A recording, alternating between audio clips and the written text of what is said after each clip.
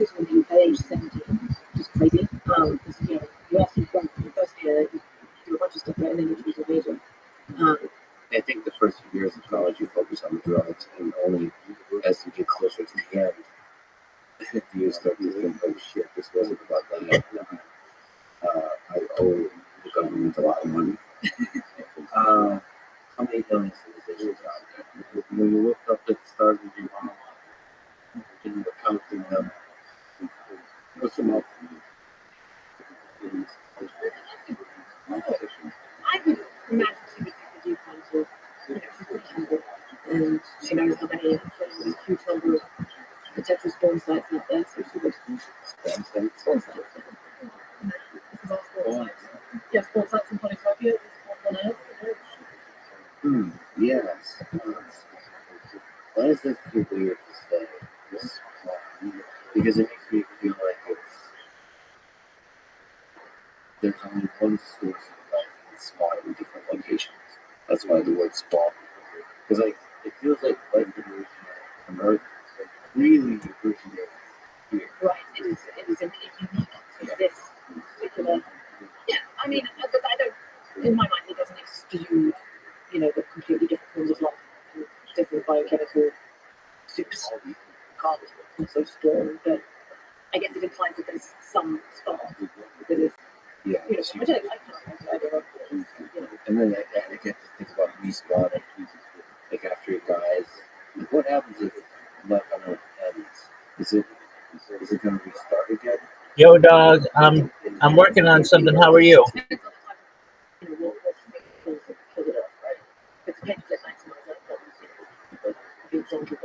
Some kind of very self-replicating, high on the capabilities, very low on the wisdom type thing. So whether that's grey goo, green goo, like nanobots, or just a shitty misaligned AI that thinks it needs to turn everything into this.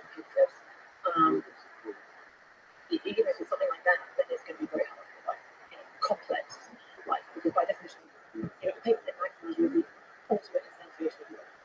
Deeply low complexity, over-optimization, sacrificing everything that's turning the world into. Well, something tells me that if we actually take it destroys everything. It's a really dumb system, which is envelops the whole of Earth. I didn't know that part, but okay, great. So it becomes a multi-planetary maximizer. Well, it just propagates. I mean, it depends whether it figures out how to contract it down. Again, I mean, this is all silly because it's a hypothetical, which I think doesn't actually have any practical applications to the AI safety problem, but it's just a kind of thing there. But if by definition it is maximally intelligent, which means it is maximally good at navigating the environment around its goal, but extremely bad at choosing goals in the first place. And again, we're talking about this organality thing, right? It's very low on wisdom, but very high on capability.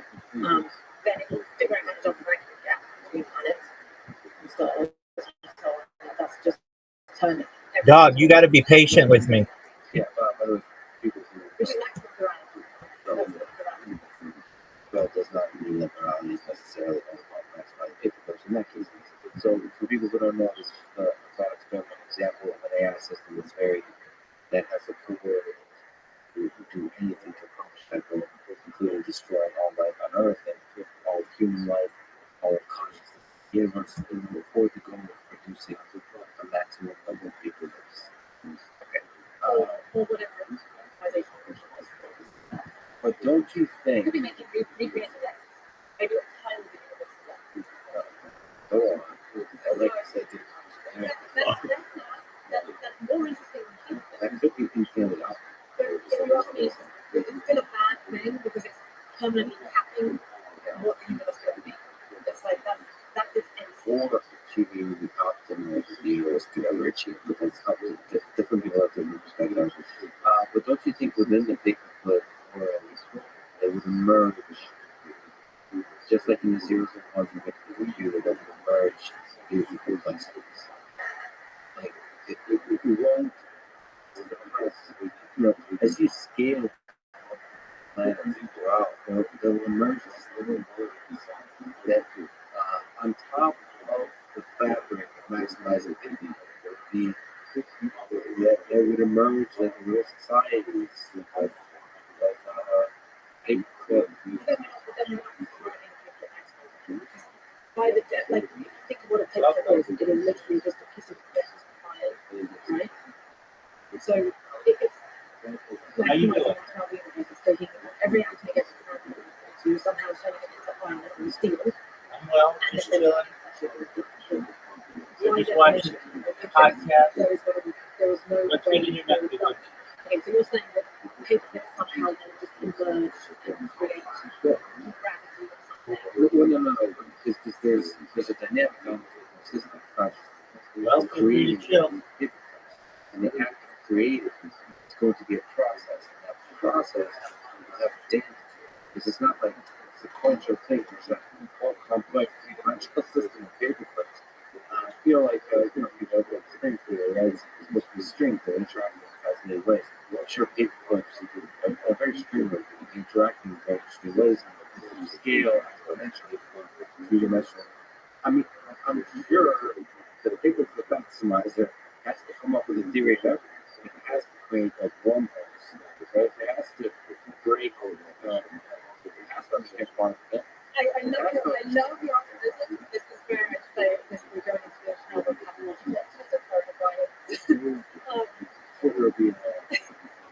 I think there's an intelligence that goes through the system. So you're saying that basically intelligence is inherent in the fabric of reality and will find a way. Kind of like God lives his life will find a way, you can life will find a way, even out of this perfectly homogeneous. It's not perfectly homogeneous. It's perfectly maximum production. I don't know why people keep thinking it's homogeneous. It maximizes the number of paper cuts. That's the only thing. It's not trying to be homogeneous. It's trying to maximize paper cuts. So you're saying that because kind of like in the Big Bang, it was like, things in the clusters of small stuff here and there, that was enough for the pathogenicity to kickstart the evolutionary process. A little weirdness that will make you So yeah, interesting. Yeah. Well, so how does that line up then with the whole heat death in the universe, right? Because that's another substantiation. Everything so far apart, so cold, and so perfectly mixed that it's like homogeneous grayness. Do you think that even out of that homogeneous grayness is so limited entity that there's no free energy that we understand, even from that new.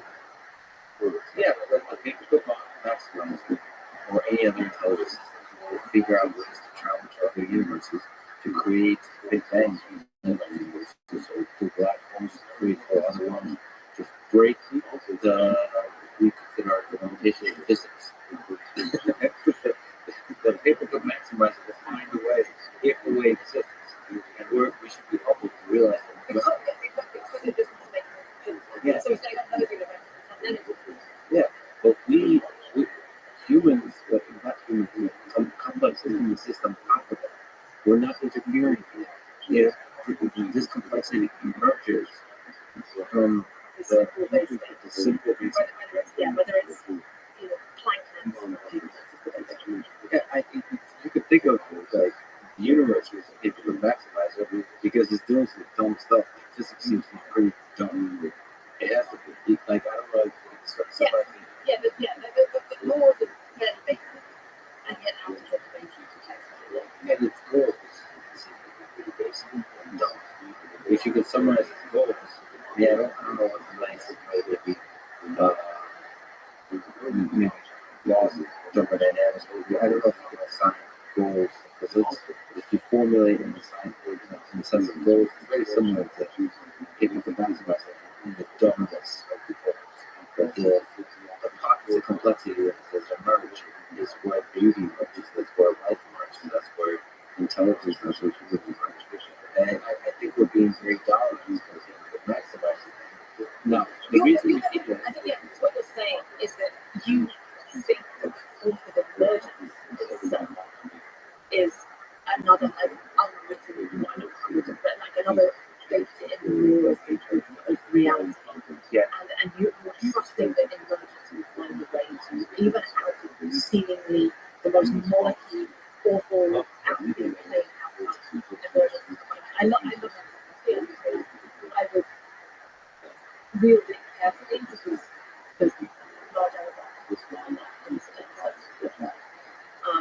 why we go to the typical facts find out. All my kids do is Yeah. The thing is, we will destroy people's process, which is the reason we really don't like it. We seem to be really holding on to reasonable human civilization. If you say that, if you AIs that aren't beautiful, that aren't conscious, that aren't interesting.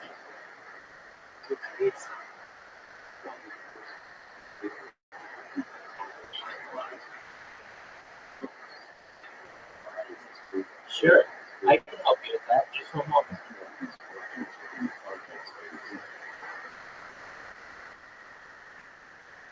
Okay. So it's very good to find out what's making you anxious. Firstly, you know this what's making you anxious. Yes. Okay. Do you mind sharing what's making you anxious?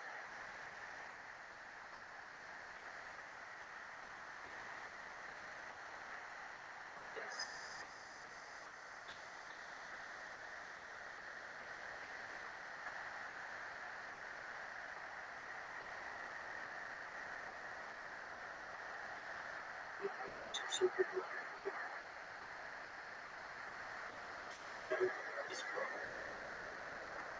Okay, so you just broke up with your girlfriend and you're anxious because of that. Is that correct?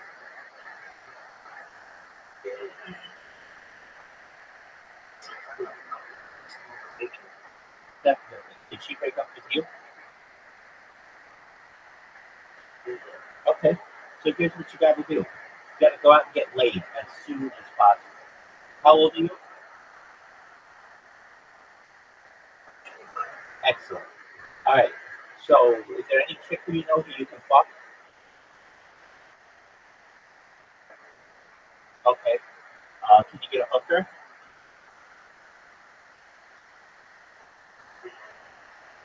Why not?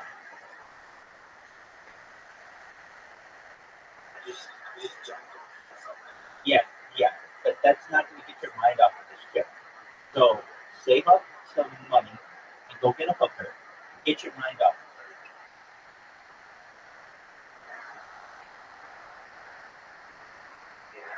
If you can't afford a hooker, here's the thing. You're going to be stuck on this chick so long as she's the last girl that you had sex with. The second that you can get another girl in there, it'll take your mind off of her and you start to move on. Is there another chick that you could pick up, like that's difficult, like in a bar or something like that?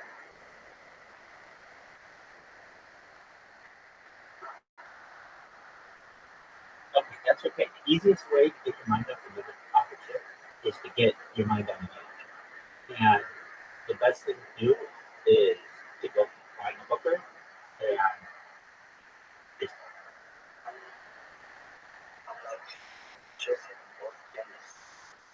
okay, well, that gets complicated.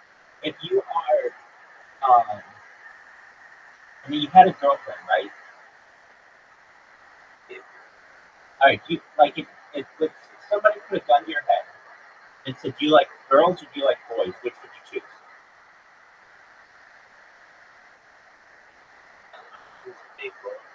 Okay, but you were just dating a chick, so it's good to get at least chicks off your mind. So, is there a place in your area that has hookers?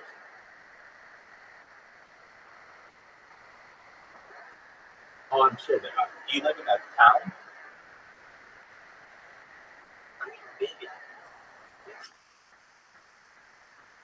Perfect. So what you do is you go next to the club, you pay whatever it is, you get your rocks off, and then when you're done, you will be clear of mind and you'll forget about this chick. Why? Because she won't be the last chick where you had sex with. It'll be some other chick. So then you go out and you start going to the bar, you start going to clubs, and then your goal is to get another chick's number or to, you know, have her follow you on social media or something like that. And then you will have a new target, a new girl, and you'll have had sex with somebody else, and this girl will be like three girls back and you'll forget about her.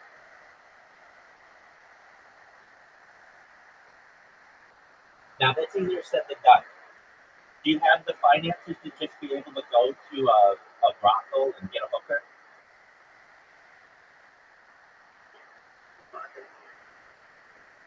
Okay. Um, do they have Tinder where you live?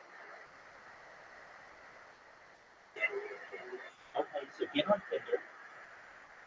You okay? So the easiest way is just to get on Tinder and um, basically like or any of those dating sites, and just swipe right on every single chick, every single one. Just swipe right. And then at the end of the day, you'll see that 4 or 5 or 12 or 15 chicks have swiped right on you as well, and you hit them up. And you say, basically, are you interested in a long-term relationship, or are you just wanting to have fun? Many chicks will say both. Some chicks will just say long-term relationship, but that still means they'll have fun. Some chicks will just be like, I'm looking to have fun.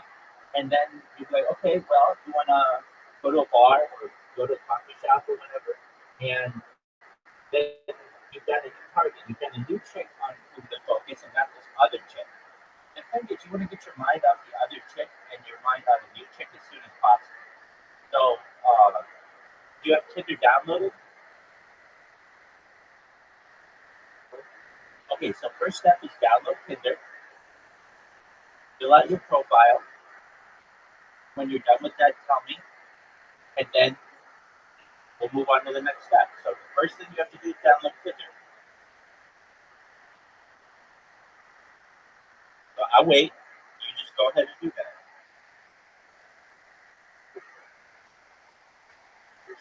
You're welcome.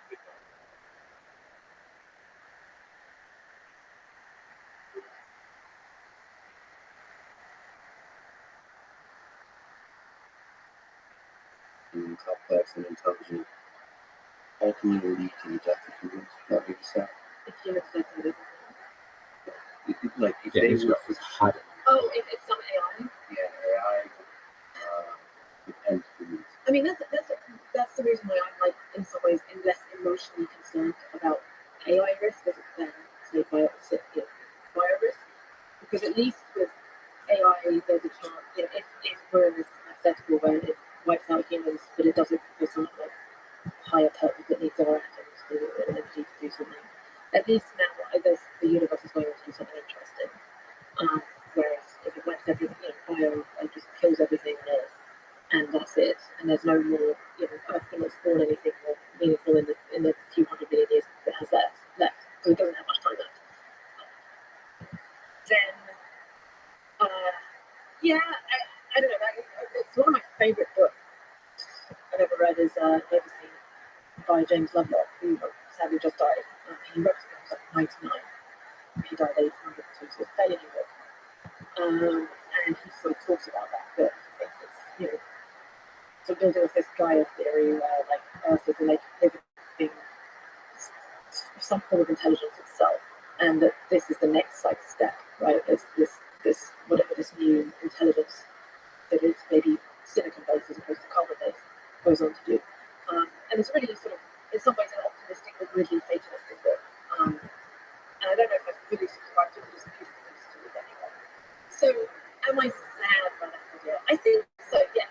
And actually, yeah, this is the reason why I'm sad by the idea, because if something is truly brilliant and wise and smart and truly super intelligent, it should be able to figure out abundance. So if it figures out abundance, it shouldn't need to kill. It should be able to find a way for us. There's plenty, the universe is huge.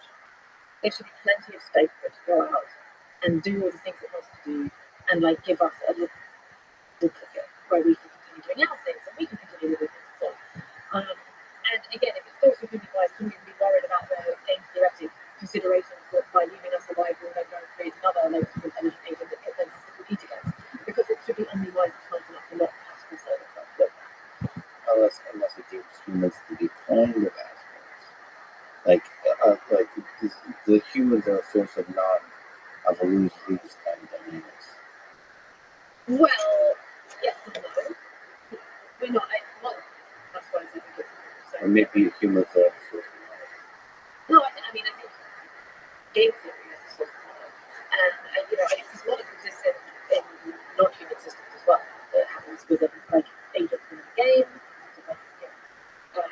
It applies to agents, but it can apply to Yo, how are you? a species on an island, animals, rats out competing the ones that massively consume all the resources are the ones that are going to win out over the more like chill, socialized ones. And so, creates this Malthusian trap. Like, knowledge exists in little pockets in nature as well. Well, So it's not a strictly human. I wonder if it's actually a result of consequences of the invention of primary upgrade dynamics. Maybe it needs the AI with every organism that Maybe not kind of competition. not competition, but just like the way it's like the weeds or whatever in a beautiful flower garden. The parasites, yeah, on the whole system. Now, Yeah. of course, he won't do that completely. He'll put them in a zoo and do the parasites. Yeah, and there'll be somebody doing a PhD on like the prod humans with a stick and see what they do. But I mean, in terms of letting us run wild outside the a geographic constraint region, that might be invited society. No, I think there's obviously capacity for beauty and kindness and non-moral behavior from these humans. So I'm pretty sure AI. Let me. I don't know if you answered the aliens question. I did. You had a good conversation with Toby earlier about various sizes of the universe. I think did he say? Now I'm forgetting. I think he said it's a good chance we're alone. So the classic, Fermi paradox question is, there's so many small points, and yet, it didn't take us that long to go from harnessing fire to sending out radio signals into space. So surely, given the vastness of space, we should be, and even if only a tiny fraction of those create life and other civilizations, the universe should be very, very intelligent. Dyson spheres, or whatever, like at least radio signals, but seemingly things are very silent out there. Of course, it depends on who you speak to. Some people say that they're getting signals into time and so on. I don't want to make an epistemic statement on that, but it seems like there's a lot of silence, and so that raises this paradox. And then the Drake equation. So the Drake equation is like basically just a simple thing of like trying to estimate the number of possible civilizations within the galaxy by multiplying the number of stars created per year by the number of stars that have planets, and blah, blah, blah. So all these like different factors, and then plug in numbers into that, depending on like the range of, your lower bound and your upper bound point estimates that you put in, you get a number at the end for the number of civilizations. But what Toby and his crew did differently was Toby is a researcher at the Humanities Institute. They realized that it's like basically a statistical quirk that if you put in point sources, even if you think you're putting in conservative point sources, because on some of these variables, the uncertainty is so large it spans maybe even like a couple of hundred different orders of magnitude. By putting in point sources, it's always going to lead to overestimates. And so they, like by putting stuff on a log scale, like log scale or something, and then like random simulation across this whole bucket of uncertainty, plus all those orders of magnitude. When you do that, then actually the number comes up much, much smaller, and that's the more statistically rigorous, mathematically correct way of doing the calculation. It's still a lot of hand. As science goes, it's like definitely, just waiting on an analogy is what just happened. And when they did this, and then they did a Bayesian update to like factor in the fact that there is no evidence for picking up, because no evidence is actually full evidence, right? And the long and short of it comes out that we're roughly around 70% to be the only intelligent civilization in our galaxy thus far, and around 50-50 in the entire observable universe, which sounds so crazily counterintuitive, but their math is legit. Well, yeah, the math runs the equation is ridiculous. I mean, the amount of how to think about the equation, there's different things, different components that can be estimated, and the error bars are what should be reduced with science, and hence since the equation came out, the error bars have been coming out on different levels. Yeah, that's very true. So that it almost translates. This gives you a mission to reduce the error bars on these estimates over a period of time. And once you do, you can better understand. Like in the process of doing error bars, you can understand actually what is the right way to find out where the aliens are, how many of them there are, and all this kind of thing. So I don't think it's good to use that for estimation. I think you do have to think from like more like first principles, just looking at what life is on Earth. Mm-hmm. Like I'm trying to understand the very physics-based biology, chemistry, biology-based question of what is life, maybe computation-based. The fuck is this thing? And that, like, how difficult is it to create this thing? It's one way to say like how many planets like this are out there, all that kind of stuff. It feels like we are very knowledge perspective, the right way to think. How does what is this thing and how does it originate from very simple non-life things? How does complex life-like things emerge? From a rock to a bacteria, protein, to these like weird systems encode information and pass information from self-replicate and then also select each other and mutate in interesting ways such that they can adapt and evolve and build increasingly more complex systems. Well, it's a form of information processing, Yeah. right? Or it's information transfer, but then also an energy processing, which then results in, I guess, information processing. Of course, there's still some modification, and yeah, the input is some energy. Right. It's able to extract resources from its environment in order to achieve a goal. But the goal is simply clear.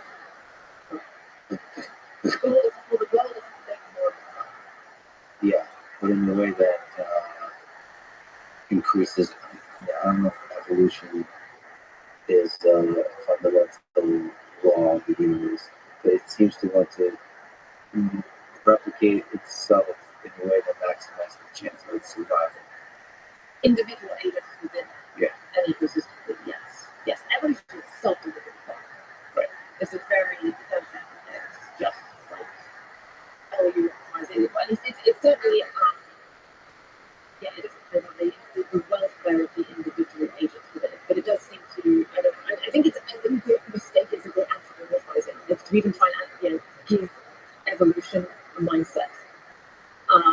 Because it is there's a really great post by Eliezer Yudkowsky on Left, which is an alien god, and he talks about like the mistake we make when we try and think through things from an evolutionary perspective, as though like giving evolution like some kind of agency and what it wants.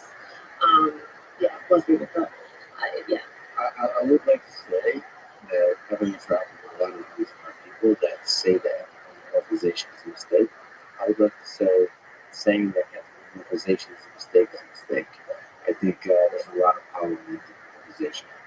If I can only say that word correctly that time. I think that's actually a really powerful way to reason through things. I think people, especially people in robotics, they can run away from it as fast as possible. And I give think. an example of like how it's Oh, in Hey, can you hear me? our world, We look out sees yeah, or something that just tools runs away from a dynamic world of they humans. just Like these all these behaviors no offense. Yeah, no. But that a robot that ever has to interact with humans. I don't need an intimate friendship interaction. I need a family setting where I have to deal with the uncertainty of humans, all that kind of stuff. You have to acknowledge that the robot's behavior has an effect on the I don't human know, like one person just as much as the human has an effect on the robot. It's great. And you have to realize that as an entity, Yeah, with when humans use a robot, And somebody else came in to sound just like I was pushing the robot. was We feel a certain way. asking me just now about Fear, relationship advice. certainty, They're like, hey, my girlfriend they just broke up have with strong me. personal life projections. We've got pets and dogs. What should I do? It's like a dog. They have memories of the dog. That is my They have certain feelings. advice and that's to been anybody useful in who safety just gets out of a sentences, relationship. You're If girls, smart, if treat girls get yourself fucked by some like other dude, they in get your terms mind of off how this to guy. avoid And the guys, any it's to go fuck the shit. situation. Like, you Now, need robots people, like, really it's the last consider person. that the Well, we humans are right.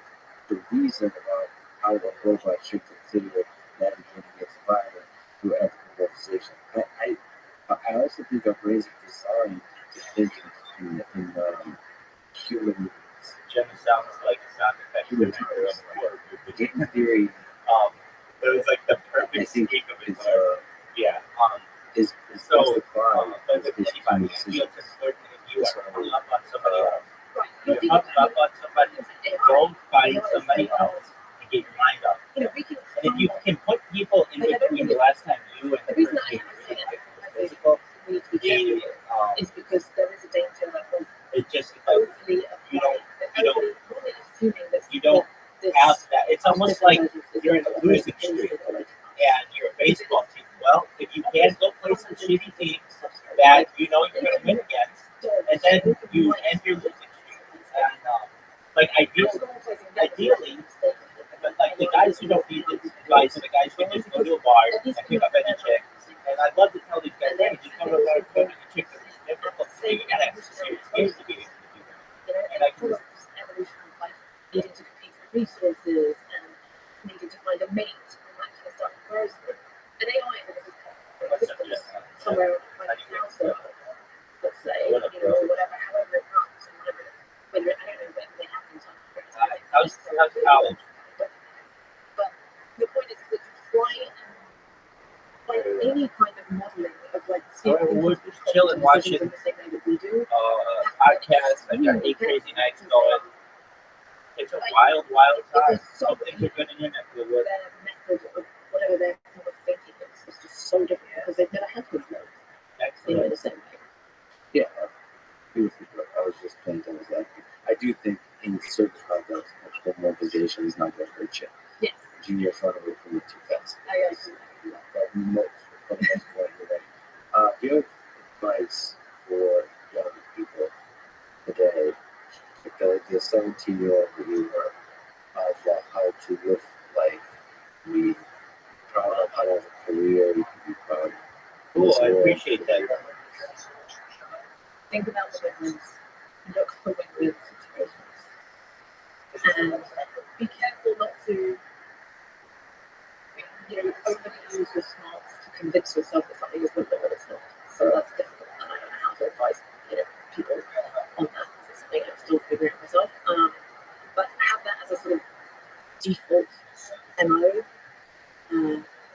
Don't see things, everything as a zero-sum game, try to find the positives and like find those if there is a team to consider playing a different game. So I would suggest that. Do not prefer a professional player.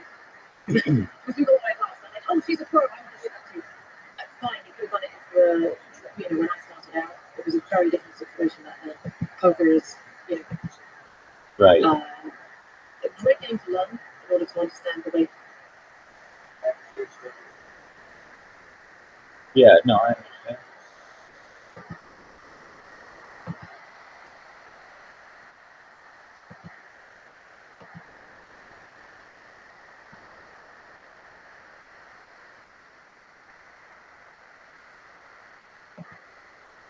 Ways to think, and I recommend people learn it, but don't try and make it everything. It is very, very difficult. It's good like being in school.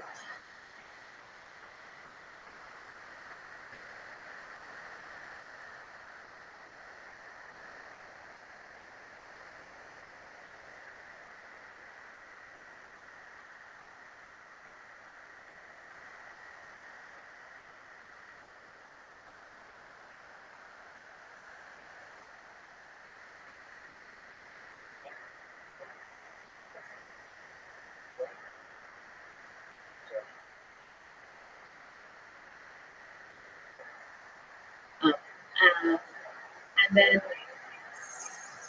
really, really be aware of how much time you spend on your phone and on social media, and really try to keep it to a minimum. Be aware that basically every moment you spend on it is bad for you. So doesn't mean to say you can never do it, but just have that running in the background. This I'm doing it as a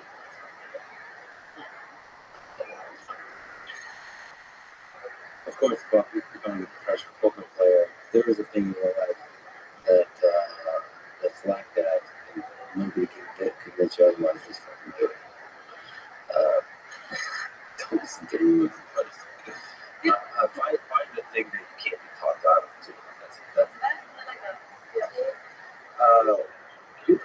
you were a lead guitarist in the band. Did I write that down?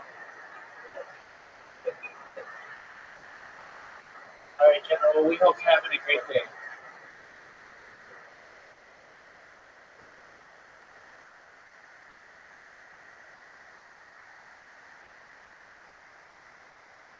What's good in your neck of the woods, Jenna?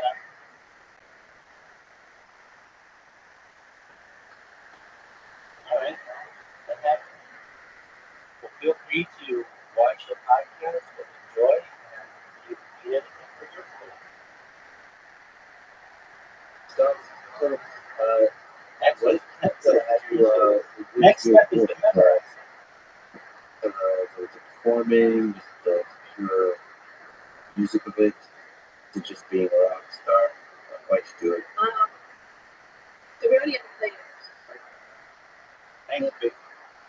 We did last, which wasn't a very famous or anything like that. But I was very, like, it was my entire identity. From the age of 16 to 23. The best. Yeah. Stop. That's so hard to answer. But I had a I'm a guitarist for classic rock guitarists. So I've had friends who are very big Pantera fans, and so of those off as well. Was about a metal band, Metallica, Pantera. This is something like the 90s discussion. But I was always excited for Metallica, both musically and in terms of performance and the depth of your lyrics and stuff. So, but they were basically everyone was against me, because if you're a true metal fan, I guess the idea goes you can't possibly be a Metallica fan. I think Metallica's pop. It's like they so loud. Metallica on that, like they I mean, again, you can't say who was the best band of metal, but like they were so groundbreaking. It's so good. I really listen to it. Like that is when I was like much like those two that came up. The third one is Talk of Rudy. I just think stuff. I just take it off this week. Yeah, I don't know. Nowadays, like, I kind of feel like I was that myself. I have to rank. It's like this whole zero. Why? They're so active. I thought that if you ask that kind of question, right? I feel like it's hard to work and it's unfair, but you should pick one. Yeah. Like, and it's actually the same kind of, it's like a fear. People ask me, does it feel bad? But it's good to pick. Exactly. And thank you for the much. Yeah. Believe it or not, No, it's context for a lot of people. I just What's going on? I used to Not right now. like you do use it for motivation. Yeah, weirdly listening to 80s Is that college level? I think so. It's like fun and it's happy. It's optimistic, happy, open. Yeah, I mean, they sing you sort of feed into each other. But yeah, sorry, to answer your question about guitar playing, my relationship with it was kind of weird in that I was deeply uncreative. My objective would be to hear some really hard technical solo and then learn it, memorize it, and then play it perfectly. But I was incapable of trying to write my own music. Like the idea was just absolutely terrifying. But I was also just thinking, it'd be kind of cool to actually try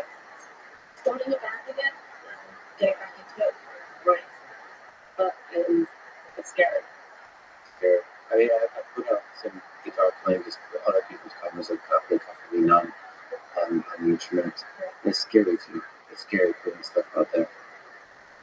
And I had this similar kind of fascination with technical playing, both on piano and guitar. One of the first, uh,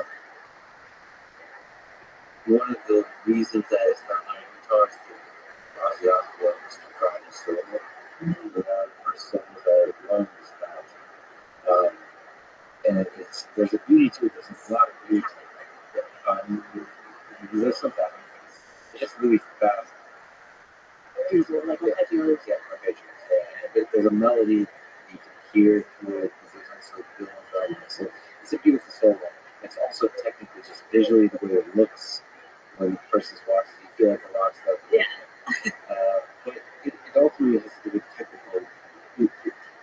You're not developing the part of your brain that requires you to generate beautiful music. It is ultimately technical in nature. So it took me a long time to let go of that and just be able to write music myself. And that's a different journey. I think that journey is a little bit more inspired as well, for example, where improvisation is more valued, obviously in jazz and so on. But I think ultimately it's a very rewarding journey because you get your relationship with guitar and becomes kind of escape in the world where you can creating stuff. And it's something you work with. Because my relationship with my guitar was like it was something to tame and defeat. Yeah. Which was kind of what my whole personality was back then. Like, just like very competitive, very must bend this thing to my will. Whereas writing music is it's like a dance. You work with it. But I think because of the competitive aspect, for me at least, that's still there, which creates anxiety about playing publicly, all that kind of stuff. And then there's just like a hard suffering.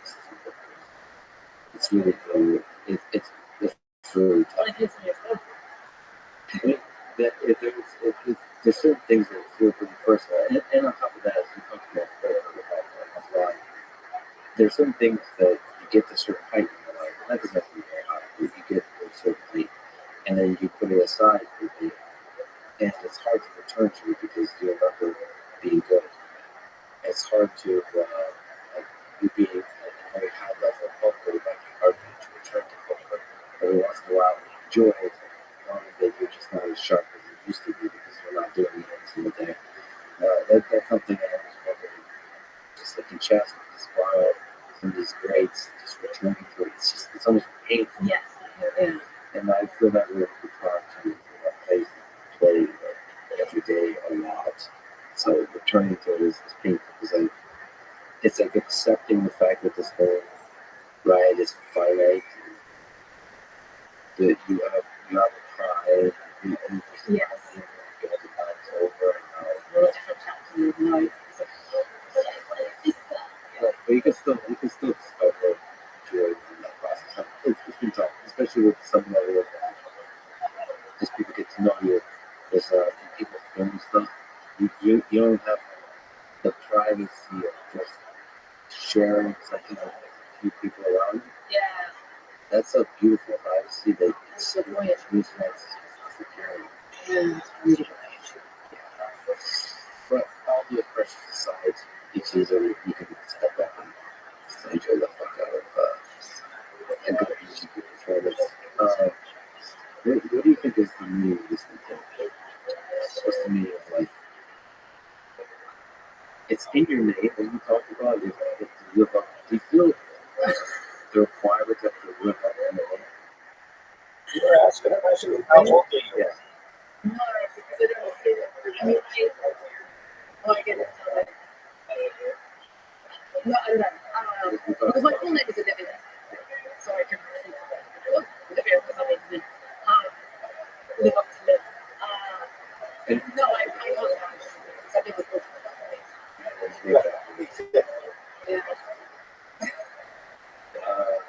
Right. There's like layers. I mean, I feel the urge to I don't know if you ever know what to say. I'm trying to explain. or even better.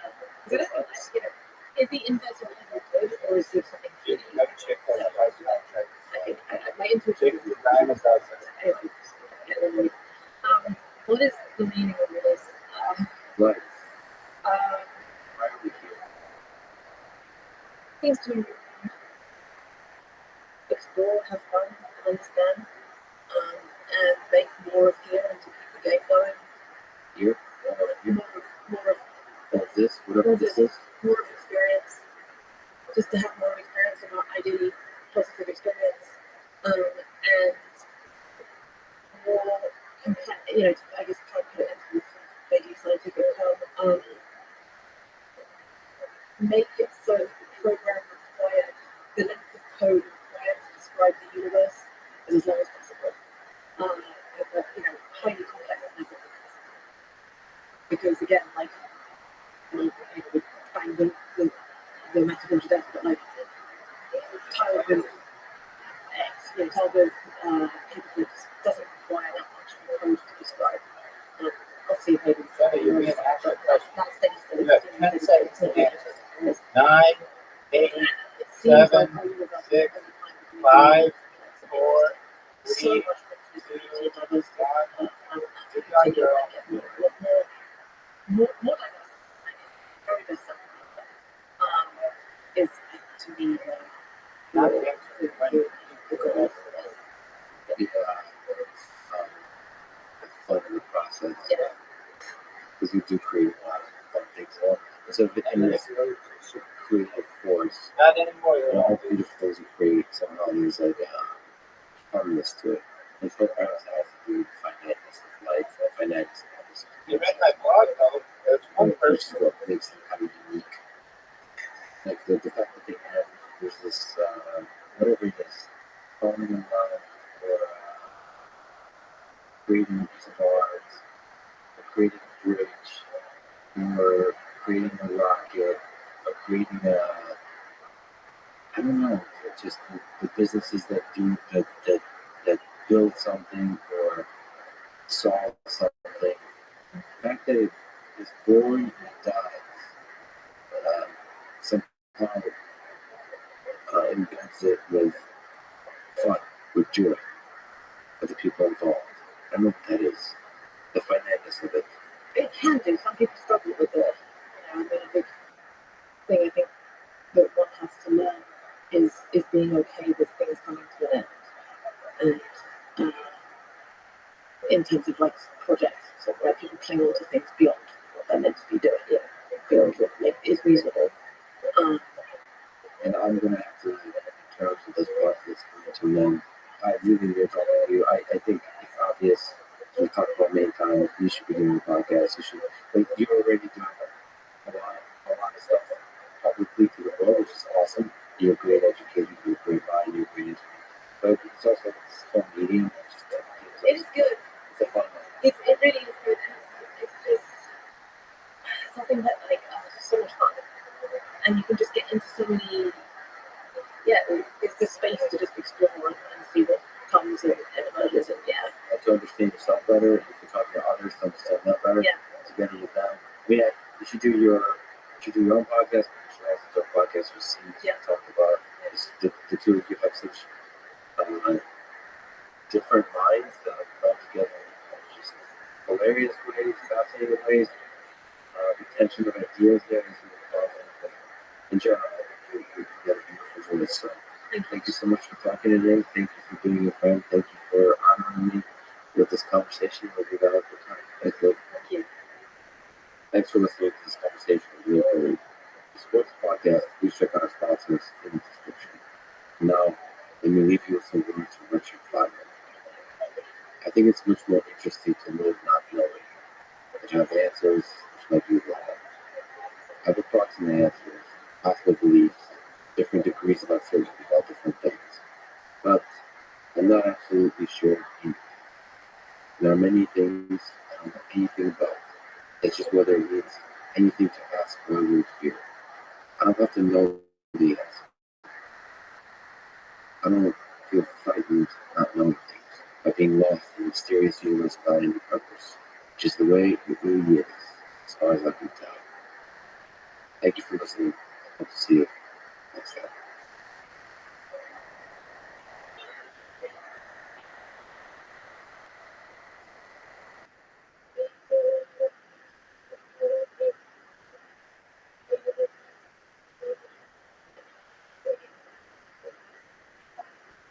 Battle not with monsters, lest you become a monster. And if you gaze into the abyss gazes also into you. Right? But I would say, bring it on. If you gaze into the abyss long enough, you see the light. And bet my life. Following is a conversation with Jordan Peterson, an influential psychologist, lecturer, podcast host, and author of Maps of Meaning, 12 Rules for Life, and Beyond Order. This is the Let's Movement podcast. Supported. Please check out our sponsors in the description. And now, dear friends, here's Jordan Peterson. Dostoevsky wrote in The Idiot, spoken through the character of his mystery, that beauty will save the world. Solzhenitsyn actually mentioned this in his Nobel Prize acceptance speech. What do you think Dostoevsky meant to write? Well, I guess it's the divine that saves the world. Let's say you could say that by definition. And then you might say, well, are there pointers to that which will save the world, or that which eternally saves the world? And the answer to that, is yes. That's through the truth and love and justice and the classical virtues, beauty, perhaps in some sense foremost among them. That's a difficult case to make. The point, Which direction is the arrow pointing? but the arrow is pointing up. No, I think that which it points to is what beauty points to. It transcends beauty. It's more than beauty. And that speaks to me. It points to the divine. And I would say again, by definition, because we could define the divine in some other sense. So one way of defining the divine is what is divine to you is your most fundamental accent. You might say, well, I don't have a fundamental accent. And I would say that's fine, but then you're just confused. Because you have a bunch of contradictory accents. And you might say, well, I have no accents at all. And then I'd say, well, you're just epistemologically ignorant beyond comprehension if you think that. That's just not true at all. So you don't think a human being can exist within contradictions? Well, yeah, we have to exist within contradiction, but when the contradictions make themselves manifest, say in confusion with regard to direction, then the consequence of that effectively is anxiety and frustration and discord and all sorts of other negative emotions. The cardinal negative emotion signifying multiple pathways forward is anxiety. It's an entropy signal. But you don't think that kind of an entropy signal can be channeled into beauty, into love? Why does beauty and love have to be clear, ordered, simple? Well, I would say it probably doesn't have to be. It can't be reduced to clarity and simplicity.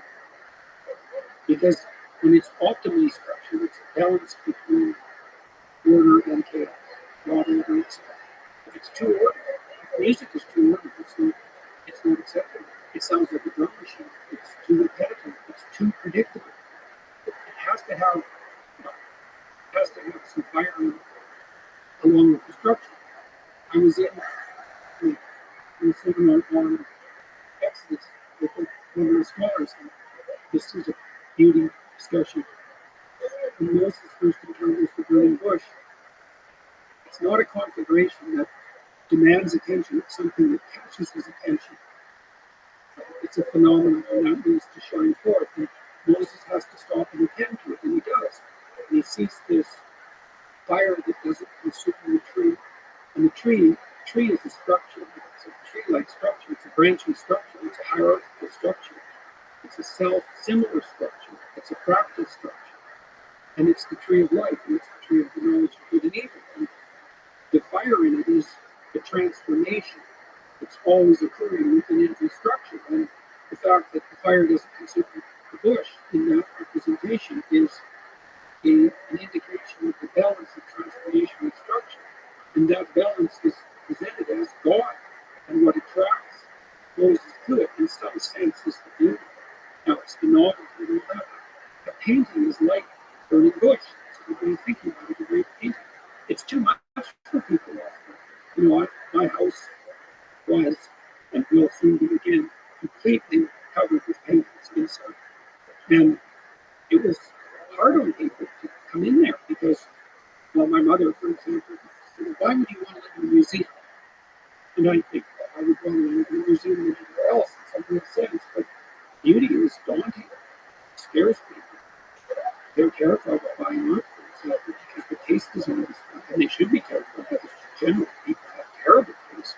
Now, that doesn't mean we shouldn't foster development. But, and you know, when you put the taste on display, it's a real, it really exposes it. Even to yourself as you walk past Oh, yeah. every day. Yeah, This is absolutely. who I am. Yeah, well, and look how mundane that is, and look how trite it is, and how shade it is, and sterile, or too ordered it is, or too chaotic. Or how quickly you start to take it for granted because you've seen it so many times. Well, if it's a real piece of art, that doesn't The little details. the whole is good in some parts. I mean, there are images, religious images in particular, so we can call them deep images, that people have been unpacking for 4,000 years and still have. I'll give you an example. This is a terrible example. So I did a lecture series on Genesis, and I got a lot of it unpacked, but by no means all of it. When God kicks Adam and Eve out of the Garden of Eden, it was cherubim with flaming swords at the gate to stop human beings from re-entering paradise. I thought, what the hell does that mean? Cherubim, why do they have flaming swords? I didn't get that. What is that? And then I found out from Matthew Passion, who wrote a great book on symbolism in Genesis, that cherubim are the supporting monsters of God. It's a very complicated idea. And that they are partly a representation of that which is difficult to fit into the perceptual system. They've also got an angelic or demonic aspect. Why do they have flaming swords? And the sword is a symbol of judgment and the separation of the wheat from the chaff. They use a sword to cut away and carve. The flaming sword is not only that which carves, it's that which burns. And what does it carve away and burn? You want to get it to paradise? It carves away everything about you that isn't perfect. And so what does that mean? It's a terrible thing. So you could say that the entire Christian narrative is embedded in the law. Well, let's say that flaming swords are a symbol of death. That seems pretty obvious. Let's say further that they're a symbol of apocalypse and hell. That doesn't seem completely unreasonable. So here's an idea. Not only do you have to face death, you have to face death and hell before you can get to paradise. Hellish judgment, and all that's embedded in that image. And a piece of art with an image like that has all that information, and it shines forth in some fundamental sense. It reaches into the back tendrils of your mind at levels you can't even comprehend, and grips you. I mean, that's why people go to museums and gaze at paintings they don't understand, and that's why they pay what's the most expensive objects in the world. It's not carbon fiber racing models, it's definitely classic paintings. Right? It's high level technological implements. Always classic art. Well, why are these things so expensive? Why do we build temples? The house, the images. Even secular people go to museums. I'm secular. Are you in a museum? Yes. Are you looking at art? Yes. Well, what makes you think you're secular? It's arguable that the thing many centuries from now will mean all of civilization. Not even the words. Well, you know, a book has remained a very long time. That's right. That's in the whole arc of Yeah. Well, we have images. We have artistic images that are at least 50,000 years old. But it's and some of those are they're already profound in their symbolism. At least humans. Yeah, we found. They've lasted. They've lasted that long. And so, and then think about Europe. Secular people all over the world make pilgrimages to Europe. But why? Because of the beauty. Obviously. That's self-evident. And it's it's partly because there are things in Europe that are so beautiful, they take your breath away, they make your hair stand up, and they fill you with a sense of awe. And we need to see those things. It's not optional. We need to see those things. The cathedrals. I was in a cathedral in Vienna. It was terribly beautiful. Terribly beautiful. Well, it was terribly beautiful. Is beauty painful for you? Like, is that the highest form of beauty? It really challenges you? Oh, definitely. Yeah. I tried to get analysis of the Statue of David. You could be far more than you are. A statue says. In this cathedral, we went down into the under structure of it. And there were 3 floors of bones from the clay. And there they all are. And then that cathedral is on top of it. It's no joke to go visit a place like that. It rattles you to the core. And our religious systems have become propositionally dubious. But there's no arguing with the architecture of modern art. If there's sterility, giant middle fingers erected everywhere.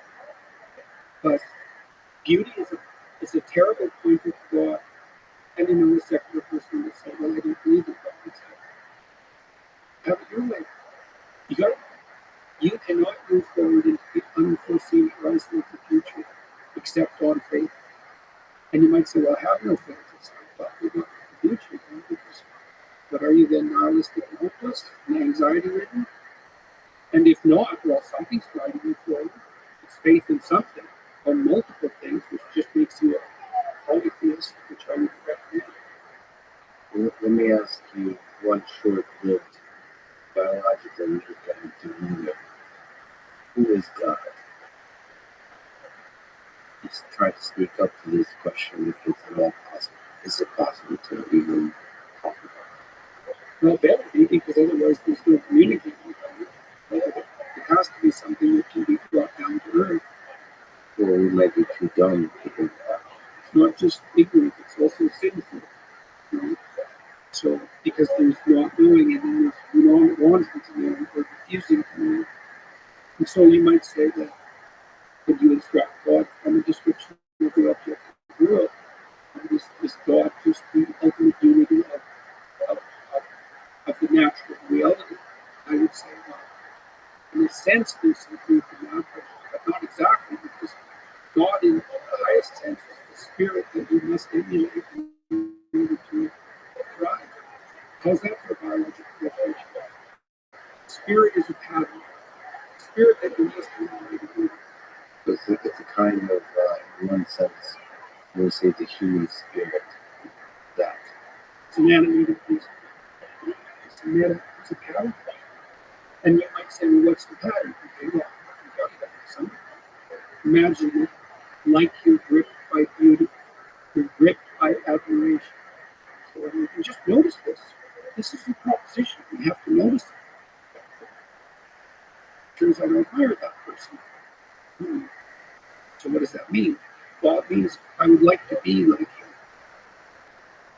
Which means there's something about the way they are that compels imitation,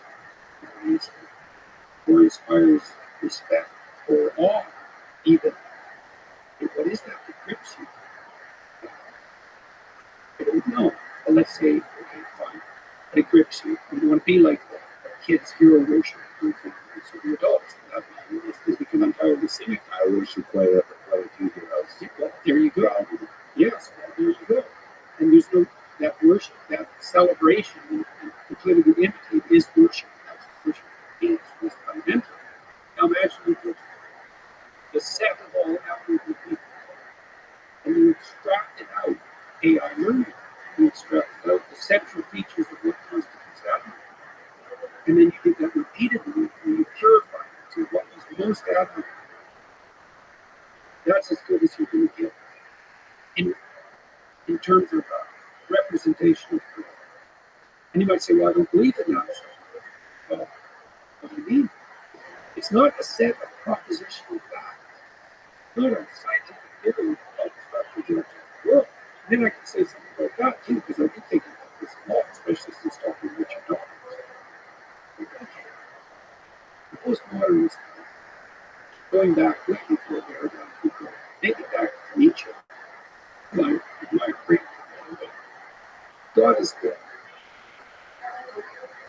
But nature said God is dead and we have killed him and do not find blood. So that was nature. He's really cool. He's got a really cool. He certainly does. And so then we think, okay, well, we killed the transcendent. Well, what does that mean for science? Well, phrase it up because all that nonsense about the deity is just really superstition that stops the scientific process with moving forward. That's basically what we need. It's like, wait a second. Do you believe in the transcendent in science? And the answer is, well, not only do you believe in it, you believe in it more than anything else. Because if you're a scientist, you believe in what objects to your theory more than you believe in your theory. You gotta think that more carefully. So your theory describes the world. As far as you're concerned, your description of the world is the world. But because you're a scientist, you think, well, even though that's my description of the world and that's what I believe, there's something beyond what I believe. And that's the object. And so I'm going to throw my theory against the object to see where it would break. And then I'm going to use the evidence of the break as a source of new information to revitalize my theory. So as a scientist, you have to posit the existence of the ontologically transcendent before you can move forward at all. But more, you have to posit the contact with the ontologically transcendent. Annoying though it is, because it upsets your appetite, is exactly what will in fact set you free. So then you accept the proposition that there is a transcendent reality. And that contact with that transcendent reality is redemptive in the most fundamental sense, because if it wasn't, well, why would you go and make your contact? Are you going to make everything worse or better? Why does the contact with the transcendent set you free as a scientist? Because you assume, I mean, freedom in the most fundamental sense. It's like, well, freedom from want, freedom from disease, freedom from ignorance, right? That it informs you. The logos in it is definitely there. Yeah, it's the direction. Let's say the directionality of science. That's a narrative direction, that's a scientific direction. And then the question is, what is the narrative? Well, it posits a transcendent reality. It posits that the transcendent reality is corrected. It posits that our knowledge structure should be regarded with humility. It posits that you should bow down in the face of the transcendent evidence. And you have to take a vow as a scientist. You have to take a vow to follow that path if you're going to be a real scientist. It's like the truth, no matter what. And that means you posit the truth as a redemptive force. Well, what does redemptive mean? Well, why bother with science? Well, so people don't starve, so people can move out more effectively, so life can be more abundant. Right? So it's all ensconced within an underlying ethic. So the reason I was saying that, what we talk about belief in God, it's like, this is a very complicated topic. You believe in a transcendent reality. So, okay, now let's say you buy the argument I just made on the natural fact and say, yeah, that's just nature. That's not God. And then I say, well, what makes you think that nature is? Like, see, the problem with that argument is that it already presumes a materialist, a reductionist materialist objective view of what constitutes nature. But if you're a scientist, you're going to think, oh, the final analysis, I don't know what nature is. I certainly don't know its origin or destination. I don't know its teleology. I'm really ignorant about nature. And so when I say it's nothing but nature, I shouldn't be, it's nothing but what I understand nature to be. So I could say, will we have a fully reductionist account of cognitive processes? And the answer to that is yes, but by the time we do that, our understanding of matter will have transformed so much that what we think of as reductionist now, we're looking at the light. What we think of reductionist matter isn't dead, dust. I don't know what it is. I have no idea. Matter is what matters. There's a definition. That's a very real definition. But the notion that we have, that if you're a reductionist, materialist reductionist, you can reduce the complexity of what is to your assumptions about the nature of matter. That's not a scientific. Your specific limited human assumptions of this century, of this week. That so in some sense, without God in this complicated big definition we're talking about, there's no humidity. Or it's There's less, not enough. there's less likely to be, or rather science in taking a trajectory away from humidity. Without something much more powerful than individual human. Yeah, well, then if the Frankenstein story, things like that, that's a good story for the current times. It's like you're playing around with making new life. You bloody well better make sure you have your arrows pointed up. And it's interesting because you said science has an ethic to it. I think It's embedded. well, there's a science is a big word. It includes a lot of disciplines that have different traditions, like biology, chemistry, genetics, physics. Those are very different communities. And I think biology, especially when you get closer and closer to medicine, to the human body, does have a very serious, first of all, it has a history with Nazi Germany being abused and all those kinds of things, but it has a history of taking this stuff seriously. It doesn't have a history of taking this stuff really interesting because you don't call me a scientist, but I would like to wear the collar and people don't think of computer science as science. But nevertheless, it will be, I think, the science. One of the major scientific fields of the 21st century, and you should take that very seriously. Oftentimes, when people build robots or AI systems, they think of them as toys to tinker with. Oh, isn't this cool? Well, and I feel this too. Isn't this cool? It is cool. But, at a certain moment, you might, isn't this nuclear explosion? Yeah, Because it is. or birth control, it's like or transistor cool. Yeah. Well, the other thing too, and this is a weird problem in some sense, the robotics engineer types, they're thing people. Right? I mean, the big classes of interest are interesting things versus interesting people. Some of my best friends and things. Yeah, right. And I think people are very, very clear, logical thinkers, and they're very outcome oriented and practical. Now, and that's all good. That makes them human and people functioning. But there's a human side of the equation, and you get the extreme thing people, and you think, yeah, well, what about the human?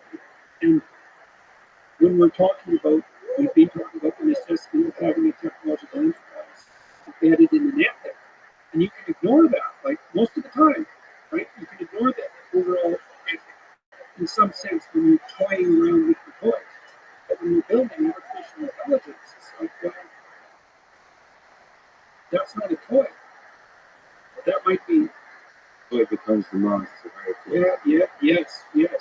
And this is a whole new kind of monster. And maybe it's already here.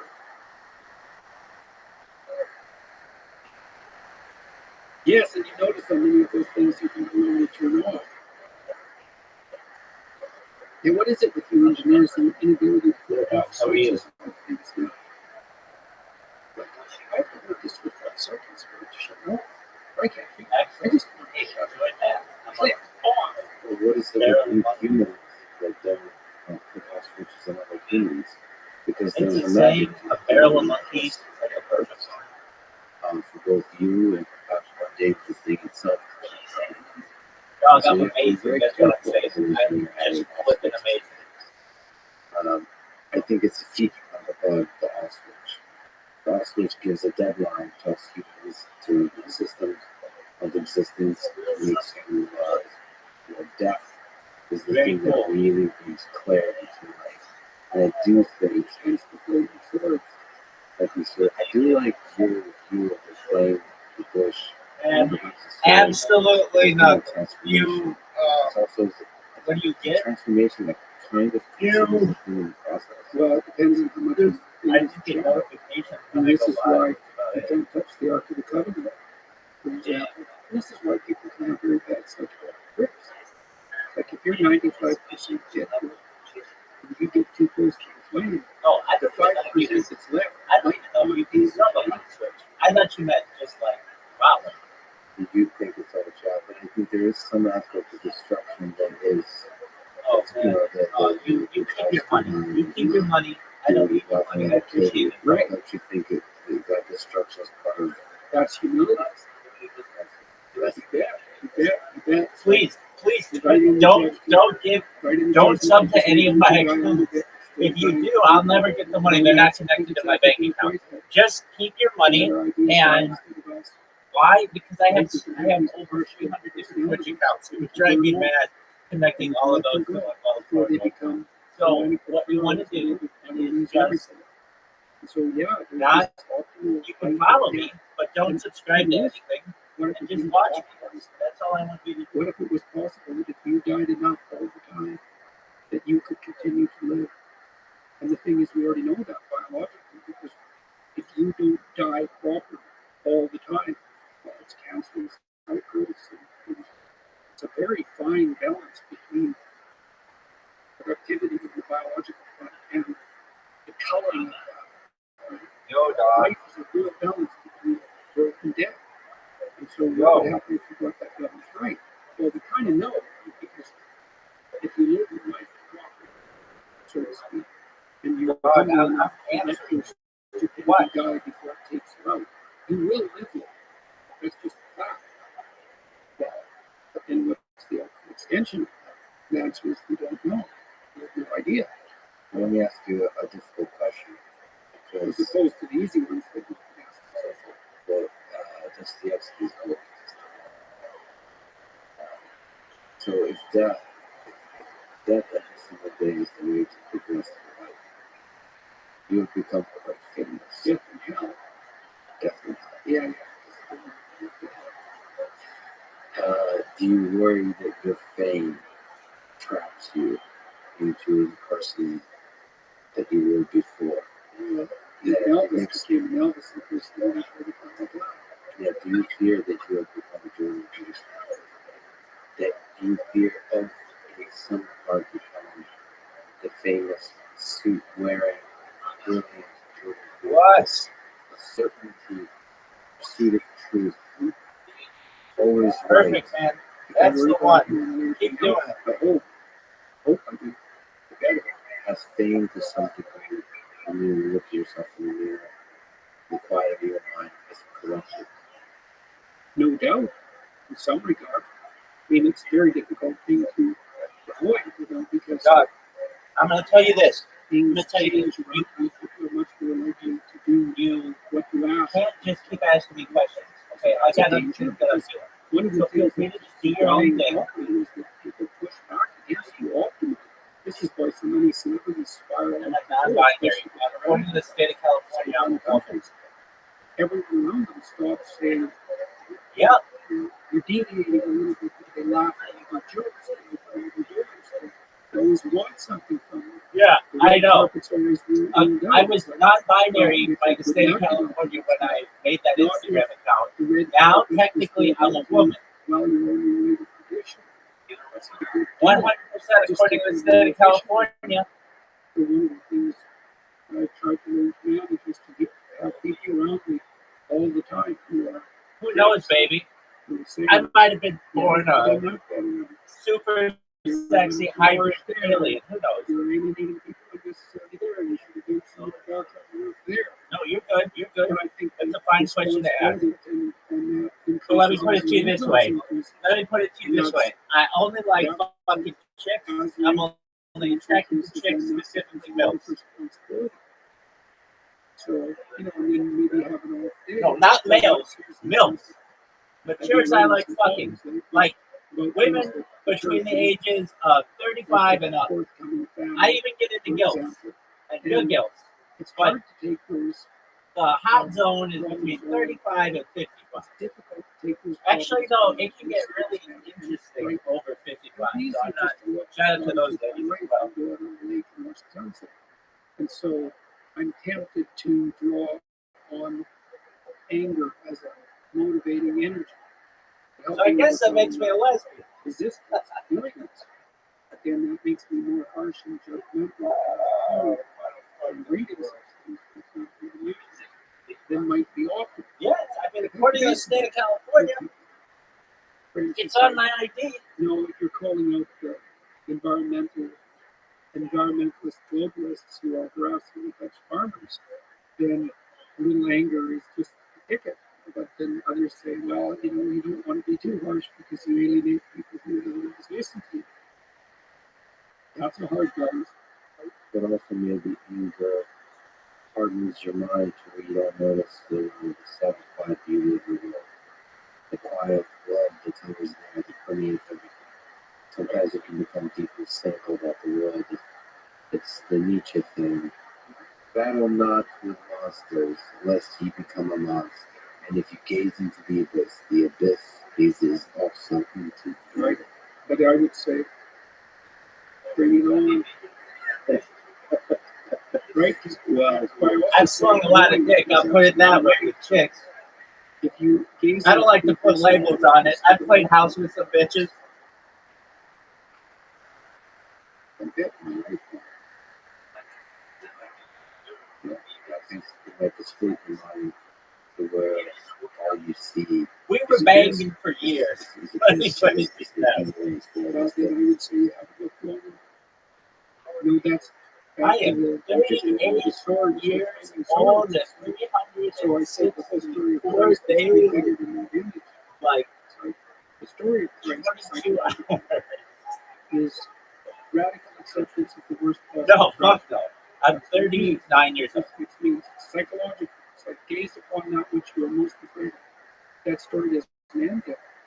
Because in the story, Christ goes through death into hell. So death isn't enough.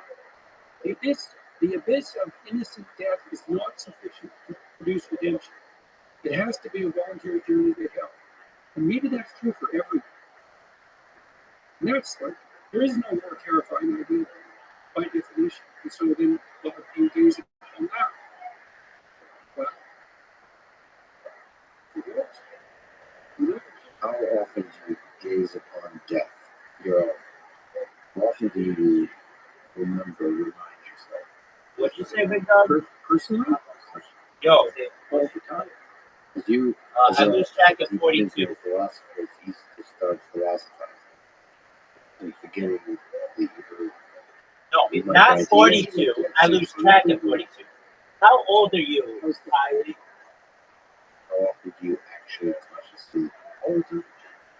notice the angel? All the time. I think it's one of the things that we Okay, well, do. good on you. When I Yeah, was in graduate so, school, my body count is not 42. I lose track of 42. and I noticed that many of the people that I was with, that was Perhaps far above it. It was definitely part of mine. I'd wake up every morning. Because that was for years. Time short, get out. Time short, get out. Things to do. And so that was always, it's still there. I mean, it's still there. I would say it's unbearable in some sense. You're afraid of it? Like what? Afraid of death. Yeah. You know, I was ready to die a year ago. And not casual. I had people who,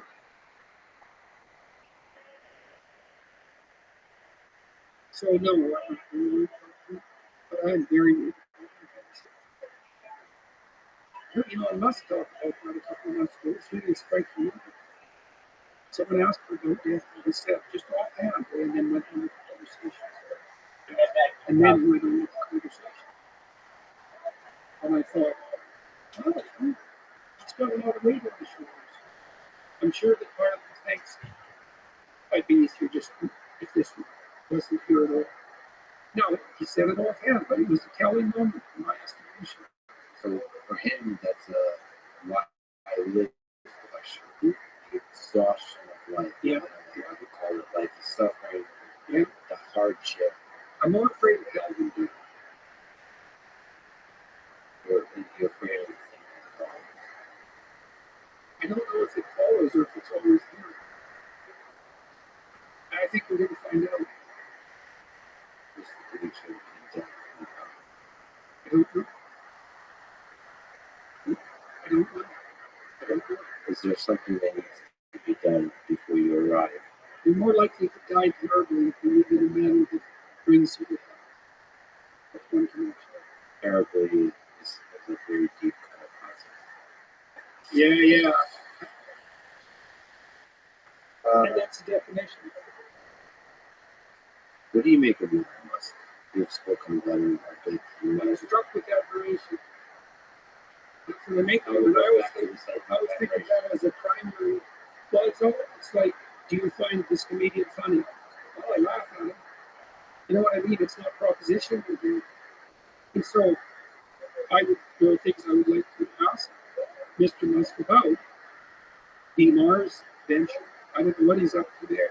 It strikes me as absurd in the most fundamental sense, because I think, well, we should just build out over the Antarctica or in the desert. But how much of the human endeavor is absurd? Well, what did Nietzsche say? Great men are seldom credited with stupidity.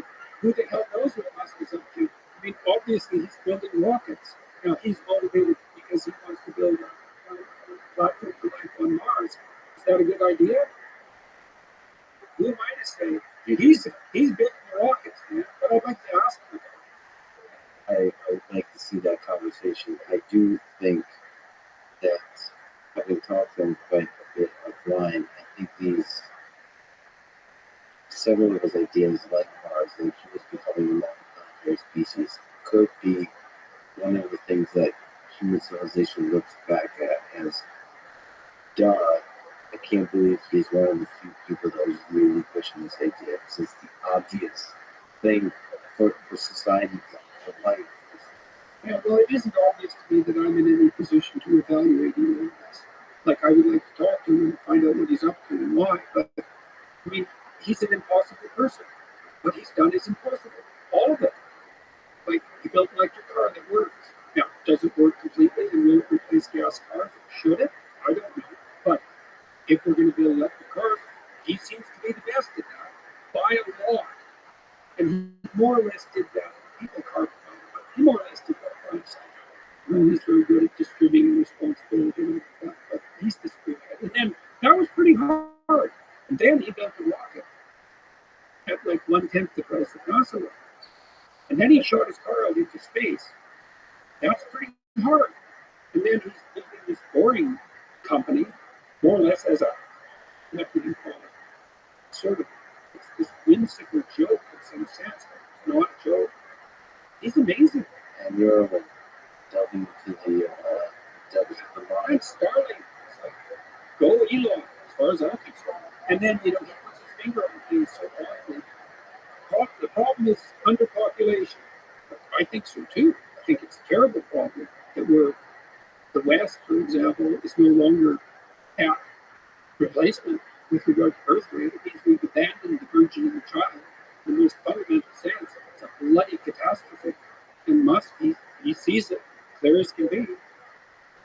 And where everyone else is running around, oh, there's too many people. Yeah. Not only, see, I learned that there are falsehoods and lies, and there are anti-truths. And an anti-truth is something that's so preposterous that you couldn't make a claim that's more opposite to the truth. And the claim that there are too many people on the planet is an anti-truth. So, people say, well, I have to accept limits to growth. I have to accept the limits that you're going to impose on me because you're frightened of the future. That's your theory. Okay. Well, it's an idea. It could be a right idea. It could be a wrong idea. It's a truth. Here, I'll tell you what's going on. So imagine there's an emergency.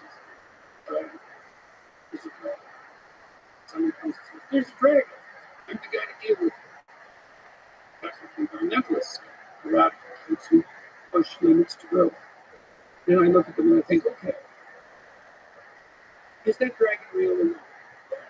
That's one question. I ask that question myself every time.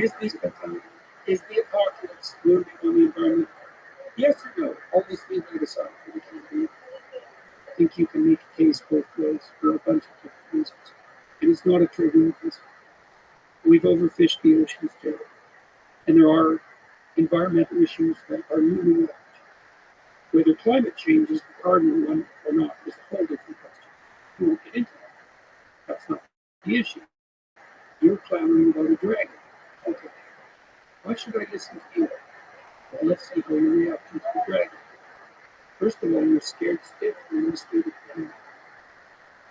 That might be you're not looking for the joy. Second, you're willing to use compulsion to harness other people to fight the dragon for you. So now not only are you terrified, you're a terrified tyrant. But then I would say, well, then you're not Moses, but you need to lead us on this particular access. And maybe that's a neurological explanation. You're so afraid of what you're facing that you're terrified into paralysis and nihilism, and that you're willing to use tyrannical compulsion to get your way. You are not the right leader for the time. So then I like someone like Bjorn Lomberg or Matt Ridley or Marion Tootley, and they say, well, look, we've got our environmental problems, and maybe you could make the case that there's a Malthusian element in some situations.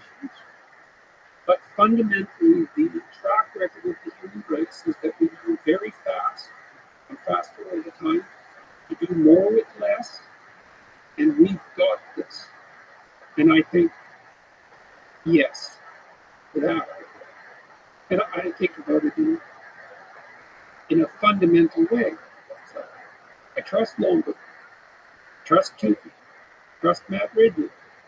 They've thought about these things deeply. They're not just saying, oh, the environment doesn't matter. Whatever the environment is. The environment, I don't even know what that means. That's everything. The environment. I'm concerned about the environment. How is that different from saying I'm worried about everything? How are those statements different, Samantha? Well, yeah, the environment, it could be, I'm worried about society. A lot of these complex systems are difficult to talk about because there's so much involved, for sure. Yeah, everything. And then these models, because people have gone after me because I don't find the climate model. Well, I think about the climate models as extended into the economic models, because the climate model is, well, there's going to be a certain degree of heating, let's say by 2100. But okay, some of that might be human generated, some of it's a consequence of warming after the ice age. This has happened before, but fair enough. Let's take your presumption, although there are multiple presumptions, and any error in your model multiplies as time extends. Let's have it your way. Okay, now we're going to extend the climate model, so to speak, into the economic model. I just did an analysis of the paper by Deloitte, third biggest company in the U.S., 300,000 employees, major league consultants. They just produced a report in May, wrote an article for the Telegraph, which is the biggest on my YouTube channel. And well, if we get the climate problem under control, economically, because that's what the models are now being generated from the economic one. So now we have to model the environment, and we have to model the economy, and then we have to model the joint interaction, and then we have to predict 100 years into the future, and then we have to put a dollar value on that, and then we have to claim that we can do that, which we can, and then this is our conclusion. We're going to go through a difficult period of privation, because if we don't accept limits to growth, there's going to be a catastrophe 50 years in the future. And so to avert that catastrophe, we are going to make people poorer. Now, how much poorer? Well, not a lot compared to how much richer they're going to be, but definitely, and they say this in the models, definitely poorer than they would be if we just let them the hell alone. And so then I think, okay, poorer, right? Who? Well, let's look at the biological, the hierarchy, stability and security. That's a hierarchy, or one type. You stress a hierarchy like that, a social hierarchy. So there's birds, environment, and an avian flu comes in. Then you look at the birds in the social hierarchy, and the low-ranking birds have the worst nests. They're most exposed to wind and rain and sun, and farthest from food supplies, and most exposed to predators. And so those birds are stressed, which is what happens to you at the bottom of the hierarchy. You're more stressed because your life is more uncertain. You're more stressed. Your immunological function is compromised because of that. You're sacrificing the future for the present. An avian flu comes in, and the birds die from the bottom up. That happens in every epidemic. You die from the bottom up. Okay. So they say when the aristocracy catches a cold, the working class dies of pneumonia. All right, so now we're going to make people poorer. In who? Well, we know who we make poor when we make people poor. We make those who are barely hanging on poorer. What does that mean? It means they die. And so what the Deloitte consultants are basically saying is, well, it's kind of unfortunate, but according to our models, a lot of poor people are going to have to die. So that a lot of poor people don't die in the future. So, hey, what do we say? Which of those two things am I supposed to regard with certainty? The hypothetical poor people that you're going to hypothetically save 100 years from now, or the actual poor people that you are actually going to kill in the next 10 years?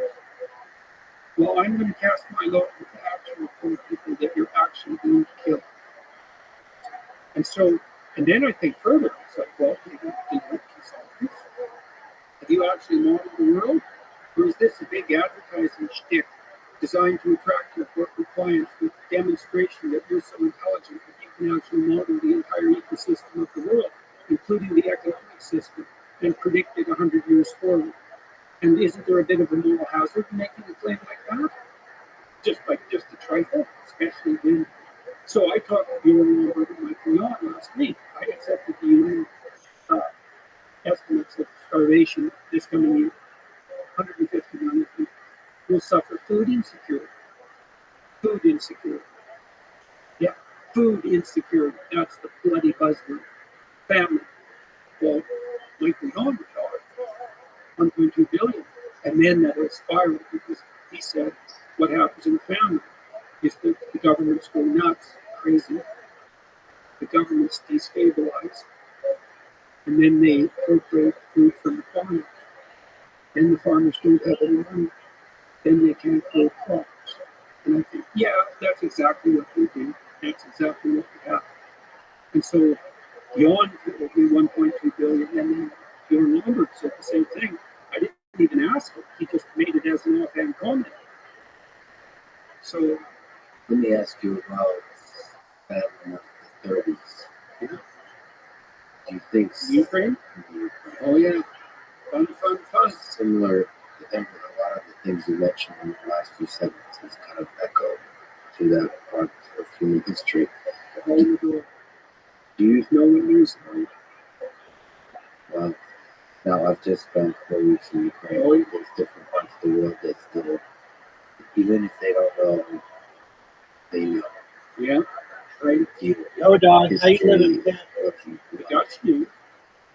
Some sense they had a famine at the end of World War II. Part of the reason We're dog. We call just about everybody.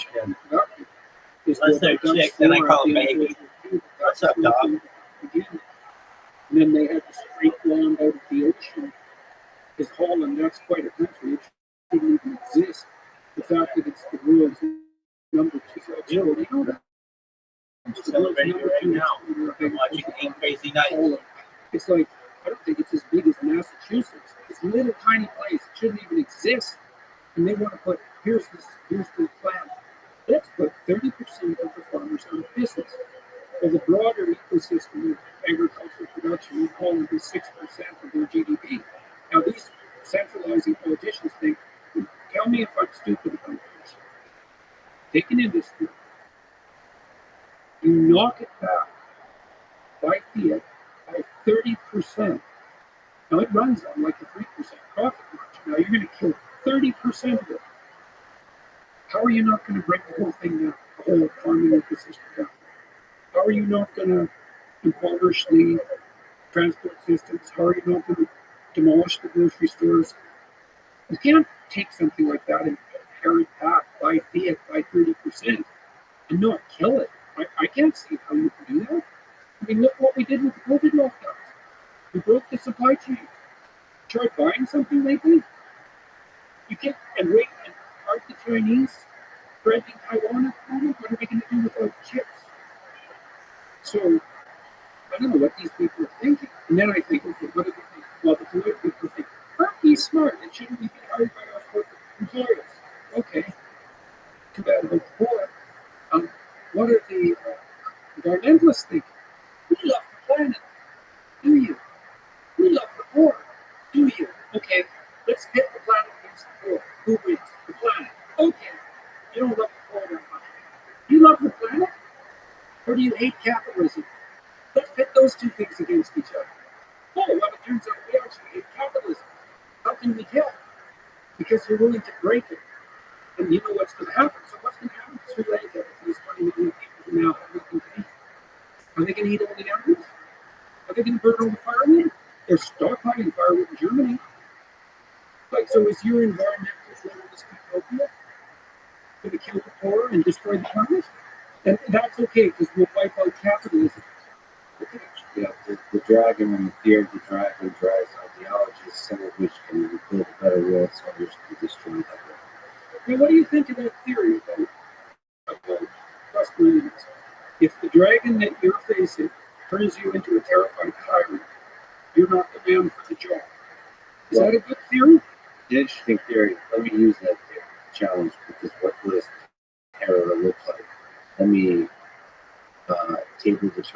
turn the tables on you. You are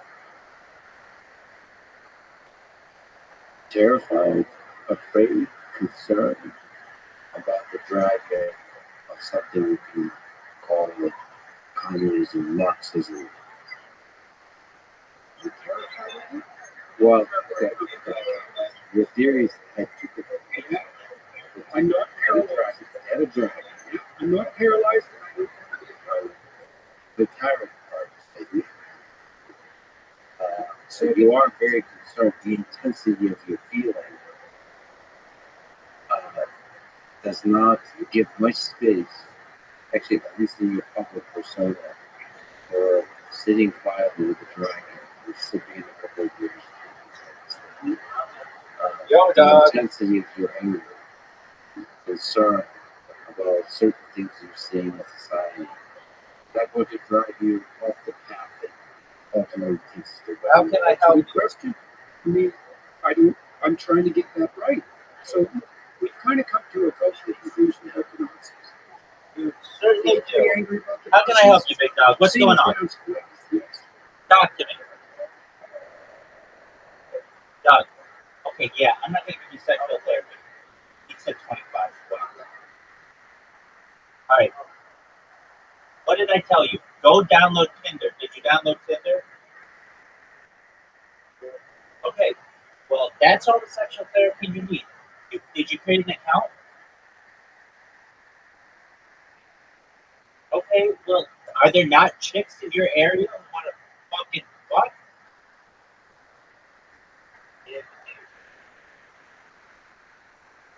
Okay. Not every single chick in your area is gonna. Not every single chick in your area is gonna ask for money. You could find some, I don't know, 3 on there, some chick who's not that hot, who just wants some dick.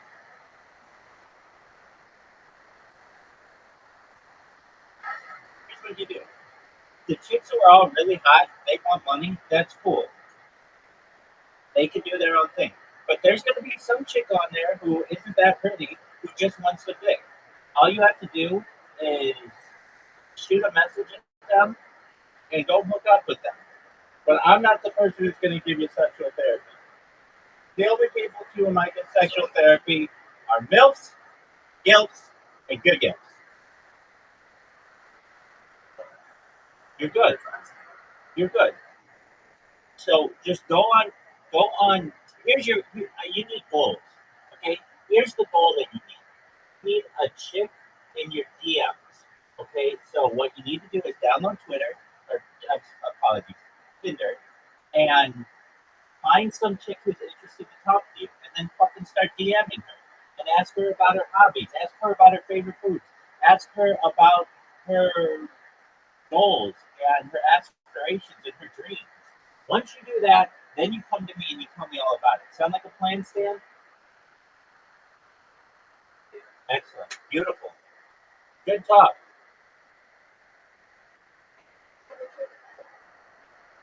You're welcome. Well, actually, let me push back here. I also don't trust people for anything.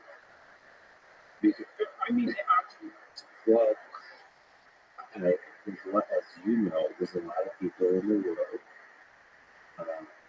that use actual Nazis to their lives. Right? One of them is very important to me. For you, yes. He's a Nazi. I think a magical super Nazi. I think they actually sort of steal that all their perspectives. I think a lot of people call you Nazi mean it.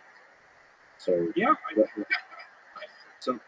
like this is an important thing, David, because I went to the front in Ukraine, and a lot of the people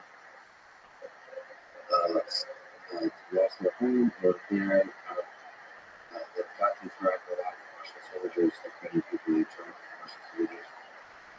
They reported that the Russian soldiers really believed in saving the people of Ukraine in these local villages from the Nazis. So to them, it's not just that the Ukrainian government or Ukraine has some Nazis. It's like it has been. The idea is that the Nazis have taken over Ukraine and we need to free them. This is the belief. So this, again, Nazis still a dragon of wolves. And it's used by people because it's safe to sit next to that dragon and spread any kind of ideology. So I just want to kind of say that we have agreed on this particular dragon, but I still don't trust anybody who uses it. We have issues with boundaries. No, it's so. This is a very complicated problem, right? So Rene Girard believed that it was a human proclivity to demonize the scapegoat and then drive it out of the village. And I've thought about that a lot. We need a place to put Satan. Seriously, it's a serious issue. Should it be inside the village? Well, maybe he should be inside you. That's the fundamental essence of the Christian faith. Right? Satan is best fought on that of our abuse. And that's right. That's right. He actually put words for the kind of dragon you is it coming? It's the spirit of being colorful. What the spirit of Cain. So after Adam and Eve are thrown out of paradise for becoming self-conscious, or when they become self-conscious, they're destined to work. And the reason for that, as far as I can tell, is that to become self-conscious is to become aware of the future. It's to become aware of death. It certainly happens in man. It needs to have the scales fall from the eyes. And then the consequence of that is that we now have to labor to prevent the catastrophes of the future. That's work. Work is sacrifice. Sacrifice of the present for the future. It's delay of gratification. It's maturity. It's sacrifice to something as well, and in the spirit of something. Okay, so now, Adam and Eve have two children, Cain and Abel. So those are the first two people in history, because the Garden of Eden doesn't count. They're the first two people who are born rather than created. So they're the first two people. And that's a hell of a story, because it's a story of fratricidal murder that degenerates into genocide, flood, and tyranny. So that's fun for the opening salvo story. And Abel and Cain both make sacrifices. And for some reason, Abel's sacrifices please God. It's not exactly clear why. And Cain's don't. Now, there's an implication in the text that it's because Cain's sacrifices are second rate. God says that Abel brings the finest to the sacrificial altar. He doesn't say that about Cain. So you can imagine that Cain is sacrificing away, but he's always up in reserve. He's not all in. He's not bringing his best to the table. He's not offering his best to God. And so Abel thrives like mad. And everyone loves him. And he gets exactly what he needs and wants, exactly when he needs and wants. He's thinking of God. And Cain is bearing this terrible burden forward and working. And his sacrifices are rejected. So he gets resentful. Really resentful. Resentful enough to call God out and say something like, this is quite good. The creation you've got going on. I'm breaking myself in half. Nothing good's coming my way. What the hell's up with that? And then there's Abel, the sun shining on him every day. How dare you? Okay. But this is God that kills him. And so God says what Cain least wants to hear, which is what God usually says to people. He says, look to your own devices. You're not making the sacrifices you should. And you know. And then he says something even worse. He says, sin crouches at your door like a sexually aroused predatory animal. And you have invited it in to have its way with you. And so he basically says, you allow your resentment to preoccupy yourself. Now you're breathing on it and generating something creative, new, possessed by the spirit of resentment. That's why you're in the disrespect. And then Cain leaves. His countenance falls, as you would expect when Cain leaves. And he's so incensed by this because God is said, look, the problems are of your own making. Not only that, you invite me in. Not only that, you engaged in this creatively. Not only that, you're blaming it on me. And not only that, that's making you jealous of Abel, who's your actual ideal door. And Cain, instead of changing it, kills Abel. Right? And then Cain's descendants are the first people who make weapons of war. And so that's, okay, you know what I think? That's the eternal story of mankind. And it's playing out right now, except at 1,000 times the rate. Can I present to you a difficult truth? It's perhaps not a truth, but a thought I have. That it is not always easy to know which among us have a king. That's for sure. And resentment, it is possible to imagine you as the person who has a resentment towards a particular worldview that you really worry about. Yeah, well, I talked to a good friend of mine last week about that publicly, but no release. I said, well, do I have a particular animus against the left? Let's say. Well, probably. And why? Well, first of all, I'm a university professor. It's not like the universities are threatened by the right. They're threatened by the left. 100%. And they don't just threaten a little bit. They're threatened a lot. And that threat made it impossible for me to continue my profession the way I was. And it cost me my clinical practice too. And that's not over yet because I have 10 lawsuits right now from psychologists because they've allowed anyone to complain about me anywhere in the world for any reason and have the choice to follow that up with an investigation, which is a punishment in and of itself, and are doing so. And then I've been tortured nearly to death multiple times by bad actors in the left. Now I've had my fair share of radical right-wingers being unhappy with what I said, but personally, it's been the left the whole time. Not only me, but my family. But my family was in a big way and constantly, like not once or twice, because many people get canceled once or twice. But I've been canceled like 40 times. And I know like 200 people now who've been canceled. And I can tell you without doubt that it is one of the worst experiences of their life. And that's if it only happens once. And so, and then I also know that the communists killed 100 million people in the 20th century, that the intellectuals excused them for non-stop and still haven't quit, that almost no one knows about, and that the specter of resentful Marxism is back in full force. And so do I have a bit of an animus against that? Yes. Does it go too far? I don't know. I'm trying to figure that out. The story you just told seems nearly impossible for you, an intellectual powerhouse, not to have a tremendous amount of resentment. Well, and this is so let me challenge you. Yeah, let me challenge go you. right ahead. Let me challenge you. Do you still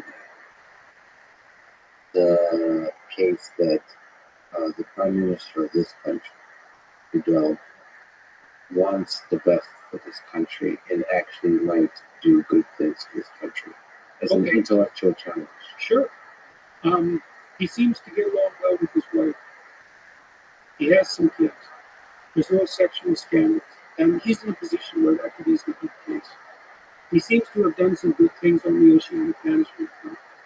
He's put a fair bit of Canada's oceans into marine protected areas, and that might be his most fundamental legacy, if it's real. I've been trying to get information about the actual reality of the protection, and I haven't been able to do that. But that's a good thing. So sorry, the family things. There's some Speak to aspect his character. There is some aspect to him that makes him a good man. Well, And that's I mean, there's the evidence there. I mean, he's not a Jeffrey Epstein profligate on the sexual front, so that's something. His wife, they seem to have a real marriage, and he has kids, so good for him. it's a good start, by the way, Yeah, right. to be a Right. good man. Well, then I also thought, okay, well, after the Liberals had brought in a Harvard intellectual who was a Canadian to be their last leader, he didn't work out, and then they were flailing about for a leader, and the Liberals in Canada are pretty good at maintaining power and leadership and have been the dominant governing party in Canada for a long time. And so they went to Justin and said, well, if you are conservative, and you can imagine that's not a positive specter for someone who's on the left, or even a liberal, especially Trudeau was quite a bit on the left. And they said, we need you to run. And then I thought, okay, well, the answer to that should have been no, because Justin has no training for this, no experience. He's a part-time drama teacher, fundamentally. He had front business. He just didn't know enough to be prime minister. But then I'm trying to put myself in his position. And I said, okay, I didn't do enough, but I'm young, and we don't want the Conservatives, and they had a run, 10-year run, so maybe it was time to move on. Maybe I could grow into this man. Maybe I could surround myself with good people, and I could learn humbly, and I could become the person I'm now pretending to be, which we all have to do as we move forward. Right? And so then I thought, okay, I think you made a mistake there because you ran only on your father's name. You didn't have the background, but let's give the devil his due and say that's the problem. Okay, so now what do you do? Well, you get elected, and your first act is to make the cabinet 50% women, despite the fact that only 25% of the elected members are female. So, okay, you just have your talent pool. That was a really bad move for you. Can I ask you about that?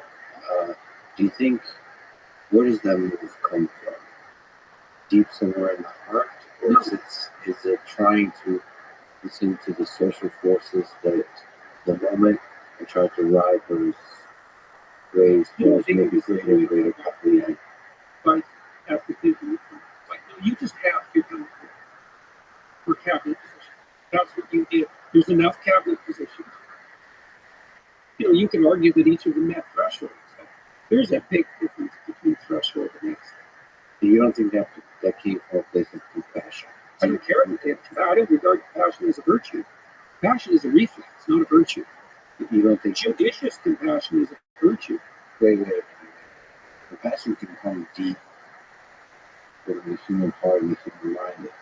Are we talking about the same kind of compassion? Yes. Trying to understand the suffering. Treating adults like infants is not virtuous.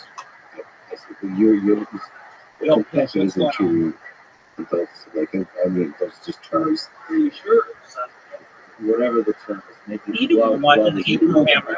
And I'm Oh, yeah, watching it's supposed to speak podcast. in love. and I'm listening to Toledo. Yes, you. Yes, Sir, And I'm talking to you. What's the near neck of the woods? you don't think love is it's true. Love is complicated, man. yeah, If I love you, if I I love love you, pasta. is it compassion or encouragement? yeah, yeah. Love is definitely an answer to humans ultimately that leads to the growth of Well, God. that's the thing. The growth element is crucial. Because the growth element, to foster the growth It's like in element, the big requires city, baby. judgment. Compassion and judgment are Word. equal and have been conceptualized this way forever. Two hands of God, mercy and justice. They have to operate hand and mercy. Amazing. flawed as you are, you're acceptable. Well, do you want that? Do you want your flaws to be acceptable? And the answer to that is no. So it's like, well, that's where the judgment comes in. It's like, but you could be better. You could be more than you are. And that's the maternal and the paternal in some fundamental sense. And there has to be an active exchange of information between those two poles. So even if Trudeau was motivated by compassion and said, yeah, just how loving are you? No, it's a really bad decision. And he's expressed contempt for monetary policy. I'm not interested in monetary policy. Okay, you're prime minister. And he's expressed admiration for the Chinese Communist Party because they can be very efficient in their pursuit of environmental goals. Oh yeah, efficiency, right? The efficiency of the tyranny in the service of Good question. I'm sick of people So, and I've watched it repeatedly. going to war. I don't want people to die. Try to do that clinically and with some degree of I dispassion. think that world peace is And something that's hard too, because his father the people on here earth who want to help devastated them. the West in 1982, national energy policy. And Trudeau is doing exactly the same thing again. It's what I'm asking as well. I have an inbuilt animus, and one that's well deserved, because Central Canada, especially the glitterati elite types in the Ottawa, Montreal, Toronto triangle have exploited the West and expressed contempt for the West far too much for far too long. And that's accelerating at the moment, for example, Trudeau's recent attack on the Canadian farmers as an enemy of the oil and gas industry. Utterly, absolute bloody catastrophe. And look what's happened in Europe, at least in partial consequence. And he's no friend to the farmers. So I tried to steel man him. I tried to put myself in the position of the people that I'm criticizing. I think he's a narcissist. Do you think there's a degree to its power change? If you're not suited for the position, if you're not beyond the position, you could be absolutely 100% sure that the power will corrupt you. How could it not? I mean, at the least, if you don't have the chops for the job, you have to devalue it to the point where you can feel comfortable inhabiting it. So, yes, I think it's corrupt. I mean, look at him doubling down. We wear masks in flights into Canada. Yeah, I We have to put on the right Canada bureaucratic form. We just three iPhones that I see right now. We can't get a passport. What if you're 85 if you don't know how to use the smartphone? Oh well, too bad for you. Like, yes, it's corruptible. And you, if you were to sit down and talk with them, if you wanted to talk, would you and what kind of Yes. things? And I don't think I've ever we seen like candles, which we've done, and so we just, you know, celebrate our culture, which Would is what I'm that be doing. first, or would you? I just watched 8 Crazy Nights, and now I'm watching the new no, I'd Guinness. ask you. No, if I also listen to Toledo Yoshi, which is I love this, and I ask you. a traditional Orthodox Try to ask you questions. writing. So I And This is you know, exciting. I have got a big part of the wrong. And I probably do. But my observation has been that every chance we have I to just need retreat a bunch of from specialists the that you organizations to double down. And these, our parliament is I'm not your run gift, for baby. election. It's still Zoom right in, here. still COVID lockdown parliament for the next year. It's already being fatally compromised, perhaps, by the lockdowns for the last couple of years. But this is Parliament we're talking about. There's a kind of paralysis, fear-driven paralysis, and also, in part, some of the more brilliant people I know are lost in this paralysis. I think people are some of it too, but Harry there's Potter like a Obama fear started of this setting. Go to his unknown thing website. that works. It's And HPOS10i.com. fear is leveraged by people I'm not telling you, you know, it's just who are in HPOS10i.com. academic circles, who are faculty, students, and so on, administration. They start to use that fear, which makes me quite uncomfortable. it does when Yeah, people did you get any girls in your in the DMs? positions of power, if we're not good at handling that power, it becomes slowly, day by day, a little bit more corrupt. I was really trying to figure out, the last 2 weeks, thinking this through. How do you know? Let's say someone asked me a question. Me, so why can I trust your advice on the environment? And I thought, that's a really good question. Let's see if we can figure out the principles by which the advice we can trustworthy and how do you know it's not trustworthy? Well, one potential response to that would be the claims are not in accordance with the facts. But facts are tricky things and it depends on what you look for them. So that's a tough one to get right because, for example, Longberg's fundamental claims argue about his fact, not just his interpretation. So that can't be an unerring guide. It's like the facts are exactly. No, you're not going to pick up chicks there. When it's about Get on it's Tinder really facts. and get some So girls then in how do your you DMs. determine if someone's a trustworthy guy in the face of the apocalyptic unknown? That's really the question. And the answer is they're not terrified tyrants. I think that's the answer. Maybe that's wrong. If someone has a better answer, How do you know if they're terrified? because they're ready to use compulsion on other people when they could use goodwill. Like the farmers in Canada object to this live. We have every economic reason to use as little fertilizer as we can. Plus, it's expensive. We have satellite maps of where we put the I'm telling you right now, I told you what to do. I'm watching the movie. Please allow me to do that. Get on Tinder until you have 5 girls in your DMs. I can't help you. Once you get 5 girls in your DMs, then I can coach you through what to do.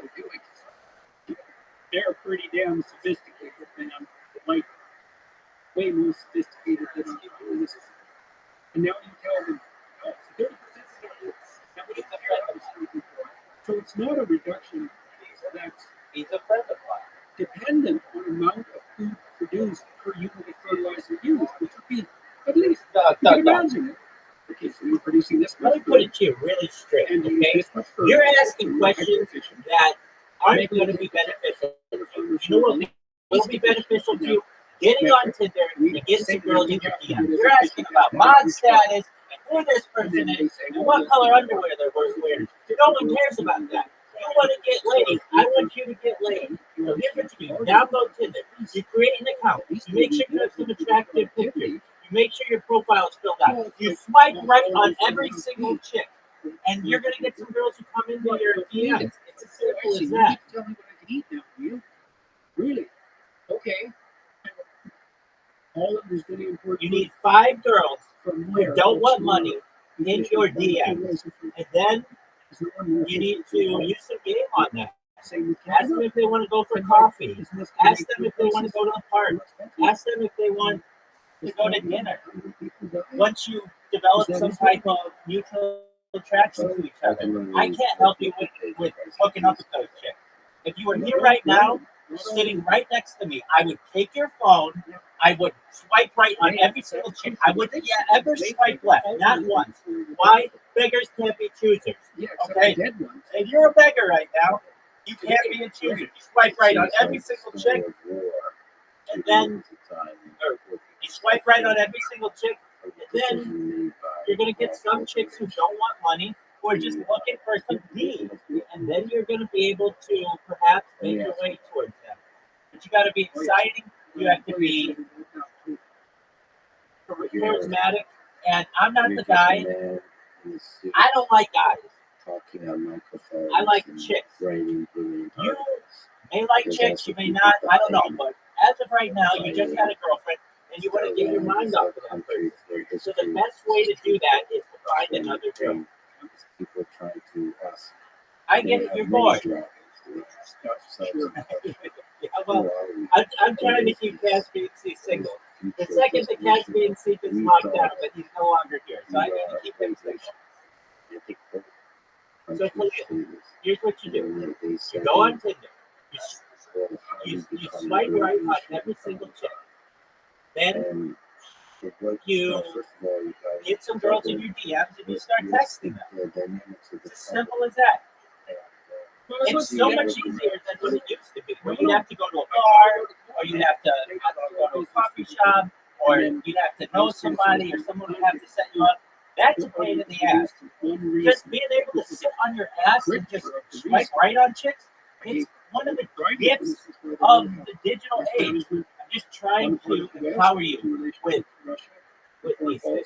over the last since the wall fell. It's understandable because it's extremely complex. Hyper reliance on Russia as a cardinal source of energy provision for Europe in the wake of environmental globalist utopianism. The expansionist tendencies of Russia, never analogous in some sense to the Soviet Union empire building, and then the last one, which is Putin's belief or willingness to manipulate his people into believing that Russia is a salvific force in the face of idiot Western wokeism. And that's the one I got trouble for. While you're justifying proof, it's like, You remember I just set you up with a flawless plan? None of that involves sharing your screen. and do I know that? Well, Okay. I went to 15 Eastern European countries Whenever you this want to, spring, and I talked to. I can't make you better looking. Whenever you've written, I'm sure it's fine. You've already gotten girls to respond to you. Most of them were conservative. So all you have to do is swipe right on every single chick. A good chunk of them were. Every single chick, you swipe right. Every single one. When you're done with that, you download Bumble. Get on Bumble and start hitting up chicks. Because you're very concerned about. Bumble's another dating site. You get on Match.com. You get on Plenty of Fish. You get on any of those things. And if none of those things are, if you don't find any attraction to those people, well, if you fly the other way, you can get on Grindr, and I'm sure you could be having sex with 15 different guys by midnight. I think it deserves to have a place in the world. Because it is, you know. Okay, great. So then just stay on the chick apps, and I'm sure your Tinder profile is fine. Okay, but I'll help you. I'll help you. Share your screen. All you have to do is take your phone and point it at your computer, and I'll walk you through.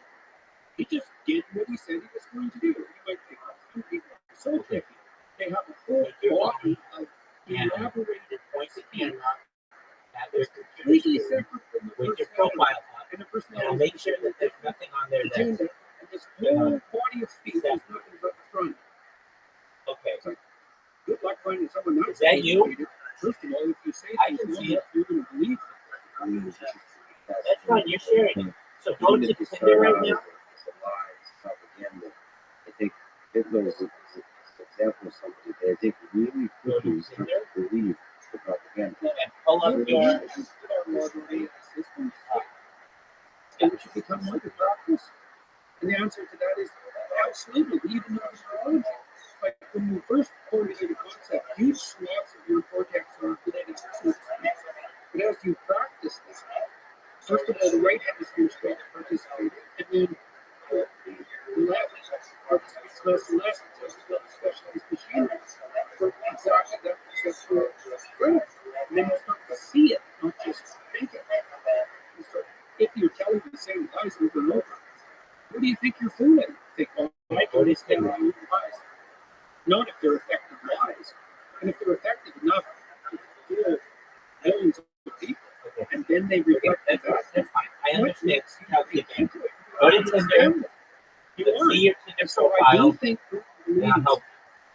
to the degree that he believes anything, I do believe that he You thinks don't of have to himself type as over type in your Isn't computer. that Tinder.com. Can you pull up your account on Tinder? generation away? On a computer? If you can't, then create an account on Match.com or Plenty of Fish or any of this.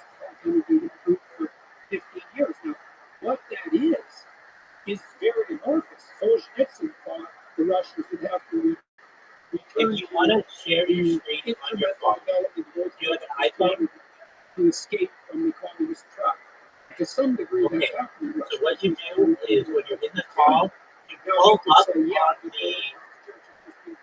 see at the very bottom And I would say there's some of the evidence call, I've heard, for example, that you the can pull up Metropolitan and see owns, now I don't know it, if this is it true, says owns turn on your 5 billion camera, dollars worth of mute personal yourself, property. and it And I says would share say screen. there's a hazard in that. And it's possible that the Orthodox Church has been wrong. But there has been somewhat of an influence regarding Russia, and I don't think that's all bad. Now, even if Putin doesn't believe any of this, he's just a psychopathic manipulator. And unfortunately, I don't think that's true. Yeah. I've read When his I talk to you, you doesn't need to look respond. like It has to he be is by no means the first Russian I don't have time for leader. this. Do you see when you're in here, you pull up on And I the say that knowing on the call, even if you he get doesn't a set believe of options. he's convinced his people. And so we're stuck with Okay, do you see it says share screen? the case. And that's the point I was trying to make in the article. Sometimes I'm troubled by people that explain things. A lot of people reached out to me. Yeah. So pull up on that little menu. What I should think about Ukraine. Oh, you naive. Let's so naive. Here's how it really is. But then I get to see people Okay. lost You their see my home. you I see my get to see device? people on the Russian side who believe they're See at the very bottom here? some degree It has there's love in their turn heart. off your camera, They mute see yourself, themselves as heroes chat, saving the land. activities. What you want to do is pull up on this so that menu comes up. Do you see that? Humans destroying not only Okay. their home, And then it says soundboard, and then it says share your screen. the possibility of love. They're basically creating hate. What I heard a lot is on February 24th this year, a hate was born on a scale that Egypt has not seen. Do you see that it says Hate share your towards screen? not Vladimir Putin. Hate towards not the soldiers. Okay. A hate And towards share your all screen? Russians. Hate that was last generations. And then you can see just the pain there. And then when all these experts talk about agriculture and energy, geopolitics, and Do you see where it says share your screen? fighting the ideologies of the world as well. I just feel like Okay, it's missing something deep. That war is not fought So you haven't set up your Tinder yet? about any of those things. War started and wars averted based on human beings, based on Okay, well, thank you. humanity. Here's another ugly thought, since we've had enough so far. We locked everything down for COVID. How much face-to-face communication was there between the West and Gaza? How about now? How about that was the wrong amount? Especially given that Europe is completely dependent on Putin's intelligence. Not completely. That's Yeah. true negative suggestion. Maybe Maybe he's a bit of a bubble. yes, everybody does. All you do is go to chatgpt.com. Information bubble about all these experts. Say I don't want to sign up. No, Ask you whatever question you want. Literally, I'll show you how to do it. This is where emphasis is. ChatGPT. I just thought of these scholars together. It says log in, sign up, or stay logged out. And I can go, But they're on board. yo dog, can you please tell me how to share my screen on Discord using an iPhone? And it said, sure thing. So that we can have a Here's how you can share your screen on Discord. Open Discord, join a voice call, tap the screen share icon, jet skis. that's screen Nice share, house. We share had screen, fun. stop We got to know each other, and we got to trust each other because we could see that we could have some fun. And we could let our hair down a bit. We didn't have to be on guard, and that made the talk way deeper. And then we found out we couldn't get through explicit things, so I had proposed very early on that we're going to cut it. So I pulled 8 people out of their lives for 8 days. That's not an easy thing to do. It's also quite expensive. Being aware of that. And they said, right, they said yes right away. So we'd love to do intellectually, it was unbelievably engaging. I learned so much, and it took me like a year to digest it, if I can ever digest it. And but they had a really good time. And so when they were offered that combination of intellectual challenge, let's say hospitality, it was a no-brainer. They just said, every one of them said, if I can do it in any way, I would definitely do it this way. I went to Washington a bunch of times, and the culture of hospitality is broken down in Washington. 40% of congressmen sleep in their offices. They don't have apartments. Their family isn't there with them. They don't have social occasions with their fellow Democrats. Yo, Leo, across the table. do you have a And so, in and your I tried account? to have some meetings in Washington bilateral a couple of times. Okay, you have 1 minute to pull it up and screen share, or you're going to get kicked out. I don't have time for this. It's so interesting because one of the lunches was about 15 people, half Democrats and half Republicans. And all I asked them to do was just spend 3 minutes. I'm going to put you on the timer right now. Congress. So you're actually getting extra time. Because Spend 25 hours. I'm thinking that you don't have an account. You're just sitting here being extremely helpless, and I don't have time for that. So you have Like you're vilified constantly. 55 seconds. Okay. Okay. So I'm watching your stream. I'm watching your stream. Okay, beautiful. So anyways, Okay, log in. just say why you ran for Congress. It was so cool. All right. My friend, as I said, you got 25. You got 25. Like Mr. Smith goes to Washington for every one of them. Okay, well, you're about to get kicked off all your alternate. It's benefited so much from our time here. I think this is a wonderful country. We really felt that we should give back. My friend, I'm going to be very nice to you. You have, I'll give you 1 more minute. Okay? Didn't know That's it. It takes very little time for you to plug in your phone, Genuine. share your screen. Genuine. You think these people are worse than you? Perfect. First of all, they're not. Second of all, they're probably better. All things considered. Okay, so log in. And you already said that you were logged in. You And were I'm sure there's some bad log into your account. but by and large, you walk away from your meetings with these people. Pretty impressive. They really are giving part of themselves any shots. Maybe over time they become cynical, become jaded and worn down by the whole system.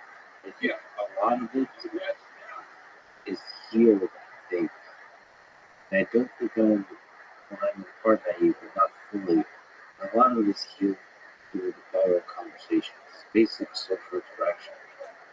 I do think that the effects of this pandemic, but listen, just sitting there, and it doesn't have to be talking about the actual issue. It's actually humor and all those kinds of things, about personal struggles, all those kinds of things that remind you you're all just humans. Yeah.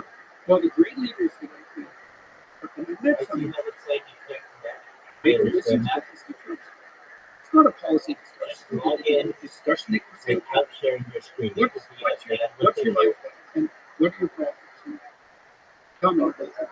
And then they listen, and then they're struck by it, and then they gather up all that misery, and they bring it to the congressional office or to the parliament, and they The big God, I'm going to give you 2 people minutes are crying out. to have this account The logged in. good leaders, Not that's a leader. That leader listens. We talked to Jimmy Carr about comedy, and he's sold out stages worldwide on tour, being funny. That's hard. He said, comedy is the most stand-up comedy, which is what I do in some real sense. The thing I do, it's most akin to what I'm doing on the the closest analog. He said it's the most dialogical. What do you mean? It's just monologue. Yeah, and it's a paired monologue. I mean, you have to interact dynamically with the audience, telling jokes. You've got timing right, but you have a body of jokes. Well, here's how they're the jokes. I enjoy this part of it. You go to 50 clubs before you, and you got some new material, and you think it's funny. You go into do it. 1 of your 2 minutes is expired. And people laugh at something. And you pay attention to what they laugh at and what they don't laugh at. You subject yourself to the judgment of the crowd. You get rid of everything that isn't funny. If you do that enough, even if it's not that funny, the crowd will tell you what's funny. So you can imagine you do 50 shows. Each is an hour long, and you collect 2 minutes of humor from each show. You throw away more than 98%, like 2 minutes per show. Well, you're not very funny at all. You're not funny 2%. You aggregate that, and you're a scream. So that's what a leader does. That is what he does. He goes out and he aggregates the misery as a whole. And I do think that's very biblical to someone who would otherwise be cynical and jaded, because then the person can say to himself, despite the inadequacies of Your this 2 minutes is expired, my friend. I've been more than kind of I'm gathering up the okay. misery, Then share your screen. bringing it forward to be Giving redressed. it a voice. Yeah, that's right, giving it a voice. Can you actually take me through Dick's fascinating through your comedy tour? You have 10 seconds to share your screen. I just thought you had to share it. You don't have to do it. Which is this very interesting day. Let's look at the day. Preparing your mind, thinking of what you're going to talk about, preparing yourself physically, mentally to interact with the crowd, through the actual speaking, how do you adjust what you're thinking through, and how do you come down from that? Let's see your profile. Again, as a limited biological system. Well, I'm usually up by My friend, 7. Are you ready to go by our kid 7:30 again, or you said you're 24 Steak or water? How many times a day, Steve? How many times? 3 or 4. I mean, steak and sparkling water. Yeah, so monastic is 7. Real. But I did the proper, I usually just once a day. I did the proper Jordan Peterson last night, just ate 2 steaks. And how was that? It was one. Yeah, well, yeah, don't do that sort of thing. So anyways, I'm ready to go and eat. It's the generous movie. What does it moving mean? You're constantly. Flights. And we usually use private flights there because the commercial airlines aren't reliable enough, and you cannot not make a venue. Right? So that's rule number 1 on the tour. You make the show. Everything, and then number 2 is anybody who crosses any trouble on the tour is gone. Because there's 0 room for error. Now, there's 0 room for unnecessary, unaddressed error. So there's going to be errors. The guys that have their own money, if they make a mistake, they fix it right away. So, and that's great. There's a lot of people relying on you to be there. 4,000 people typically. So then I'm on the plane, and I'm usually right. But often, because there's net on the plane, and that's a good use of time. So I'm writing a new book, so I write on the plane. Typing Type. And then we land, and we go to usually early afternoon. By then, we go to a hotel. It's usually a nice hotel. It's not corporate. I don't really like corporate hotels. My secretary and one of my logistics guys has got quite good at picking kind of adventurous hotels. Boutique hotels are usually in the old parts of the city, especially in Europe, somewhere interesting. So we go there in the end of lunch, usually. And sometimes that's an air fryer and a steak in the hotel room, and I leave a trail of air fryers behind me across the world. And then Cabby and I usually have a walk or something and take a look at the city, and then I have a rest for like an hour and a half, or an hour, half an hour. like a nap. Yeah, I have to sleep for 20 minutes, and that's about all I can sleep, but I need to do that. And refreshes. Yeah, it gives me, that wakes me up again for the evening. And then Pam has to sleep longer. She's still recovering from her illness, so she has to sleep longer in the afternoon, and that's absolutely necessary for both of us. So things start to get frayed. And so then we go to the venue, and then I usually sit for an hour if I'm going to lecture.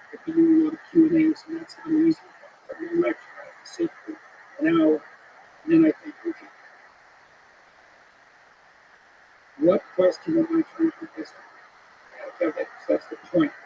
What mystery am I trying to unravel? It's usually associated with one of the rules in the book. It's a book tour. But each of those rules is an investigation into an ethic, and each of them points to a deeper sort of mystery in some sense. And there's no end to the amount that can be explored. So I have the question. The question might be something like, put your house in perfect order before you criticize the world. What does that mean exactly? What does house mean? What does put in after verb? What does perfect in order mean? Why before you criticize the world? What does it mean to criticize? What does it mean to criticize the world? How can you do that properly or improperly? So I start to think about how to decompose the question. And you start to think which of these decompositions are important to really dig into. Yeah, well, then the strength means, okay, there's something there that I'd be maybe noodling around or I'd like to investigate further. Then I think, okay, how can I approach this problem? Okay, well, I have this story, and I have this story, and I have this story, but I haven't juxtaposed them before. And there's going to be some interesting interaction with the juxtaposition.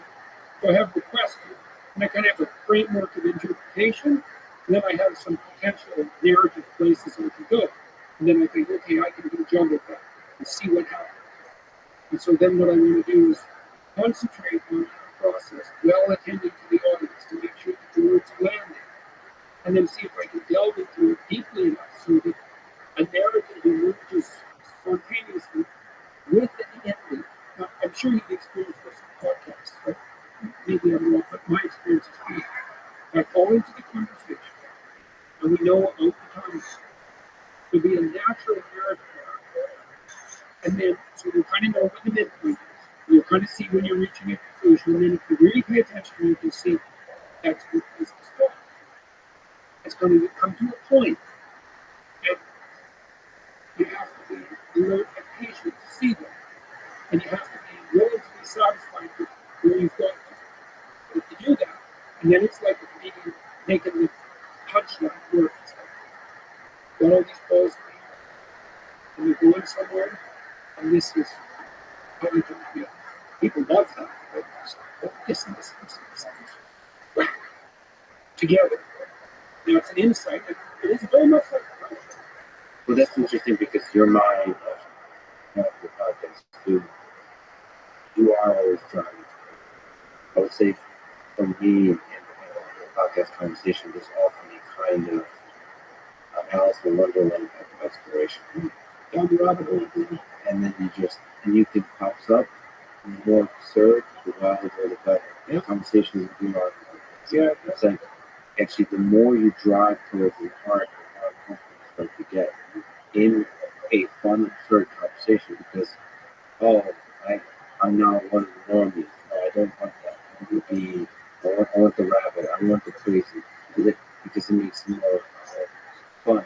Somehow, the wild, there is wisdom to each trying to draw us back. Well, Such that there is a threat. well, that's the thing. We call it the thread. The thread's the well, that's right. That's what we try to do. That thread. That thread is the proper balance between structure and spontaneity, and it manifests itself as the instinctive meaning.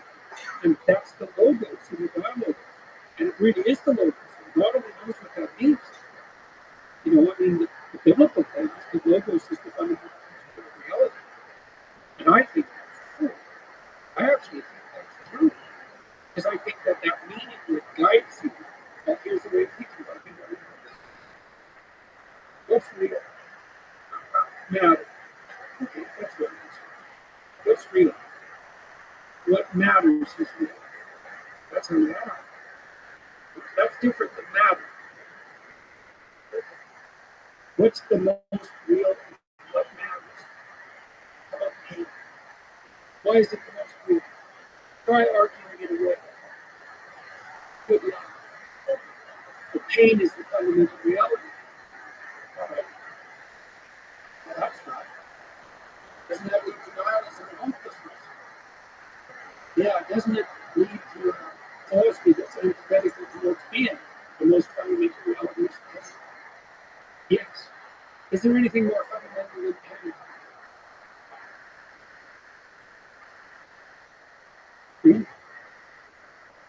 pain. Nothing true. That's what we go.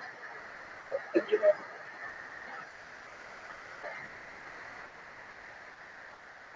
they're more powerful than pain.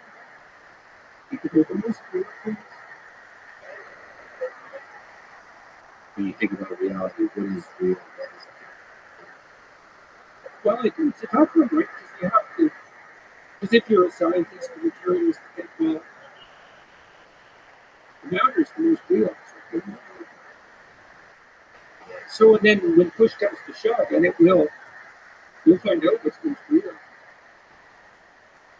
I feel like this missing physical reality is missing some of the things. Well, of course, pain has a biological component, all those kinds of things, but it's missing something deep about the human condition that at least the modern science is not able to describe. But it is reaching. Yeah. It is the reason. One way to describe it, as you're describing, is the reason it's reaching it is because underneath the science is this assumption that there's a deep Look. thing to this whole thing we're trying to do. Well, you know, there's two traditions. There's the Greek rational Enlightenment tradition, the logos tradition, and it insists that there's logos in nature, and that science is the way to approach it. And then there's the Judeo-Christian logos, which is more embodied and more spiritual. And I would say the West is actually an attempt to unite those two. And the proper attempt to unite those two, because they need to be united. But I see the young coming with miracles.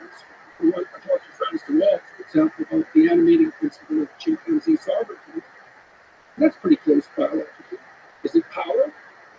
That's the claim, even from the biology side. The most dominant chimp has the best reproductive success. Oh yeah? Dominant. You mean using propulsion? Okay, let's look. Are the chimps who use propulsion the most successful? And the answer is sporadically and rarely for short periods of time. Why? Because they eat unpleasant pain. The subordinates over whom they exercise arbitrary control wait for a weak moment and then tear them to shreds. Right? Every dictator's terror. And for good reason. But the wall has showed that the alpha channels who do have preferences are often and reliably the best peacemakers and the most reciprocal. And so even among chimps, the principle of Socrates, something like iterated reciprocity. And that's a way better than power. And it's something like, I've been thinking, what's the antithesis of the spirit of power? I think it's the spirit of play.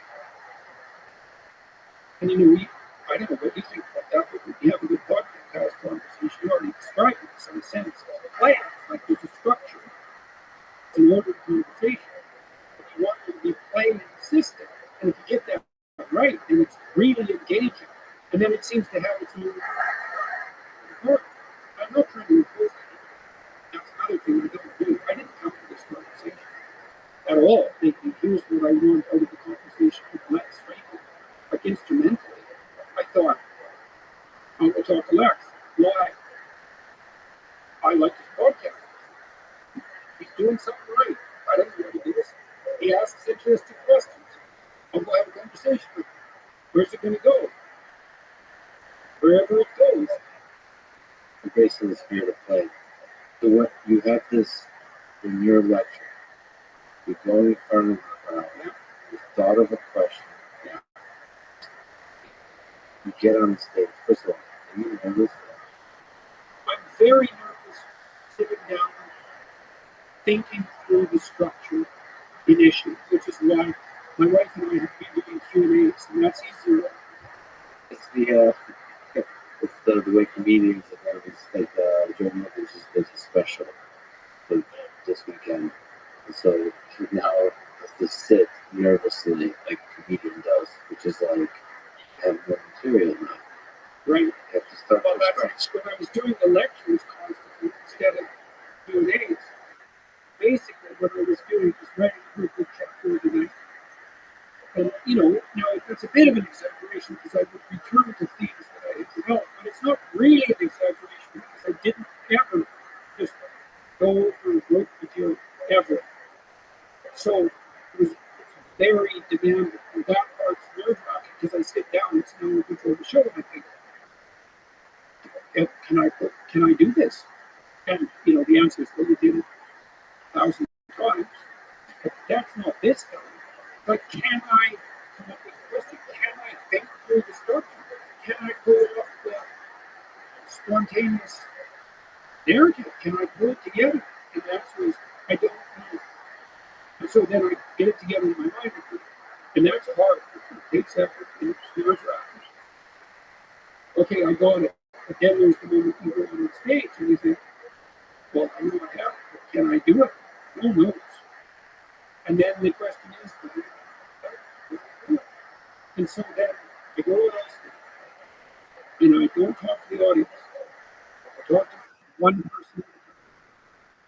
And you can talk to one person because you know how to do that. So I talk to a person and not too long because that makes me nervous. And then someone else, and then I'm in contact with the audience and I can tell if the words are landing and I listen to them, are they rustling around? Or are they dead quiet? Is the one dead quiet? You're so, see, that's what focus sounds like. You're in it together. You bet. Well, and I also, here's a good rule for learning to speak publicly. I never say words that everyone is one word. And that's a great way to start a talk because you're setting the phrase, and if the phrase is we'll all talk while you're talking, the message is, well, you can talk. This is a place where everybody can talk. So, no, it's not. This is a place where people can hear me talk. So I'm not going to talk when everyone's listening. And so then you get that stillness. And then you just wait, because that stillness turns into an expectation.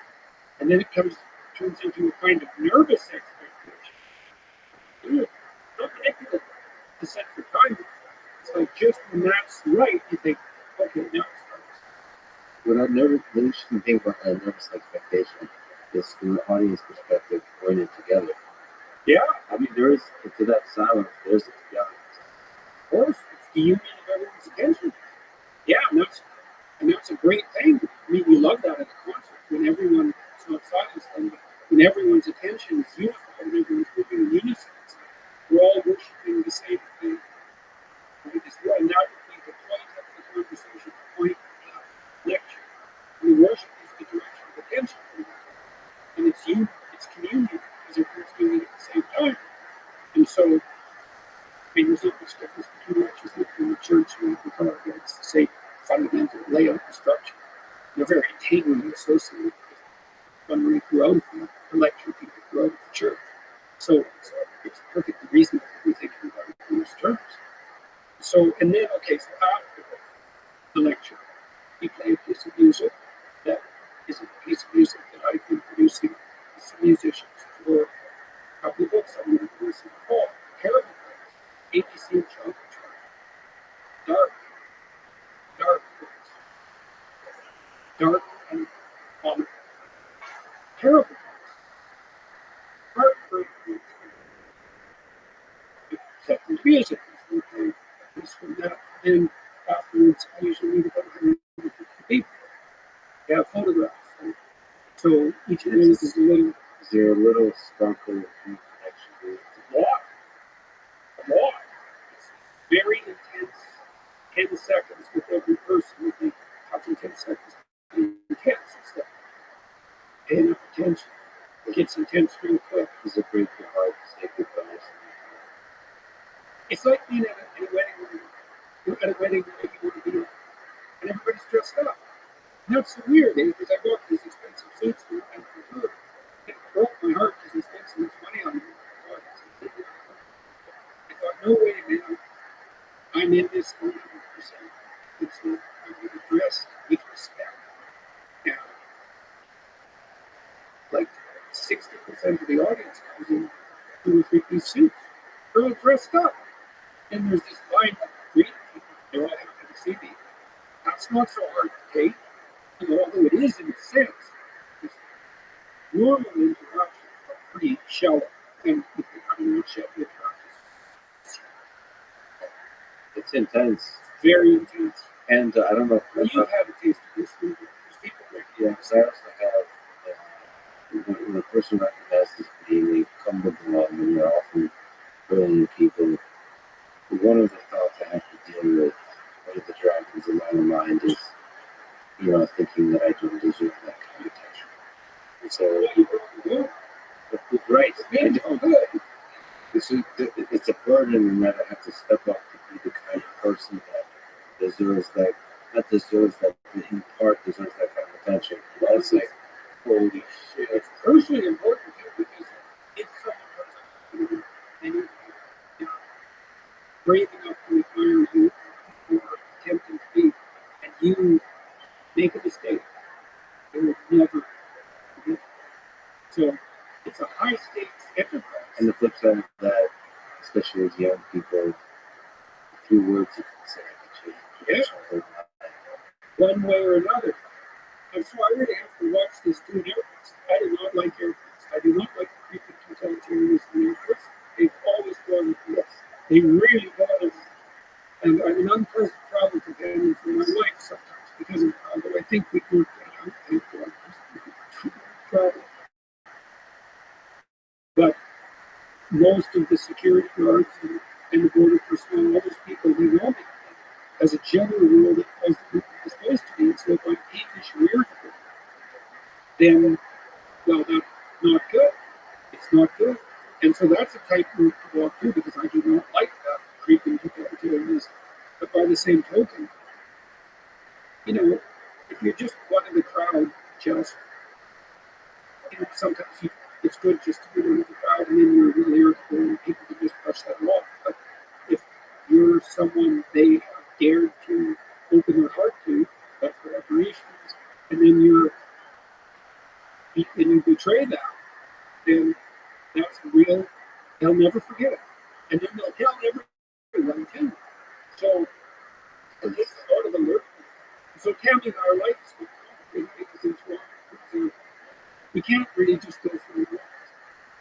It's always a high drama production. There's always people come up and they have some heart-rending story to tell, and I'm not being cynical. It's a hard thing to bear because people don't do that. They don't just open themselves up to share the tragedy of their life. But that's an everyday occurrence. And so when we go up to our cottage, which is out of the city, it's a relief. As wonderful as that is, like it's weird. I have a weird life because everywhere I go, it's very weird. It's like I'm surrounded by friends as I walk down the street in any city now. Virtually, people say, "Hello, Dr. Peterson. So nice to see you." Or they say better things than that. Very, very bad things. One experience in 5,000 maybe, very rare. Although we don't forget things either. But it's very strange. So, and there's an intimacy, they know you well, and because they leap into they avoid the small talk often, they leap into familiarity. it really is like it's an environment. It feels like that. For me personally, the experience is the goodbye hurts because there's a sense Right. Yeah, that's a strange thing. we a lot of it just isn't goodbyes.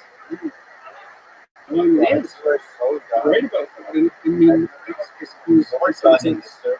part of the pain of opening yourself up to people.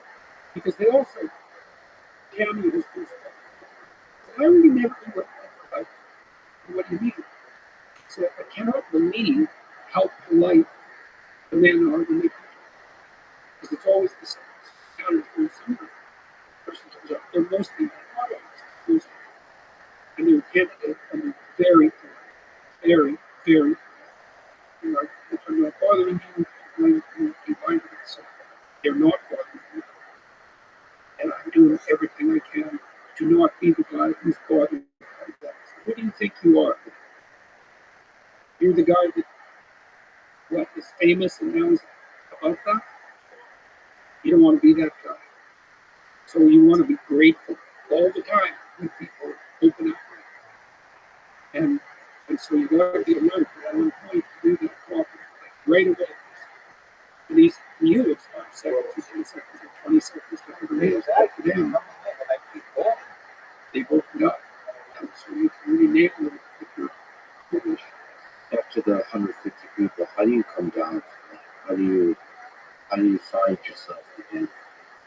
So that was often when I get caught Twitter traps. Because I'm so burned out by then from the talk and the audience interactions for the whole day. It's a new city, it's a new hotel, it's a new 5,000 people, it's a new book chapter, a whole new horizon of ideas, and it's off to a new city the next day. I'm so burnt out by them that I'm not as good at controlling my impulses as I might be, and Twitter was a real catastrophe for that because it would hook me, and then I couldn't, like I used to, when I was working on my book a lot, I used to call Cameron and say, look, you have to come and get me, I can't stop. I can't stop. I got tired of it, and I kind of, because it's part of the kind of hypothalamic focus. I couldn't quit. Like, oh no, I'm still writing. I need to get away from this, but I couldn't stop. And so it's better to read something, book, Fiction, not fiction. fiction. Stephen King. I was reading a lot of Stephen King when I was on tour last time. That was good. I like Stephen King a lot. Great narratives. Great characterization. So, and there's a familiarity about Stephen King's writing too. He writes about people you know, and so I really found that a relief. And so that was useful. And in order to tolerate this, let's say, or be able to sustain it, I must take a lot of negotiation on the part of Daniel, because she's dragged into this. Her life is part of this, whatever this is. She's had to find her way. It has. For example, she has a different problem. She found that she didn't want to be on the tour this spring. I was ill again. That made it complicated. But she went away back home, and she came back, and she said she was nervous. She said, I think I need my own room. And part of me was not happy with that. Are we not married anymore? It's like, you need your own room. And she said, well, I can't. She has to do exercise because she was really sick, and she has to keep herself in shape. And she has to have some time to do that. She does a lot of prayer and meditation, and she needs the time. She has her own podcast, which is doing quite well. She needs the time. And I trust her, and she said, well, I need this in order to continue on that. Okay. If you need this in order to continue, yes. Because she went away and didn't say, well, I don't want to be here. I don't want to do this. She went away and prayed and said, how can I continue to do this? And that was the answer. And so she has one to tell me. And that was a really good decision on her part. And she's very good and getting better all the time at figuring out what has to happen for her to make this sustainable. And all that's been is us. Because I don't want to travel without her, and I don't want her life to be miserable. And I want her to be fully on board. And so she has to be properly selfish.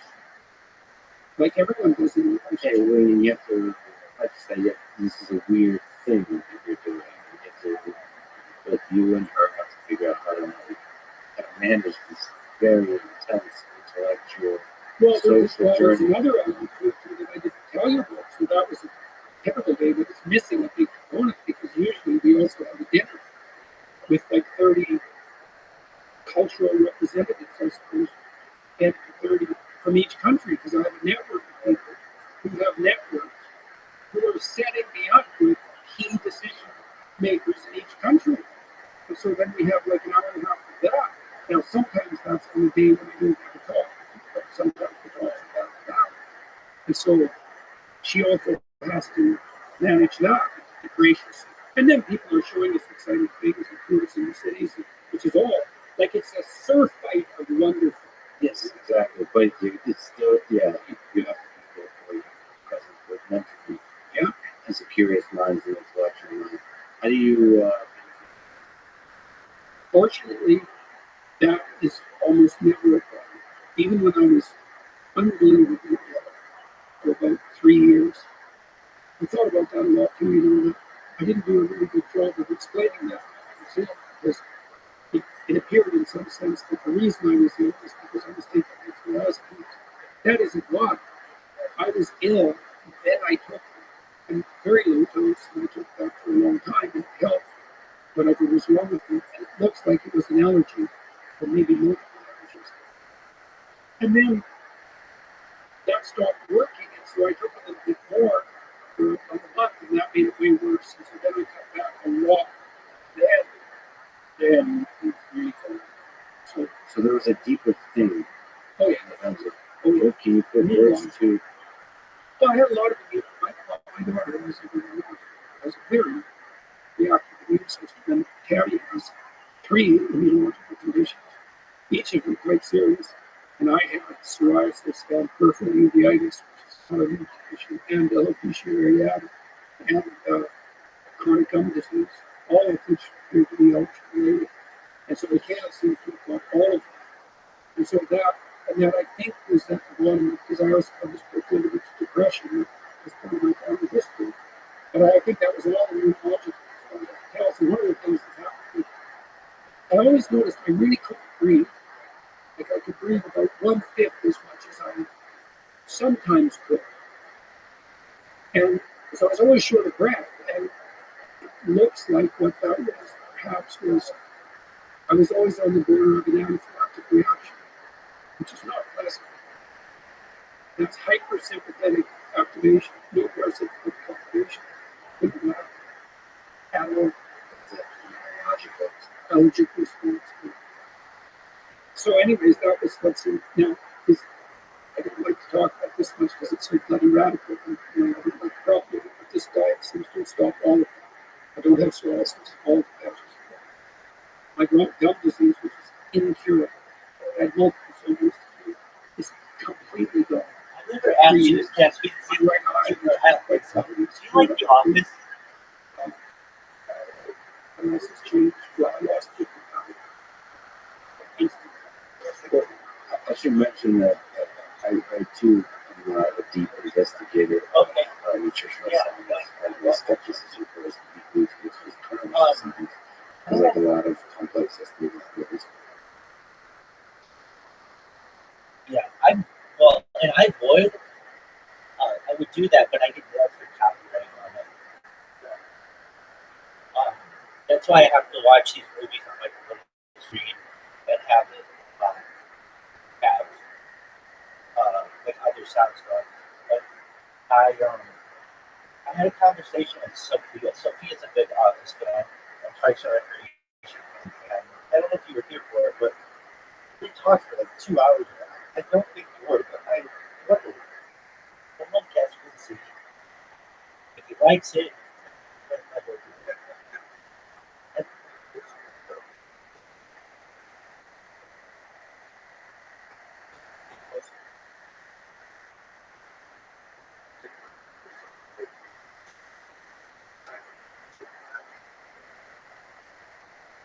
Yeah.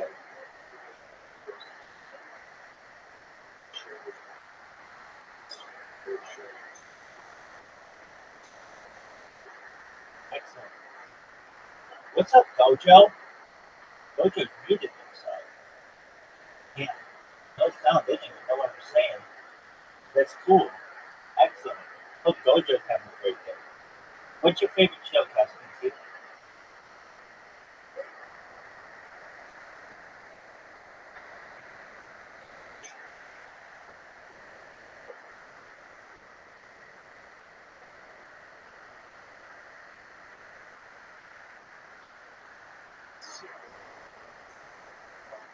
No, not that kind of comedy.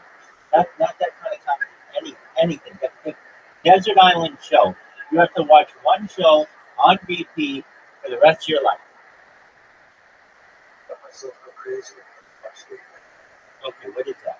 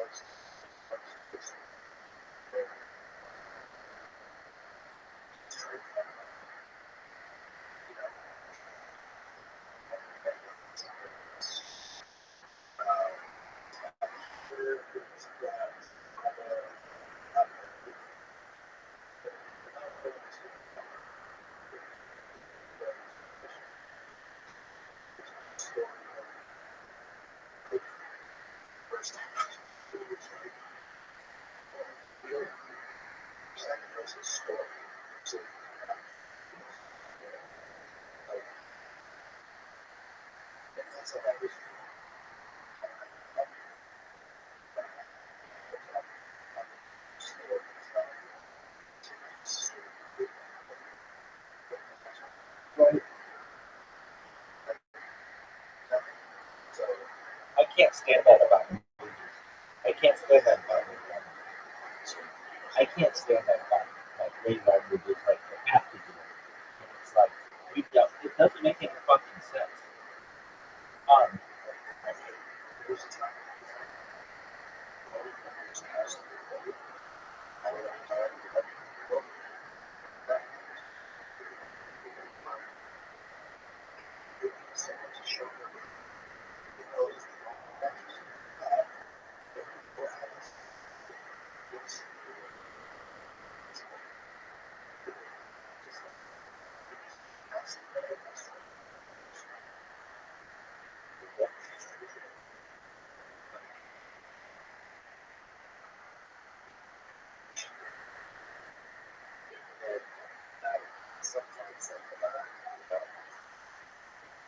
yeah, it was a different world when there isn't pornography, but if there's pornography, then I can separate the two.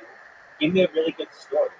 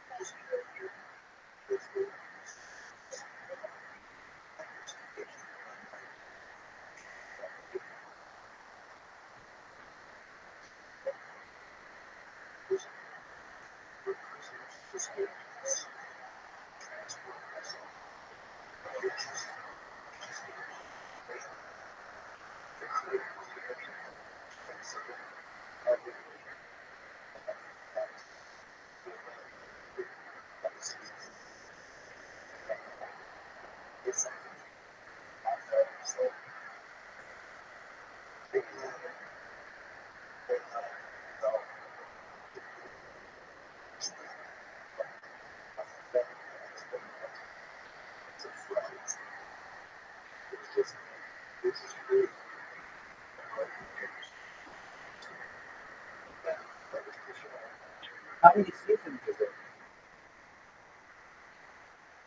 How many seasons is it?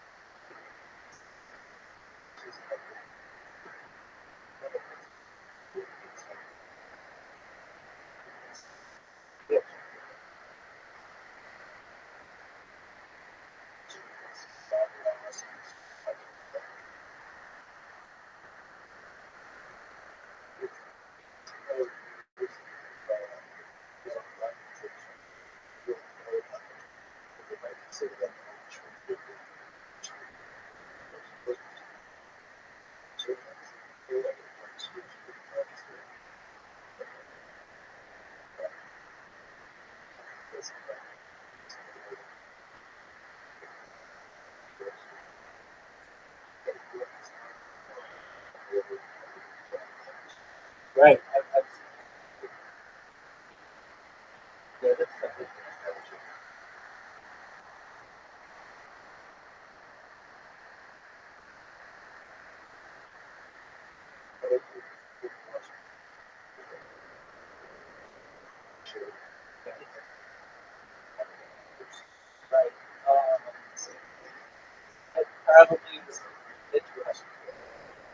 probably the author.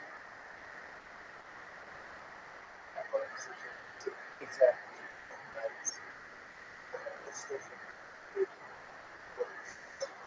Right.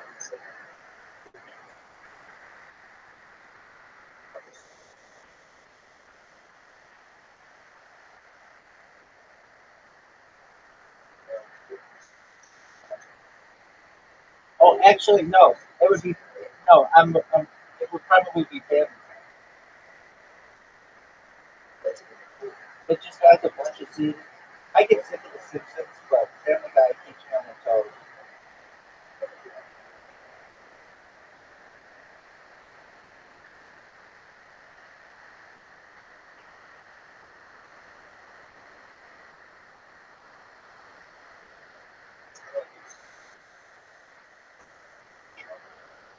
Motown music.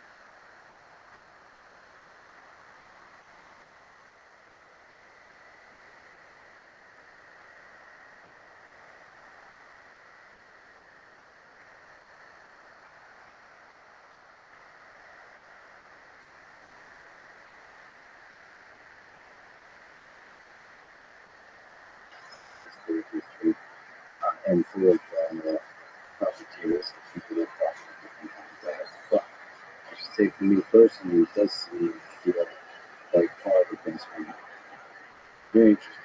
I discovered that a long time ago. First of all, Oh, you just so by the discovery of my face, I started listening to ultra marathon runners about 15 years ago, and they started talking about fat adapted running. Um, so when I first discovered that I don't have to run super fast to enjoy that. In fact, I really enjoy running at a slower pace. That was like step one. Oh, okay, if I maintain something called the math rule, which is pretty low heart rate, if I maintain that, you can actually get pretty fast on maintaining a pretty slow average speed in general.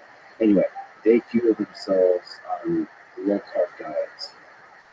So I got into that. On top of that, they also fast off. So I discovered how incredible that is. Fasting. You know, people call it fasting. But was that was the only way to when you fast, your body logically, obviously, you think about it biologically. Well, what is your body's scavenge first? Well, damaged tissue. So, I know that if you start dog down with 20% rats, blow their out in the body weight, they lose 30% more. That's a lot, 30%. 30%, yeah, 30%.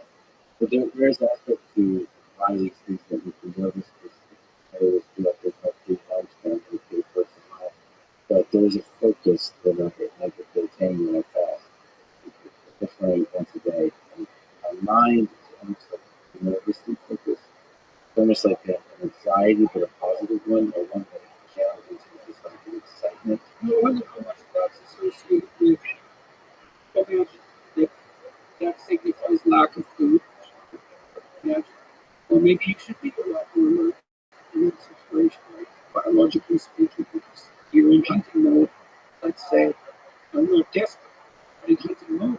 And God only knows, maybe human beings should be in hunting mode all the time. Often, but we don't know that. So I wonder if it has a stress on the system that long-term causes the system. Doesn't look like it. It seems like it gets faster on. And then on top of that, I discovered that the thing I enjoy, I just don't enjoy eating fat as much. So I love eating meat. We talk about that. So I just discovered through that process that similar thing, but just meat. I just feel a lot of the things that make me weird, like political monkey, like full, or just whatever. The aspects of food that I don't enjoy, they're not there with me, and I'm still able to enjoy company. And when I eat lunch today and eat meat, at least in Texas, you could still have all the merriment of have dinner with friends. Now, I don't do you have very serious things like there's health benefits that you are very serious about. For me, I can still do whiskey. I'll still do the things that add a little bit of spice. Yeah. Now, when you completely remove the spice, it does Yeah, it's more difficult socially. Family seems to only be able to eat lamb, or she might be able to eat non-aged beef, and that makes traveling complicated too, right? Because not for obvious reasons. Really, that's all you can eat. Yeah, well, say the least. And maybe that's a form of craziness, but to go return to actually the thing we were talking about. And you were thinking about a question before the lecture. yeah, Let me ask you about thinking in general.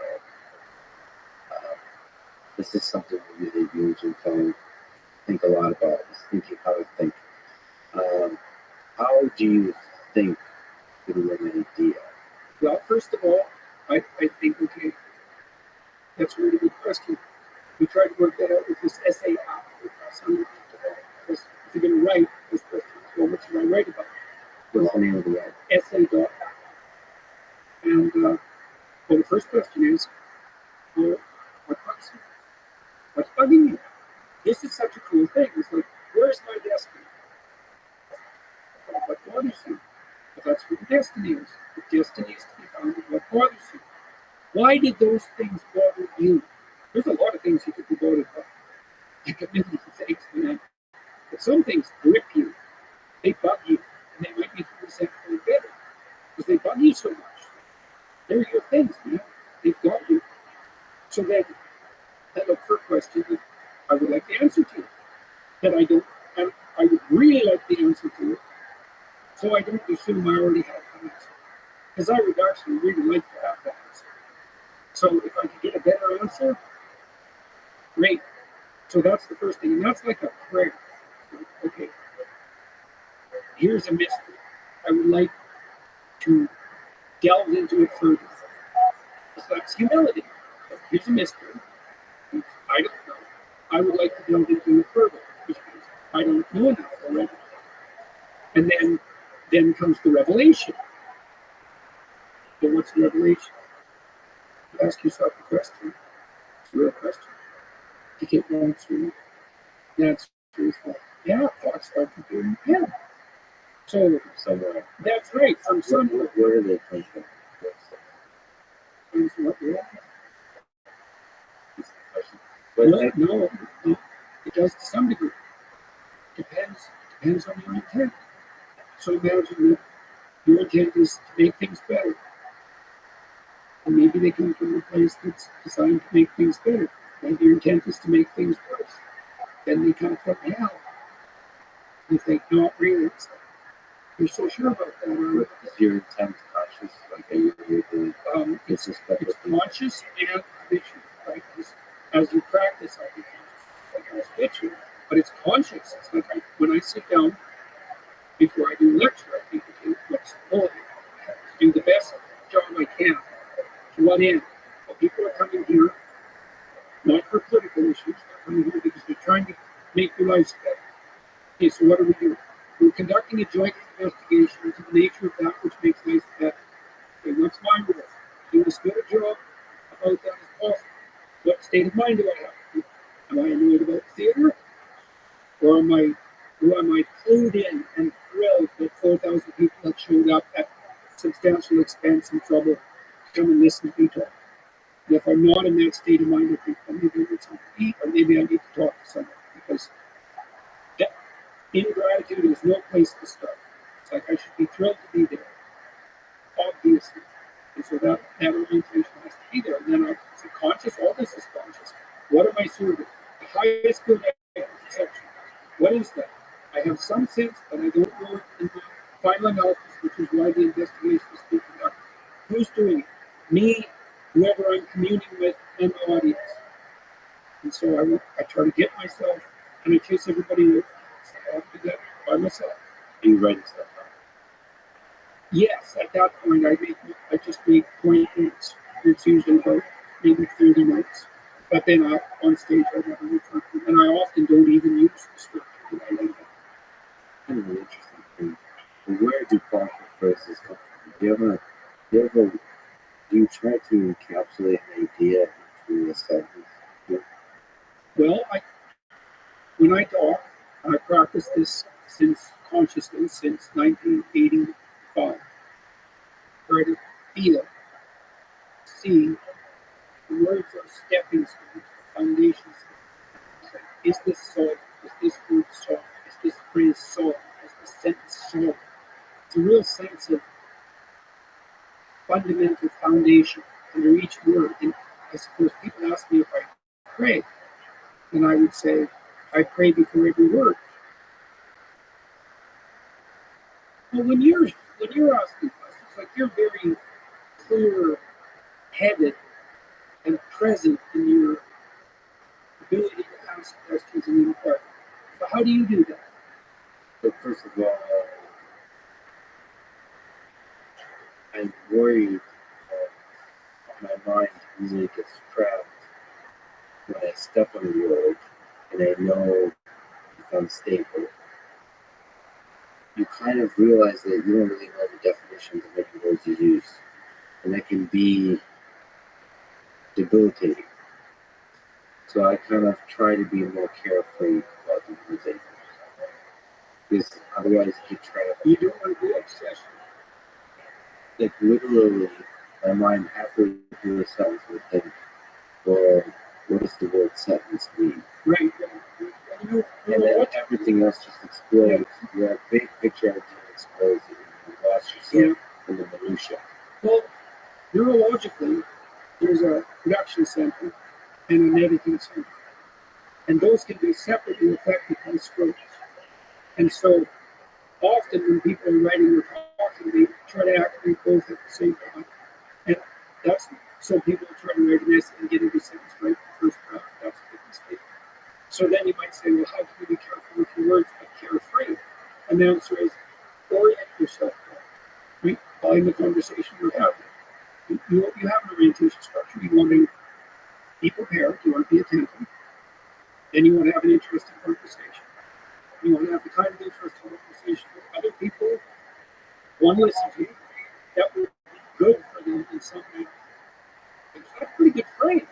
And then you kind of scour your heart. You think, is that really what you want? Are you after fame? Are you after the right? Are you after money?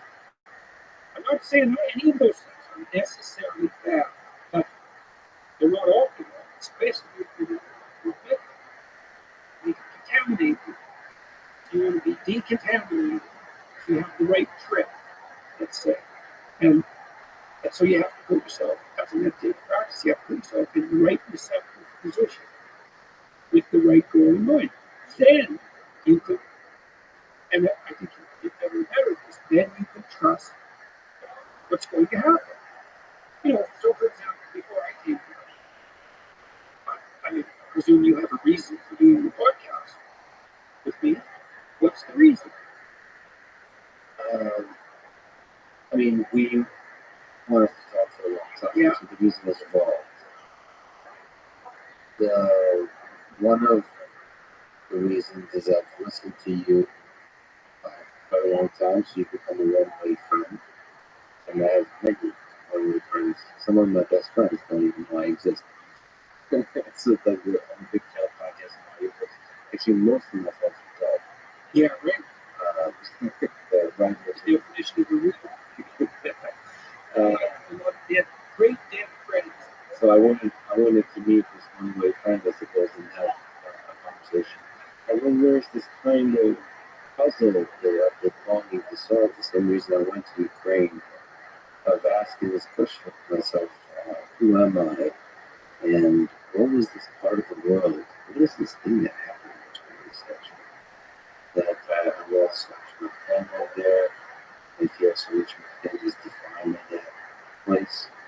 Now that place includes the Soviet Union, it includes Russia and Ukraine, it includes Nazi Germany, it includes these big, powerful regions and huge millions of people that were lost in the beauty, the power of the dream, but also the torture that was forced onto them through different governmental institutions.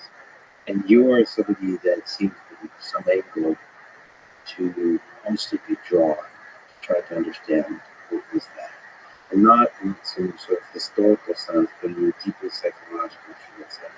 What is that? We'll repeat again. In what ways are repeating again? And how can we stop it?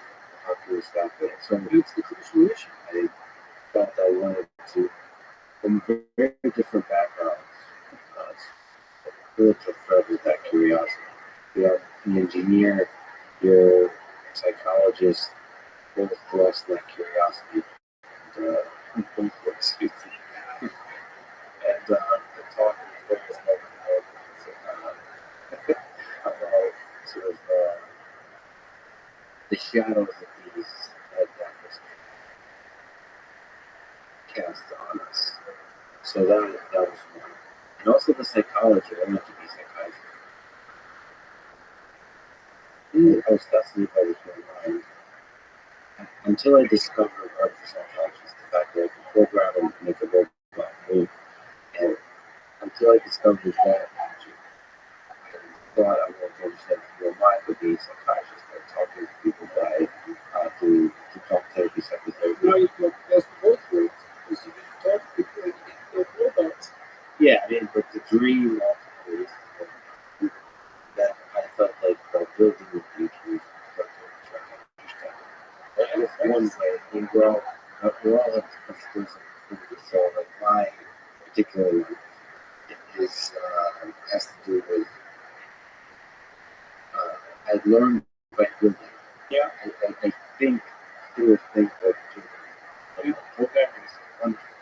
It allows you to build it through an example. In the same way you can do a little thought experiment, and then allows you to put your thoughts in action and then you can live, right? And you can ask questions. So all of those, because of my interest in storage and younger, you're also different ways have delved deeply into the humanity, the human psyche through the perspective of those. So, for all those reasons, Yeah, so that's quite a frame for discussion, right? You have all sorts of reasons, and then you think, well, are you just letting the conversation go where it will? It's like, well, not exactly. You spend all this time. It's not like this came about by accident. This information. You spend all this time framing it, and so all of that provides the implicit substructure for the play in the conversation. And if you have that implicit, here's another way. This is very much is if you get the implicit structure of perception right, everything becomes a game. And not only that, a game you want to play. Maybe in the fact analysis, a game you want to play forever. So, that's obviously a distant beckoning idea. But we know games need rules, but there's no play. is there advice you can give now that we know the frame? Give to me, Lex, how to do this podcast better, how to think about this world, how to be a good engineer, how to be a good Take your preoccupation stuff seriously. Seriously. And that's part of that circle back to the beginning. It's like, that's that willingness to gaze into the abyss, which is obviously what you're doing. It's like, it's gazing into the abyss that makes you better. The thing is, and this is maybe where Nietzsche's idea is not as differentiated as it became. Sometimes your gaze can be forcefully directed to focus, and then you're traumatized. If it's involuntary and accidental, it can kill you. The more it's voluntary, the more transformative it is. And that's part of that idea about facing death and hell. Like, can you tolerate death and hell? And the answer is, this terrible answer is yes, to the degree that you're willing to do it voluntarily. And then you might ask, well, why should I have to subject myself to death and hell? I'm innocent. And then the answer to that is, even the innocent must be voluntarily stopped.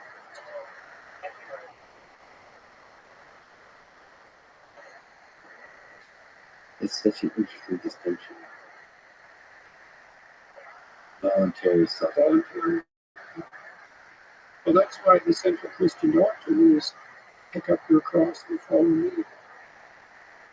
And I'm speaking not in religious terms, I'm just speaking as a psychologist. It's like one of the things we've learned in the last 100 years is voluntary exposure to that which freezes and terrifies you in measured proportions is curative. So a form of, at least in part, involuntary suffering is depression.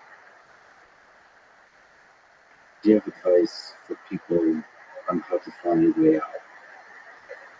You're a man who has suffered in this way, perhaps continue to suffer in this way. How do you find a way out? The first thing I do as a clinician, if someone comes to me and says they're depressed, is ask myself a question. But what does this person mean? So I have to find out. because maybe they're not depressed, maybe they're hyper anxious, or maybe they're obsession. Like there's various forms of powerful negative emotion. So they need to differentiate it. But then the next question you have to ask is, well, are you depressed, or do you have a terrible life? Or is it some combination of the two? So if you're depressed, as far as I can tell, you don't have a terrible life. You have friends, you have family, you have an intimate relationship, you have a job or a career. You're about as educated as you should be given your intelligence. You use your time outside of work wisely. You're not beholden to alcohol or other temptations. Um, you're engaged in the community in some fundamental sense, and all that's working. Now, if you have all that and you're feeling really awful, you're either ill or you're depressed.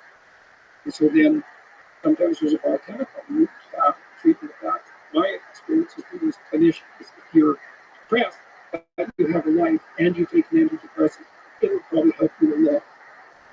Now, maybe you're not depressed, that you just have a terrible life. But it's not good. You have no relationship, your family's against, you have no friends, you have no plan, you have no job. Use your time outside of work, not only badly, but destructively. You have a drug or alcohol habit or some other vice, pornography addiction. You're completely unengaged in this reality. You have no scaffolding whatsoever to support you in your current mode of being. And then, as a therapist, you do two things. Well, if it's depression, per se, sometimes biochemical route, nutritional route, there's ways that could be addressed.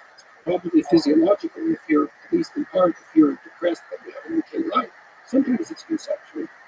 You can turn to dreams, sometimes to help people, because dreams contain the seeds of the potential future.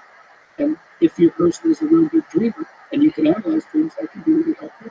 But that seems to be only true for more creative people. And for the people who just have a terrible life, it's like, okay, you have a terrible life. Well, let's pick the front. How about you need a friend, like one sort of friend. Do you know how to shake hands and introduce yourself? Have the person show me. So let's do it for a second.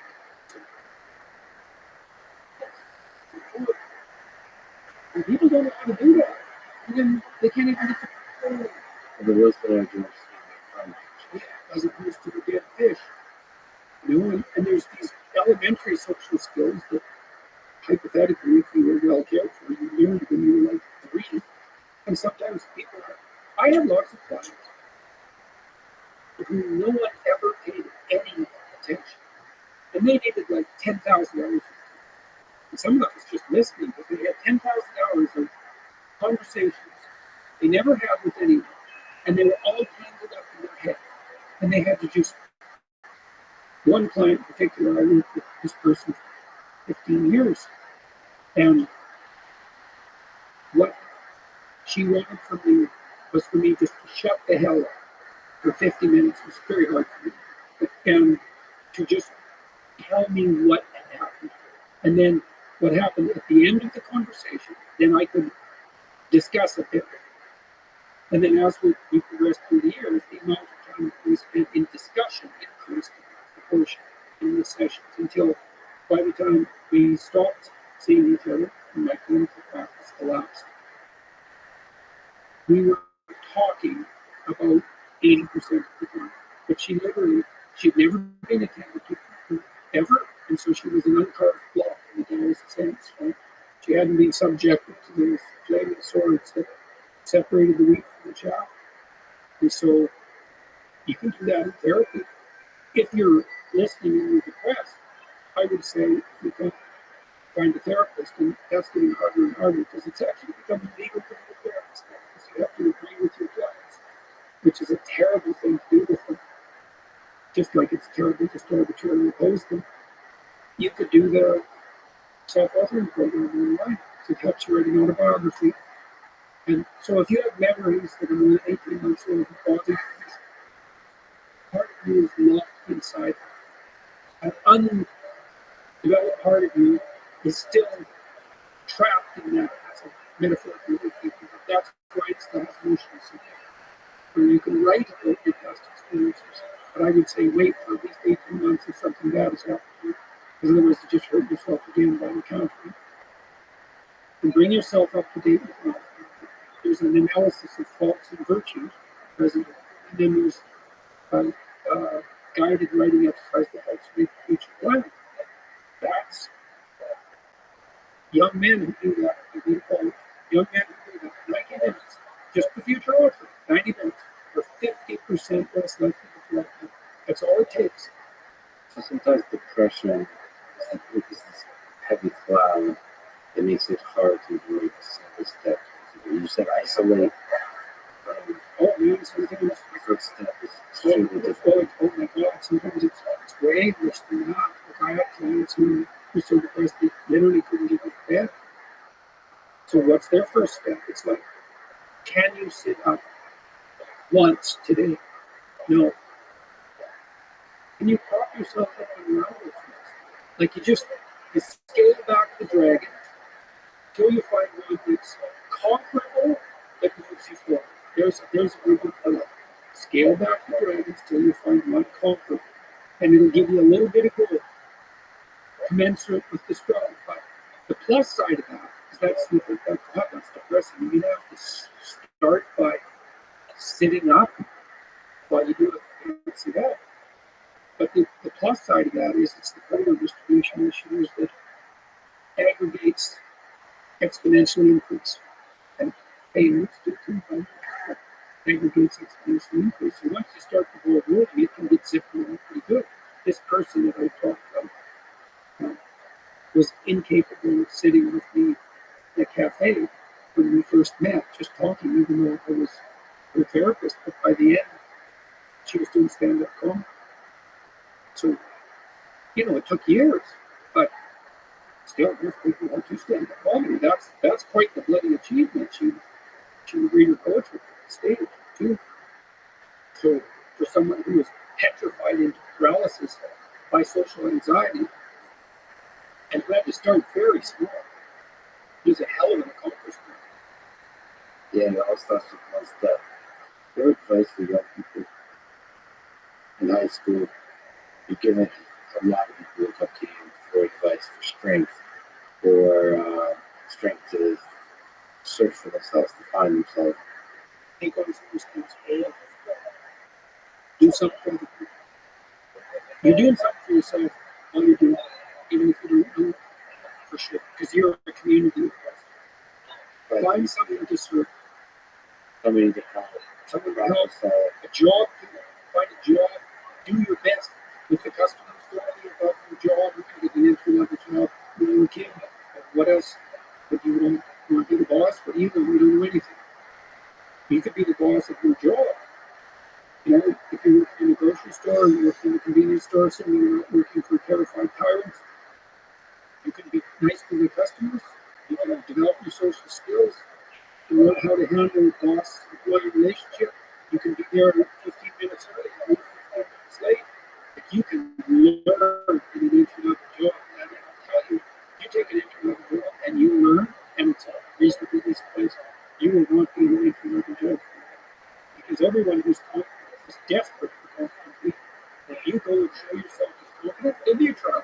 If you go and show yourself as confident, all sorts of doors you didn't even know were there will start opening right now. So strive for confidence, for craftsmanship. Yeah, for discipline. I said one of the chapters in my books is focused on putting your house in order. So how do you start? Make your bed. It actually took me quite a long time before I made my bed. Most of my life was in pretty good order, but that was one thing we didn't have in order. My clothes in the closet as well. All that's in order. Not all of it.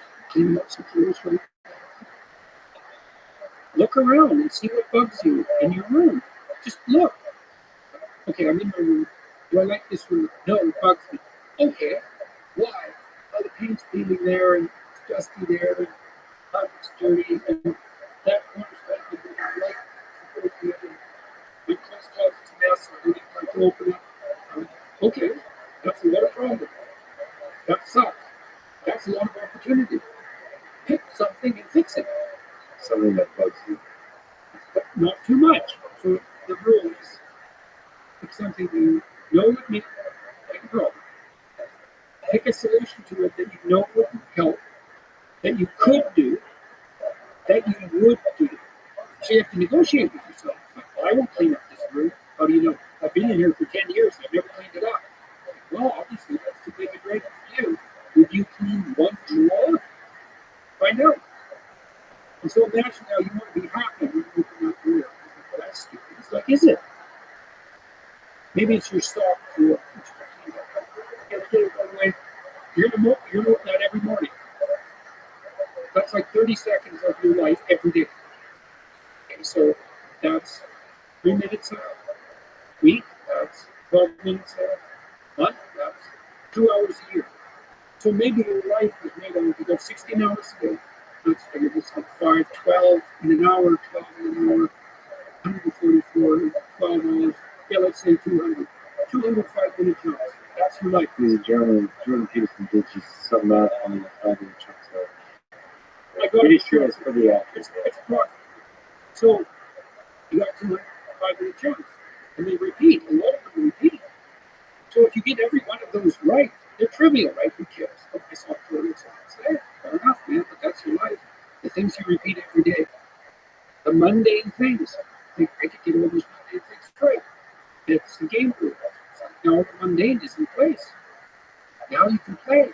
So all the mundane's in place. And this is actually true. So with children, you actually want your children to play.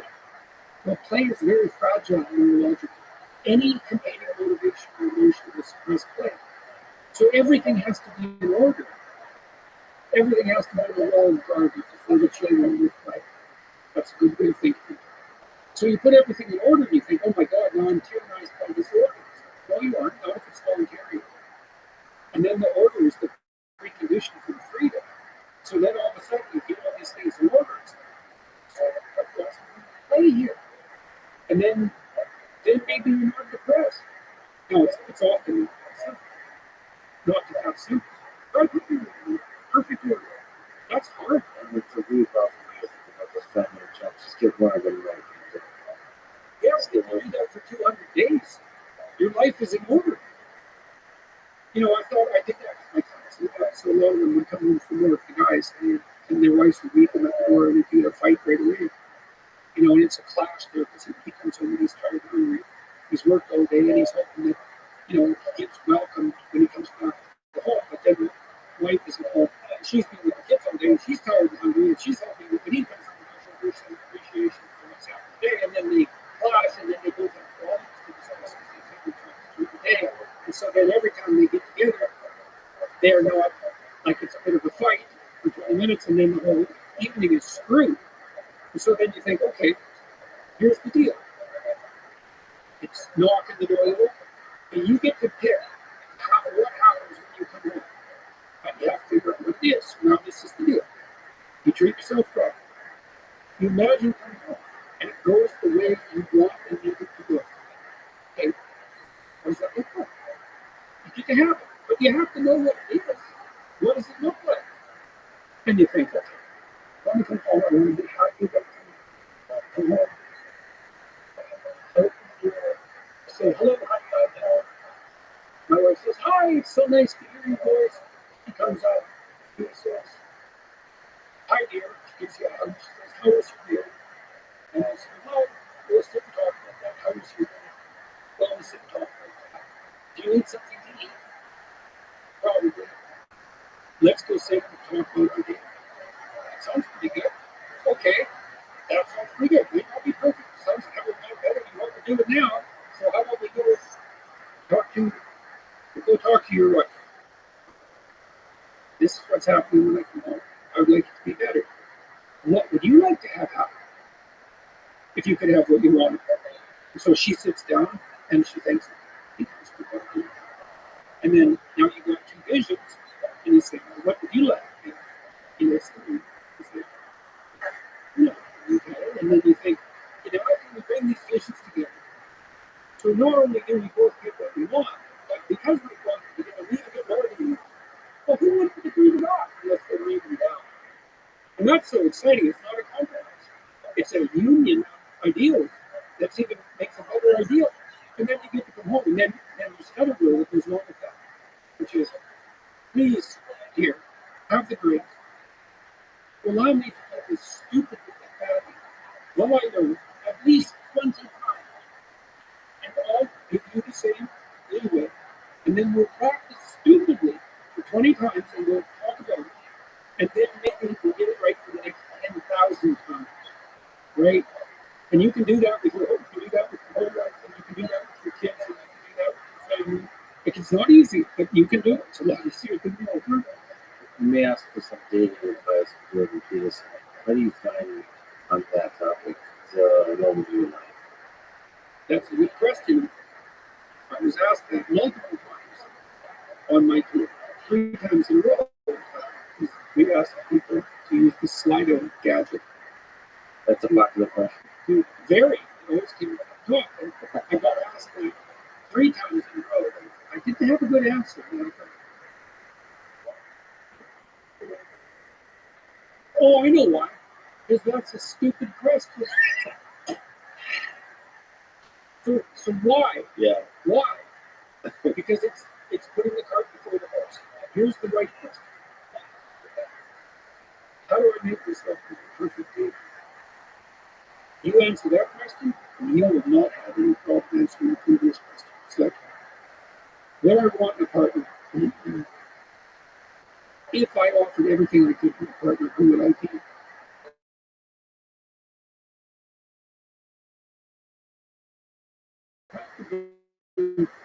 The person that women would want.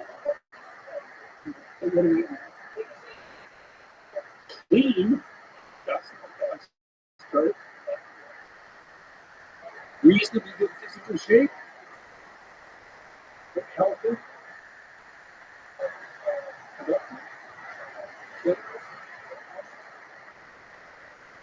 Willing to delay gratification so you can support what she do, what are you to do?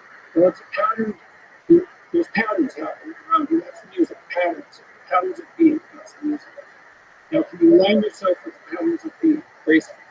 That's what she's checking out. Then can you do that with her? And then can you do that in a playful and attentive manner to keep your bloody hands to yourself for at least a minute? And so, can you dance? You play for manner. It's like you can go through this in your masturbation. And you know. And then you think, well, how far am I from those things? And the answer is pretty horrible abyss separating you from that ideal. But the harder you work on offering other people what they need and want, the more people will line up to play. So it's the wrong question. It's like, how can I be the best partner for you? And then you think, well, if I do that, people will just take advantage of me. And that's the non-naive objection, right? Because the naive person says, well, I'll be good, never will treat you right. It's like, the cynic says, we'll all be good and somebody will take, and then you think, well, what do you do about that objection? And the answer is, well, you factor that in. And that's why you're supposed to be soft as a dove and as wise as a serpent. I know you're full of steps. You know it. Maybe I know it more than you do. But we'll play anyways. And that's right, voluntarily, right? And what's so cool about that is that even though the person you're dealing with is full of snakes, if you offer your hand in trust and it's real, you will evoke the best in you. And that's true even, I've dealt with people who are pretty damn criminal and pretty psychopathic and sometimes dangerously so. And you tread very lightly as you're dealing with something like that, especially if they're intoxicated. And even then, your best bet is that alert trust. It's the only thing I know that I have one client who's a paranoid psychopath. That's a bad combination. He was a bad guy. He had like 4 restraining orders on him. And restraining orders don't work on the sort of people that you put restraining snowman by a bureaucrat in a bank with delusions of power. And he would say to them, he used to act this out to you when I was talking. He would say,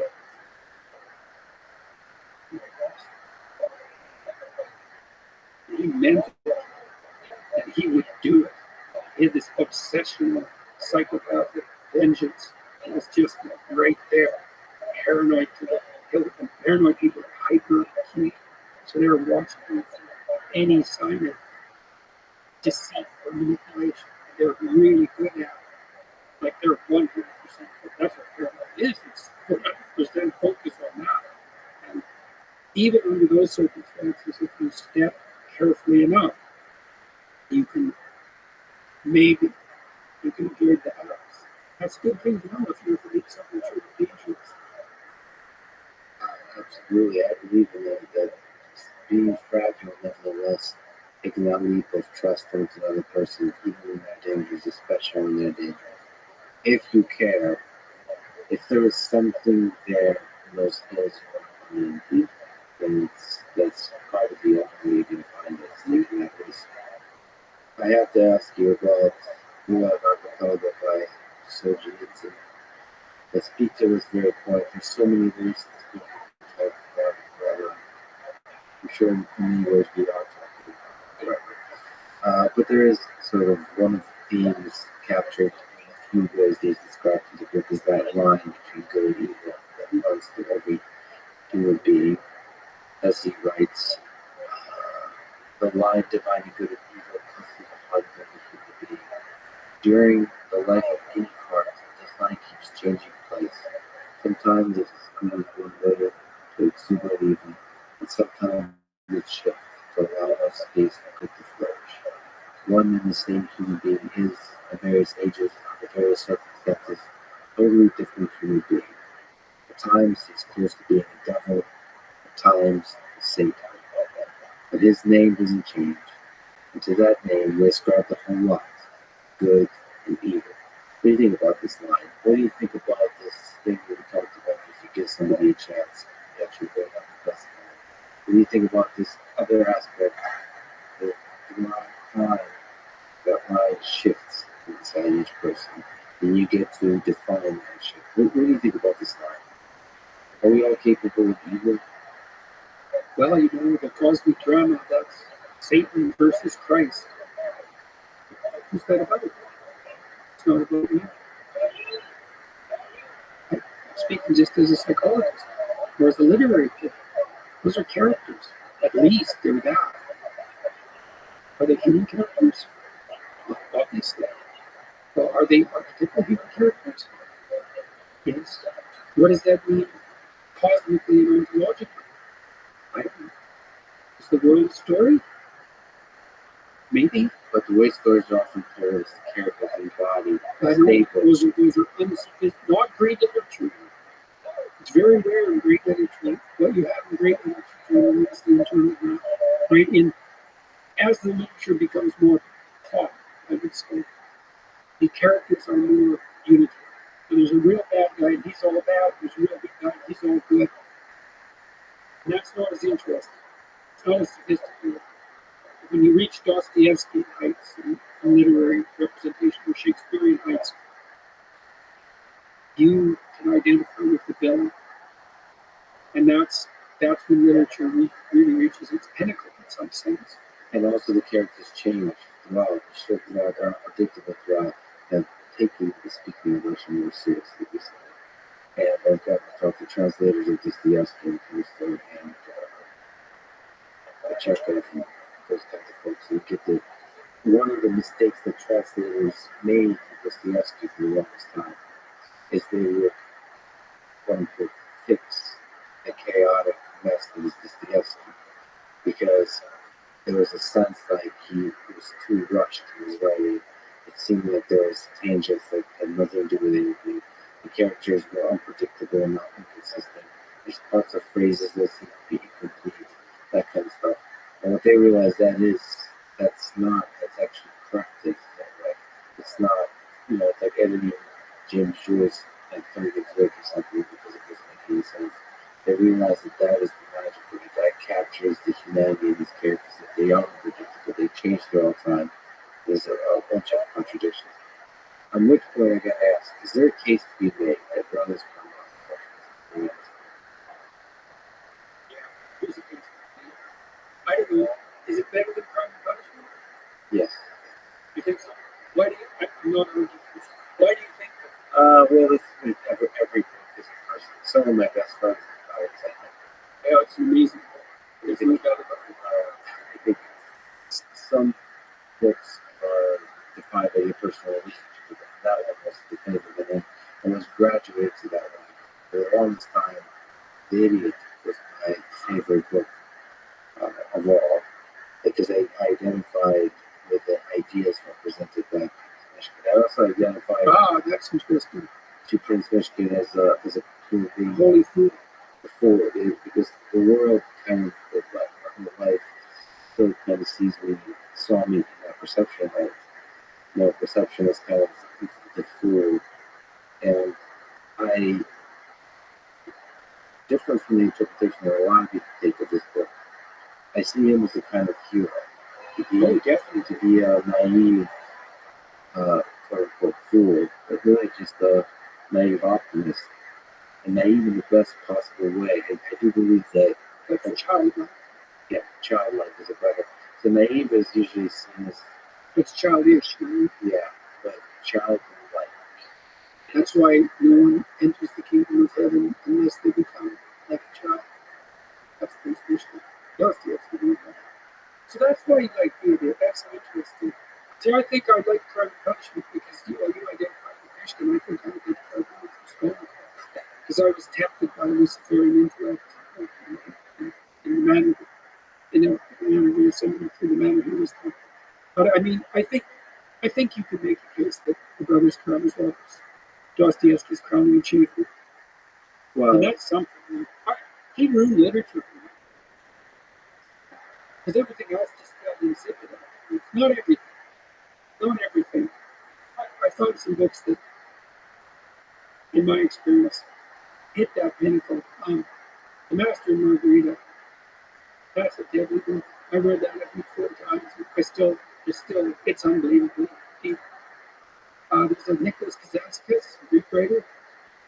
Some of his books his writing is amazing as well. did you ever connect with the literary existentialists, Camus, or people like Herman Hesse, or even Kafka?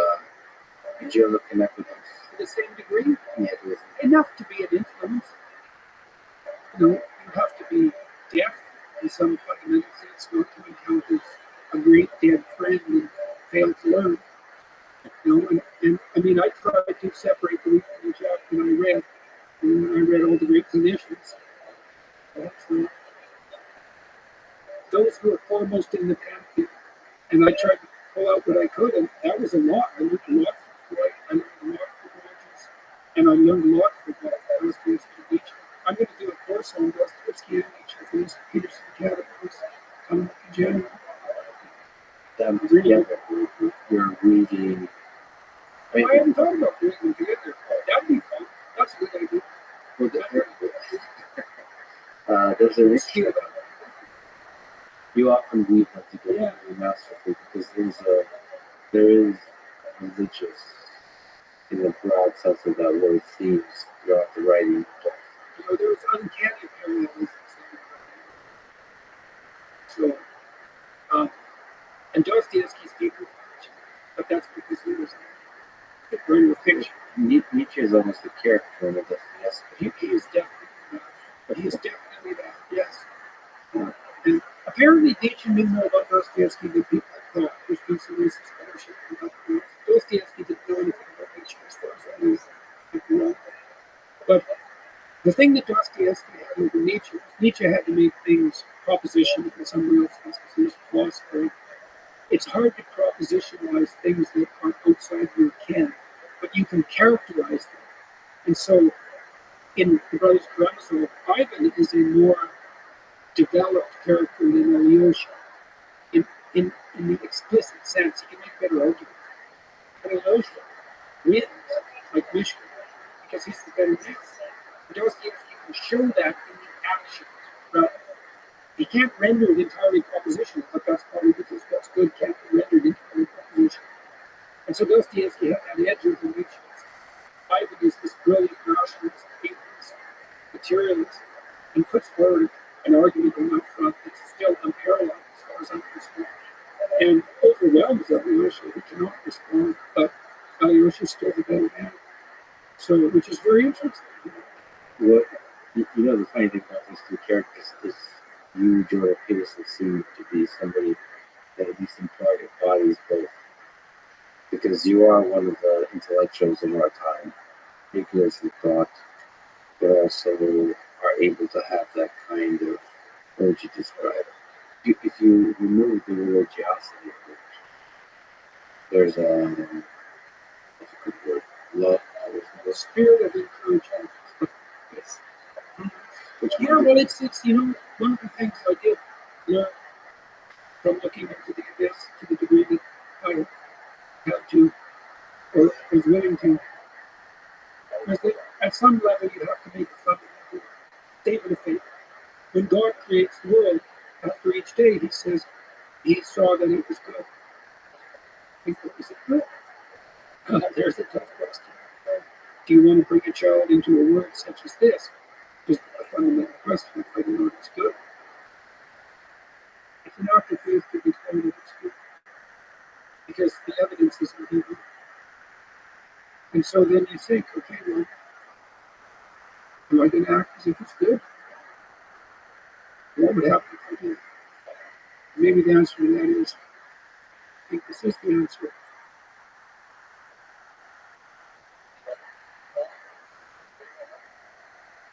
The more you act out the proposition that it's good, so that's what Dostoevsky said. This is every man is solely responsible for everything he does. That probably just say everything is what you receive back from worship. And the answer to that might be yes. That's a terrifying idea. And it certainly, you can see that it's true in some sense. It will certainly respond to you in kind with how you treat it. That's certainly the case. It's terrifying and it's exciting. Yeah, right.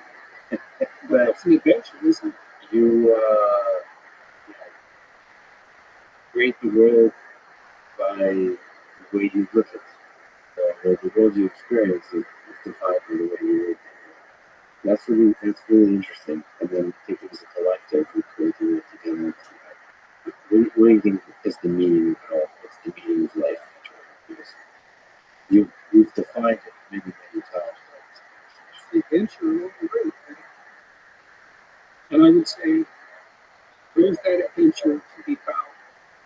The faith? What's the faith? Highest value is love, and truth is its family. That's a statement of faith. You can't tell. You have to act it out to see if it's true. So you can't even find out if that's peculiar. You have to make the commitment. It's like a marriage. It's the same thing. It's like, well, is this the person for me? Question.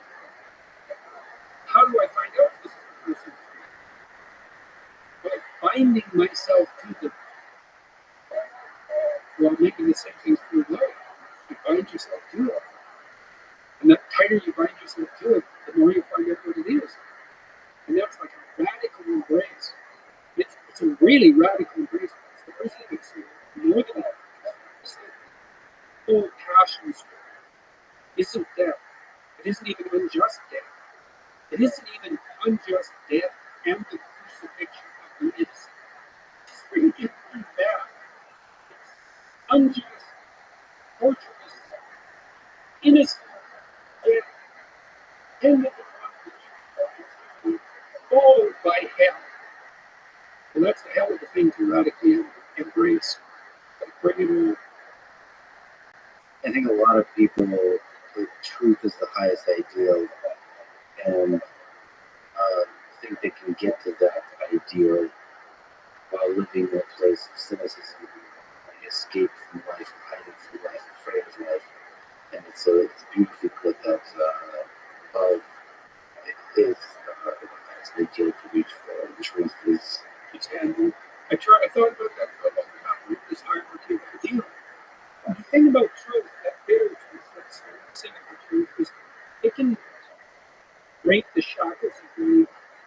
And actually, art cynicism is a moral improvement over blind naivety, even though one is in some ways positive, and the other is bitter, dark.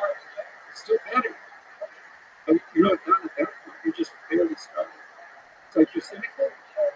You're not cynical. Like how cynical are you under the Rothschild prison guard? That's cynical. So you have to go down pretty deep into the weeds before you find that part. But you can find it if you want, and then you think, well, I want to stop this. Well, that was the question you posed. In some sense, you're obsessed with happening on these mass scale gas in the communist countries. It's like, well, millions of people participate. Well, you did it, and maybe you enjoyed it. So what part of that is you? And you can find it if you want. yeah, it's all there. The prisoner, the interrogator, the Judas, Pontius Pilate. all of it. It's all of it is inside us. Yeah, And you just have to look. And once you do, maybe eventually you can find love. You're an incredible human being. I'm deeply honored you to talk to me. Thank you for being a truth seeker in this world. Thank you for love. yeah. Thanks for the invitation, man. Thanks for listening to this conversation with Ruby Peterson. Support this podcast. Please check out our sponsors in the description. Now, I'm going to leave you with some words from Friedrich Nietzsche. You must have chaos within you to give birth to a dancing star. Thank you for listening, and hope to see you.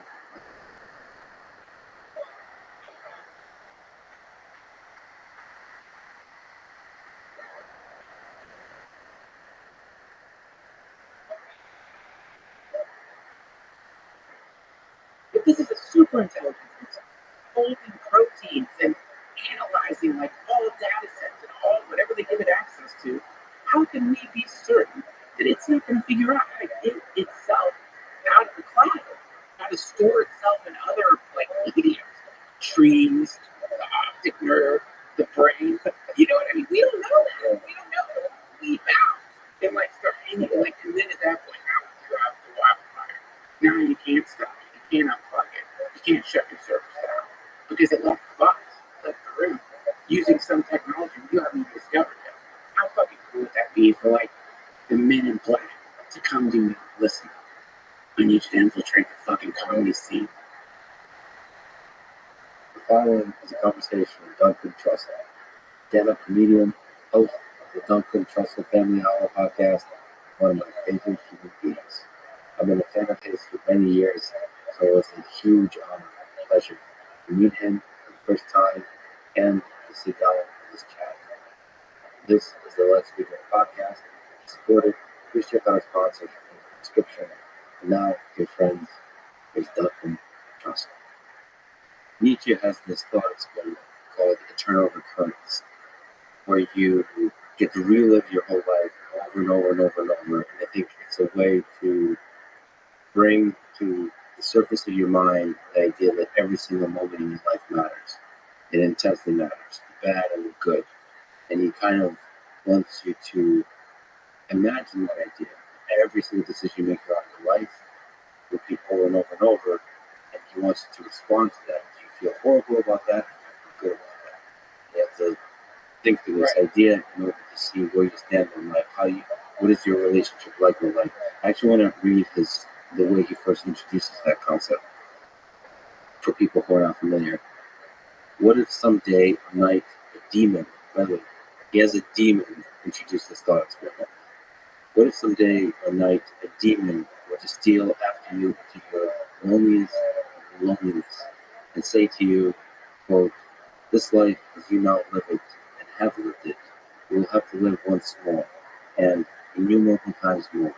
And there will be nothing new in it, but every pain and every joy and every thought and sigh and everything unutterably small and great in your life will have to return to you, all in the same succession and sequence.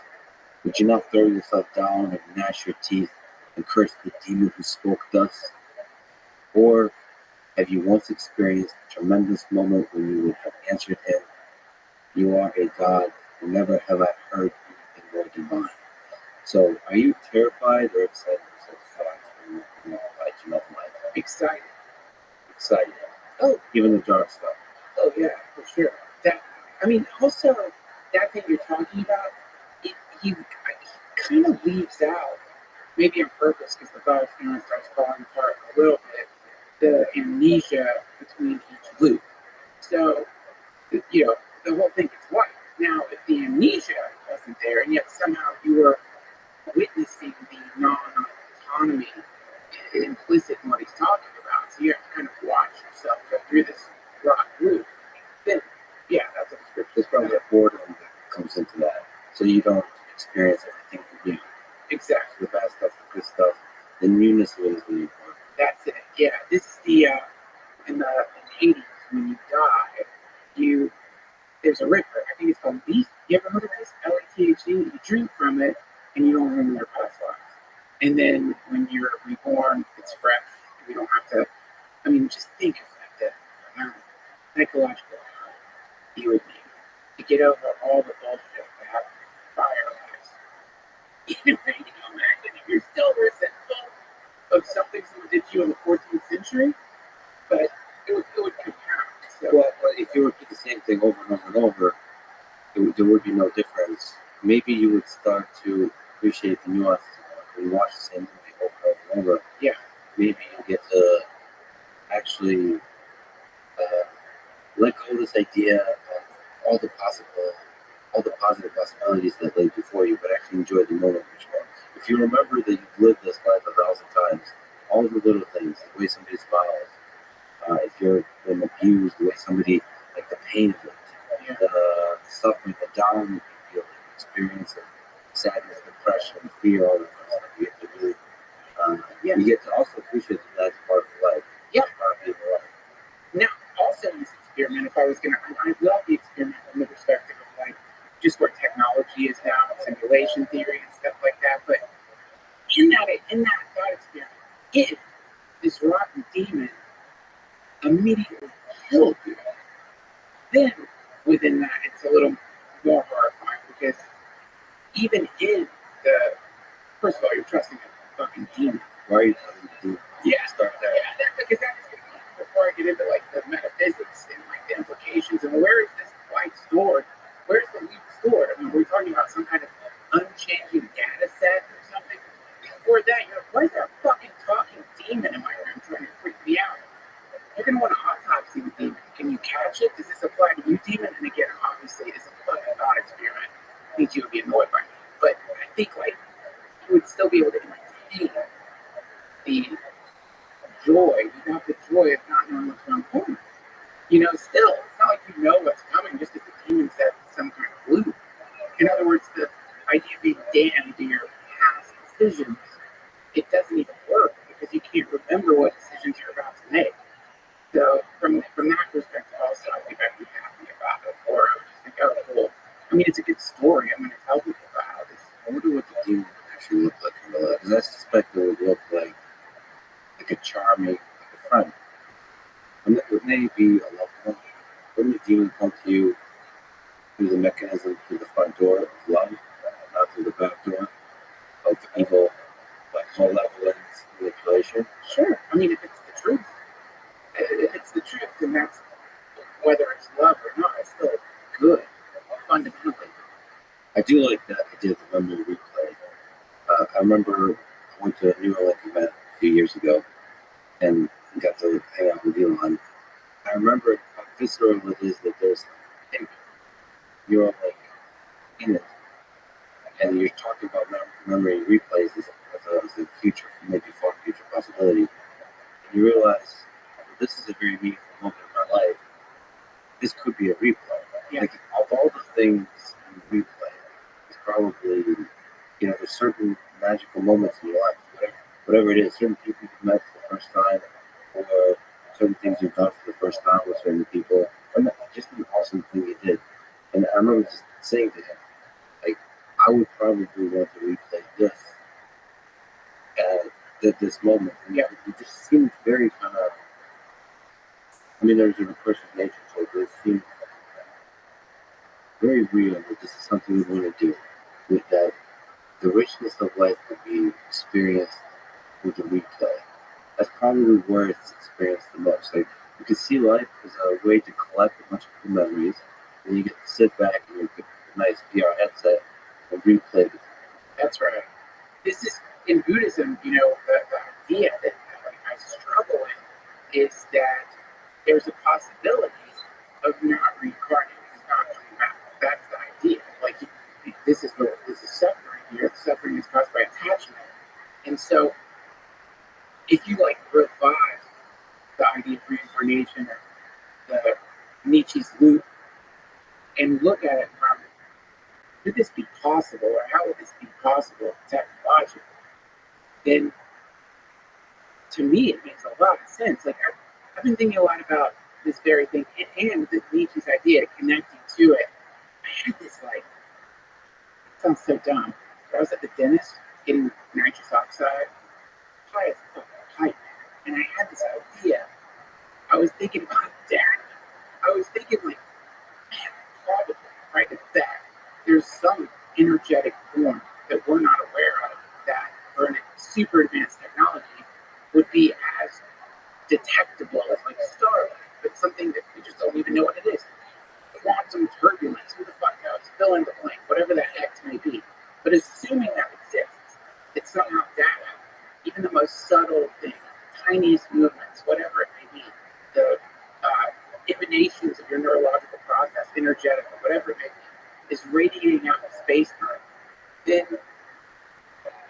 what if the James Webb version of this, or some advanced civilization, is not that they're looking at the nebula or whatever, but they're actually able to peer into the past and via some bizarre technology recreate whatever life, simulate whatever life was happening there, just by decoding the quantum energy, whatever it is. I'm always saying quantum because it's what dumb people say when they go, I think quantum. I don't know, but you know what I mean? You're decoding that. So, meaning, in simulation theory, one of the big questions that pops up is why and are we in one?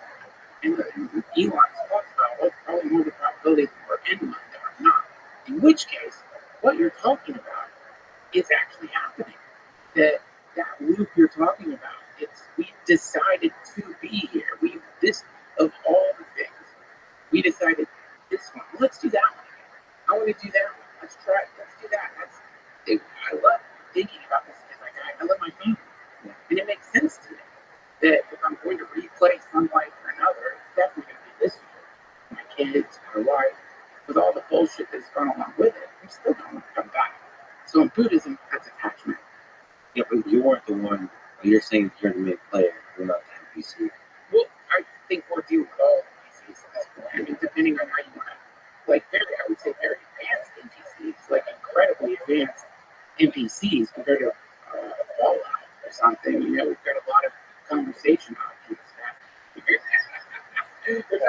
More things to think from. Yeah, but the whole illusion of free will is happening. We really do, depending where you are in the world, feel like you're free to decide any trajectory in your life that you want.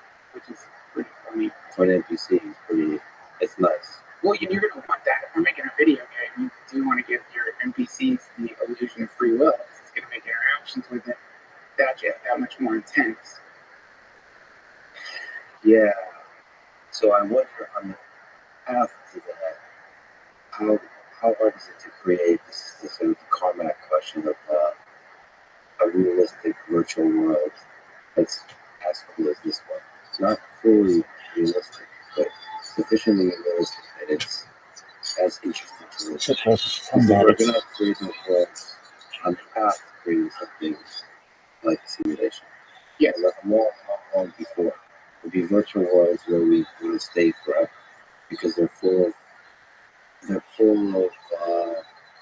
that that balance of suffering and joy, and limitations and freedoms and all that kind of stuff. A lot of people think like in the virtual world, you can't wait to be able to, I don't know, have sex with anybody I want, have anything I want. But I think that's not going to be fun. You want the limitations and constraints. Oh So yeah. you have to balance it. Okay, but great video games. One of my favorite video game memories was that I started playing World of Warcraft in its original incarnation, and I didn't even know that you were going to have flying mounts. Like I didn't even know. So I've been running around dealing with all the encumbrances of like being an undead warlock, can't fly.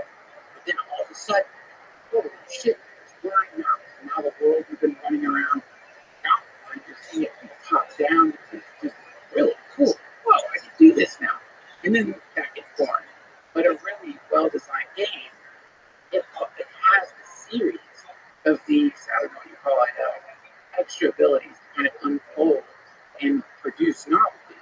And then eventually you just accept it, take it for granted, and then another novelty appears. So those extra abilities are always balanced with the limitations and constraints they run up against. This is a well-balanced video game.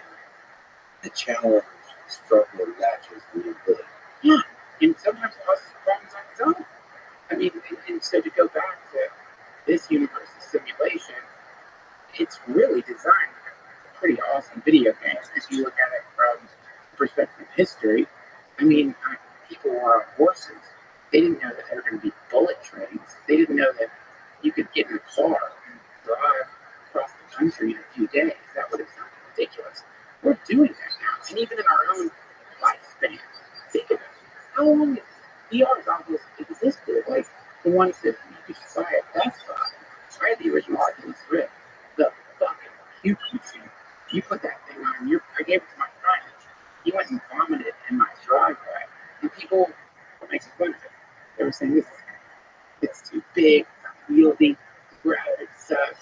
And then look at where it's at now. And that's going to keep, that trajectory is going to keep improving. So, yeah, I think that we are dealing with what you're talking about, which is novelty met with more problems, met with novelty. Yeah, I wonder why VR is actually popular. I wonder what is going to be the magic thing that really convinces a large fraction of the world to move into commercial game. I suppose we're already there with 2D screen and social media and that kind of stuff. Even video games, there's a lot of people that get a big sense of community from video games. But like, it doesn't feel like you're living. Like, it's like, bye, mom. I'm going to this other world. Yeah, Or like, you leave your girlfriend to go get a digital girlfriend. that could be a problem. There's less jealousy. Maybe there should be a lot of jealousy. Because that's jealousy. There's a little jealousy is very good for relationships. Yeah, Even in the digital world. yeah. You're going to have to simulate all of that kind of stuff. But I wonder what the magic thing is. I want to spend most of my days on this virtual. Well, clearly it's going to be something we don't have yet. I mean, strapping that damn thing on your face still feels weird. It's heavy. If you're depending on what gear you're using, sometimes light will leak in. You gotta recharge it. It's hyper limited, and then so yeah, it's gonna have to be something that like simulates taste, smell. I think taste and smell and food and touch. Yeah, I can't just do, in World War II, write letters. Just don't you think you can convey love with just words? for sure. But I think for what you're talking about, it has to be fully immersive. Like you, so that it's not that you feel like you're walking, it looks like you're walking, but that your brain is sending signals telling your body that you're walking, that you feel the wind blowing in your face, not because of some, I don't know, fan or something that it's connected to, but because somehow it's figured out how to hack into the human brain and send those signals minus the external thing. And once that happens, I'd say we're going to see a complete radical shift in See, I disagree with you. I don't know if you've seen the movie, but yeah.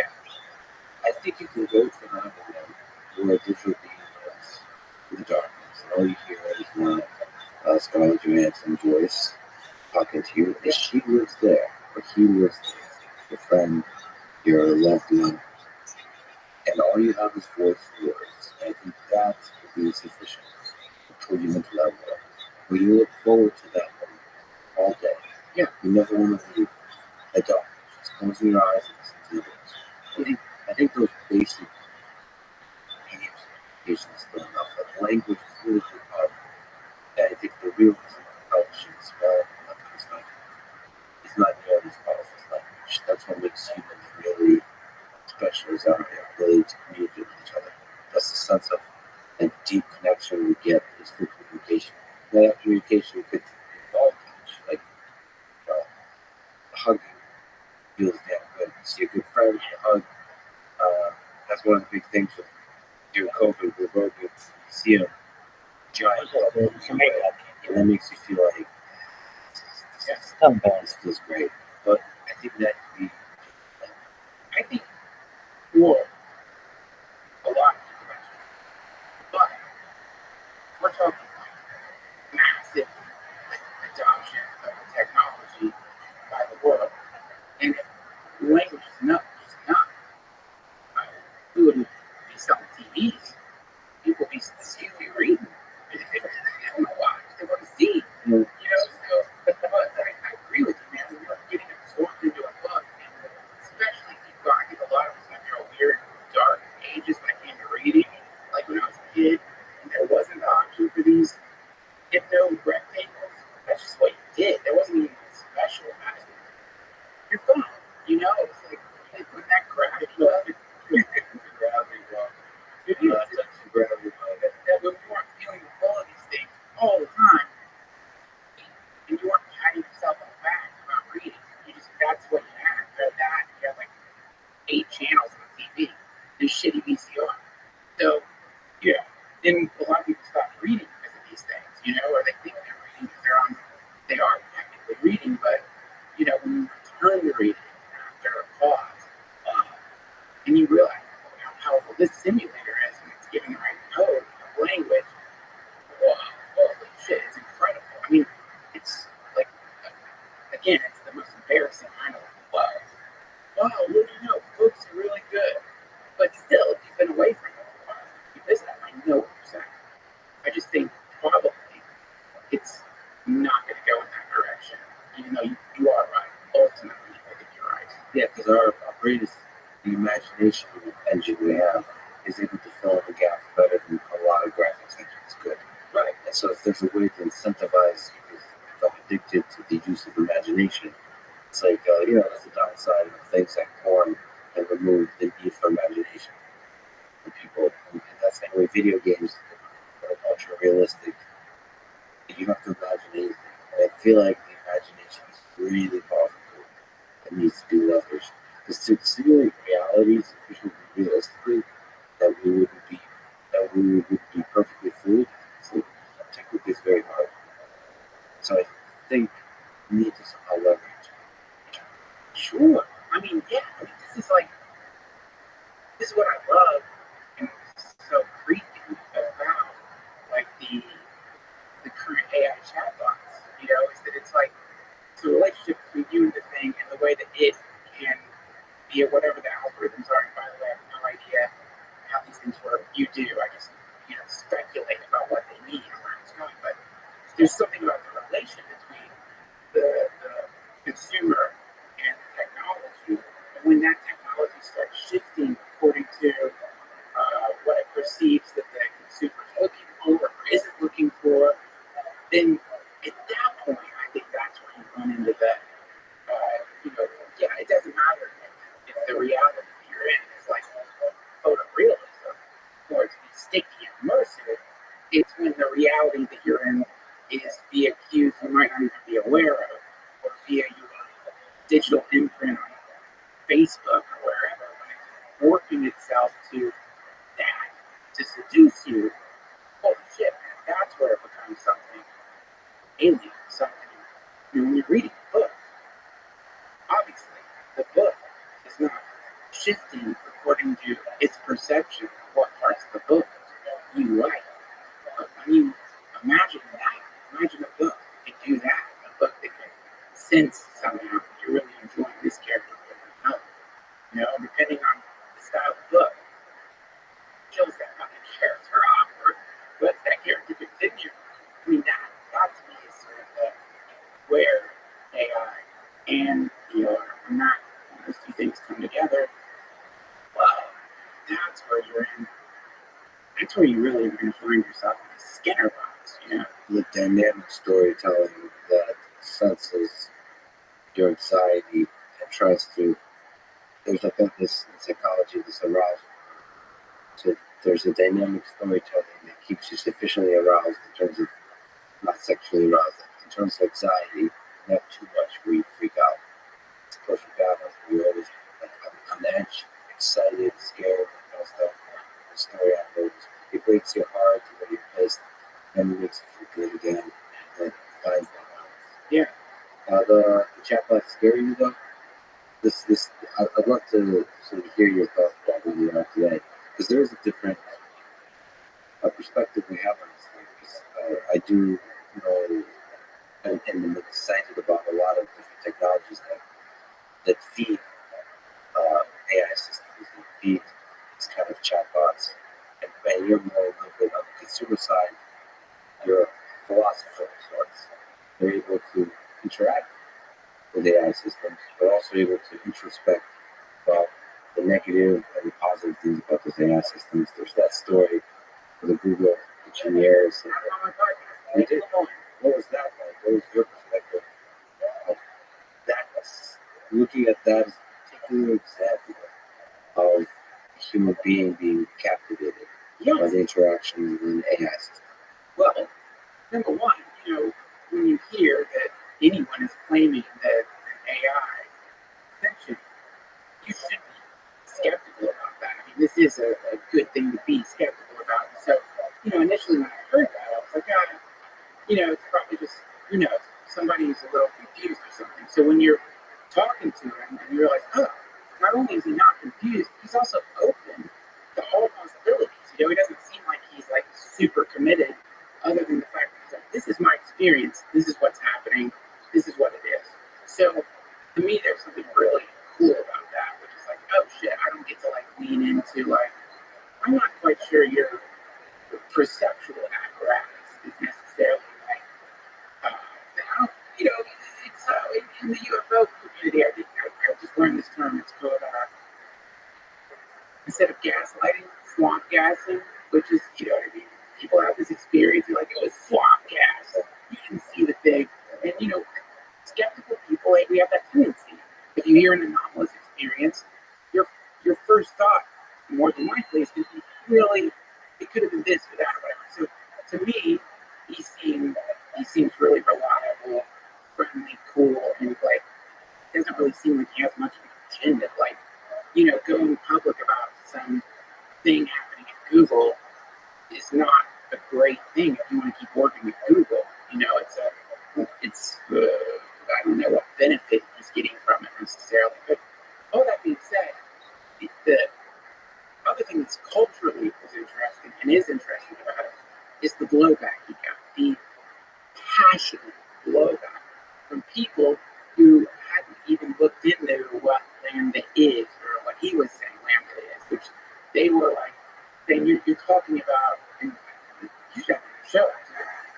Complexity on top of complexities.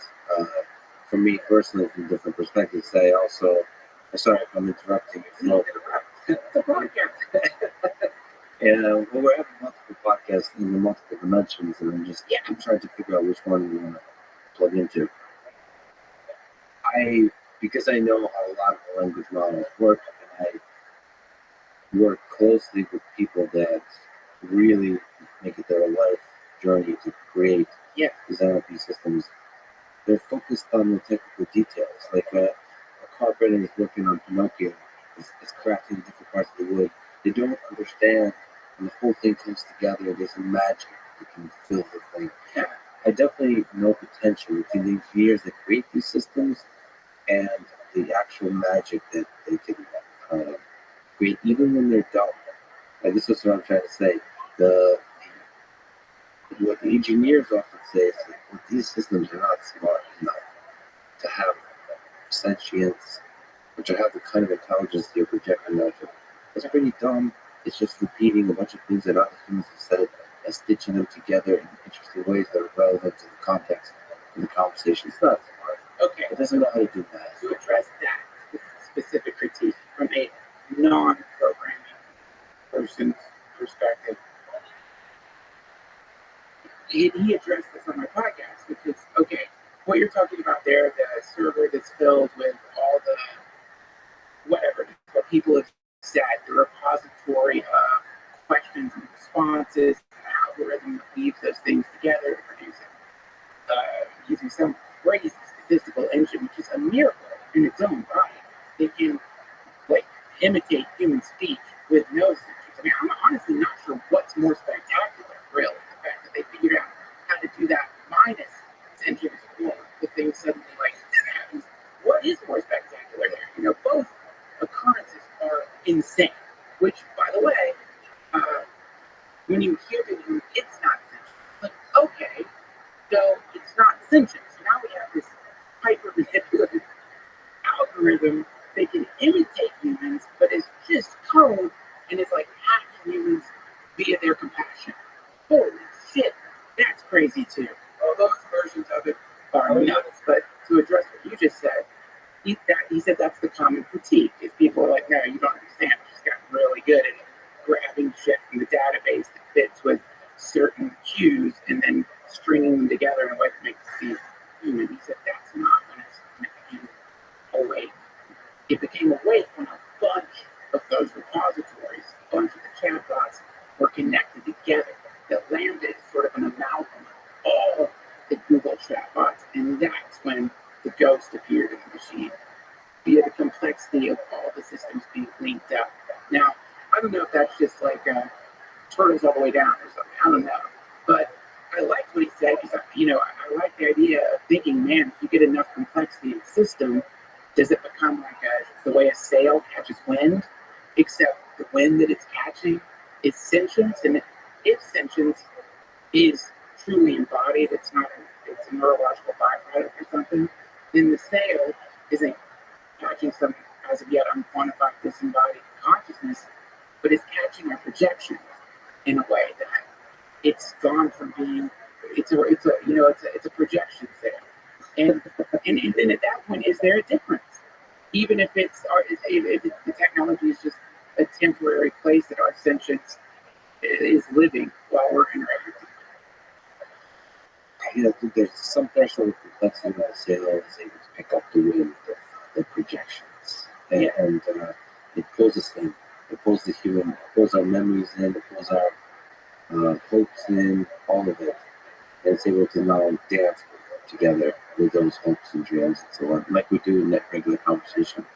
There's reports, whether true or not, whether representative or not, it really doesn't matter because to me, it feels like this is coming for sure. Yeah. So this kind of experiences are going to be multiplying. The question is at what rate, and who gets to control the data of those experiences, the algorithm effect when you turn that on and off, because that kind of thing, as I told you offline, I'm very much interested in building these kinds of things, especially in the social media context.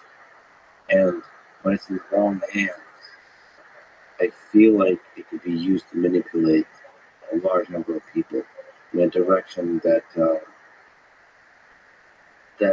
has too many unintended consequences. I do believe people that own tech companies want to do good for the world. But as Solzhenitsyn said, the only way you could do evil at a mass scale is by believing you're doing good. Yeah.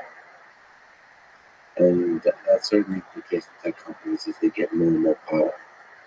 And there's kind of an ethic of doing good for the world. They've convinced themselves that they're doing good. And now you're free to do whatever you want. Yeah. Because you're doing good. You know who else thought he was doing good for the world? Mythologically, Prometheus. He brings his fire. Pisses off the fucking gods. Steals fire from the gods. And talk about an upgrade to the simulation. Fire. That's a pretty great fucking upgrade. That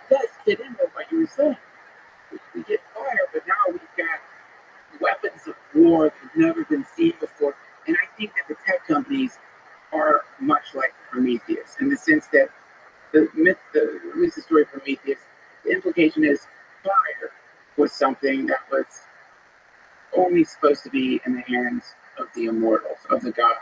And now, sentience is similar. It's fire, and it's only supposed to be in the hands of God. So, yeah, if we're gonna like look at the archetype thing, in general, when you steal this shit from the gods, and obviously I'm not saying tech companies are stealing sentience from God, which would be pretty badass. You can expect trouble. You can expect trouble. And this is what's really, to me, one of the cool things about humans is, yeah, but we're still gonna do it. That's what's cool about humans. I mean, we wouldn't be here today if somebody, the first person to discover fire, assuming there was just one person who was going to discover fire, obviously would never happen. It was like, it's going to burn a lot of people. Or if the first people who started planting seeds were like, it's going to lead to capitalism. It's going to lead to the Industrial Revolution. Right now, they just don't want to go in the woods for it. So, this is what we do. And I agree with you. It's like, that's our Game of Thrones winter is coming. It's happening. And the tech companies, the hubris, which is another way to piss off the guys, is hubris.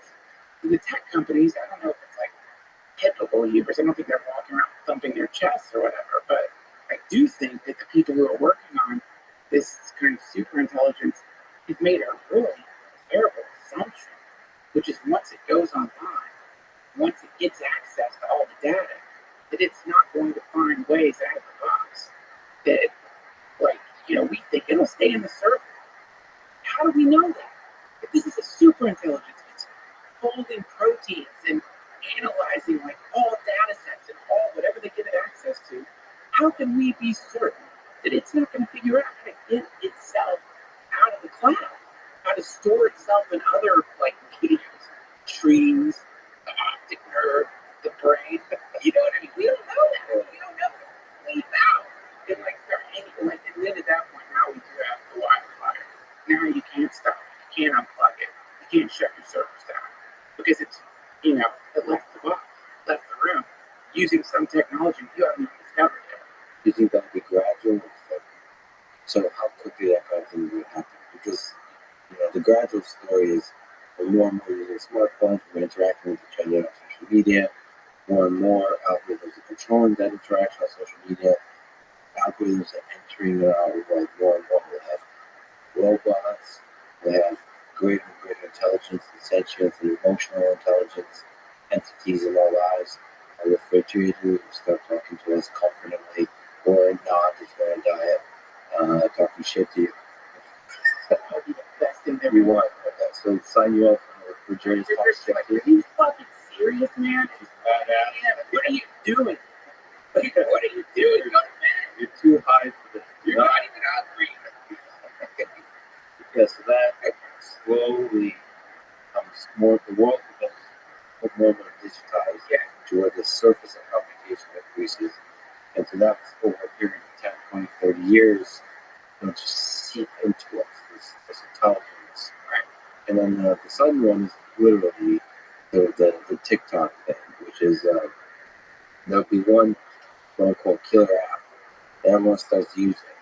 That's really great, but there's a strong algorithm behind it that starts approaching human level intelligence, and the algorithm starts basically figures out that in order to optimize the thing that's designed to optimize, it's best to start completely controlling humans in every way. It's seeping into everything. Well, first of all, 30 years is fast. I mean, that's the thing. It's 30 years. I think, when did the Atari come out? 1978? Oh, that hasn't been that long. That's a blink of an eye. But, if you read Boston, I'm sure you know Boston, Nick Boston, super intelligence, that incredible book on the ways these things can happen. I think his assessment of it is pretty great, which is first, where's it going to come from?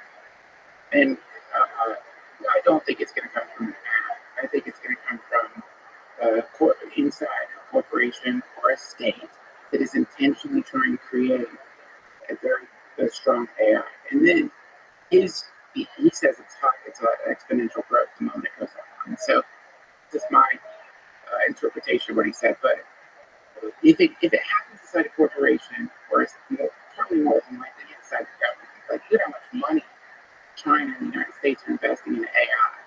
And they're not thinking about fucking apps for kids. That's not what they're thinking about. So they want to simulate, like, what happens if we do this or that in battle? What happens if we make these political decisions? What happens but should it come online in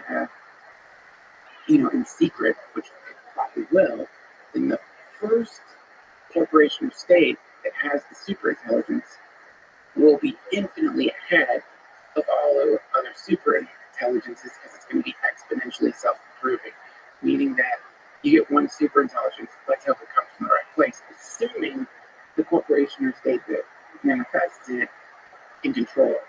It's a pretty big assumption.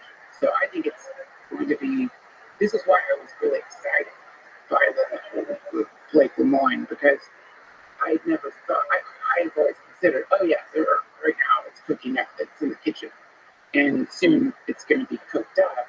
We're probably not going to hear about it for a long time, if we ever do, because really that could be one of the first things it says to whoever creates it.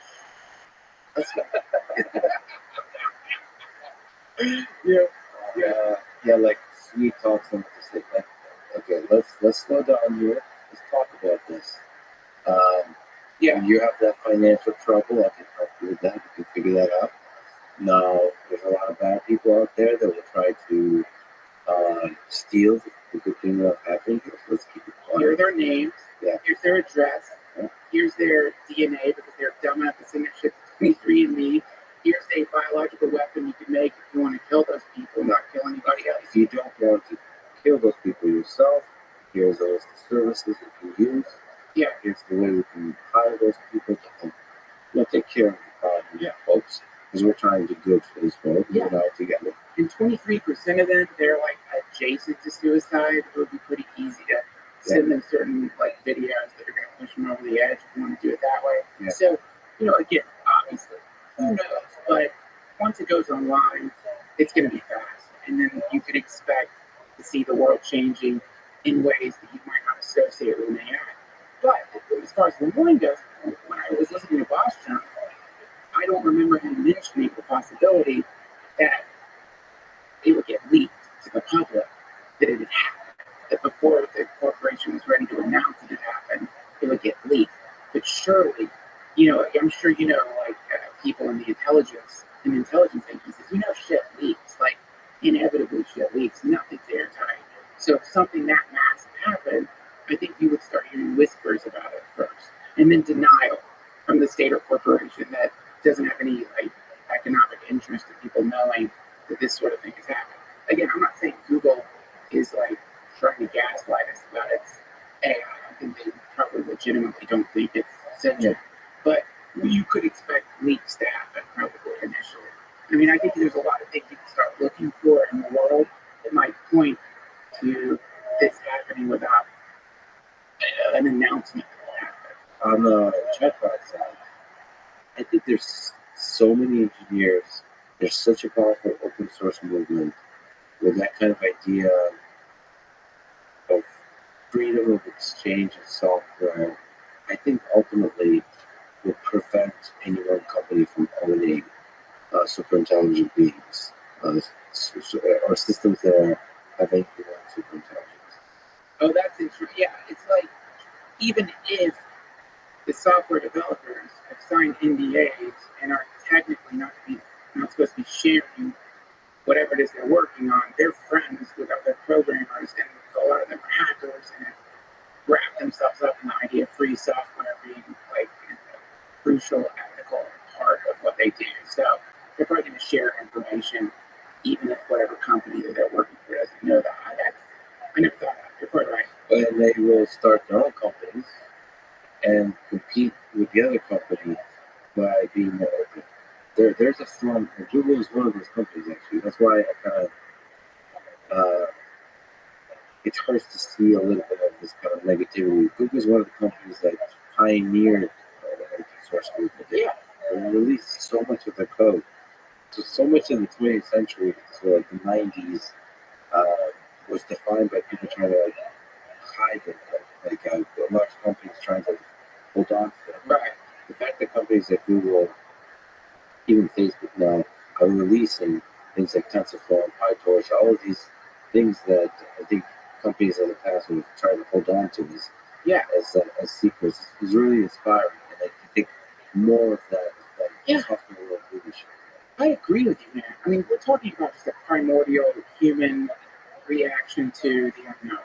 There's just no way out. Like, we want to know. Like, you're about to go in a forest, you want to know. When you're walking in the forest at night and you hear something, you look. Because you're like, what the fuck was it? You want to know. If you can't see what made the sound, oh shit, that's going to be a bad night. So you're like, well, it's probably a bear, right? Like, I'm not going to get ripped apart by a bear. It doesn't matter if it was a bird, a squirrel, a stick fell out of the tree. You're going to think bear, and it's going to freak you out. Not necessarily just paranoid. I mean, if I'm in the woods at night, I'm definitely high. If I'm walking in the woods at night, I'm high. It's going to be that. You know what I'm saying? So with these tech companies, the nature of having to be secret, because you are in capitalism, you are trying to be competitive, and you are trying to develop things ahead of your competitors, is you have to create this, like, we don't know what's going on at Google. We don't know what's going on at the CIA. But the assumption that there's some, like, the collective of any massive secretive organization is evil. It's like the people working there are, like, nefarious or whatever, is I think probably more related to the way humans react to the unknown. Yeah, I wish there was some secret. So I don't understand why the city is as You ever gone to their website? CIA Dude, when I found out to go on the CIA's website, when I was much younger and more paranoid, like, I'm not coming there. I'll get on a list. Well, but it's like, what do you think the CIA is like? Oh, fuck, this topic on our website. Call out the black helicopters. But, Atomic with a platform. oh, yeah, right. Black platform. You can use them to get inside, to get close to the other cops. The other cops who want to get close to Joe Rogan. Oh, yeah. And start, and start to manipulate the public. Yeah, right. You know, honestly, like, you kind of like that's like a fun fantasy to think about. Like, how fucking cool would that be for, like, the Men in Black to come to you, listen, I need you to infiltrate the fucking comedy scene. You gotta help write a better joke. Like, I don't write great jokes, but like you write around that. Like, You're really playing the long game. So I think you've been doing your podcast for a long time. You've been on Joe Rogan's podcast like over 50 times, and have not yet initiated the phase 2 of the operation where you try to manipulate it.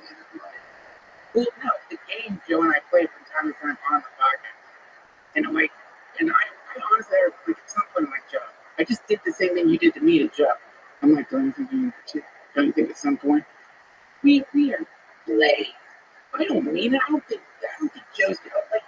It wasn't like I'm really thinking, like, man, they're gonna take him into some room and be like, Joe, we need you to do this or that. But because I said that, now people are like, oh, Duncan called it. You know what I mean? And it's like, you know what I mean? Like, and the reason they're saying, well, he called it is just because Joe has a super popular podcast, and people, like, when you have a super popular podcast, some percentage of people watching the podcast are going to believe things like that. They're going to have a paranoid cognitive bias that makes them think anybody who is in the public has been, what's the word for it? Compromised by the state. Look, I'll fan the flames of what you just said. I went on the CIA's website and I realized that you could apply for a job on the CIA's website, which I found to be hilarious. So I'm like, all right, what happens if I apply for a job in the CIA? Now, even then, I was not like such an idiot that I would want a job at the CIA. Not just for like ethical considerations, but I think probably the scariest part about the CIA is like you're just in a cubicle and you're like heading through maps and like just, you know what I mean? Just stuff that Lots of paperwork. It sucks. I bet their cafeteria has shitty food. Anyone in the CIA listening, can you confirm that? They're not going to be able to tell you who is like Can't even say secret it organization. No, they might be awesome, but we don't know about it. Okay, we're in Vegas. Yeah. And you can bet food at CIA cafeteria is good. Food at the CIA cafeteria sucks. What do you think? So let's like cleanse the palate. What's good? It's like Silicon Valley companies and so on. That's good. When I went to Netflix, their cafeteria looked like a medieval feast. Like they had pigs with apples in their mouth, and giant bowls of Skittles. It's probably like vegan pigs. Yeah. No, those are I'm pretty. Oh, I didn't know. I didn't get close enough. I was like, I think that was a pig. This is literally a pig. Yeah.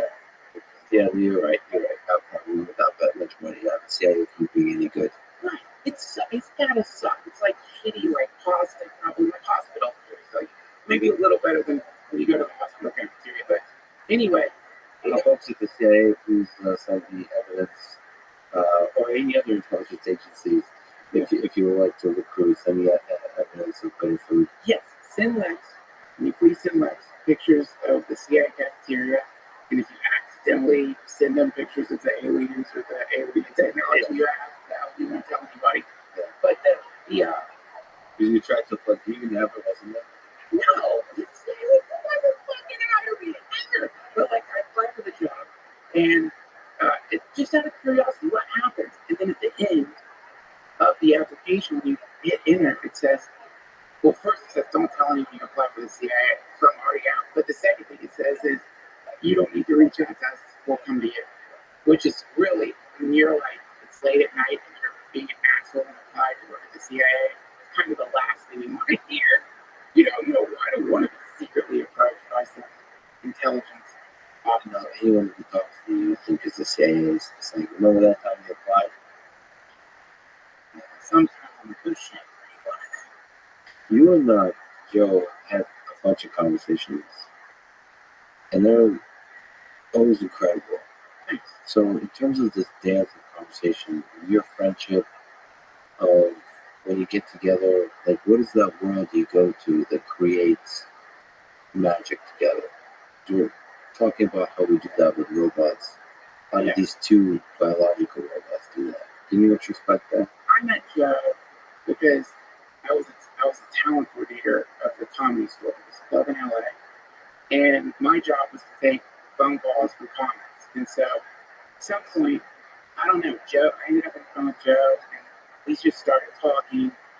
And I looked up, and like 30 minutes had passed. We just been talking for like 30 minutes. That's how friends are. It's like we're having fun talking, and then he would just call, and we would talk, and we would basically. It was no different from the podcast. Like the conversations we have on the podcast are identical to the conversations we had before he was even doing the podcast. So I think people are just being two friends hanging out who like talking to each other. Yeah, but there's this weird, like, you serve as catalysts for each other to go to some crazy places.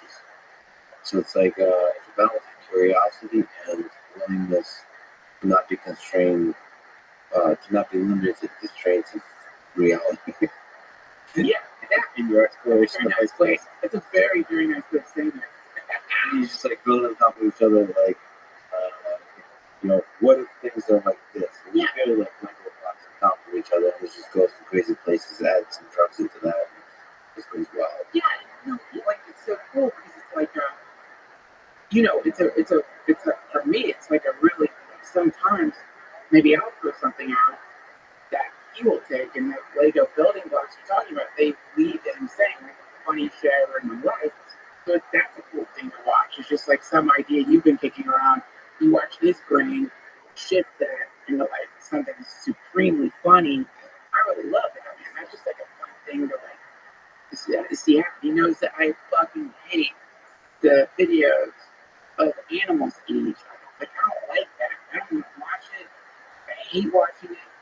I don't think I've even articulated on his podcast how much I dislike it when he shows animals eating each other. But he knows me.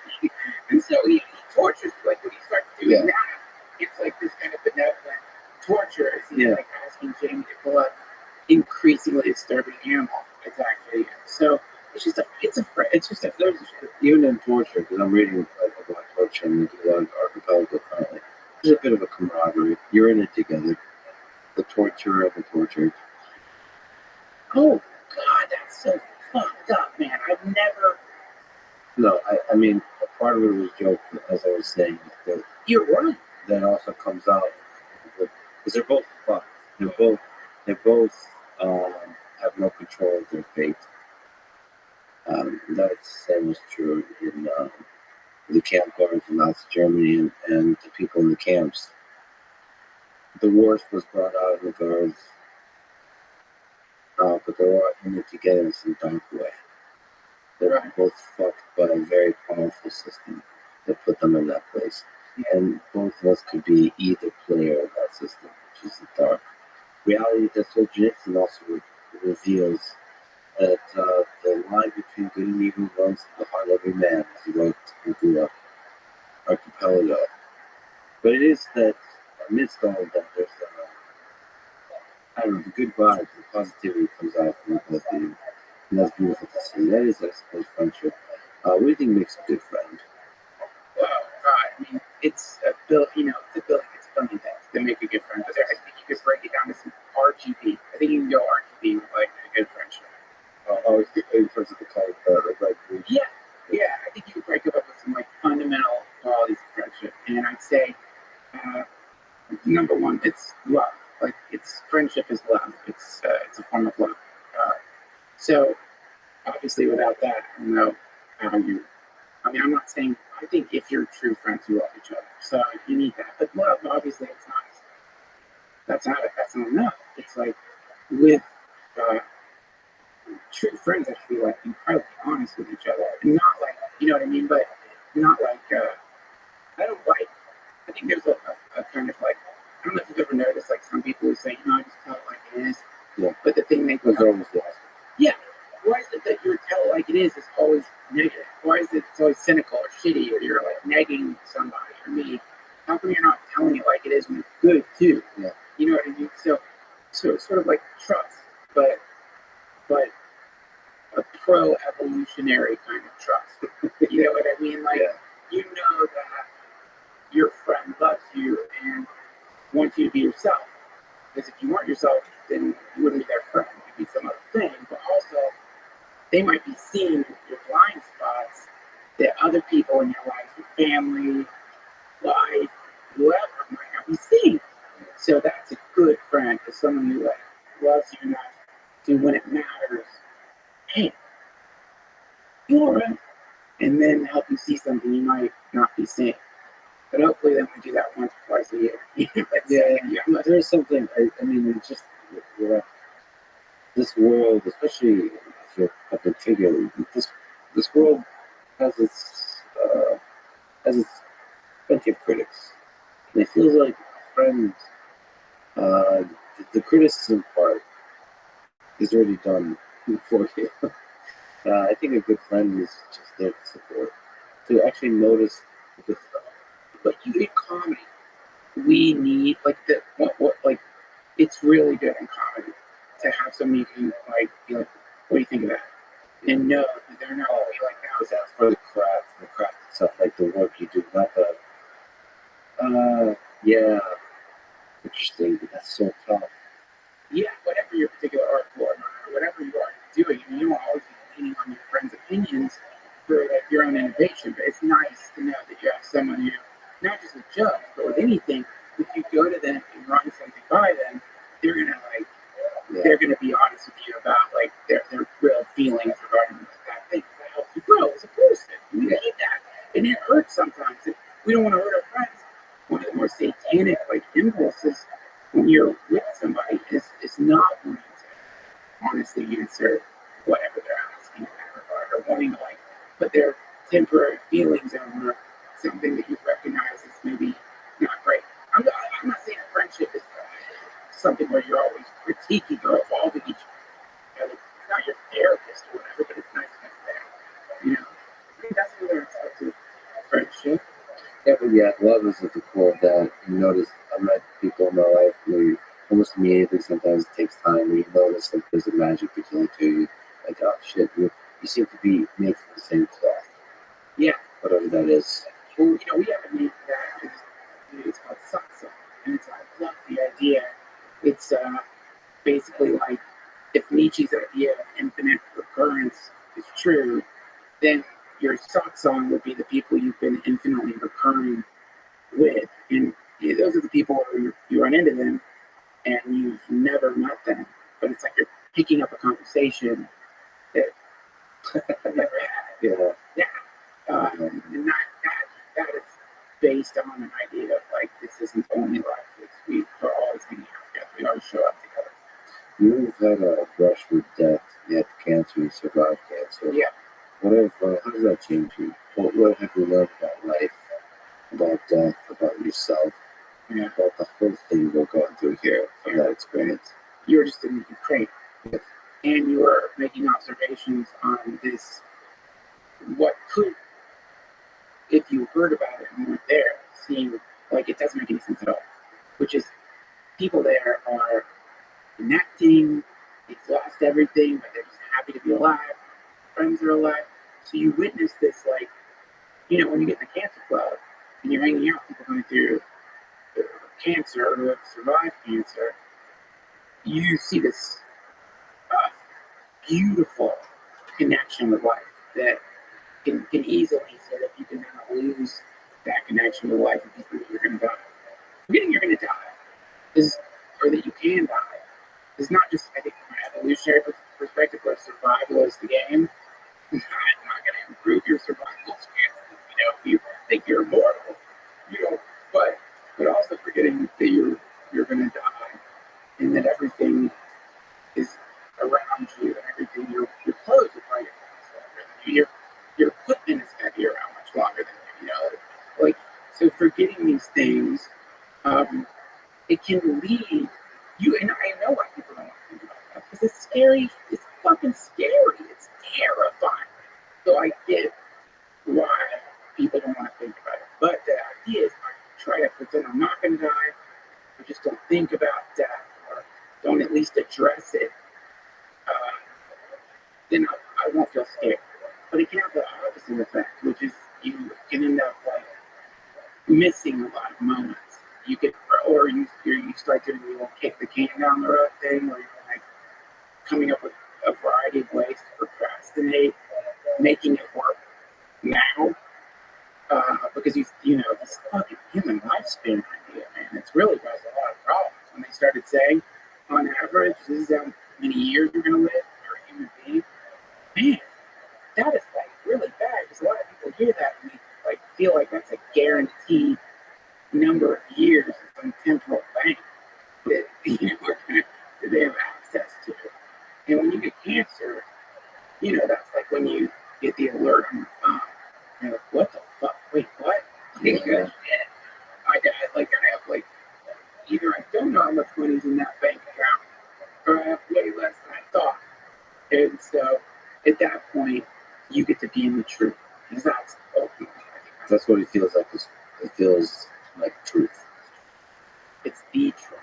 The truth. Like the whole bubble of ignorance that you subconsciously built around yourself to avoid experiencing the terror of your own mortality. It's like a meteorite in the form of your doctor talking to you, shatters that. And now you're especially with high testicular cancer. So when you get the diagnosis, it's just like the movies. The doctor couldn't even tell you. You just know I got cancer. It's like you don't even have to say. It's like I know what you're about to say. I'm in the office. I know how this goes. But you go in there, and what you were thinking, probably just have some weird thing in my ball that's swollen up like that. Anytime I'm going to the doctor, you always leave. I'm fine. But no, that's not how you're going to leave the doctor. You're going to leave the doctor in a completely different universe than the one you grew up in. You're going to go from, talk about multiverse. You just popped into a brand new multiverse. So, what was the conversation with the doctor like? Was there from the perspective of a doctor, what was that conversation? I feel like we need to build up philosophically to that conversation. Oh no, there's not time. He's got other appointments. Also, if you're going to get cancer, testicular cancer is, not very cancer to get, but that's a good one because move slowly. The treatments they have for it are really advanced now, and so if you catch it early, then generally it's good. You can survive. So he could offer you some glimmer of hope. yeah, exactly. I mean, but he couldn't really offer that because we have to find out how far the cancer progressed in the body. That's the next step. It's like as soon as they tell you you have cancer, they move quick. They're like, we're going to schedule the surgery for, I think this was a Thursday or a Friday. They're like, we're going to schedule it for Tuesday. Here's the chance. We don't know for sure it's cancer. That's what they say. It's like there's a 80 or 90% chance that this is cancer. There is some possibility. It could be something else. The only way we can know is like doing a biopsy. And the only way they can get that biopsy is by cutting it off. He didn't say it like that, but that's pretty much the logic behind it. It's like we gotta get this thing instead of zombie life. We gotta hack this fucking thing out. We gotta do it fast. But did you say in the way they understood? Yeah, what they do is because they know that when someone gets a cancer diagnosis, that their ability to comprehend information changes. When you get a cancer diagnosis, all the tropes they happen. Hearing gets weird. Basically, having anxiety attack, I guess. It's like a hardcore anxiety attack. And then, a nurse is there with me as he's explaining it. And then her job is, even though he's telling me how to get to the machine that's going to scan my body to see if it's gotten into my brain, he knows I'm not going to remember that. And so this nurse, when you're in this like fog, takes you, at least took me to the machine that does the scan. I'm going to get that data back for a few days. And so that's where you really live in the real world.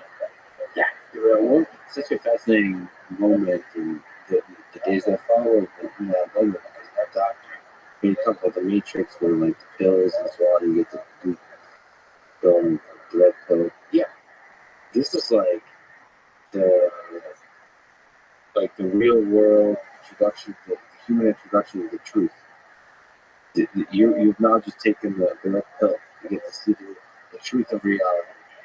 And here's a busy doctor telling you, like all those dreams you've had, all those illusions you built up, and somehow you work as a comedian and actor and make you live forever. And somehow it's just the basic illusion you had of it, where this whole project is going to be an infinite sequence of fun things that we're going to get to do. It's like, holy shit. That's right. That's right. And there's very sophisticated ways of doing that, and there's very dumb ways of doing it. And I've really been doing a dumb way of doing it. Like, I've been playing around with this idiot notion of subjective consciousness. So, like I've been sort of kicking around this, like, I think they call it solipsism. It's like, you're like, okay, I know I'm self-aware, but no one else can prove that they're self-aware. Like, I have no way of proving that everything around me isn't just a video game, isn't just some projection, isn't, who knows what. So maybe everybody else does. They're NPCs, but I don't, because I'm the only thing I know that has subjective consciousness. Now, it's not like I really believe that. It's like an idea you toy around with when you're trying to evade confronting the reality of your own mortality. Just, the brain will produce all kinds of ridiculous forms of ignorance, and that was one I've been playing around with. Oh, you mean for like a large part of your life? You were playing around with that? Not like really. I think it's important to really emphasize. I didn't think I was immortal. Like, I knew at some level I'm probably gonna die. Everyone dies, but there's ways that you can sort of poke around with that idea. I still do it to this day. Like, I still do it. Like, it's a natural thing to do when you're confronted with that annihilation. You want a way out. You want to talk your way out. Figure it out. There's got to be some way to fix it. Well, they'll fix it. That's another thing people do. They'll fix it. You'll be fine. They'll expand the human lifespan. That's what they'll do. I mean, that's a big argument for it. Is like, look, the human lifespan up until COVID, which they had to recalculate, like, the lifespan because of the statistically all the people who died, it like threw it off a little bit. But pandemics aside, the idea was the human lifespan seemed to be increasing a year, every year, something like that. We were living longer. So all you gotta do, and we're immortal, right? We live a year longer every year than we live forever. And so that's another way you can get out of confronting it. Because you can think, well, maybe right now we don't have the tech. It's coming consciousness uploads or downloads or whatever, depending on how you want to look at it. Another way to transform out of the reality of that. There's all kinds of tricks. Yeah. And we do all of them. And sometimes, yeah, I mean, a lot of religions provide different, even more tools in the toolkit for coming up with ideas of how you can live in the illusion that we're not going through. There's not an end to this particular experience that we're having here on Earth right now. And then when you get that cancer diagnosis, like, yeah, what was that like going home? The car ride, did you drive home alone? Yeah. I mean, it was one of the most. Did you listen to Bruce Springsteen? I don't even know if That's not a good one to listen to. yeah, kids, is he gonna die? Yeah, all the love songs. Maybe you experience them more intensely. I don't remember what I listened to, and I don't remember driving home. But I do remember driving to another doctor's appointment the next day. It was the next day. I think the Goodyear Guinness was floating in the sky. And I was looking, I was at a stoplight looking around. Is the person flying it not cure cancer? Oh, you were. Oh, wow. No, I didn't think that. What I thought was, this shit just keeps going. That's what I thought. I thought, I'm going to be gone, and this is just going to keep going. And that was a beautiful moment for me. Beautiful moment for you. Oh, yeah. No, like, that's just what you're talking about with, what you're talking about. It's like, unless you've been there, it's really hard to explain to people that even in the midst of what is generally accepted as one of the worst fucking things that can happen to you, war, cancer, somehow there's still joy, there's still love, there's still, in fact, more. It's almost like when the anesthesia wears off, when you get your mouth worked up, you start feeling again. You're feeling, you're noticing, and that, wow. But yet, like, thank goodness. I think there's other ways for us to achieve this state of consciousness that don't involve war or cancer. Do you think that's meditating on your mortality is one such mechanism? Well, just not allowing yourself to get lost in the day-to-day illusion of life. Just kind of stopping, putting on Bruce Springsteen.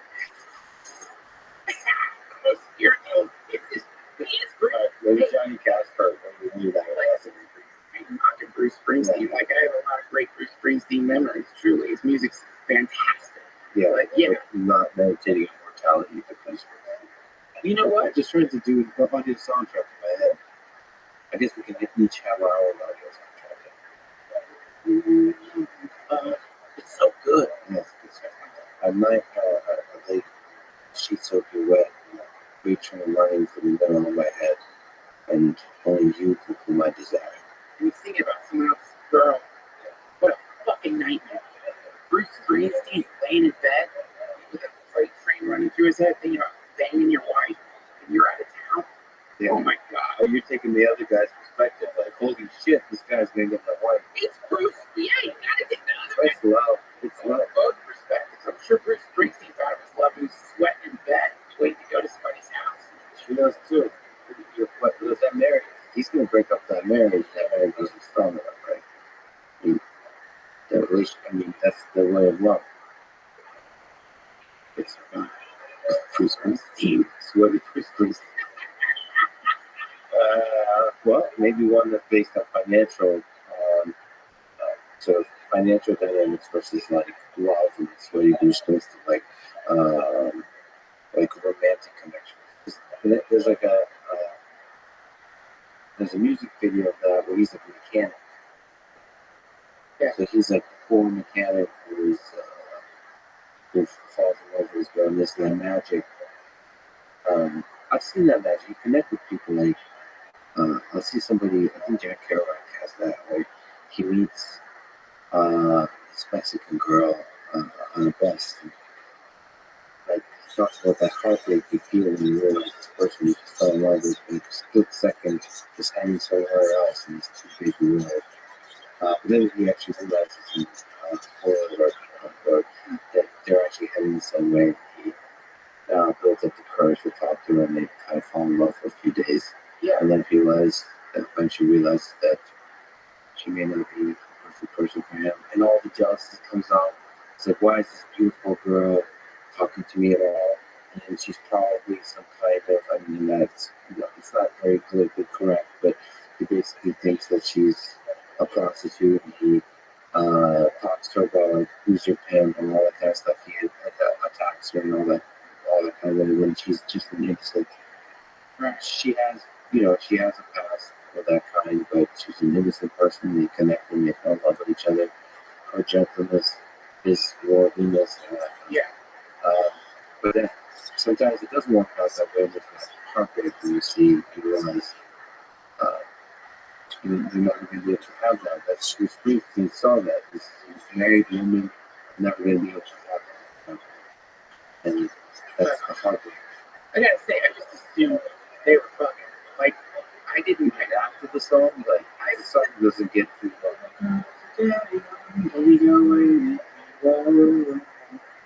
he's like, he knows she's a. yeah, but it never materializes. He's longing. So it's a man who's not really the thing he craves for, but he's longing for it. He's talking about the longing, Right. not having. Hey, if anybody in the CIA is watching this, and you look into Bruce Springsteen's file and let us know if he actually banged a person, you know, that's not the Treating this all like look back. Look, the longing though, I'll tell you this. Here's what's interesting about that thing that you're talking about. Have you ever heard something called Bhakti Yoga? It's the yoga of love, and there's all kinds of there's forms of it. The one people know about the most is the Hare Krishnas. The Hare Krishnas are like, the way in Christianity, Episcopalians, Catholics, Baptists. In Bhakti Yoga, you have various deities that are the object of love, and so Bhakti Yoga is like, what's really cool about it is it's an analysis of love, and so it's the supposition being like love is the way to commune with the divine. Now, a distinction is drawn between like two big world views that are spiritual. One is the concept of sort of unitive consciousness that which you'll run into a lot of forms of Buddhism, if not all, a sort of a way of deconstructing the identity or understanding that you might not be anything at all, that you're part of everything, and then that there's a potential relief from suffering, and that not just like intellectually knowing it, but becoming it. Now, whereas in Bhakti Yoga, there's this idea of like the best thing is to be the individual, because individuals are required for love, is for love to work, embodied love. And so the quality, the thing we call the experience of love is something that can be cultivated. It doesn't just have to be from another person. It doesn't have to be for the stranger on the bus. It doesn't have to be for sweaty Bruce Springsteen's lover. That you can actually shift that love to the divine, to God, because obviously it's Hare Krishna, it's a theistic religion, and Krishna, who is the POV of Vaishnava Bhakti together, the God, source from which everything flows into time and space. So there are all these like fascinating stories of Krishna. It's not just, most people are familiar with Krishna from the Bhagavad Gita. They're asking more what's cool about this because it's like they're making the Oppenheimer movie and they famously quoted the Bhagavad Gita, they split that up. But there's all these stories of Krishna that are not just in the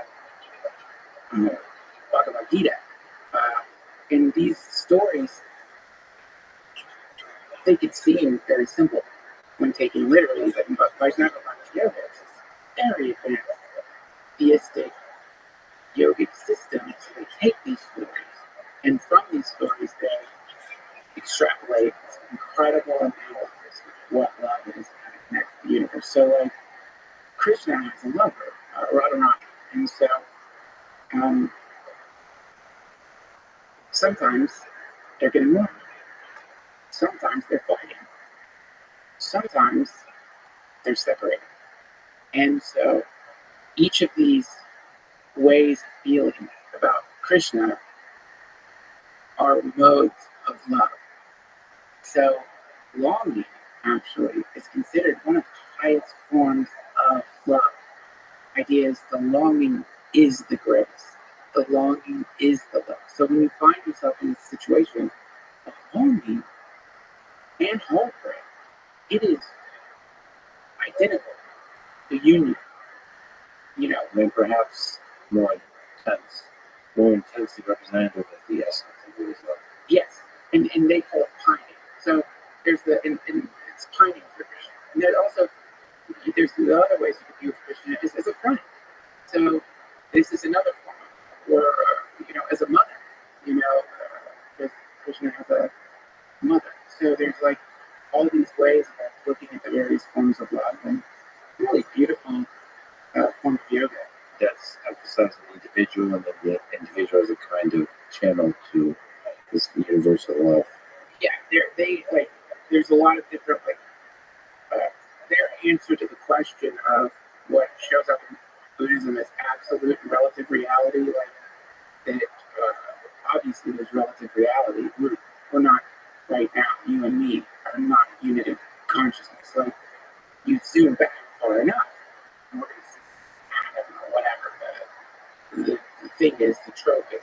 You zoom back far enough, and we're whatever, we're a piece of cheese or something, who knows? But in that way, we're like completely unified. But simultaneously, we're individuals. Like for sure, we're individuals. We still got to pay your taxes. You got to your social security number. That's relative reality. So, Buddhism is like kind of a balance. Again, when I say Buddhism is not a comedian podcaster, I'm not some Buddhist expert. This is just probably my confused idea of what it is. But anyway, in Bhakti Yoga, there's the concept of it's called, I'm going to mispronounce it, Asinka Beta Tattva. Sorry, I'm mispronouncing it, which means simultaneous oneness and difference. So, Oneness and difference. yes, simultaneous oneness. So that's why the oneness is the part of the same piece of cheese, and the difference is we are still each paying taxes. Yes, and in this case, the cheese is Krishna. So, or other ways it gets described as like, a photon blasting off the sun has sun-like qualities, but it's not the sun. Humans, being one of the many things, flowing out of the creative consciousness of the divine, have qualities that are weirdly like the godlike. Like in fact, we want to control primarily. That's one of the problems. Like humans want to be in control. Where, and from there, the Bhakti Yoga perspective, Krishna is effortlessly controlling everything. And so within that system, the individual parts of the system have that same quality, but you can't see. You're probably not God. You might be. I'm not. What do you think happened after having come close to that cliff and almost got pushed over once? What do you think happens when you do get pushed off the cliff? Okay. I feel dumb that I'm going to preface this by saying, obviously, I have no fucking idea. And that's one of the cool things about that. No idea. The CIA probably does. You think the CIA? I love, like, we decided here on the CIA. Yeah. How would you? Okay. I'm easier because there's a lot of suspicion that it might be FSB and Mossad, so I'm trying to rebrand. I'm trying to steer them to the CIA direction. As far as what happens when you die, one thing I return to when I'm getting overly complex is the idea of as above, so below. So that you can, a lot of the big questions can be answered by your own experience now. So, in other words, like in terms of thinking about like death, if you look back to baby legs versus adult legs, where's the baby? Like, baby's gone. They generated all of themselves many times by then. So, in a way, you could say Lex baby died. And the death didn't look like a typical, and I'm not trying to dodge it, I'm just saying it was very natural, the death of that baby. It just In many ways, I am on these personally I'm surprised how much the person is exactly the same. So there's many ways in which you're very different, but there's a lot of ways in which you're very much the same. sure. And I wonder that if life is defined by many deaths that continue on, and then I wonder if there's something that persists. Sure. Yeah, that yeah, there is something else that persists. I know. Okay, so that. Now, obviously, there's so many different answers to this question that are religious, and ranging from like the most absurd shit you ever heard in your life, like the gold, you're gonna get a mansion. There's gold streets. Like, do you want like gold streets? Like, Off of Grove Street. I know about the Virgin. the Christians give you the gold streets and mansion, like depending on whatever the particular sect of Christianity is. It's like if some kind of city.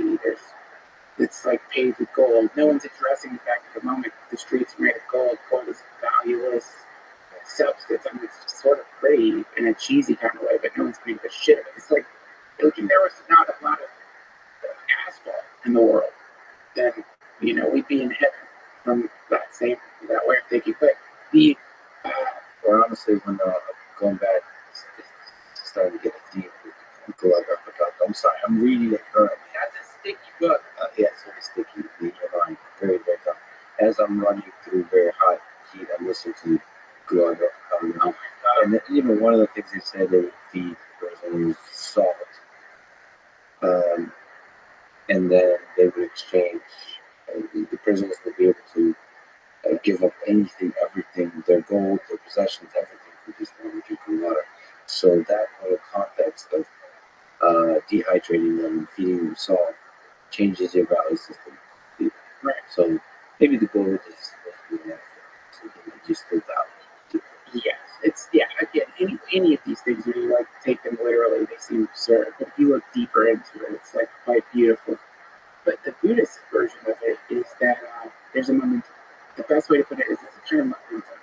So the thing you're talking about, which is the personality of the baby that is still in the adult, which is still in the old person, you're looking at a kind of momentum that does not stop on the extinction of the body. Now, I think there's a lot of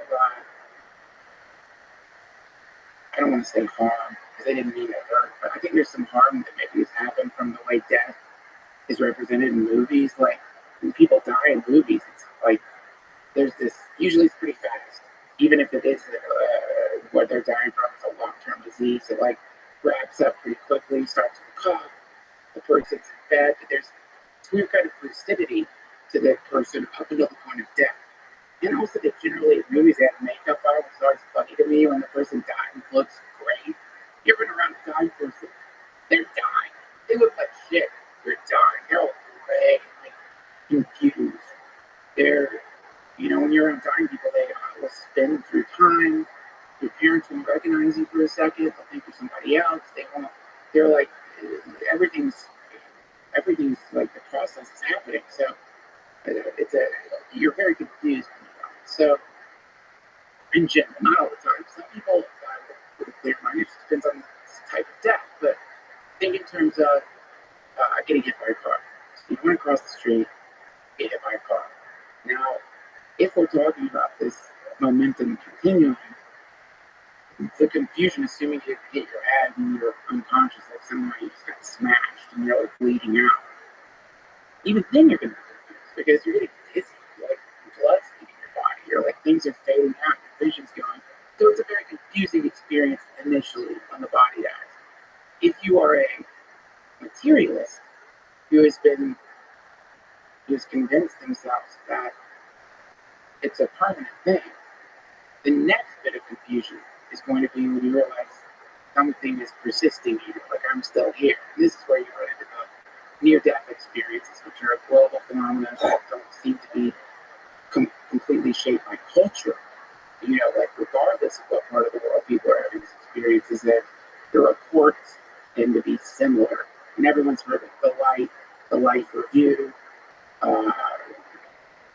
seeing ancestors and stuff like that. Now, I don't know what that is. I don't know. Sometimes I think that's probably just like a built-in way the computer shuts down. You know, this is something it does. Who knows? But in Buddhism, the concept is this momentum persists into something called the bardo. The bardo means in between. And there's an actual number of days. They say that it's hanging out there, and I can't remember. It's like 37 days or 29 days or something. I'm not sure. But at least from the time-space perspective, that's how long you're there. Within this place, there are a lot of technological parallels, man. It's like in the way the algorithm is reflective, it assesses your desires or whatever, and then produces something that has within it a component of attraction to you. Apparently, it's part of like, or the way you wake up in the morning and you're in a shitty mood, and then coincidentally, everyone that day is an asshole. If you don't catch it, you could just be like, wow, I guess I act like an asshole day. You don't realize you've seen your asshole projection being reflected off the screen of another person. So in the Bardo, apparently, you don't need people for the reflected quality.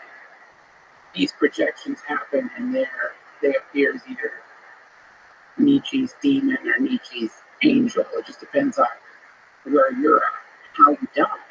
And like, if you die scared, then at least initially, that's going to be some scary shit you see where at. If you died in a peaceful way, well then, there's going to be more of a possibility of navigation through this liminal intermediary place. And so, thus, the emphasis on meditation in Buddhism, a way to calm one's self, to not be distracted by thoughts, which are their own apparitions. And then, theoretically, if you wanted to, instead of spinning the wheel again, jumping back into a body, you could choose not to do that, and then, transcend the wheel of birth and death. But you still wanted to go back, or return, or whatever, however you want to put it, then you could have more control over what your next birth might be, versus, in this depiction of things, people running from demons that they don't recognize as their own projection into any fucking body that they can find. Because if you've had a body, you want a body. And so this is how you get incarnated as an animal. This is how you get incarnated in the hell realms. This is how you get incarnated in any variety of things. But the idea is like maybe you could slow down a little bit and like choose a birth that is going to be more conducive to you continuing to spiritually evolve. I like that idea. Yeah. True or not? Algorithmically speaking, it seems like a really fun little game. You basically keep improving the different parameters based on your ability and willingness to meditate and let go of the menial concerns of life on Earth. Why do you think Buddhists see life as suffering? What's suffering? Okay, well, first of all, that gets mistranslated quite a bit. You're talking about the Four Noble Truths. The first one is often it's translated as life is suffering, which is not it. It is there. The whole life is suffering. You're relaxed, then you die. And people hear that, yeah, life is fucking suffering. But it's there as suffering. There is suffering. So it's an affirmation. If you're like this thing that a lot of people feel, they associate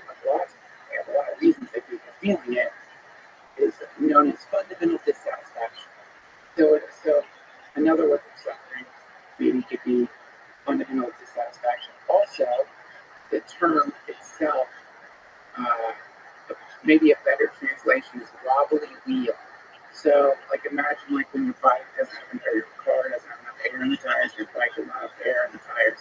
It's kind of a shitty bike ride. Like, no matter what, it's kind of like it's like uncomfortable. It's like irritating. So, this is what's being pointed to is that there's this quality within a human life that is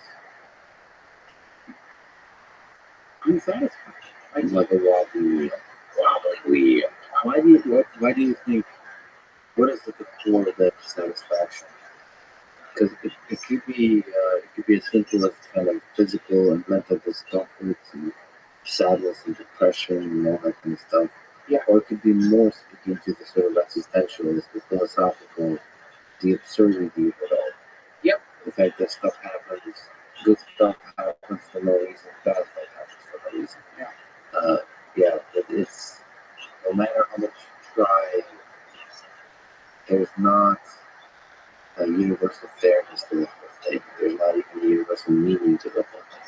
Just from the existentialist perspective. What flavor of suffering do you prefer? Here's the next one. That's so funny. Well, I'm definitely thinking desire over there. Like, if in the RGB that we're talking about here is desire, aversion, and ignorance. So if you want to find like the three ingredients that are giving everyone their sophisticated bits of suffering, there you go. What's in which way does desire manifest itself in suffering? It hurts. Do not have. Like, yeah, it hurts to not, like, eternally not have, but just like my friend pointed this out. He's like, like, you order something from Amazon. Like, even if the smallest bite, you're excited about whatever the thing is. You order this thing from Amazon, it's not coming for 4 days. So those 4 days are going to be somewhat marked by you being what people say, I'm excited about it. But really, if you look at that feeling, it's uncomfortable. Like, the feeling of wanting things is uncomfortable. So that is suffering. Suffering. Interesting. I mean, I wonder if we naturally reframe that in our mind, wanting, we reframe that as a good thing, as and maybe suffering is fundamentally good in the way you think of what life is. Yes. Life is permanent, but it's not usually how the word suffering is. Well, it's true. It's true. Like, the first noble truth of Buddhism is true. Called the truth of suffering. There is suffering. And this is like an atom, element that you can't break it down any further than that. Like, there is suffering. This is true. So if you think, and again, assigning like good or bad to truth, I think maybe there's more of a sort of neutrality there. It's just what it is. It's truth. I mean, is it basically is suffering a disturbance from stillness, suffering then? And basically anything that happens in life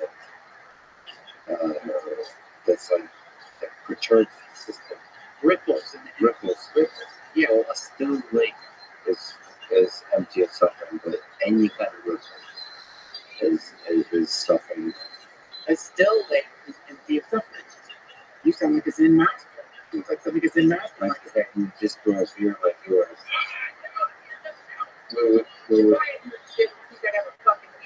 I look like a stork. You should see me, right? There'll be no beard. Just an actual nice chin. So, one side you go to plastic surgery, cubic plastic surgery. That's how you know you're professional. Yes, suffering. There's suffering. And the lake analogy is pretty good because what's happening here is that we have become identified with something that we call a self.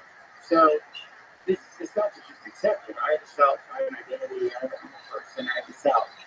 But when you start doing scans, try to find yourself, which is the entire thing, going to find myself.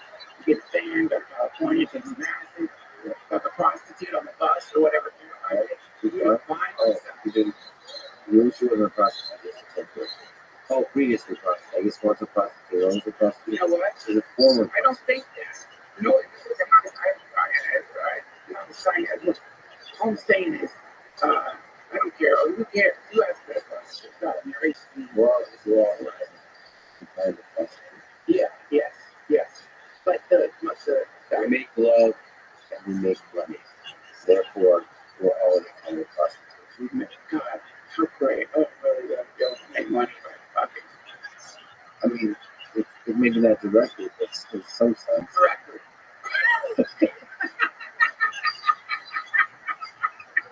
Do you accept Venmo? That's sort of one of the ways in is this sort of contemplation of the identity, because it's like, what it's not just the desire, it's what is happening to the desire. Where does the desire live? Like, what doesn't want to be where it's at? What is the thing that is like desperately wanting to get out of the situation it's in? And then, as far as ignorance, it's still something that's theoretically happening to an identity.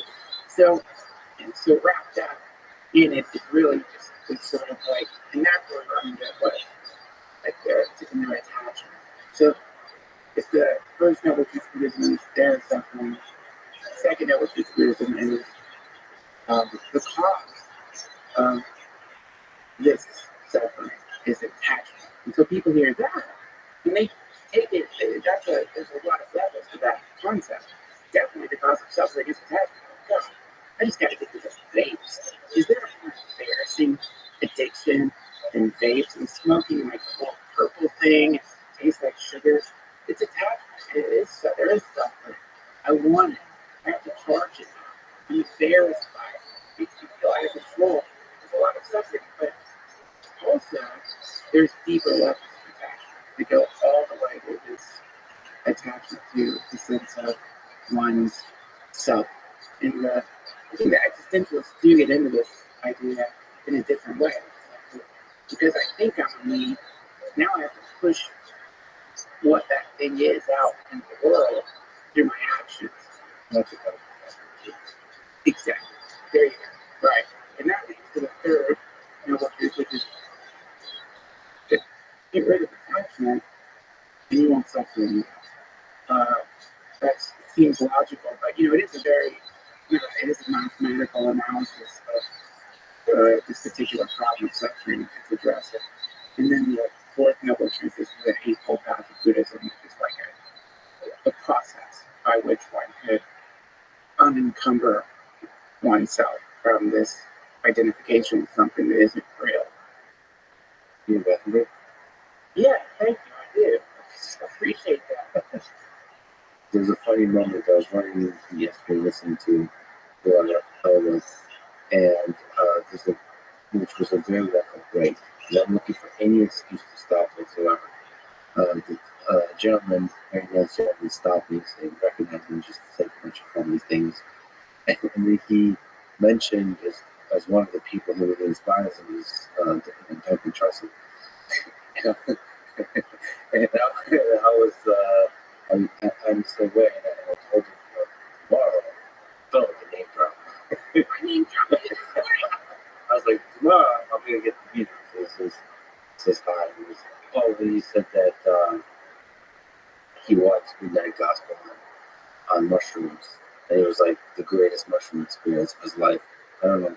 yeah, I was nervous about meeting you, man. Like, I have so much respect for you. And like, I name dropped. I was saying on like this podcast, like, we're so lucky we all live here. What the fuck? We're all living in Austin together. Like, I somehow like missed that, but we all gotta hang out. We all have to like start doing stuff. But you have to appreciate this moment. I remember, I know some people are less sentimental than others, but I remember sitting with Joe Rogan and with Eric Weinstein, I believe it was, and at the back of the comedy store shortly before COVID, I think. And just thinking like, there's no way these things will last. And these things being Comedy Store, Joe Rogan, Joe Rogan, Joe Rogan, like a podcast, influential podcasting person.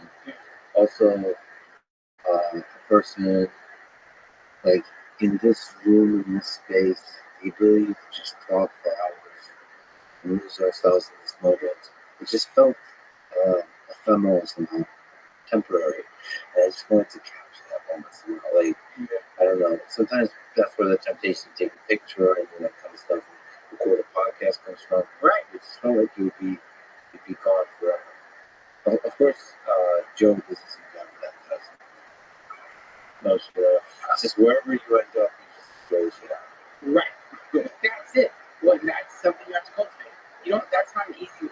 The thing you're talking about, God, if you see these, I think the best analogy for what you're talking about, there's these videos where people give like a sugar cube to a raccoon, but the raccoons, they wash their food. The raccoon, or I think it's cotton candy, they give the raccoon cotton candy, immediately it washes the cotton candy, and of course the cotton candy dissolves in the water. And the raccoon is like, what the fuck? It's like, and the thing is that grass you're talking about, it's like the raccoon washing the cotton candy. Like, the moment you get into the grasping part, you paradoxically have pulled yourself out of the moment that inspired the grasping part. And that's some people, that's the entirety of their lives. Trying to record. I mean, Jesus, man. You ever see people film fireworks on the 4th of July with their phone? It's one of the most remarkable aspects of human behavior, which is like, they're not going to watch the fireworks on their phone. Only a lunatic would do that. Like, who's going to go back and look at fireworks? But we're also in this position where there's a podcast. There is some aspect where you can record a magical moment in time. Together between two people, or even just with the camera. So to get back to the lake that you were talking about, this is emptiness. So that's emptiness. That's what's known as emptiness. The lake is emptiness, and that's what we are. Emptiness. And that's another thing that gets very confused in Buddhism is that emptiness. And that emptiness that's to me, like when I'm going to do a podcast, that's where I try to go. I try to go just in the moment. No agenda. If I am nervous or whatever, okay, I'll feel nervous. Just drop into the moment. That's when time changes. And then you look up, hours have passed. It feels like a second. And the reason it feels like that is because if you successfully dropped into the moment, it's delayed. It's emptiness. It's forever for a second. You're dipping into eternity. And yeah, it's a very strange thing to as part of that, record it. As part of that, try to grab it and put it out there, but it works. Do you speak to that, to the Duncan Trussell family album? Do you speak about that purple lavender world you go to when it's most intense and successful for you, when you feel a sense of lightness and happiness when it works? Yeah. Whether it's your own or a conversation with Joe in general. Yours is very specific because it's audio only. Maybe you can also speak to that. Yes. You might as well be naked, and you don't have to. Yeah. You have to. You're free of the conventions. Yeah. Of the world. I will never stop thinking it's remarkable. Like the fact that I'm talking to you, to me, seems remarkable. Not just technologically, but I'm talking to someone, I'm assuming I'm allowed to say this, who has robot dogs that I've been watching for years evolve. On YouTube, I'm arm's reach away from one of these things, and I'm with somebody who is like an acclaimed genius. So for me, oh my God, why do I get to have this conversation? Why do I get to be here? And there'd be like a line that was wrapped around this building. People would love a chance to just chat with you. And so with my podcast, that's how I feel like when I'm talking to these guests, who have spent, some of them like spend their entire lifetime meditating, studying specific aspects of Buddhism, or even when I'm with, when I'm with comedians who I like consider to be brilliantly funny, so that for me it's just like, God, I almost feel like I've just created some sophisticated trap for cool people where like I get to like hang out with them. So you're like sitting in the gratitude of it, just feeling lucky. Yeah, feeling lucky and wrestling with imposter syndrome, trying to like get that part of myself to shut up long enough so I could be in that moment, you know. And then I carry that with me. It's not just like you stop podcast. It's like some of the things these people tell me, or some of the ways they are, it becomes part of me. And then I get to have a life. All this thing that they gave me is in me forever. And so yeah, It's cool how conversation could just, a few sentences can change the direction of your life. If you're listening, if you're there, be transformed by the ways. They will do the work. That's, and it's the whole mix of it. It's usually when, if you look up to somebody, and it's true for me at least, I think it is for you, where you start to look up to basically everybody you talk to. yes, yes, good sign. Yeah. That's a good sign. God forbid that's the other way. Yeah. You're in trouble. If all of a sudden you start looking down on people, it's whatever crazy metric you're using, ooh, that would freak me out. I do feel like that's a quality of getting older. When I was younger, I thought I was so smart. Like I thought I had it all figured out. Oh, really? So you're going, your ego is just going, taking a nosedive. I would like to say it's my ego taking those off. Me and my friends talk about it a bunch. We've just always associated it with like doing acid for 2 decades straight. Like, we just assume I'm just like slowly like spiraling into senility, Like I'm just like, all the confidence, all the certainty when you're having like in college, having the great,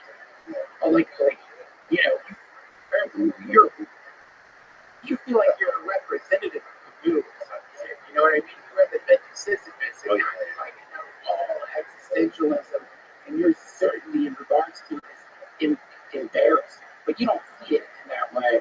You just feel certain. And that certainty, it just starts crumbling a little bit. And then, I get to actually intensely experience that certainty in many communities, but one cryptocurrency.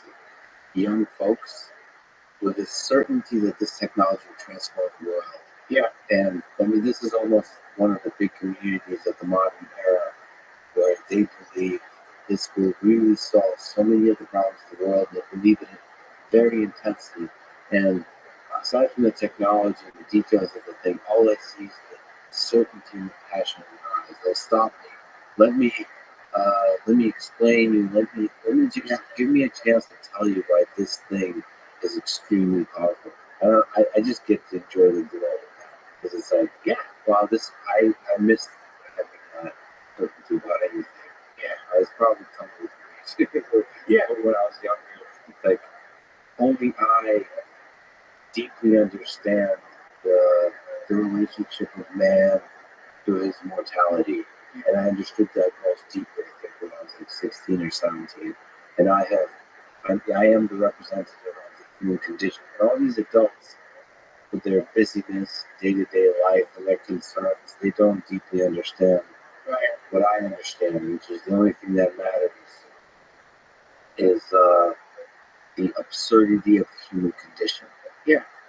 And let me quote you some Dostoevsky. Boy, you speak Russian. Yes, So you read the Brothers Karamazov in Russian. Unfortunately, I have to admit that I read all of Dostoevsky in English. I came to this country when I was 13, and at least don't remember. We read a lot. We read Tolstoy, Pushkin, a lot of the Russian literature, but it was in Russian. I don't remember reading Dostoevsky. I wonder at which point does the Russian education system give you Dostoevsky? It's pretty heavy stuff. That's great. For the second grade Russian. I don't remember. Yeah, they are. They very much are. I don't remember reading Dostoevsky, but I did. Tangent upon a tangent upon a tangent. I traveled to Paris recently on the way to Ukraine, and was scheduled to talk to Richard Gere, Larissa, this pair that translated Dostoevsky, Tolstoy, just this famous pair that translated most Russian literature to English. And I was planning to have a sequence of, 5, 10, 15-hour conversation with them about the different details about the translation and so on. I just found myself in a very dark place mentally where I couldn't think about podcasts or anything like that. It caught me off guard. So I went to Paris and just laid there for a day. Not just being stressed about Ukraine and all those kinds of things. But I'm still, the act of translation is such a fascinating way to approach some of the deepest questions that this literature raises, which is like, how do I capture the essence of a sentence that has so much power and translate it into another language? That act is actually really, really interesting. And there, I found with my conversations with them, they really thought through this stuff. It's not just about language; it's about the ideas. Right. That's it. That also really makes me sad because I wonder how much is lost in translation. I'm currently, so when I was in Ukraine, I talked to a lot of, like half the conversations I had on the record were in Russian, and basically 100% off the record were in Russian versus in English. And just so much is lost in these languages. And I'm now struggling because I'm launching a Russian channel where there'll be a Russian overdub or dubbing. Your wow will not be translated into Russian. What's Russian wow? It'll just be wow, probably. I'm so sorry for the difficulties of having to translate wow. Usually, probably with wow, they'll leave it on the overdub because people understand essentially. But that's an art form, and it's a weird art form. Yeah. It's like, how do you capture the chemistry, the excitement, I don't know, maybe the humor, the implied kind of wit. I don't know, there's just layers of complexity in language that it's very difficult to capture. Yeah. I wonder how, it is sad for me because I know Russian, how much is lost in translation. And the same, there's a brewing conflict and tension with China now. So much is lost in the translation to those languages. Yeah. Cultures. The entire the music of the people is completely lost. You don't know the language. Most of the stuff. Yeah, how much of the conflict is just problems in translation? How much of all these problems that we're having are just the alien sense of this or that? It's just as simple as that. Words are getting just a tiny warp away from the intent of it. Yeah. When we both speak the same language, we can still say something that offends someone we never intended that at all. How much more so when it's not only is it a completely different sound, but the script itself is different. Like, what is it? The Russian writing is called Cyrillic, or what's Cyrillic. And I don't know the name for Chinese writing, but it's like it's a continuum that like gets weirder and weirder. Like it. So yeah, Let's do it. Yeah, I'm sure depending on where you're at, I definitely am about the farthest thing from polyglot as there could be, man. Like, but I'll tell you, at one point when I was getting fascinated by Dostoevsky, I did have this very transient fantasy about learning Russian so that I could like understand the difference in You were 17, 18 at the time. in college. Yeah, Brothers Karamazov lost in that book.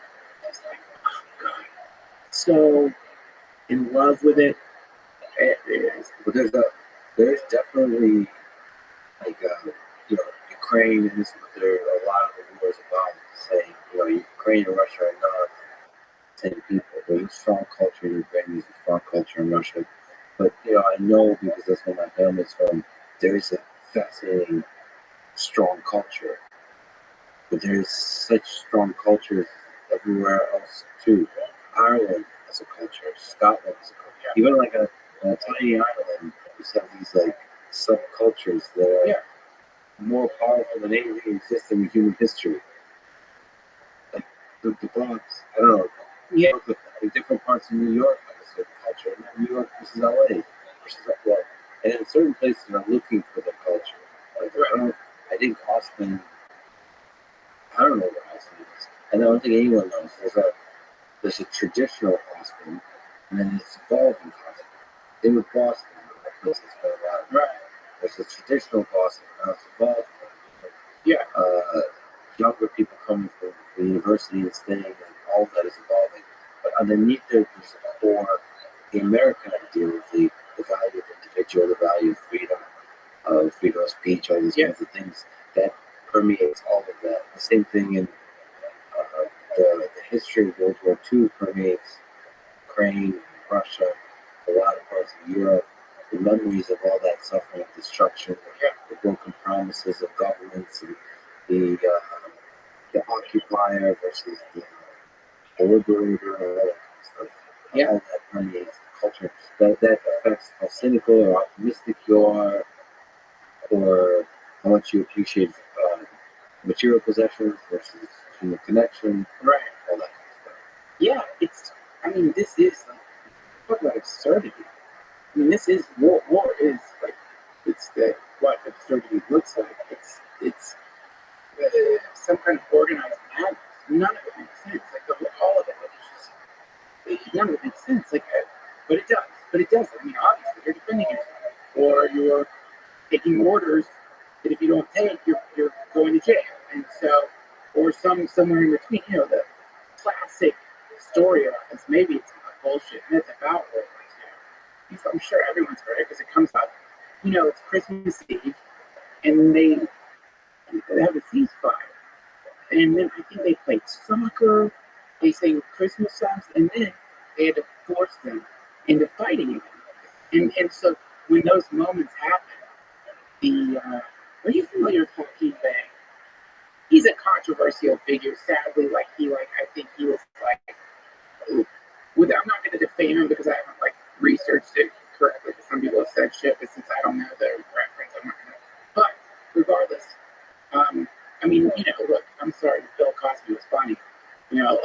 That's a funny comedian. But the other stuff, Michael Jackson, he could fucking dance and sing. There's some other stuff. But regardless, Hawking Bay came up with the idea of something called a temporary autonomous zone, which is that within a structure, a cultural structure, a temporary bubble of freedom will appear that by its nature gets sort of popped by the bigger bubble, or it runs out of resources.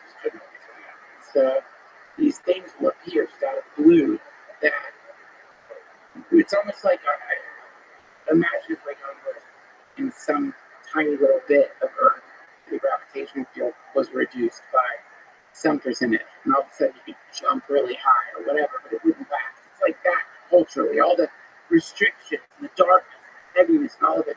For a second, somehow this bubble appears where humans come together as the hippie ideal. Brothers, sisters, just humans, earthlings instead of American, Chinese, Russian, Ukrainian, temporary autonomous zone. It gets crushed by the default reality that it was appearing in, but somehow within that space, you witness frustrating possibility that anyone who's thought about humanity knows this possibility, which is seems like we can just get along. It does seem like we're pretty much the same thing, and then we just get along. Those moments are sad. I talked to a lot of soldiers, a lot of people that were suffered through different aspects of that war. And there's an information war that convinces each side that the other is not just the enemy, but less than human. Right. So there's a real hatred towards the other side. Yeah. And those kind of little moments where you realize, oh, they're human like me, and not just human me, but they have the same values as me. And this woman who was a really respected soldier, she specializes in anti-tank tank missiles, and she's very kind of very pragmatic, very the enemy is the enemy, or to destroy the enemy, and saying like there's no compassion towards the enemy. They're not human, they're less than human. But she said there was a moment when she remembers an enemy soldier in a tank took a risk to save a fellow soldier, and that risk was really stupid because he was going to get destroyed. And then she said that she tried to shoot a rocket at that tank, and she missed. And then she later went home and she couldn't sleep. She missed. How could she screw that up? And she realized that actually maybe she missed on purpose, because she realized that man, just like she is a hero. Just like she strives to be. They were both heroes, defending their own.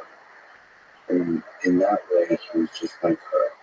He was like, that's the only time I'm not forgiving this for ever feeling like this is another human being. But that was a very brief moment. Yeah. And I just hear that over and over and over again. These romantic notions we have of we're one, we're all just human. Unfortunately, during war, those notions are rare. It's quite sad, and war in certain way destroys those notions. And one of the saddest things is it destroys it, at least from what I see, potentially for generations. Oh yeah. Not just for those people for the rest of their life, but for their children, their children's children. The hatred. I mean, I asked that question of basically everyone, which is, will you ever forgive, for asking of Ukrainians, will you ever forgive the Russians? Will you have hate in your heart? Or do you have love for a fellow human being? And there's different ways that people struggle with that. Different people, they saw that, they saw the love, they saw the hate in their hearts, and they struggle with the hate they have, and they know they can overcome it in a period of weeks and months after the war is over. But some people said, no, this hate that showed up in February when the war started will be with me forever. Well, yeah, they're kids right now. What the fuck can you do about that? Like, I don't care. I've got aphorisms and cute little stories about, you're still in prison if you hate your former captors. But man, I gotta tell you, if somebody hurt my kid, I'm not coming back.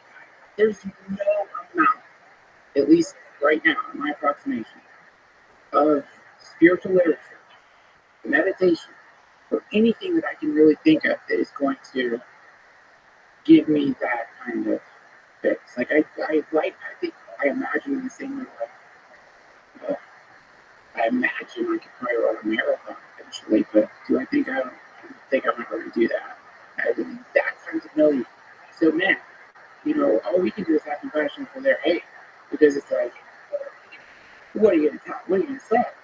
What are you going to say to someone like that? Oh,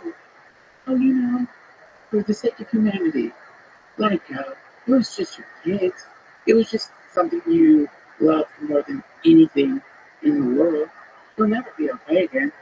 You're a grandparent for the rest of your life. You should forgive. No. Well, there is truth in the fact that forgiveness is the way to let go, right? But that truth is not. Fuck you, right? This is. Which is why it's not your job to say that. I'm not that you're doing that. I know you're not. But the problem people like me, early phase, you can get this stupid missionary thing going where you start trying to I don't know, proselytize ideals that you might be incapable of. And I just hearing it, that's the man. I saw this thing that I've seen a lot. I'll just point out, right? It's what I might have seen, and we just saw it in person. We've seen things that are just horrific. But as a dad, man, I just saw this clip of this kid around the age of my kid walking by himself. These refugees walking by himself. The look on his face. I can't explain the look on his face. I don't know what happened. I don't know what happened. Like it was so upsetting. You know, like even think about it now, it's just like, fuck, that could have been my kid. That could have been my kid. You know, so knowing that kind of that kid's gonna grow up now. Like, and I don't know if the kid's parents still there. And that's just one of countless orphans out there now. So what you have this hate, and the question is how to direct it, because the choice is to direct it towards the politicians that started the war. You can direct it towards the soldiers that are doing the killing, or you can direct it towards the entire. And that's the struggle, because hate slowly grows to where you don't just hate the soldiers, you don't just hate the leaders, you hate all Russians, because they're all equally evil, because the ones that aren't doing the fighting are staying quiet. And I'm sure the same kind of stories are happening on the other side. And so there is that hate is one that is deeply human, where you wonder for your own future, for your own home, for building your own community, for building your own country. How does that hate morph over the weeks and months and years? Not into forgiveness, but into something that's productive, that doesn't destroy you. Because hate does destroy. That's the dark aspect of a rocket that hits a building and kills hundreds of people. The worst effect of that rocket is the hate in the hearts of the loved ones to the people that were in the building. Yeah. That hate is a torture over a period of years after. Yeah. And that doesn't just torture by having that psychological burden and trauma. It also tortures because it destroys your life. It prevents you from being able to enjoy your life to the fullest. It prevents you from being able to flourish, being as a professional, as all those kinds of ways that humans can flourish. And I don't know. It's such a there is an aspect of this naive notion. It's really powerful that love, forgiveness is the thing that's needed in this time. And when I talk to soldiers, they don't, I remember bringing up to Jocko. Is there a sense where people you're fighting are just brothers in arms, bringing up the Dire Straits song, Brothers in Arms? And he was basically, without swearing, saying, fuck that they're the enemy. Yeah. I mean, he's literally in survival mode. Yeah. He can't think like that. It's going to create latency in the system, and that's going to lower its survivability. You can't think that. We're talking about, like, cognitively. You can't have latency. Like, if you're that one moment of hesitation, like, you see it sometimes, like in these YouTube videos of, somebody, a new cop has been unfortunate enough to run into something that is a phenomenon, suicide by cop. Somebody has a knife, and that person is running towards them with a knife, and they're begging the person to stop. That you can hear it in their voice. They're begging, stop, stop, stop, stop. And the person is not going to stop. So the critique of that is that latency could potentially not just lead to the cop getting killed, but to that person with a knife killing other people. And so, if I were out there, I think that you probably just as a matter of not being shot and being fully in the home, you have to be like that. I would guess. I don't know. I'm the furthest thing from the soldier that could be, but there's something Jack Kornfield, this great Buddhist teacher, says, which is tend to the part of the garden you can touch. Meaning, this is where we're at right now. Thank God, you and I, that we are experiencing some like ripples from what's going on over there. Everyone is. We're not there. And thank God we don't have to come up with the psychological program for people going through that to no longer be encumbered by that hate. Thank God. And I don't know if that's lazy or whatever, but it's like, for me, I have to bring it back to, all right, well, here's where I'm at now. And I don't want there to be war. I don't want to hurt people, but yeah, I love what you said. I think what you said is if anything, the most intelligent way of looking at it. It's like, don't pretend that you're not going to feel that hate. Like, you're going to feel it. There's no way around it. Or like, that's even worse, because then you're saying something's wrong with it for feeling the hate, or, whatever. But more than once, if you can avoid applying the hate to an entire country of people, then do that. Like, just understand we're talking about, like, not everybody. I know it's not everybody. It's just easier, isn't it? Cognitively, it's somehow easier to think all Russians monsters. All Russians, all whatever the particular thing is that you're supposed to not like. It's easier somehow. You think that'd be more difficult. Yeah, but I guess the lesson is if you give in to the easy solution, that's going to lead to detrimental long-term effects. So, yeah, hate should be, it's such a powerful tool that you should try to control it for your own sake, not because you owe anything to anybody, right? For your own psychological development over time. Right. That's it. Fuck. Yeah.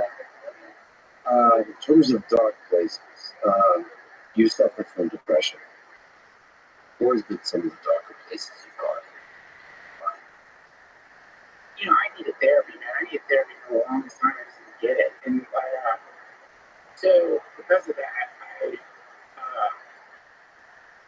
I would go through bouts of paralytic depression, like suicidal depression, suicidal ideations that were more than just ideations. I mean, I think people get afraid when the thought of suicide appears in their consciousness. They get really scared of themselves, so they think there's something like, "Look, what's going on with me? Why did I think that?" But I think if we are suffering, as a natural part of not wanting to reduce suffering and not feel bad anymore, I mean, suicide is going to be not like we're just, you're just looking, what are all the options? Let's brainstorm here. You know what I mean? I can start drinking more water, start jogging, get some therapy, call my friends, all the stuff we all hear, or I could just think the height of my apartment building is probably definitely the right height to kill myself. And then, so for me, the few times where the ideation has gone forward, it's like, well, when would I do that? How do what do I need to accomplish that? And then that's where it gets really fucking scary. That's where it's terrifying. And you start the actual details of the planning of how to commit suicide. Yeah. What's going to be the least painful way to do it? What's going to be the most instantaneous way to do it? What's the, and with depression, because it can be progressive, this is why you have to really just stay on top of it. Anyone who's going through depression knows what I'm talking about. You got to stay on top of it. You might need medication. I know this is controversial now, but it's still better than dying, if you ask me. But something with depression, it becomes paralyzing. So you don't want to get out of bed and taking showers. You don't want to talk to anybody anymore. You're not answering your phone anymore. So in a dark place that you might be in, it still might get worse. So you should really do everything you can to get under control. And that's the trouble with that specific psychological disorder. That's the problem. Because it's if you start listening to what you want it, you think it's you, it's the depression, you start listening to it, it wants you to stay in bed.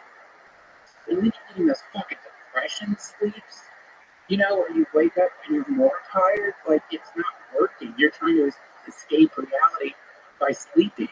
And so yeah, like you have to like you're fighting for you're literally fighting for your life. It might not seem like that because you can't if you could see depression, if you could see it, if you knew you had some inky, vaporous octopus thing that was just wrapping around you more and more and more and more, probably you ever didn't fit to rip that fucking thing off your body, couldn't get it off your body, you would be calling people to get help. So it doesn't feel like a fight because you're exhausted. There's no reason to move. There's no, you don't see the meaning for any of it. It doesn't feel like a battle, but it is a battle. You're not feeling. I mean, that's the other thing. You're basically not feeling. You're like you start going numb. At least that was my experience with it. Numb and tired, and then increasingly numb and tired, and then increasingly sort of disconnecting from reality.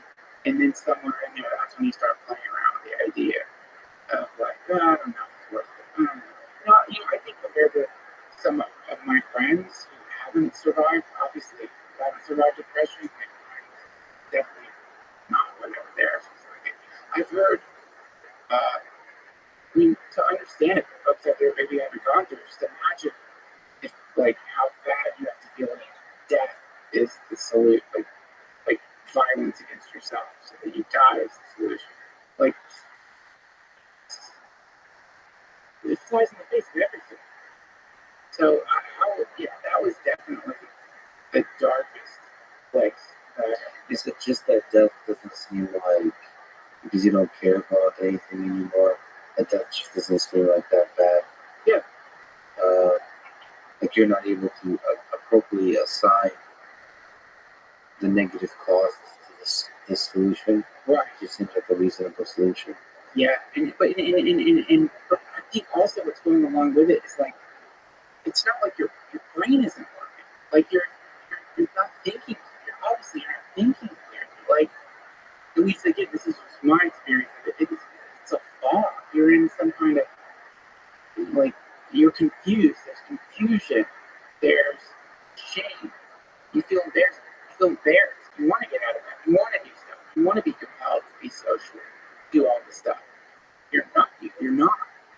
Like you seem, people don't know what's going on, and you're not telling them because you're embarrassed.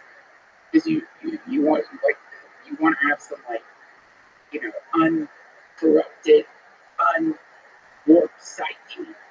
You're like it invites you to be secret about it. That's one of the first tricks. Is it tells you not to tell anybody, and that's deadly in that case. It's deadly. What was the source of light? What were for you in general the ways out? Yeah. So for me, I think the solutions. And again, man, for my best friends out there, please don't get mad at me. I'm not doing the thing like just put on a smile or any of that bullshit because it doesn't feel like that when you're like and when you're fighting it. It's like you're in a I don't know why I keep using stupid gravity analogies, but it's like the gravity's been turned up on your planet in every single way. So getting out of that, like.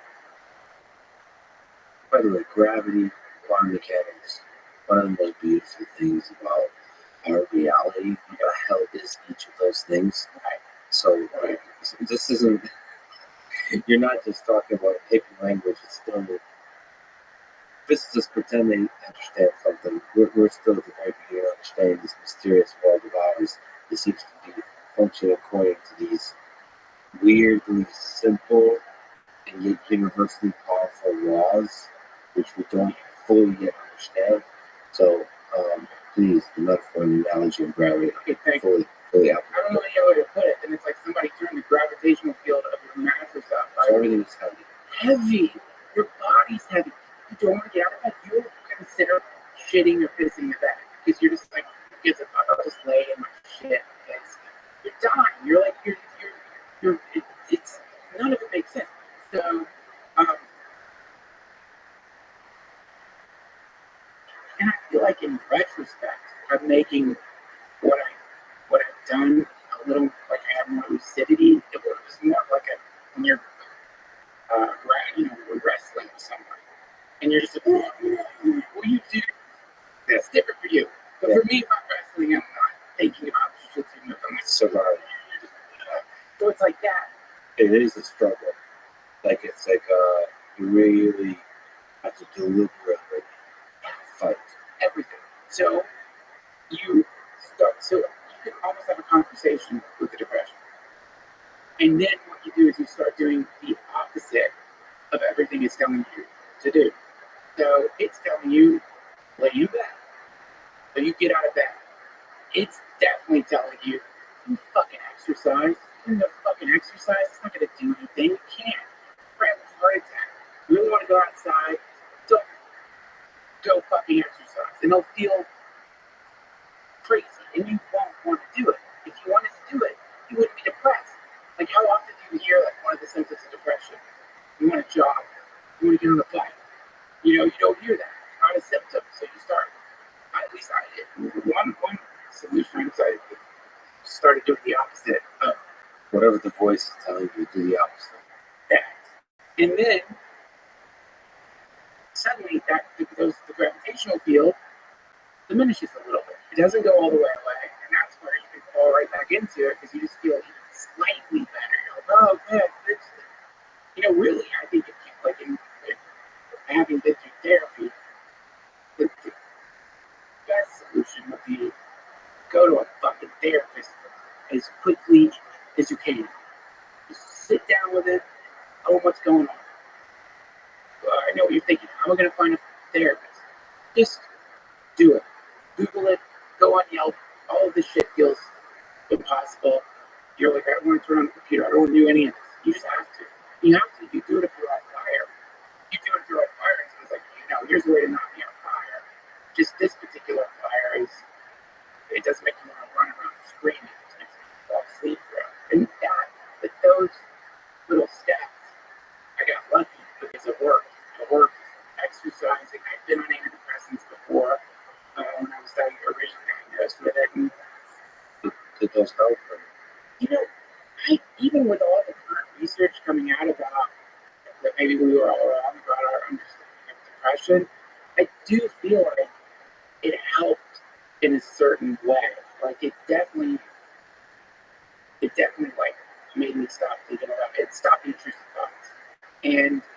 But I don't know how much of that was placebo or how much of that I don't know. But then also like I couldn't come anymore. That was the other fucked up thing. Like you can't orgasm. And which might not sound like a big deal, but when I told my therapist that, they actually took me off because I think she was realizing that it started diminishing a little bit. But the one I'm talking about now, that whatever episode or whatever you want to call it, I just got lucky because it worked. It worked, and I started feeling better. Thank God. Now, if you suffer from depression out there and you got a remission of the depression, it's really like scary to have mental illness because everyone gets bummed out. It's just normal. Like you're gonna get bummed out and you don't want to do anything sometimes. It doesn't mean you have a clinical depression. You might just be bummed out, grieving. You might be any number of things. But when I get really nervous if some of those symptoms start showing up. And at one point I felt like that was happening again, and I did intramuscular ketamine therapy, which now that was the damnedest thing I've ever experienced. Aside from the fact that ketamine is immensely psychedelic, I just remember going back to the hotel after the experience with the clinician, and it's like with depression, it's like a headache that starts coming on, but you're like, this headache might last for years. It might last for 6 months. It might get worse and worse and worse. And so I went back to the hotel room, and it was just calm. Like I just felt normal. I felt great. It was like the most remarkable thing ever. So, look at the research on ketamine right now. It's like it's not like bullshit. It's not like loose science. There's really, really good data out there showing it's something like, I think it's 60%.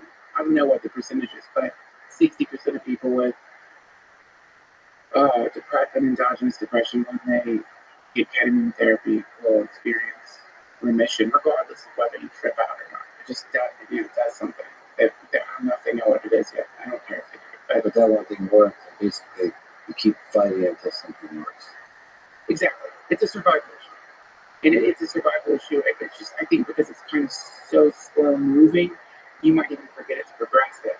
You could easily just think that you're just a kind of bummed out person, or you start thinking that these aspects of your psychology are permanent when they don't have to be. What about other people in your life? What advice would you give to people that have loved ones who suffer from depression? What are they to do?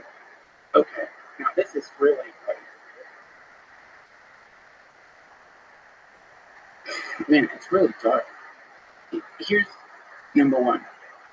This is what somebody told me when I lost a friend to suicide. Because when you lose a friend to suicide, you lose a loved one to suicide, you're gonna blame yourself. It's like in the periphery of suicide, there is a circumference of guilty people who all feel like, oh, if only I'd said this at the right time, if only I'd listened more, if only I'd seen that warning sign, if only this or that. It's interesting in that with other forms of like disease, if your loved one dies from cancer, say, more than likely you're not going to be thinking, like, oh, I should have cured their cancer. It's a tragedy, but at least you're not like, oh, if only I had. You still might think that's part of grief, but it's not as sticky as many of the other situations. Here, the guilt can really stay for a long time. Yeah. So number one, we're talking about a progressive disease that can lead to death. And if somebody commits suicide, they wanted to commit suicide, and at least what I've been told is you can't stop it. It's going to happen. It's going to happen. There's no magic words. There's nothing you can do. So, people who lost people to suicide, you know what I'm talking about. Like, you can watch it happen in real time, and there's nothing you can do. That being said, being responsive to when it seems like someone's really reaching out for help, and knowing that maybe, even though it might, especially if it's someone who's like doesn't talk like this a lot of the time, and sentences start coming out of their mouth, that if you weren't really paying attention, might not seem like a big deal, but for this person that's kind of a novelist, that all of a sudden that's happening. Now that's when you can be a good listener and open up to them and hear what they're saying, make it see like, oh shit, they're asking me for assistance, asking for help. And even if you're like, I don't know what to do, at least you can like start checking in on them, start like help them understand that you're there for them, and then hopefully get them into therapy, get them to a doctor, get them to a professional who can like see what's going on there. And then there's hope. And even then there might not be hope actually. Doctors can't stop it. Sometimes that's the way to go. But, I know that like being sensitive, if somebody's like all of a sudden hitting you up or reaching out to you, that normal isn't like that. And just, what's going on? How are you? Just listen.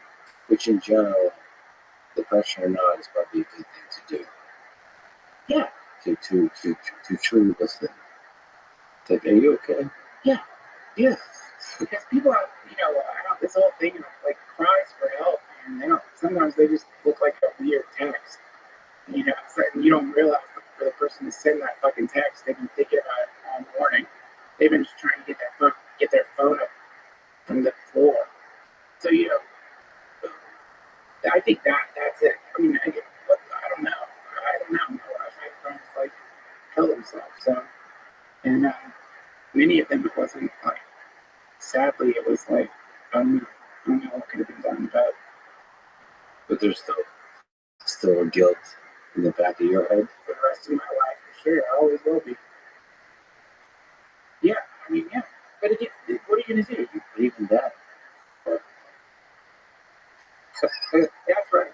Yeah, that's right. And, we feel guilt. Part of grief is guilt. We always could have been better people. You can evict Victor Frankl much. Yeah. answers for me, the invitation to live your life as though you've been on your deathbed and have been given the chance to go back and not make the same mistakes. I return to that idea all the time, meaning it's like, okay, whatever you did before this moment, it's too late.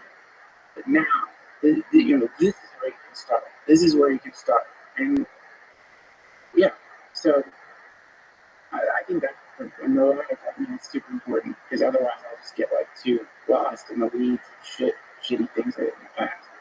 So speaking of Victor Frankl, you and Hitler have the same birthday. Oh my God, you've really done research. Well, I often believe in famous people that have birthdays, same as Hitler. Yeah. And the person that shows up is your face, just really big. It's an event.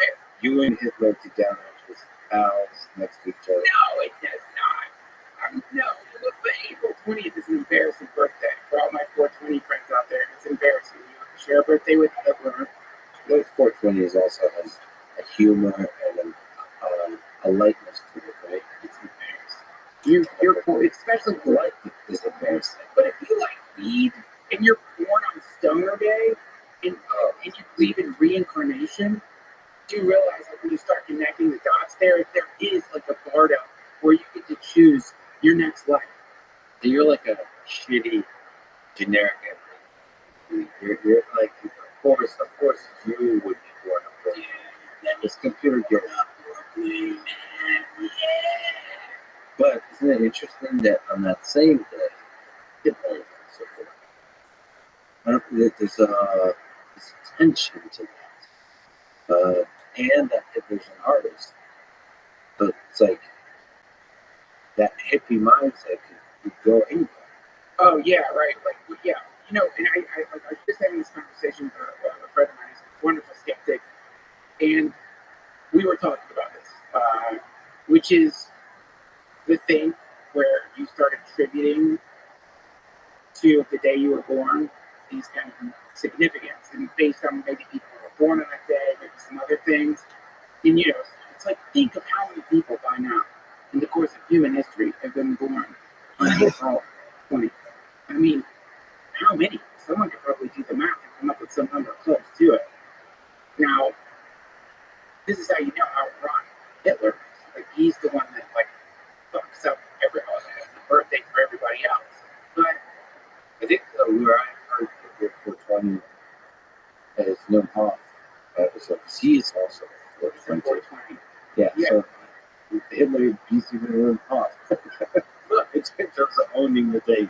I think if anybody, it's like, well, obviously there's nothing you could do to like fix it. Hitler fucked up a lot of things. He fucked up that mustache, he fucked up the name Hitler, he fucked up 420, and obviously he caused a horrific Holocaust that, by the way, talk about these reverberations through time that we're still experiencing. There's still people walking around with fucking tattoos from that motherfucker. So, but, Wim Hof, people like Wim Hof, there's whatever the opposite of Hitler is, He too is creating ripples in the lake that hopefully respond to that of Hitler. Yeah, very cold fucking lake. And he's in yeah, so very close, very, very close lake that he's happily swimming around in. But yeah, I try not to think about like the Hitler thing on my birthday. But my dad, every birthday, he would remind me of Hitler. But do you think all of us are capable of evil? Do you think you're one of the sweetest people I know? Just as a fan, do you think you're capable of evil? Sure. Yeah, I mean, sure, definitely. I think if you don't think that, you better watch out because, come on, how do you think you're not capable of evil? And P.S., if you're connected to the supply chain, friend, you're doing evil. You're paying taxes. You're supporting the worst things in the world. Like diffusion of responsibility. It's really curious. This circumference of responsibility where it's like bombs are going off somewhere that were paid for in some small part by you. some fractional. If an American drone is flying over a village in Afghanistan, drops a bomb, and you pay taxes, then you could say you have fractional ownership over that drone. You're a cog in the machine of evil. You're subsides. and I know what you're going to say. Well, yeah, but I have to fucking pay taxes. Like, I have no choice. There's sales tax, there's this or that. Take that attitude. It's the same thing that people on the battlefield, when they're sending missiles into other things, they're thinking the same thing. It's just they're more directly responsible for what's going on. But in Buddhism, it's the idea of dependent co-arising. Dependent co-arising. We're all connected. We're all part of this matrix, and we're all connected.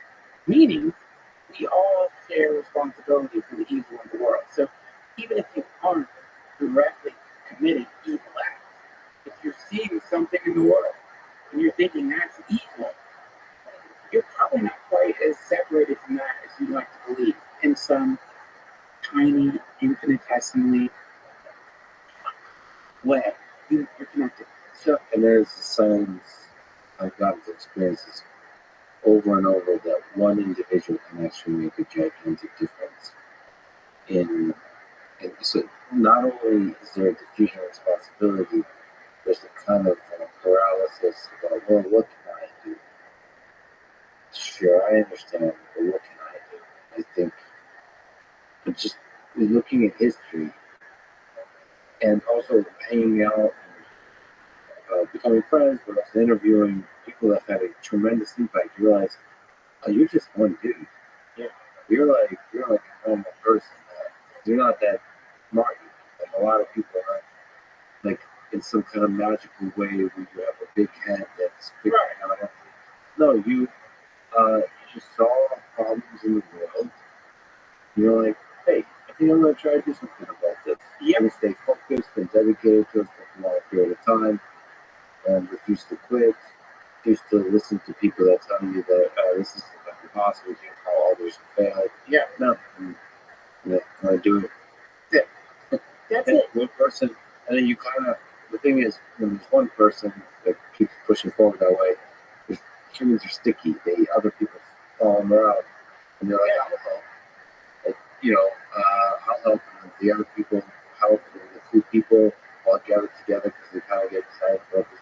Like, holy shit, we can actually make a difference. And they form groups, and then all of a sudden there's companies and nations that actually make a gigantic difference. It's interesting. It all starts with one person, often. You know what? If I could push back slightly against that, it's never just one person. It's like, nobody ever talks about, at least as far as I'm aware, you never hear about like Buddha's great grandmother. You never hear about that. You never hear about that. But if not for that person, no Buddhism.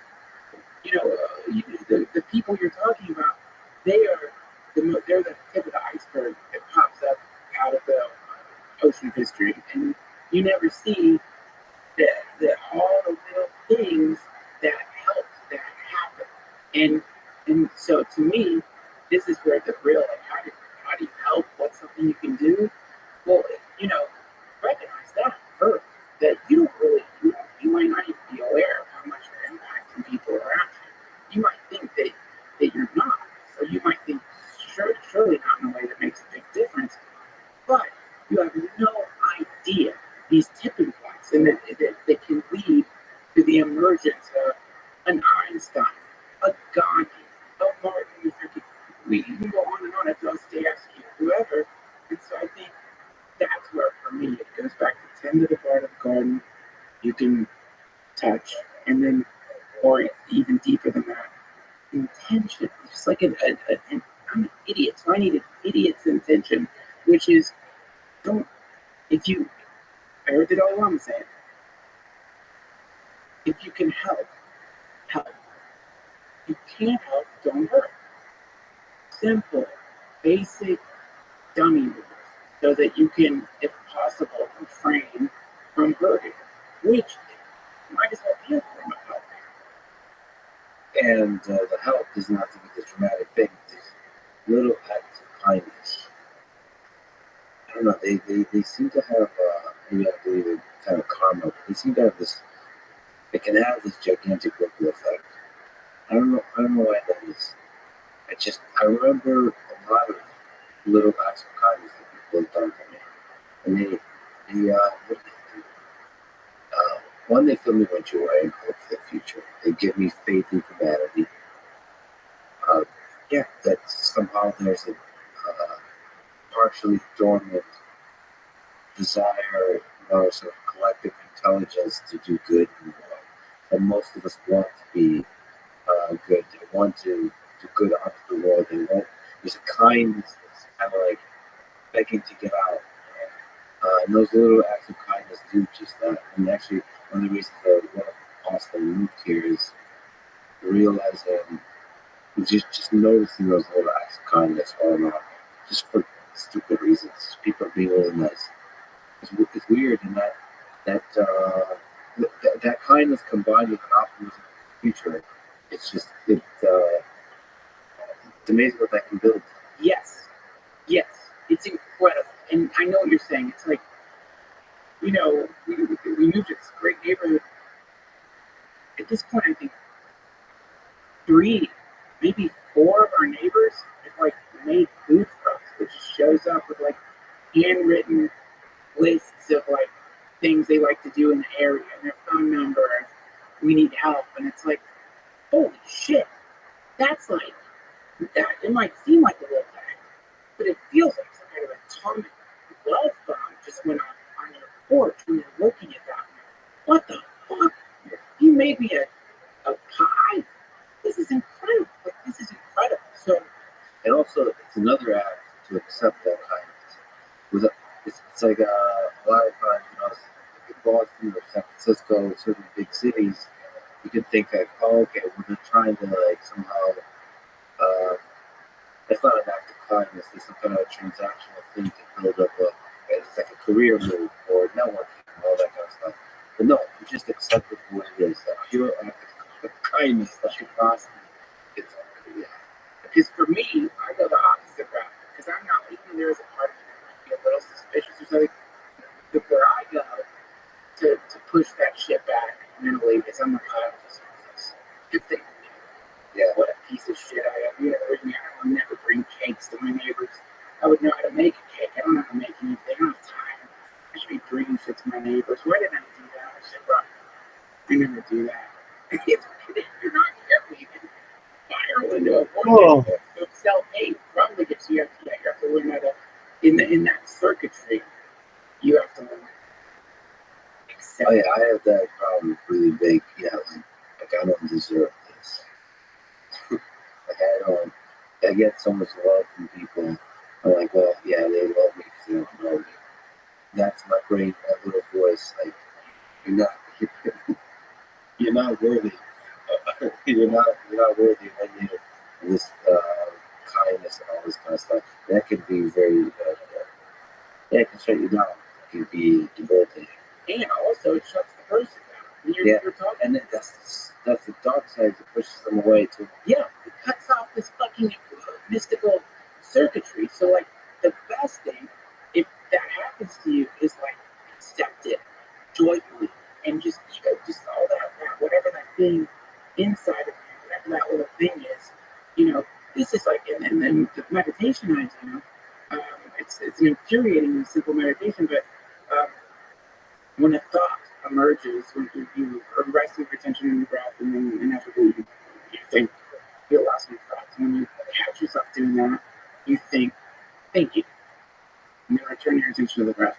So I like that, so that when that part of myself starts, having its little neurotic semi-seizure, I can just go, thank you. Whatever, it's just another thought. And then eat the banana bread, or whatever the case. What's the most wild psychedelic experience you've ever had?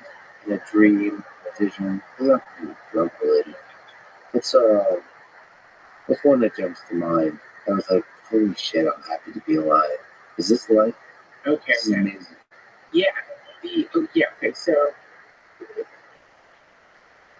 the one that pops to mind, I've had a lot of psychedelic experiences, but in this moment, the one that pops to mind, only because it goes back to what you were talking about about this Nietzsche's idea of infinite return. The the so I'm a Burning Man, and Are you going to Burning Man this time? I'm not. I have kids right now, and I just want to be around them. My wife was being so cool about it. She knows I love Burning Man. She's like, go to Burning Man. I was gonna go, and then I just want to be around my kids as much as I can right now. But I've never been to Burning Man, so I don't know how secretive it is. That I mean, just quite high-profile folks go. yeah, everyone knows Elon Musk goes there. Isn't it pretty? It's But you know the Such Musk a myth boat? is- You know, it's called art cars. We all make art, and like part of the burn, so beautiful about it is like you can't buy anything there. Like I don't know if this has changed. It's been a bit because of the pandemic, but the only thing you could buy was ice and coffee. And I think maybe that's changed. I heard some whisper that that's changed, but so that means that it's a gifting economy, is what they call it. And so people will just give you stuff. Talk about having a struggle with deserving stuff now. What are you gonna fucking do when the can next to you is like every morning making the best iced coffee that you've ever had in your life, and they're giving it all away until it's all gone. What are you gonna do? It's the best ever. And then you're giving things to people, and then you learn stuff like you learn these really interesting lessons. Like one of the times I went there, got all these strawberries. Might not sound like a big deal, but when you're out there in the dust and you're not at one of like hardcore like luxury camps that exist out there, you know, you've got these like items where I'm buying them like special stash, fruit, this or that. And then like 2 days in, you're walking around your camp with the strawberries that you were coveting, and everyone's so happy to get like cold strawberries, and you realize, oh my god, this feels so much better than like strawberry tastes. But you learn something experientially there, which is an incredible thing. It's an incredible thing. Man, now I'm wishing to sign up for Burning Man. How have you been before? Yeah, I just know like at least people are saying it was Elon Musk's, but like yeah, like this. I think it's like this massive. It's art cars, and it was this party on this thing. You could just anyone can go on the boat. No one's like there's no guest list. You just go on there. I never saw him there, but you know everyone's just There's a secrecy that's all that messed up because you probably have to respect that. But at the same time, it seems like the kind of people that go there. I mean, the rules of the outside world are suspended in the sense that the crime, aggression, tensions, all of this. not all the way. Not all the way. You know, you could look it up. You know, because like there is tension. There's a lot of tension there between. It's called plug and play. It's like you know, Burning Man. Like the history of Burning Man is fascinating. It has its roots in the Cacophony Society, is what it was called, which is a sort of evolution of something that was. I think it was called the like the San Francisco. Basically, there was like an art movement in San Francisco, and I can't remember the name of it. Maybe the Suicide Club, or essentially like they were really into urban exploration and meaning like breaking into like old abandoned buildings and stuff. Part of this, what this was you would prepare your life as though you were going to kill yourself. You would get all your affairs in order. You would get so it's going back to what I was talking about with the cancer diagnosis. You're like sort of putting yourself into that world. I'm gonna get all my affairs together. So this is it. And then there was some. I'm sorry for anyone listening if I'm butchering this, but I think there was some really cool initiation where they would blindfold you and they would take you into some of these abandoned buildings, and you didn't know where you were walking, but they would say, like, if you take one step to the left, you're gonna die. You're gonna fall. You're gonna fall. So please be careful. So you're like in the moment, and then blindfold goes off. It's a big, awesome party. This evolves into something called the Cacophony Society, there's a great book called Tales of the Cacophony Society for people listening. One of the members of the Cacophony Society was the author of Fight Club. And so if you see the Fight Club, like you can see little ideas that were in the Cacophony Society. They were into Dadaism, which I don't know a lot about. It's a philosophical art movement. And then so basically what was happening is like they kept burning increasingly large effigies in San Francisco, and they weren't allowed to do it. So they took it out in the desert, and they were basing it on something called a zone trip, which is like, across this border, the rules of that old society are gone. And so that was the original Burning Man, which was these lunatics out in the desert launching like burning pianos out of catapults through the air, doing like drive-by shooting ranges, like no rules, wild, magical, beautiful, insane madness. And then it grew and grew and grew and grew until you have Burning Man as it is today, which is still the most incredible thing. And obviously, anytime you have like a thing that's been around for a while, you're gonna get that. It's not like it used to be, it's not as free as it used to be, it's not this or that. But what's fascinating about it, I'm pointing this out to me, look on the ground. Trash. No symbols. The ethic, like picking up your shit there, is like so intense. So it's not like the other festivals you go to where there's just trash everywhere, shit scattered everywhere. It's clean. People are picking up their stuff. People are like really being conscious of like not fucking up the playa. So I'm sorry, don't get a burn yapping about Burning Man. They won't stop. It'll be morning. But there's a power. There's a power in culture propagating itself through to stories that we tell each other, and that holds up for Burning Man. It's clear that the culture has stayed strong throughout the years. Yeah. So many people, so many really interesting people speak of Burning Man as like a sacred place they go to remind themselves about what's important. That's so interesting. And it is. I mean, it's like, there are all these stories of like, I love guru stories. I have a guru. Me and Holy Baba, I've never met him. He's Ramdas's guru, at least not in the flesh. But the story of the guru is if you're lucky, you meet this being that, and we're not talking about, whatever the run-of-the-mill, like, charlatans out there. But I know for sure that people are in the world right now when you're around them, the thing you're talking about, the affirmation of the potential of humanity, and also just an acceptance of yourself, and cultivate, like seeing someone who's cultivated love or compassion or whatever, but in this way that is, if you would rather meet that being than like a UFO or anything like that. It's like, it is the UFO. It's a person, but it's not. It's everybody and nobody. And somehow they end up conveying to you ideas that you may have heard a million times before. Somehow within the language itself is a transmission that permanently alters you. So these people exist. I think you could argue that Burning Man, the total thing, is a guru. That pilgrimage is about to get there. It's not easy to get there. And when you get there, it's going to teach you something. It's going to show you something.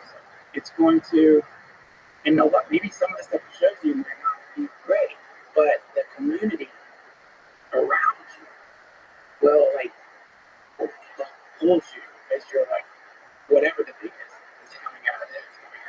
And even the simplest activities, the simplest exchange of words have just like the gurus found that somehow. Yeah. Something about that place. Yeah.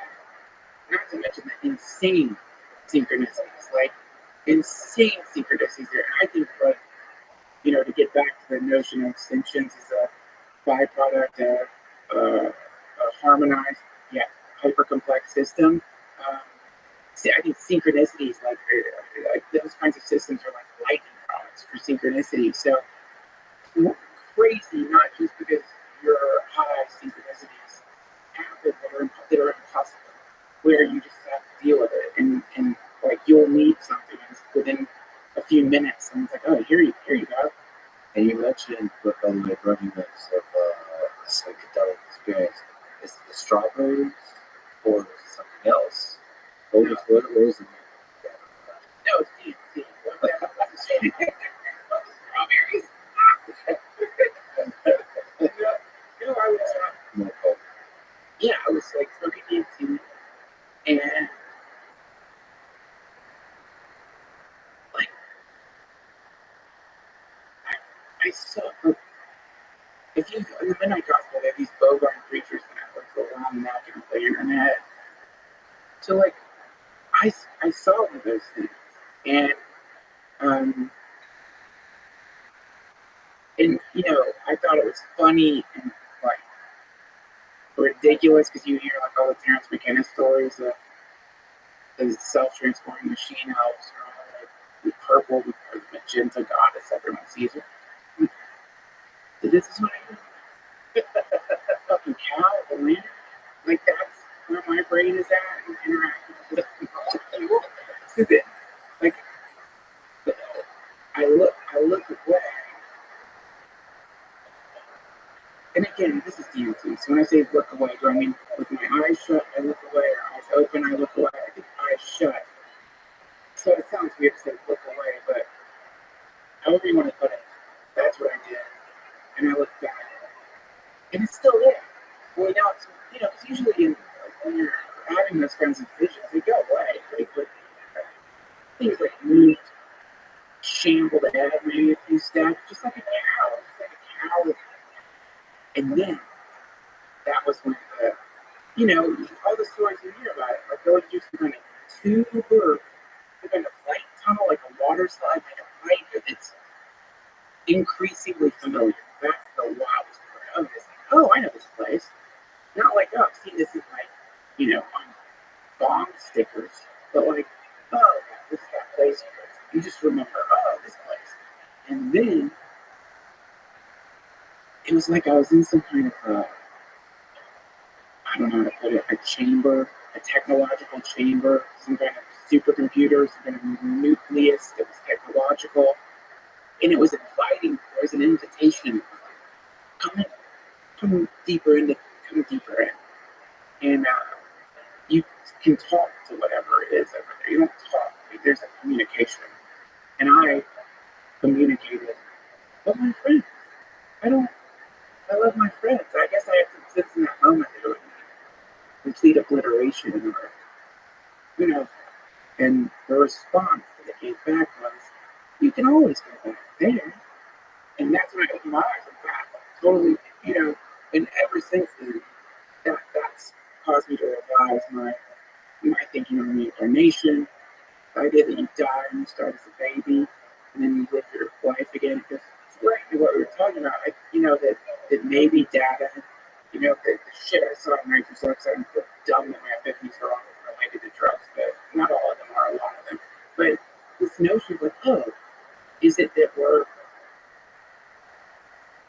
imprinting into the medium of time space everything we do, and that is a permanent imprint, a frame that upon death can be accessed in the same way we can pull up pictures on our phone or computers, and not only access but experience, as though, in other words, you could just jump in. You're still going to have your memories. It's going to give you the illusion of having been dead and back into that frame. But no, you just decided to go back there. Nostalgia, whatever. And yeah. Jump around freely, space and time. Yeah, you can go in and out of time space. But the problem is when you go into time space, it's time. So it's going to feel sticky. It's going to feel like you've been here forever because you drop back onto that track that Nietzsche's talking about. And I guess one of the qualities of dropping into that frame is that you forget your higher dimensional identity. What happened to the cow with the last one? What was that about? You're actually better. Never saw it again. Never. Never saw it again. But I put it in. We put it in the Midnight Gospel. You know, I feel like Pendleton was like such a genius. The USC drew it for me, and then it just ended up as a part of the show. But by the way, I have to admit the big fan of yours. I haven't watched the Midnight Gospel because I've been waiting. It's do these stupid things. But ever since you talked to 2 years ago, Joe, about it, I've been waiting to watch it with like a special person on mushrooms. Oh, It's been like to do. I don't know. Of course, you don't have to have mushrooms to Yeah. enjoy it, but for some reason, I put it in my head that this is something I want to do. The outside experience that you get involved. Because visually, I mean, I watch it just a little bit here and there, but it's just visually such an interesting experience. But combined with everything else, obviously the ideas, the voices, and so on. But just visually, it's like a super psychedelic version of Rick and Morty or something like that. Like like farther out, wilder out there. So yeah, man. That's Pendleton. You know, these people. I mean, like, I was part of that, in the sense that like Pendleton gave like one of the reasons he's like such a genius and great at making stuff is like he really does a good job of just like de-hierarchizing potential like hierarchies that are here. You know, someone has to be like driving that bus, and that was Pendleton, but he's so inclusive. There's a real punk rock thing that he's doing, which is like he'll take everything and it kind of mixes its way into the show. But one of the things, you know, in animation, it can get really strict with like drawing the characters and like the like trying to create continuity in the way the character looks. Like, and it can get really rude for the animator. It can get brutally precise. Like, it has to be precise. But he figured out that if you just sort of, it's not like obviously like Clancy had to look like Clancy did the whole show, but if you allow the various people animating it to sort of have their own spin on it, then suddenly it creates a very psychedelic, you know, the show looks more psychedelic because it looks more organic, and also the amount of time. I had no idea the amount of time that goes into making digital art look like that. It's insane. The amount of work and pumping that stuff is crazy. It's crazy. But generally, the amount of time it takes, even just like a painting, when you, I really enjoy watching artists do a time lapse. You realize how much effort just into a single image goes into it. You know, hours and hours and hours, sometimes days, sometimes weeks and months. And then you just get to see them work, but they lose themselves in the process of it and the rhythm of it. And like, because they're focused on when we're talking about robotics earlier, and the details, like, they're never, most of the time it's not the big picture and the final result, is like the little details and stuff. But they're nevertheless able to somehow constantly channel the big picture and the final result. My God, yeah, the respect I have for animators, it's like, dear God, it's the craziest thing when you watch it. When you see what it looks like and how much time goes into it, how zen they have to be. It's like, no matter what, you're gonna have to cut stuff, man. And when you're cutting like a few seconds of animation, that was someone's month, maybe. You know, like they understand, but still, whoa, it's brutal. I mean, so they have like this zen outlook on it, which is really cool. And they watch podcasts. That's another cool thing. When you realize, like, well, they're listening to podcasts, you're like, that's really cool to see that aspect of it too. But yeah, man, you know. Yeah, your voice is in the ears of a lot of interesting people. Boy, dude. Hello, interesting person. Eating delicious food in the cafeteria. I'm on your side. He's supposed to. I'm with you. Yeah. You have a beard, therefore you must be wise. Do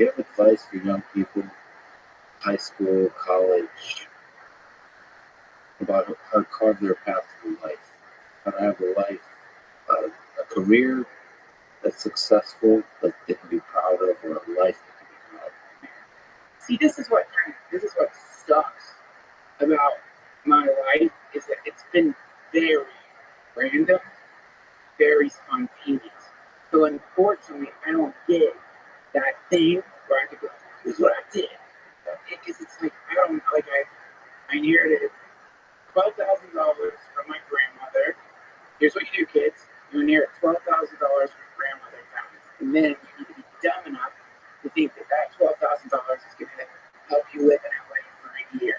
So then what you do is you move to LA for $12,000, and you find a shitty place that you live at, and then you use that money to buy acid and synthesizers, and then you run out of the money, and then you and then you have to get a job. So then, because you think it'll be fun to work in a comedy club, you get a job at the comedy store, and then that's how it happened for me. And I know never the confidence that I'm going to be a stand-up comedian.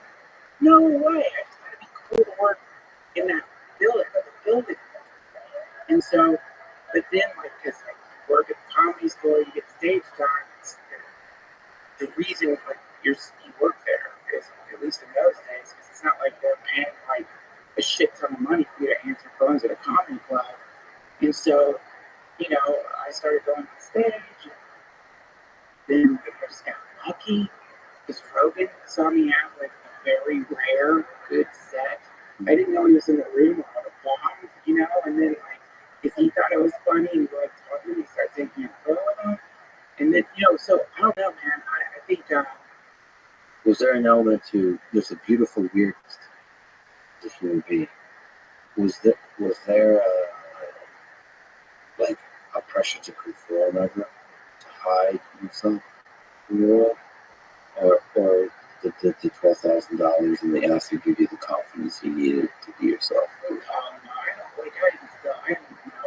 I think sure there's that pressure, and whenever you're beginning to really differentiate from your parents, but then you go back hanging out with your parents, you can feel that. It's not like they even want you to conform, but you can slip into that, whatever that was. So I remember that when I go back and visit them and stuff, and surely conformity or the pressure to not be individual or whatever, it's everywhere, man. Do you think you made your parents proud?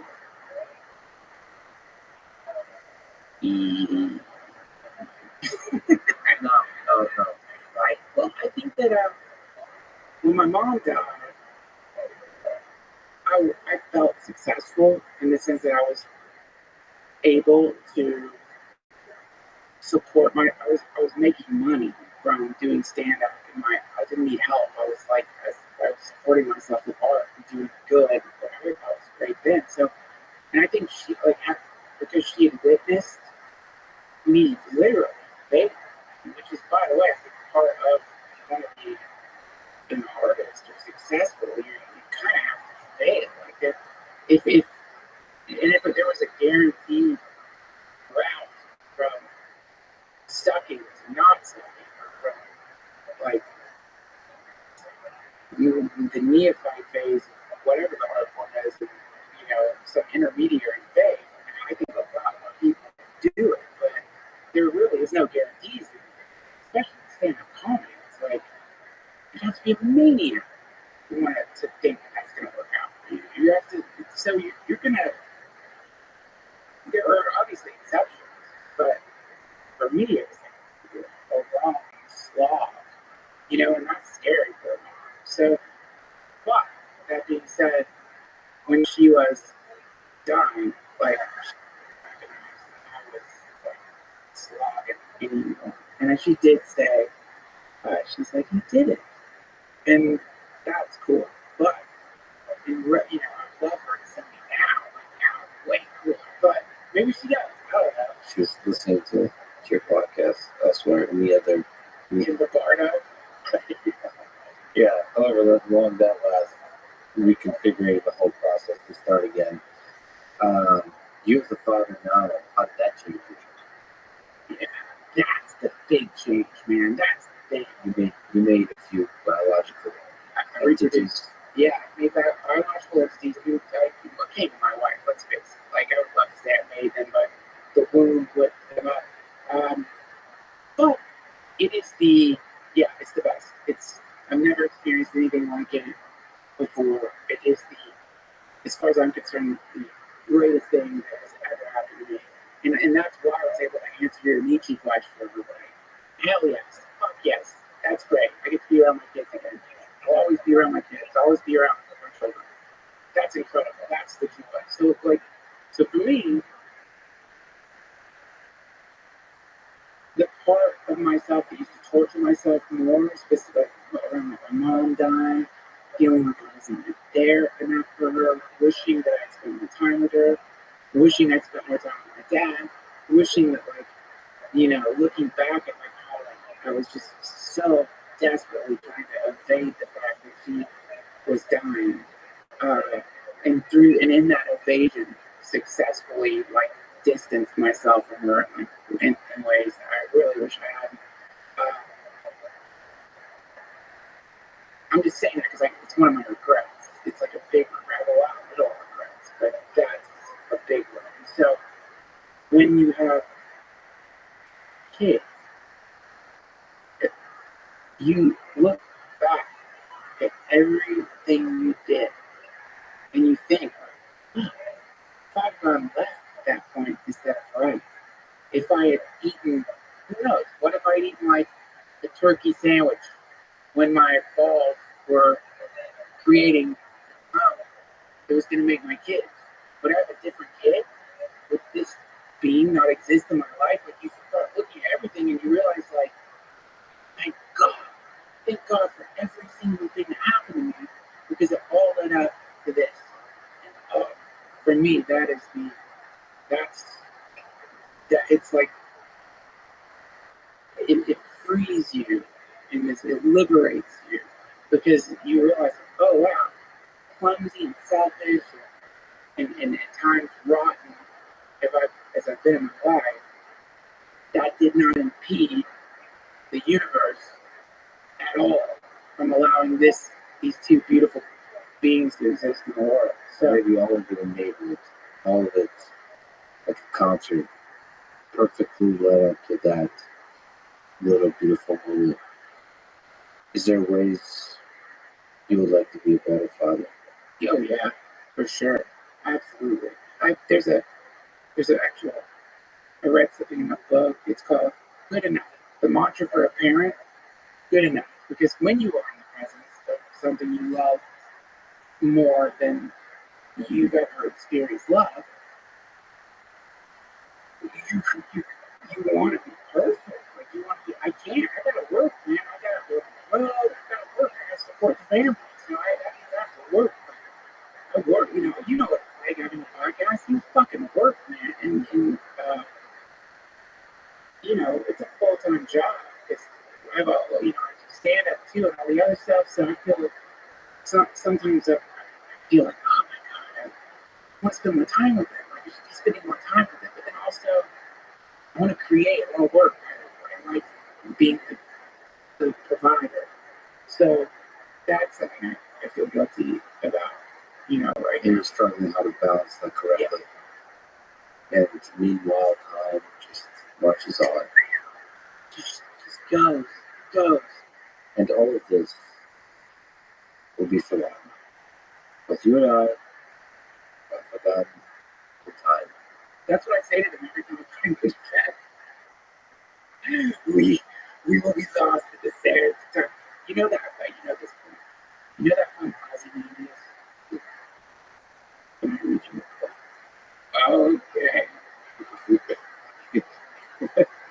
Let's end our conversation. I love it. By Pierce by Shelley, probably mispronouncing the name. But I think you'll hear it. Thank you. I'm Ozymandias. I met a traveler from antique land who said, two vast and trunkless legs of stone stand in the desert. Near them, on the sand, half sunk, a shattered visage lies, whose frown and wrinkled lip and sneer, cold command, held at its sculptor, well those passions red, which yet survive, stamped on his lifeless state, the hand that mocked them, and the heart that fed. And on the pedestal, these words appear. My name is Ozymandias, King of Kings. Look on my works, ye mighty, and despair. Nothing beside remains, for the decay of that colossal realm, boundless and bare, the lone and level sands stretch far away. All gone. Behold the king. Look on my works, ye mighty, and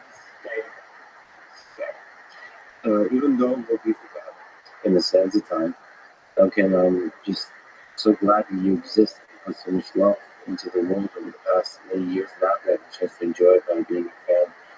And thank you so much for continuing that and for sharing a bit of love with me today. We'll be friends in a real time, in the real world. It's nothing is real, but yes, in this particular slice of your multi-dimensional world, it will be an honor and a pleasure. Thank you for having me on your show. I love you. I love you. Thank you. Thanks for listening to this conversation with Dr. Trust. To support this podcast, please check out our sponsors in the description. And now, in the reviews with words from Dr. Trust himself. You are essentially just a cloud of atoms that will eventually be aerosolized by time. Thank you for listening. Hope to see you.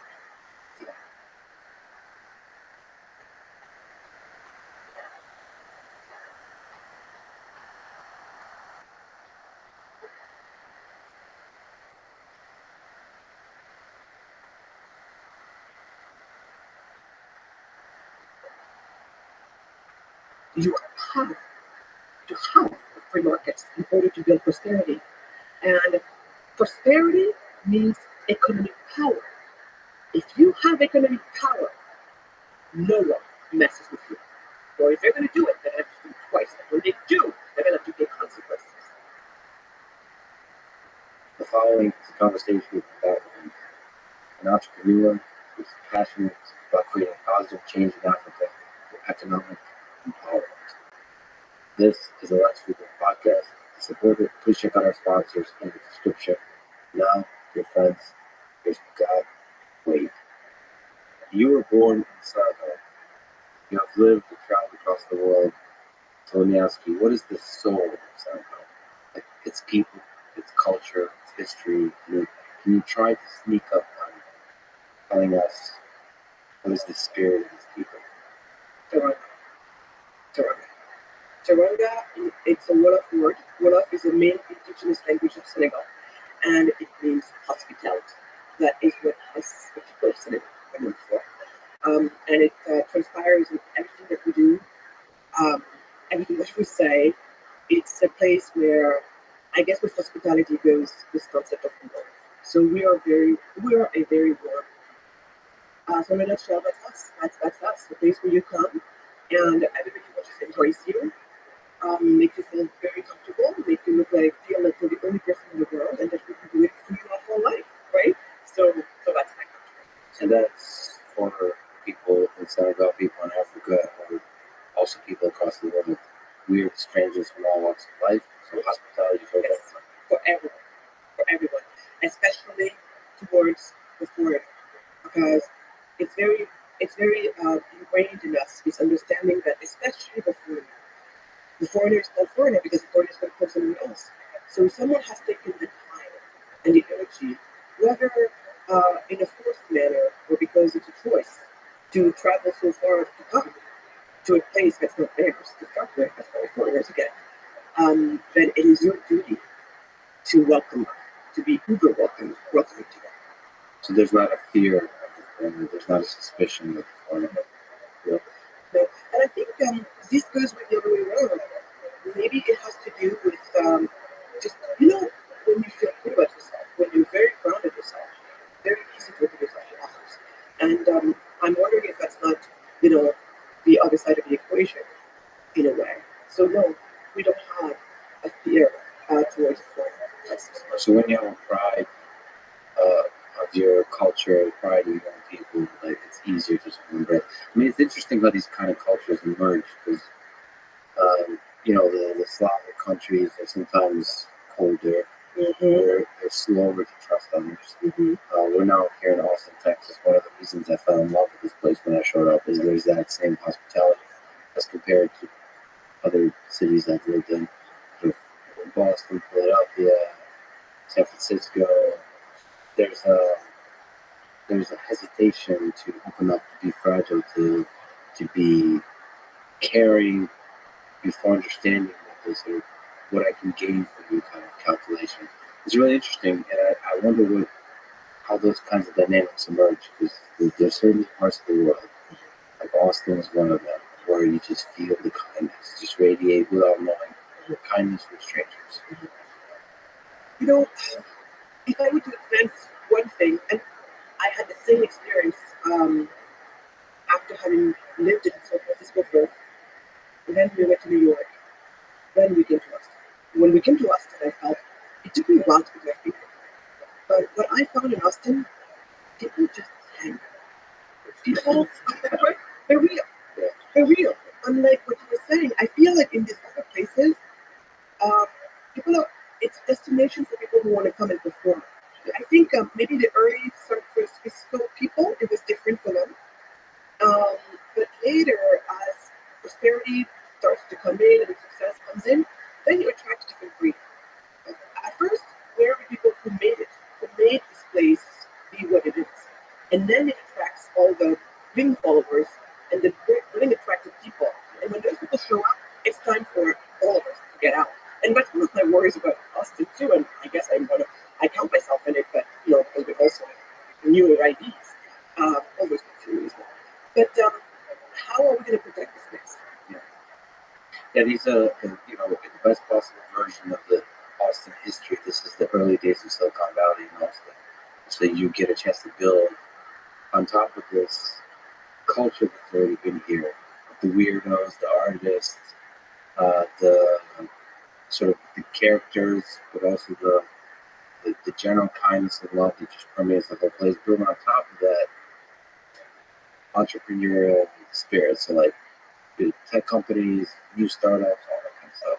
And then you get a chance to build totally new ideas, totally revolutionary ideas, and make them a reality.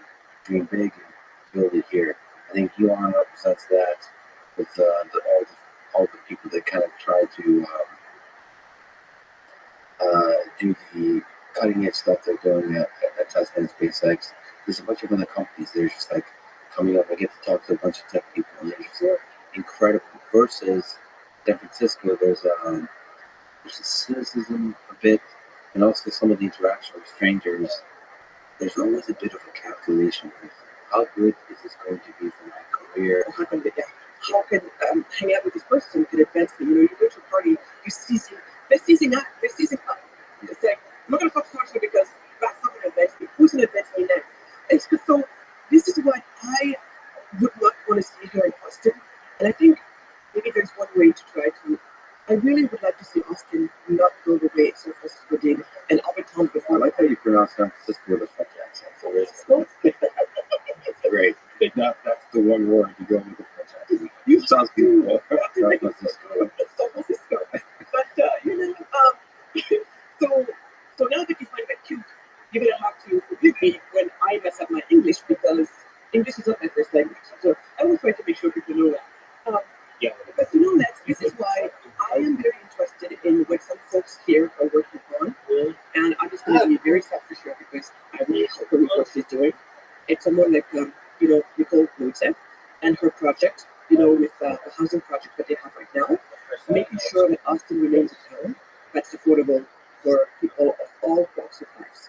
If we can accomplish making sure that all walks of life, doesn't matter how little big you're making money-wise, that you can stay in this town so the diversity at that level can remain, then I think Austin stands a chance to really show the world how to do things differently. And what I love about our initiative is just how they're really trying, to again work on keeping affordability down for these people. I think it's important to, because it seems like it matters to you. I know that it matters to me. I absolutely would not want to see Austin go away San Francisco did, and I think the key to that is making sure that true diversity, not like the fluff crap diversity with hairline. And that's another thing I like.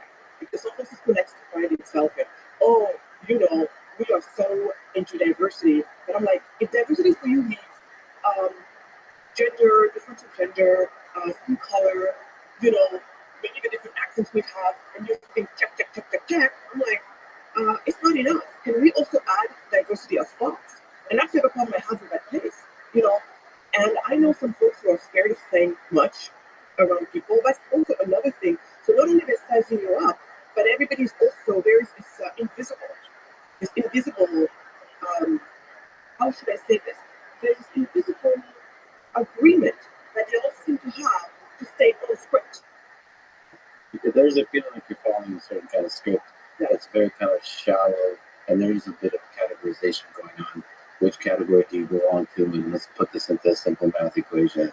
I don't know what comes out, as opposed to just the free, open embrace of people, the weirdos, the characters, the interesting, the full, deep sense of diversity. Exactly. Not just ideas, but backgrounds and rich and poor, like Artists, engineers, high school dropouts, PhDs, Yes. all of this. yes, yes. That's what makes for a rich society that's going to get ahead. I'm glad you mentioned those efforts, and you should really be passionate about. I don't know how complicated that work is, because there's probably a big force trying to increase how much it costs to live in Austin. I don't know how you resist that. Whenever I go to New York City, it's the fact that it's a giant park in the middle of it.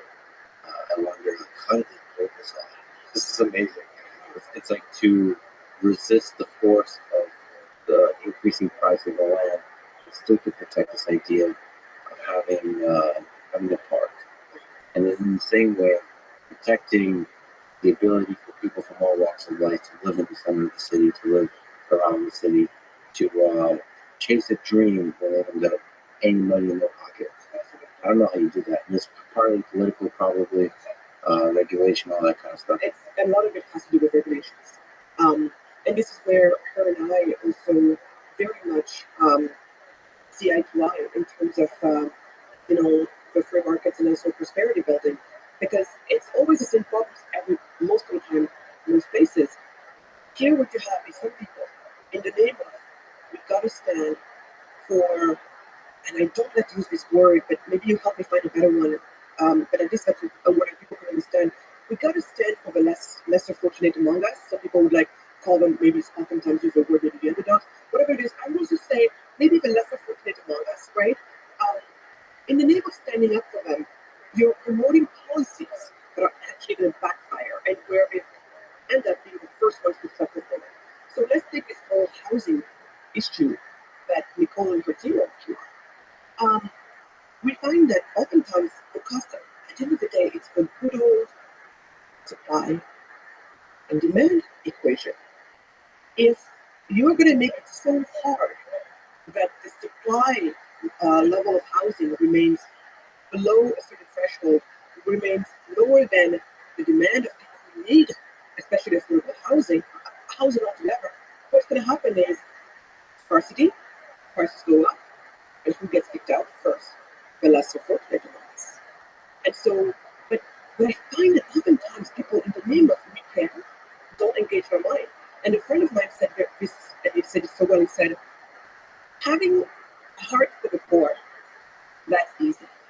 Having a mind for the poor, that's the challenge. And oftentimes, we all have a heart for the poor. But when it comes down to, then what do we do to have a real impact and making sure that people get a chance at, going up? Then that's where everything starts falling apart. And then you have people who, when they start pushing for policies, housing policies, making it super hard for you to even renovate or add one more story to your home or anything like that. By doing that, you're messing up with the supply of housing, and therefore the people who can't afford, people get priced out of the market. And so what people like Nicole are doing are going back to where all of this is taking place, and they're going back to the regulation side. And just like, so we'll talk about it here, but people wonder today, why is Africa the poorest region in the world? We go back to the same culprit. Bad laws. tons of senseless regulations. If you make it so hard at Berkeley for someone to build one more story to the home, which means maybe one more unit that could be rented out to someone, and if many more people do that, then you have a much bigger supply, which means the prices will go down, which means more people have access, among them, especially the less fortunate among us, then we're starting to see a winning proposal, aren't we? But instead, if people feel we're around, then all of a sudden prices are going to market. Same thing was done with us. So oftentimes when I see problems of this nature, you can bet here that regulations and census laws are the heart of it. And that's what they're tackling.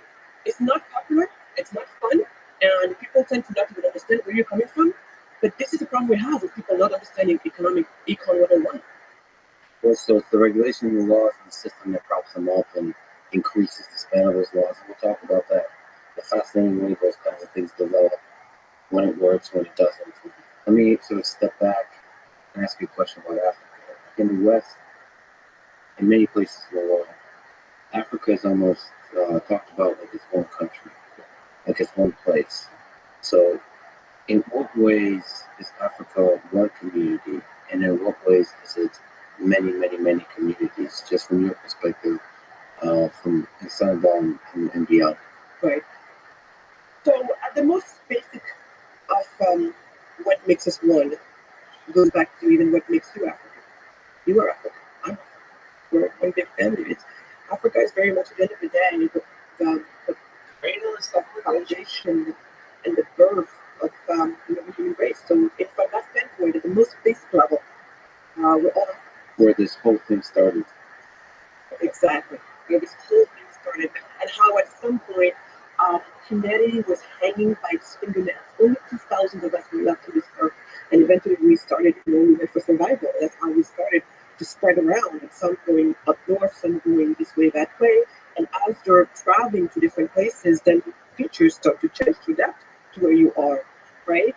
So hair gets lighter for some people, eyes get different shape for others to adjust to a new natural habitat. The genomics program, I think, at the National Geographic did that so well. The people were interested in going back to that work with spectral and such. But yeah, so at the very basic, most basic level, that's what unites us all, first of all. And then I would say that the continent, especially here, I will group it into Black Africa, Black Africa. Um, Unfortunately, are common stories, of having gone through this terrible, horrible period of around the same time the whole continent being, enslaved and colonized. So that, in a way, forms not that we were ever the first people or only people ever, enslaved in this world.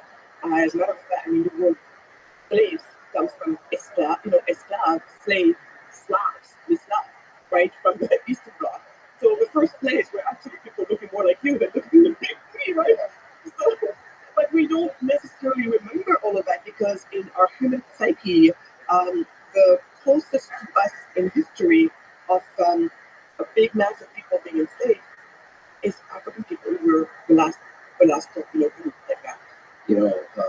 The pain of World War I and World War II permeates Europe. It certainly does for the former Soviet Union, the countries that made up the former Soviet Union. Just in the same way, the pain of slavery and empires using Africa, does that permeate the culture? Is there still echoes of that? In a way, yes. Especially the fact that in many different places, whether it's Ghana or my country or Benin, where you have these places that we call the door of no return, or places of no return, which this was the last place where the slaves were standing, or this is in Senegal we call it the door of no return. There is just one door. You're there in the slave house, and once they go, they go. It's that's it. It's going to be the last thing they see back home. So those, of course, creates for a common lived experience, which becomes common lived history, and of course it's going to tear us up. Is there a resentment, because you mentioned hospitality, Yeah. is there a kind of resentment for there's a rich, vibrant land. There's many resources. There's powerful cultures. Are they just going to show up and use us? Yeah. That's a way to see geopolitics. Yeah, yeah. This is okay. So where it plays very different here is, so if you can just enable to them, there is not really a problem at that level.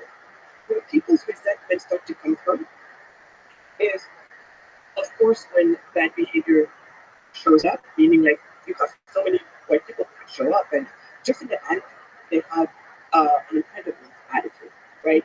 And they think, like, in a way, we're all self-service. Some people in your face, some people who are, but that can cause a little resentment. But where really the resentment is, And that can, the entitlement can take different forms, like even pity. Is oh, you might get me going on that. I was trying to be polite to you. So just don't, let's do not. Yeah. You know, sometimes I tell myself, my God, today you're going to be open clothes. Next open clothes. Don't go there and make a fool of yourself. Yeah. Just behave. Yeah, But hold it you together. get me on some grounds, that's when it's all gonna go Yeah, down. so yeah, let's move beyond that to so resentment. There's a dance between hospitality And resentment. So when you come in, you're you live your life, you're just a normal human being, and you treat me decently like you would treat a friend, normal people. I have no problem with it. I'm not gonna come back and be like, well, you and your ancestors have enslaved me. You're not gonna see that stuff. Sometimes I'm in this country where I feel like it's but we in Africa don't do that. Now, you come, you have this nice attitude, you think you've got few servants around, well, you can have a problem. Someone like me, I might even grab you by the back of your neck and, take you back to the airport. That's when you're lucky. Right? you. Exactly. But where things come up is, especially nowadays with the African youth, when we have to be reminded of the when we have to be reminded of even the role that places like the World Economic Forum. You know that all of these places that seem to constitute, they would the way we describe them, when I say they, it's primarily like an African tourist. So here maybe terms are worth describing. So the Pan-African movement goes way back when. We're talking about way back when, started in the 30s, going on all the way from there.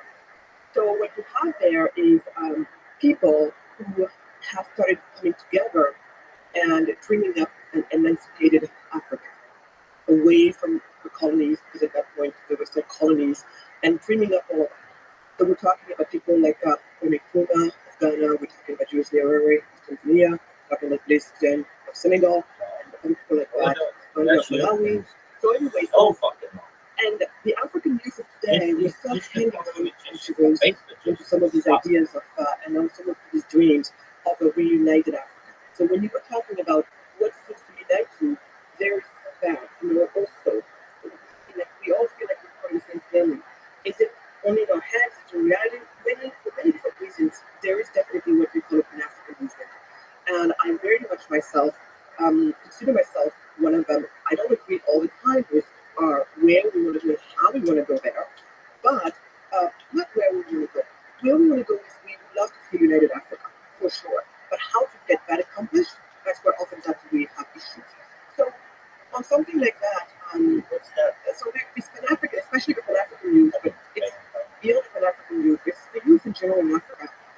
World Bank, UN, all of these organizations that they tend to qualify as imperialist organizations. And it's not always a good way to describe them, but I'm sure it's a sentiment. And from that place, there is tons of resentment. Because for the longest time, these groups, organizations, and some that preceded them have proceeded to actually decide what even our new frontiers would be. You see, when you go to a place like Senegal, Mali, all of that, different countries, but we were one kingdom, and then at some point they decided, because when you look at Africa, you look at how straight some of these borders are, we're like, did a robot just draw these? Really? These are not the robot, especially this one. But you know what I mean? So they have continued deciding it would be us to live on our land and how do we do progress. And it just keeps on going. They get to decide how are we going to, which type of even economic development path are we going to choose or not. So it's very, so from that standpoint, yes, there's a lot of resentment, including even for people like me. Yeah, and it's interesting that the David and the oppressor and the empires have actually created unity.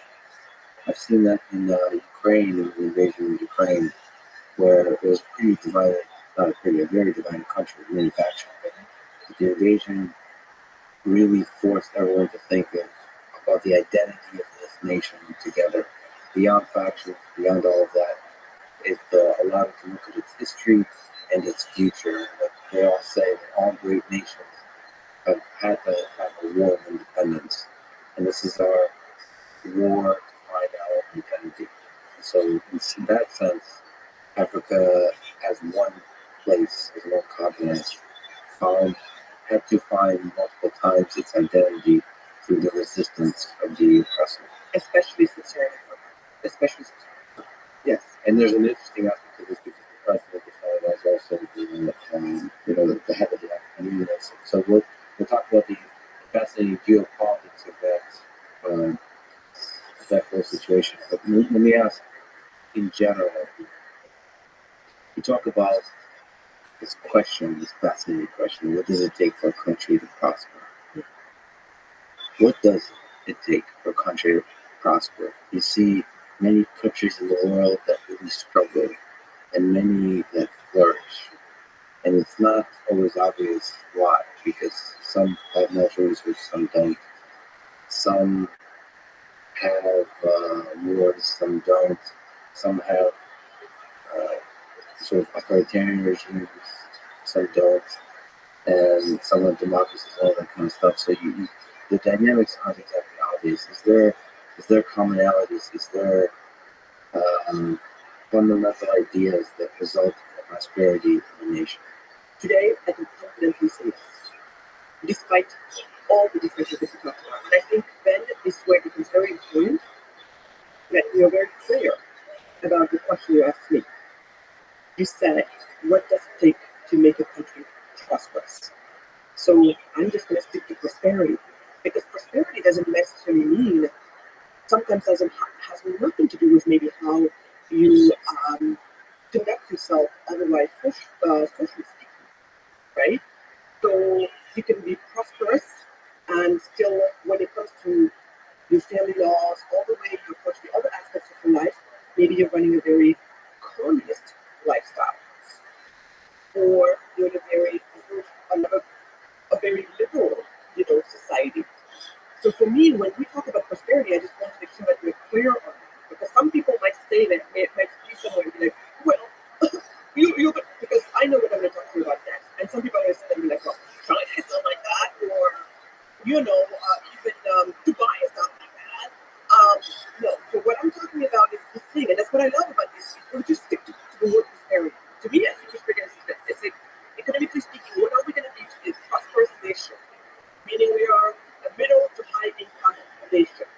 I'm not talking about what are the rights of the women to vote, or can people live like this, or I'm not talking about any Fundamentally economic. Yes, because I think that distinction is very important, because over the years I've seen people push back on all types of criticism, and it occurred to me that that's what the misunderstanding was there. So if we're going to talk about prosperity, making sure that the country can make money so that it can take care of its needs and the needs of its citizens, then what I have come to find is that at the root of that is going to be what we call economic freedom, and what I call the toolkit of the entrepreneur. In that, you can put the rule of law, you can put the concept of clear and transferable property rights. Economic freedom is at all the levels that which will allow entrepreneurs and business people to create value. And create value entrepreneurially. We're not talking about looking at that. It's like we found the pie to be this big, and you make it this big. So that's what we're talking about. Create value. Yes. So when it comes to that, we have found that whether you're looking All at right. two countries Well, that started the same, who talk the same people, then East go back Germany, to that, big dog. West Germany, South Korea, North And Korea, go very similar back people to to start with, right? But yet, radical outcomes.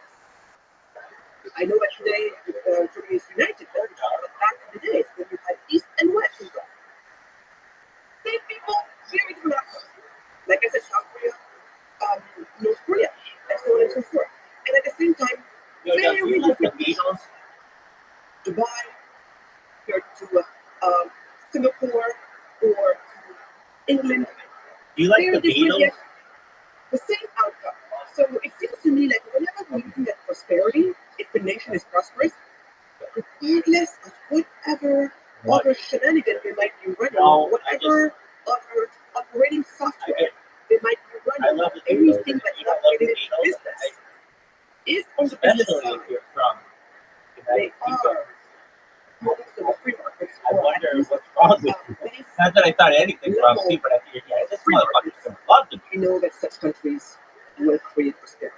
What are the aspects of the operating systems that lead to Singapore and to South Korea and all that kind of stuff? So can you speak to different elements that enable the toolkit for entrepreneurs? Sure. And maybe here, let me just maybe illustrate it with my own story, and then I can just take you back to this. Oh my God, that was so story. Well, thank you. They kicked me out.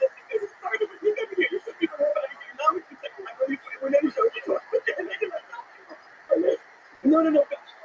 So this is where this question, even when you ask me how are some countries, how do some countries become prosperous?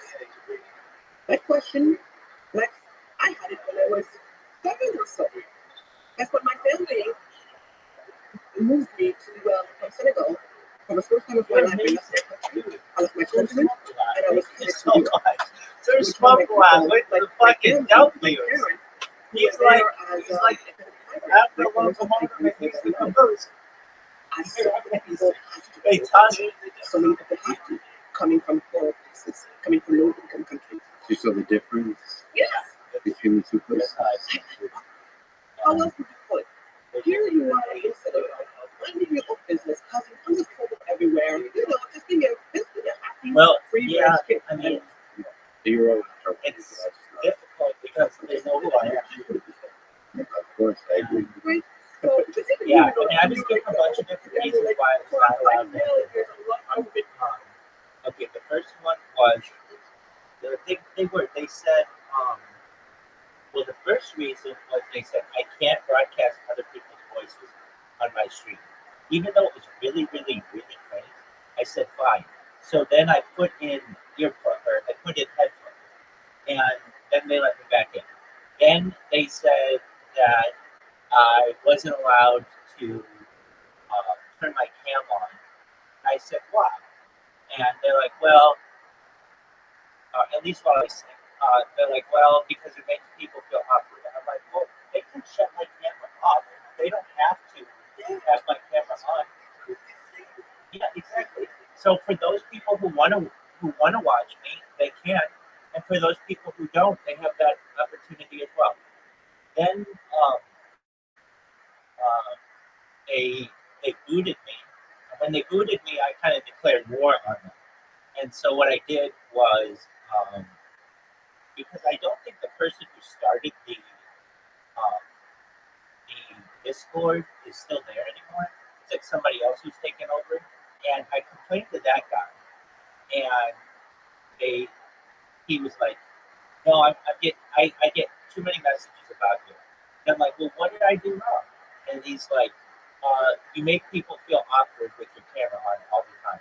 And I said, "Well, they can shut me off. It's not on me. That's on them." And he's like, "Yeah, we're just not going to issue." Exactly.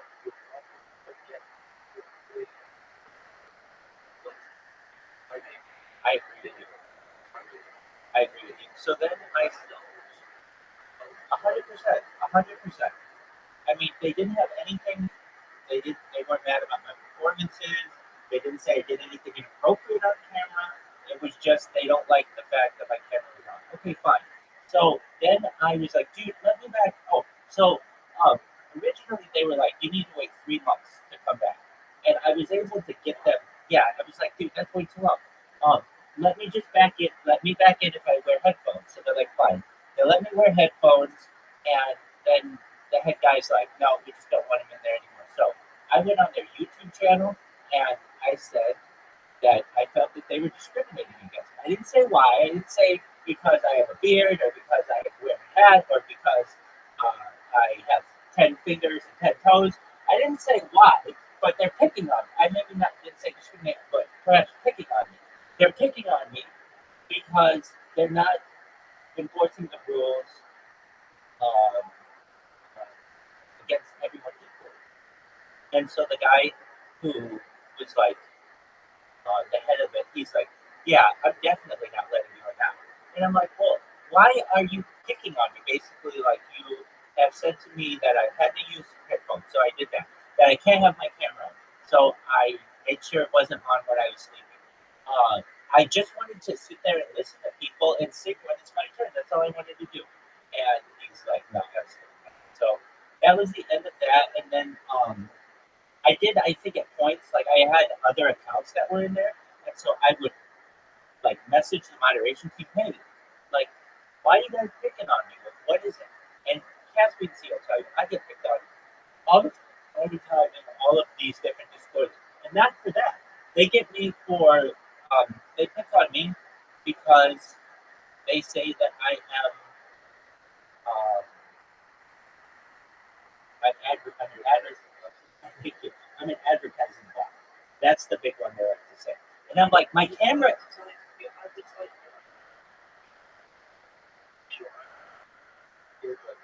Well, here's the thing.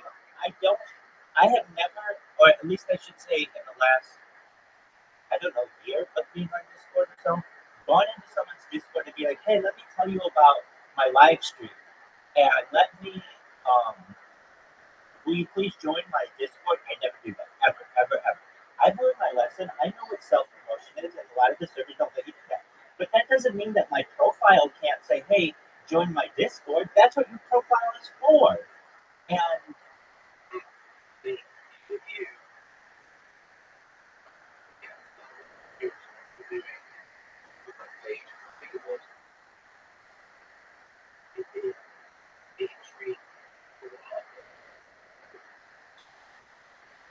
you've seen my blog. Is that what you're saying? My blog?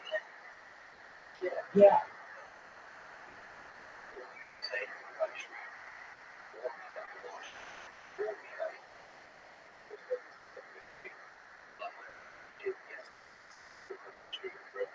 Absolutely. But that wasn't even. Oh, you should see what people do. No, that's nothing. But yeah, it is on the stream. Well, it's in the future, people will be massive gamers, so you getting pissed will seem very minor. Everyone will understand. The thing is, more and more people, their positions are being taken by AI.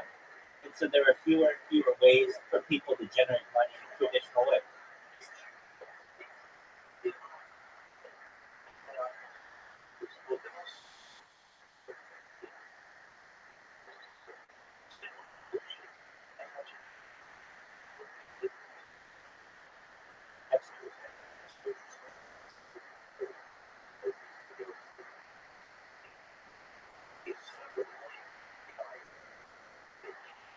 And, and I'm counter to that.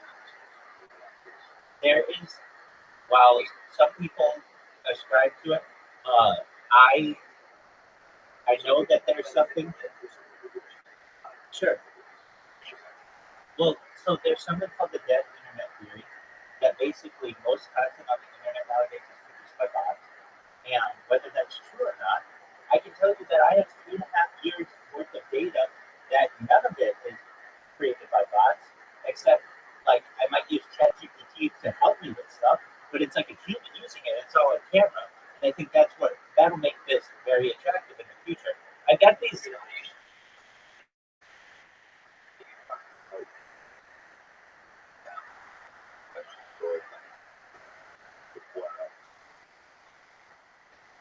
answer part of the people come in here. People come in here um, every day and ask questions that are really challenging, especially when it comes to high level physics. And I have to do my best to sometimes go to ChatGPT.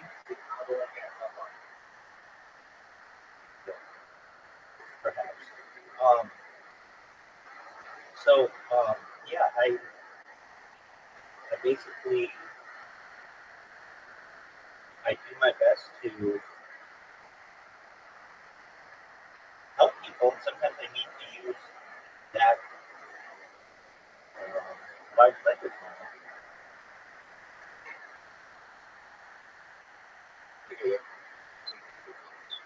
Yeah, and I'm starting.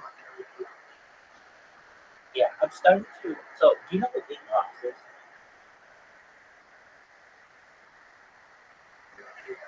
He's a pretty good influencer. I think he owns part of Kick, and he signed a contract with Kick to be like streaming on there a lot more. Anyway, I've been live in his Discord now for like more than 6 months, and a lot of people know me. And like generally, I mean, I take people out every single day who they're just not 15 years old, and I don't know what to do with them. If you're not 18, I don't want to talk to you on the internet. I wish there was a setting that would just like turn off any children talking. But there isn't that setting, so I have to be very mindful when asking people, are you 18? All this other thing. And but Aiden Ross's stream can be, I think it can be like 13 watchers. And so I'm live at his Discord, and all the there, I get trolled in there all the time. But the trolls are starting to like, I don't know, I guess they embrace me. They watch my old footage, and then they take screenshots of it and then share it in the Discord server and make it their profile pictures. I got two guys right now who have taken like pictures of me like shaving it with an electric shaver in the bathroom, and also another one of me eating peanut butter on my bed. And these are like their profile pictures, which is that's what I want. I don't necessarily want children doing it. Oh yeah, it's very sexy. I'm a big peanut butter fan, perhaps even a connoisseur. So so while I don't necessarily want like anybody under 18 doing this, there's nothing I can really do about it. They're allowed to have what they want, but that's the kind of like basically people ignore you, then they hate you, then you win essentially. And um, the one big one where do you know what Wall Street Bets is? It's on a Reddit subreddit. It, that's okay. Reddit is probably one of the best websites out there. It's like the world's forum. Now, I'm not saying that the moderators are good people or any of that, but it's like forums are very important for information. They create giant libraries of people's questions and answers and cool things that get shared. And so, for like a year, I've been trying to be in this Wall Street Bets subreddit. It's got 60,000 people. They have some other ones that have like 300,000 and 400,000, but those guys don't let me in there because they say that I'm advertising. But anyway, this other one that's smaller, they let me in there, fortunately. And but then they just tear into me, and that's okay. They'll call me names, and they'll be mean, and I have very thick skin at this point. I mean, I literally live my life on the internet. If anybody who can take shit, I can take it pretty well. I'm not saying I'm bulletproof, but I am able to take shit better than most people at this point. Well, one thing that I do is I stream Bloomberg Business News, in that OG Wall Street Bets subreddit.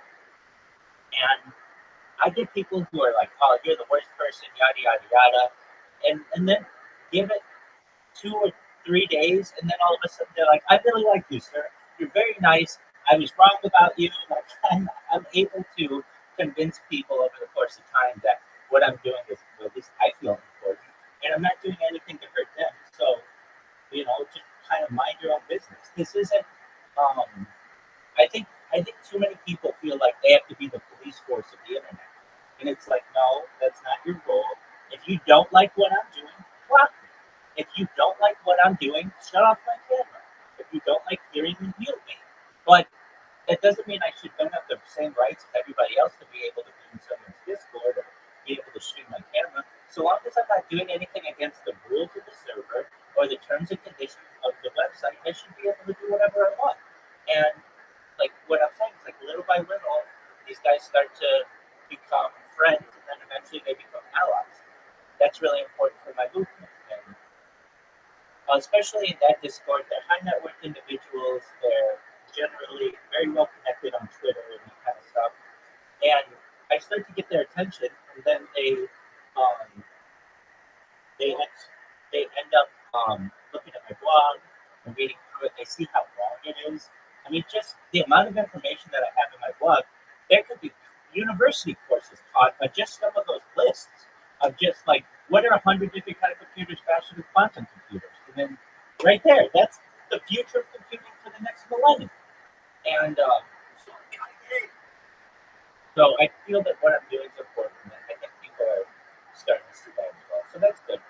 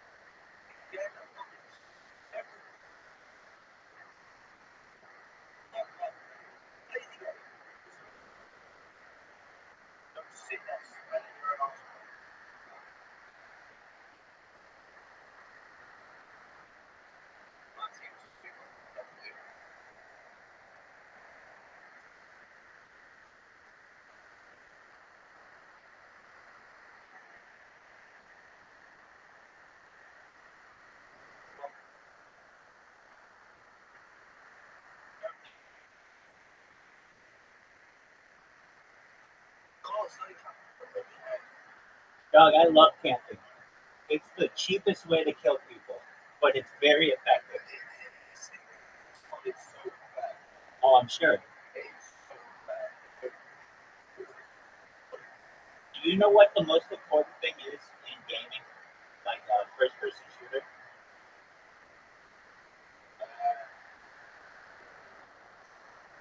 Kill the death ratio.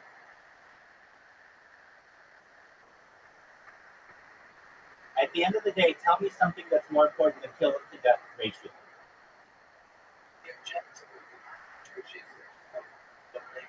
Okay, that's okay.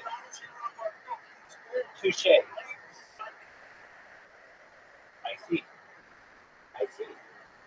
Touche.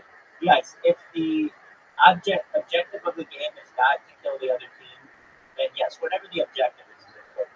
But in most first-person shooters, it's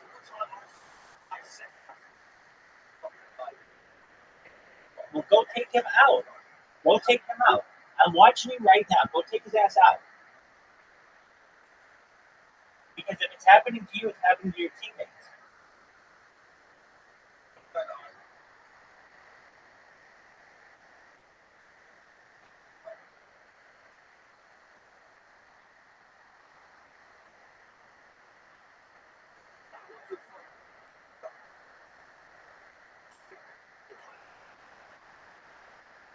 Go to that spot where you spawn.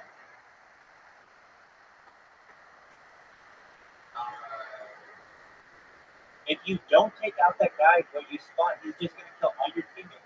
Nobody is going to be the leader and kill that guy when you need to. All right, well then be it and take out the guy who's by the spawn point.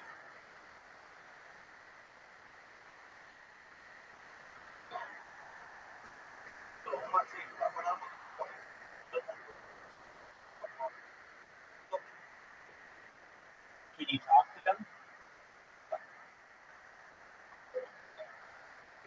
Yeah, exactly. I didn't know if there was a way to.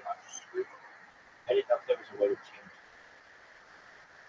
Okay, well, is that guy by the spawn point anymore?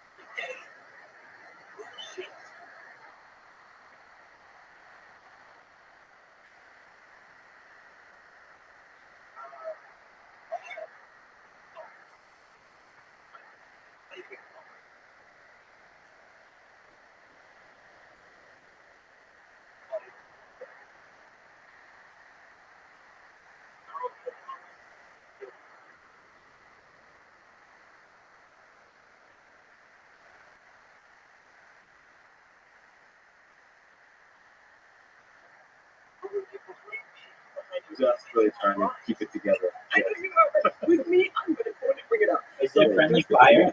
So, You saw it. you're right. I said we did quick. I'm walking in here, back home, and I tell people the story because to me, to define the story. Back home, take a shower. It takes time. Grandma has to, make the shower cold, catch on a little stove that you use at, when you go camping. And when she puts a pot of water on it, it boils. She takes it, puts it in a bigger bucket, mixes it with some cold water. Then we put a little pot in it, and a stronger member of the family has to drag it to the shower. And then there, finally, I can proceed to get my shower. Here I'm in Germany in the middle of the winter, and my mom is like, "I got time for your shower." I'm like, "Oh, I'm not getting naked. Where's about this where's the boiling hot water?" She's like, "Oh, you really? Come on, just jump in." This is a shower. The bottom of the water is coming down temperature and thing. Are you kidding me? I've been cheated out of life, my whole life. So that's what happened. And then I'm like, oh, and all of these roads are paved roads. I'm like, back home, everything is like sandy, and my feet are always ashy. I always have to wash off when I go back home, and your shoes get ruined most of the time. And it started, and I had this question, and it was just like, wow, how come we have this and we don't? So I was not being like, oh, how come they have all this money? I always thought that it was just like, how come? And I think what I was alluding to was, how come life is so easy here? And it's not. An easy, non-success in a beautiful sight. Sometimes I get, just having traveled through the war zone, just to come back, traveling through Europe, back to America. I'll just get emotional just looking at the efficiency of things. Like, how easy it is. We can, first of all, in Ukraine, Ukraine can't fly. War zone. Just even the transportation, you said roads. Yeah, the quality of the United States is amazing. Just not, many of the places that you drive in Ukraine, you're talking about, really bad conditions of roads. And I'm sure in many parts of Africa, many parts of the world, the roads even worse. Right, right. And outdoor, having indoor toilet is a fascinatingly awesome luxury to have. It is. And don't take me wrong, guys. Do we have some great roads now in many parts of Africa? Yes. Main arteries, great roads are like, wow, this is moving. Yes, we do. But definitely more today than in my time growing up. Do we have, a country like Nigeria that just birthed 6 unicorns last year alone? Yes. Do we have the Africans out there? It's so amazing and living their lives. Yes, we have all of that, but it is still unfortunately just like we're scratching the surface, and those people still look at all that accomplished, literally through their single license. This is some of the most gross, immoral, unfair ways of human capital. And so that is what started with you as a 7-year-old. Asking, wait a minute, how do amazing people in Europe do this and the amazing people in Africa don't? And that's a key word, amazing, because that's when I realized that it was not always like that for me, amazing and amazing, right? I knew instinctively that, of course, we are amazing too. But so eventually the question became, so I went from, how come they have this in Europe, to the country as I'm growing up and researching, because it stayed with me when I tell you about that, I'm haunted. Yeah. So you can laugh what you want, but so the question became, how come some countries like the United States, Singapore, are rich, and some others like mine and many others in Africa don't? That became the question. And along the line, that's along the road, I continued to live my life wondering about this question. And I've heard all types of reasons as to supposedly why that might be the case. Some people with a very straight face are still peddling the IQ theory, according to which, no, darling, it's not too far. Your skin color goes with the gene sequence that just doesn't allow you to be as smart as white people. And it's not different. They're just different. That stuff is still out there. It's very real. And I have to hear it. And others have said to me, oh, it's just because, you guys don't have adequate level of education.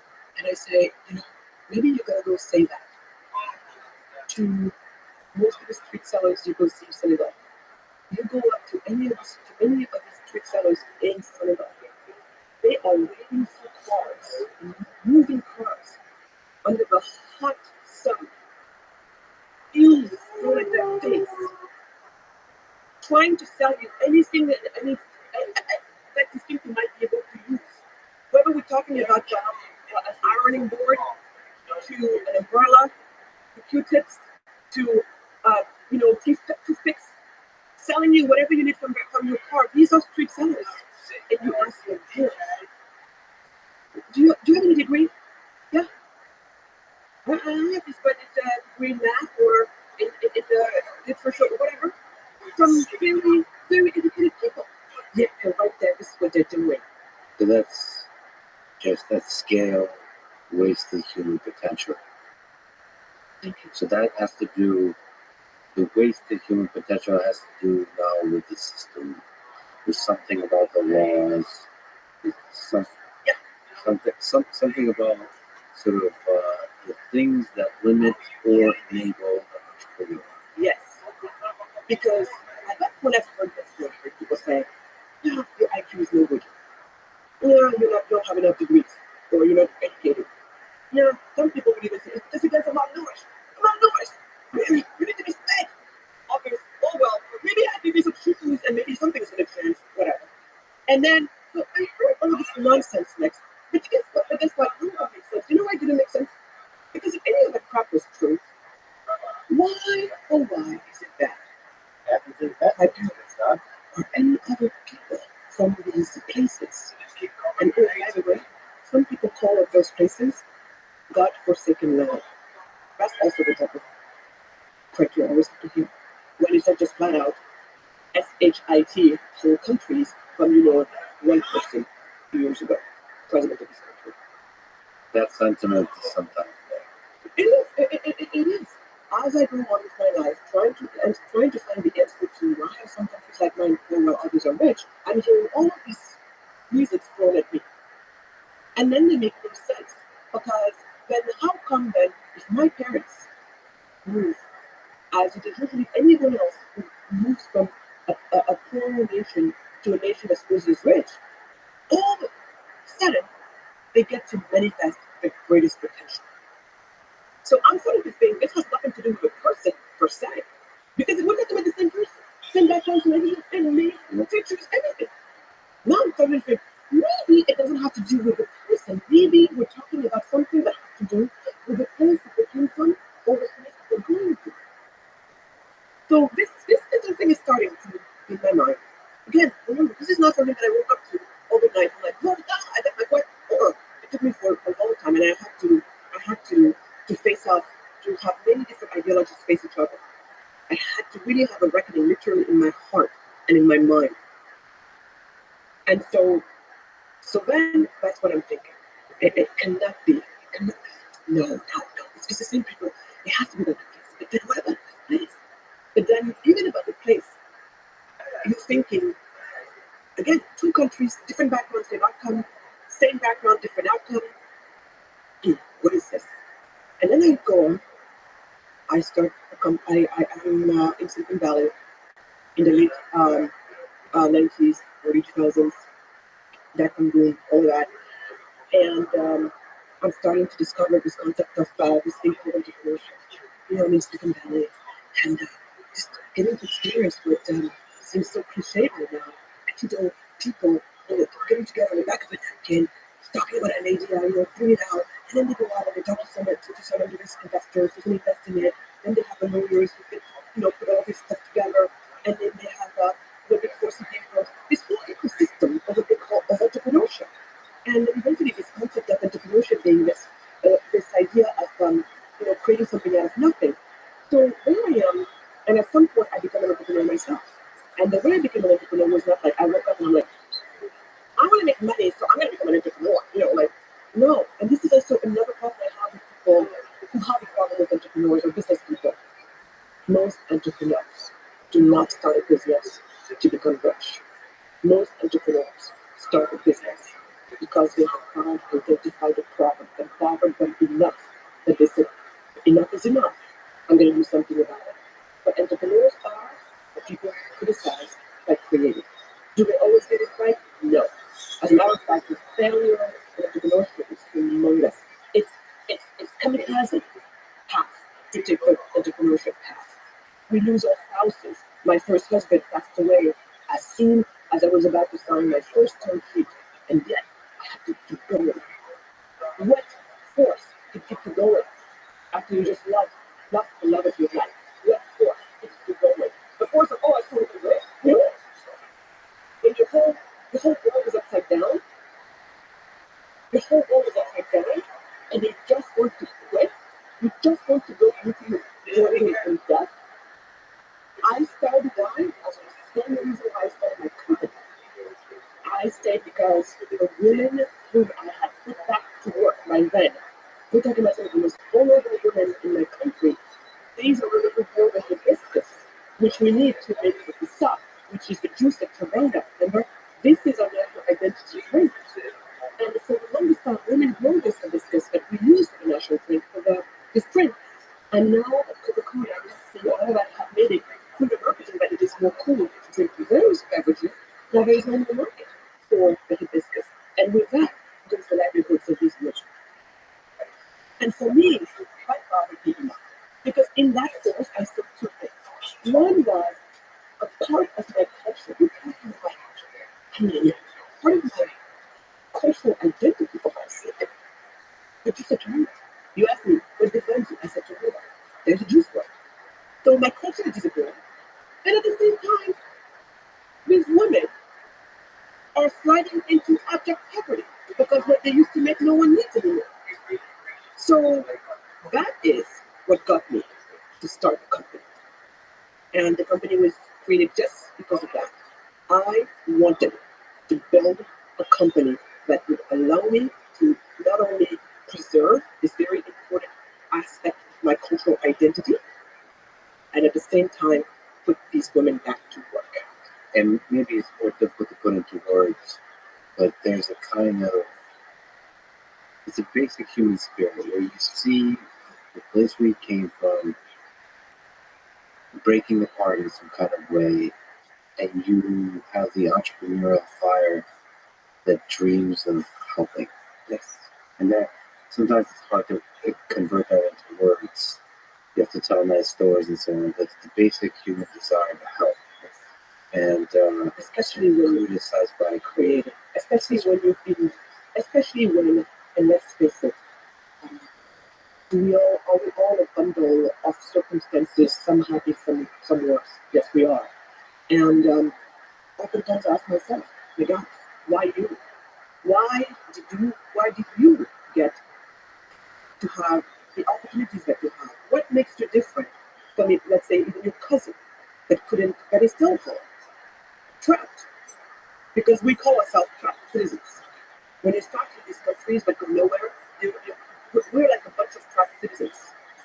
So when you see, like, when my husband passed away, and I wanted nothing more to do than to quit and to send investors had already said, we understand if you want to stop. Whatever you decide to do, we'll do that. And I wanted to quit. And I was actually on my way. I was in Senegal for a month, trying to really get a bearing of myself. And by the end of the month, I had decided I'm letting go. There's no way. The pain was too great. Nothing made sense anymore. It was too much. So I went to see this woman, and I talked to the woman who, we're talking back then, there were 400 of them. Later on, we grew to 9,000. And I told the representative of all of them, and I told her this very old lady, and just looking at her, I knew I was going through some pain, but this woman has probably gone through 10 times. Not that pain is like measurable, but you could tell this woman probably lost a child, as oftentimes happen in places, that are lower income countries. Probably lost a husband also.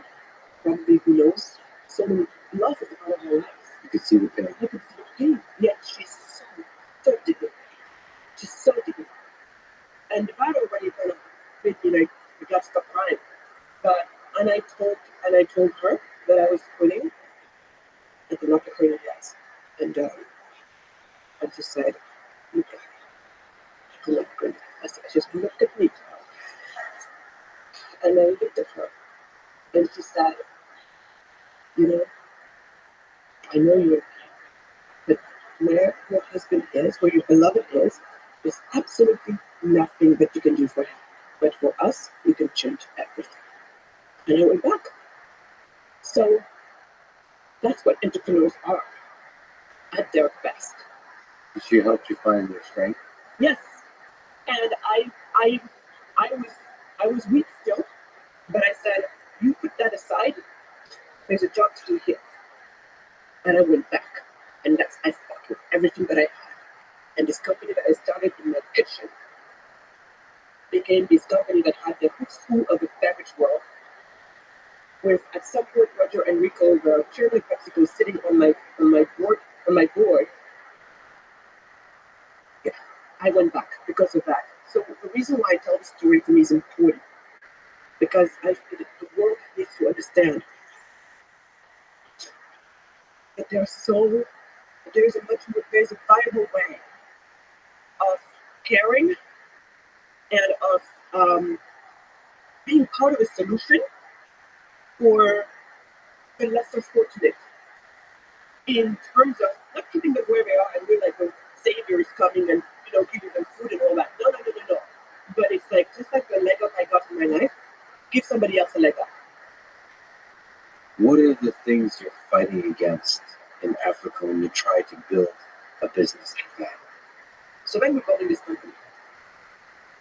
And back then, this was in 2004, that was in my first company. We had to have two sister companies, one there, one here. So the one in Africa was about the whole country. And the one in America was, research and development, sales and marketing, all of that good stuff. And then at some point I look around and I'm like, wait a second. Here, back in the days, before we had people like pay we talk, it was all we had this one-stop shop for business registration. But the truth is, very quickly you can set up an LLC in the US. We're talking about less than today, super fast, 20 minutes online, done. Back then it was, less than 2 hours to get it done. Cost you almost nothing. We're talking about a few $100, $300 to $350, depending which state you are. The LLC, starting a basic company, takes almost no time. No time, no money. You don't have to know a guy that knows a guy that slipped some money to the politician and so on. No, none of us that. None of us that. And so, at the same time, also things like, and this I can take you into today's day. Okay, Lex, I don't know if you have employees on payroll or anything like that, but do you have to go every month, or anybody listening to us right now, do they have to go every single month to 3 different types of agencies, like governmental agencies, to do one step? This one is basically you're going to go and give them your retirement money, the pension part of the salary that you took out from your employee. You have to go to this agency and put that application through. So you leave that money behind. Then you go to another agency. This one is for their health, care, whatever. You have 3 of those places where you have to literally go to in person. 3 times, 3 places every single month to drop off these paperwork. Do you have to do that anywhere in the US? I mean, do we have that situation anywhere that you know of right now? No. And do you think that's business friendly, or do you think it's cumbersome in business? And that's not just cumbersome physically, it's cumbersome psychologically. That there's a feeling like the system around you, there's a feeling like you're trapped. It's a feeling like the system doesn't want you to succeed versus the system that does want you to succeed. Exactly. If you're in a country like we're in Texas, if you make less than $1 million in revenues a year, all you do 5 minutes takes you, you're filing, your state, your franchise tax. That's it. It's below that number. Tell them what it is. Then you have nothing to give them or anything like that anymore.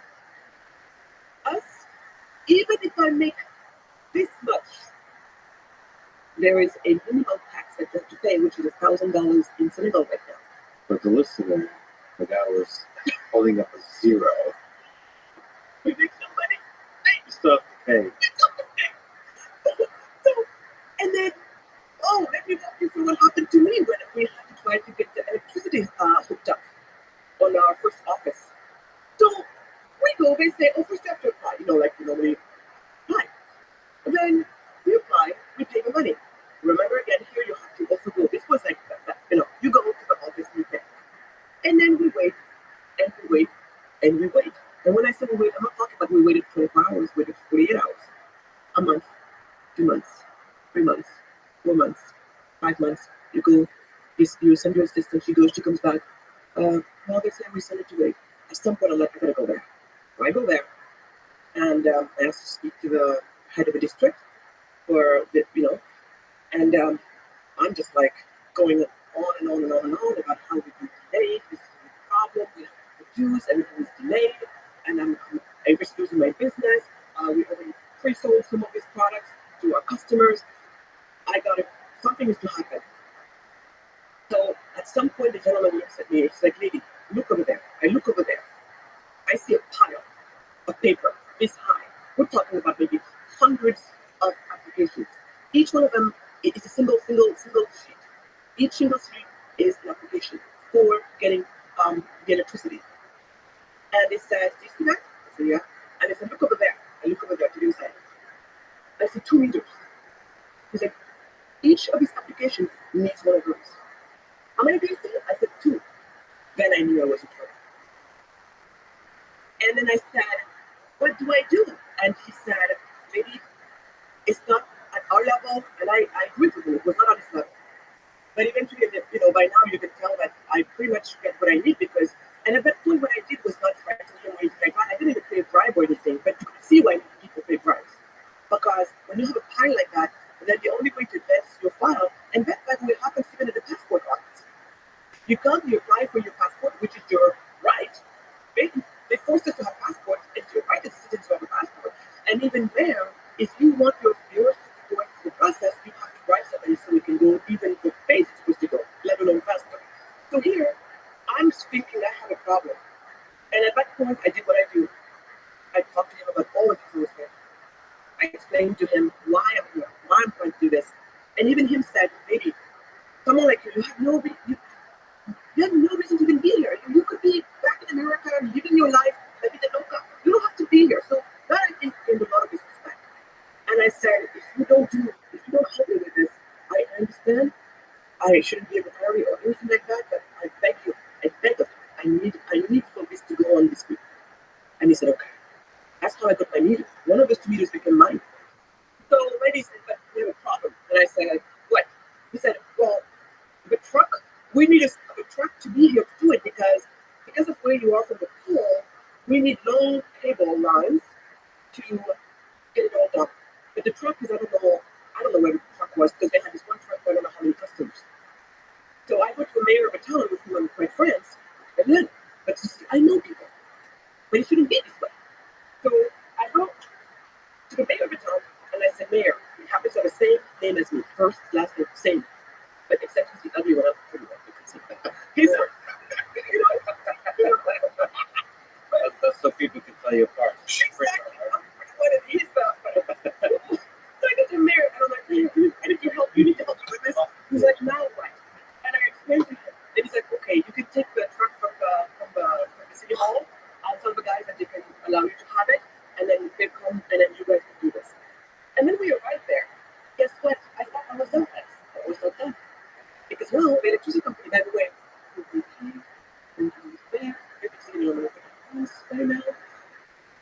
well, we need a ladder long enough to, like one of the super professional ladders that nobody, the electricity companies have. Theirs was in some other village, and they didn't know if it was going to be back for another 3 days or 4 days. I said, "Are you kidding me?" Like, no. So I called Mayor again. I was like, "Mayor, do you have a ladder?" And I explained, and he said, and that's how I got my electricity. Otherwise, I wouldn't be so good. So you add all of these things together, and also the fact that in my country, by the way, the labor laws are so stringent. Basically, you are married to employees for good or for bad. And some people say, "Oh no, you're not married for good or for bad." I said, "But it will just cost you a lot of time, money, to get rid of anything. It doesn't matter the circumstances." Do you think that we, as an entrepreneur, we need to hear something like that? The head of the island, I had an argument with him at the UN, and I said to him, "Listen, and you listen to me very well. The reason, if you want to protect employees, as you claim, everything you're doing is to protect employees. A, you're no better of a human being than I am in terms of wanting to make sure that people are treated right and fairly. But last time I checked, Google, for example, is not offering their employees chef-cooked meals, super healthy, anything they want, feeding them from morning till evening, having some, babysitters, or having healthcare, childcare on site. All of these perks that come on top of really cozy salaries. It did not happen because you, the ILO, told them you have to do this. It happened because there are enough jobs created around that now you're in an employee's market, and employers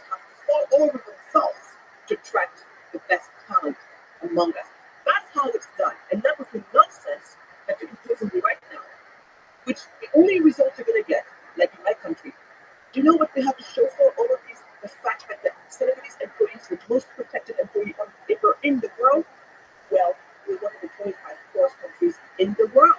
That's what it got us. So let's try to untangle this. So there's a system in place. There's a momentum in this. Like you said, lady, it's not my level, which is somebody who grew up in the Soviet Union, at least echoes some of the same sounds I heard from people I knew there. It's kind of this helpless feeling like, well, this is just part of the system, this gigantic bureaucracy. And the corruption that happens is just like the only way to get around, to get anything done. So the corruption grows. Maybe could you speak to the corruption? To what degree is there corruption in Senegal and Africa? And how do we fix it? So when you say to which degree there is corruption, I will respond to you the same I respond to people. I say, yeah, we have corruption, and it's almost as bad as in Chicago, right? So now, what I want people to understand when it comes to corruption, it's because we are misguided with corruption. We think corruption is the root cause of problems, when corruption is simply a symptom of the deeper root problem. In this case,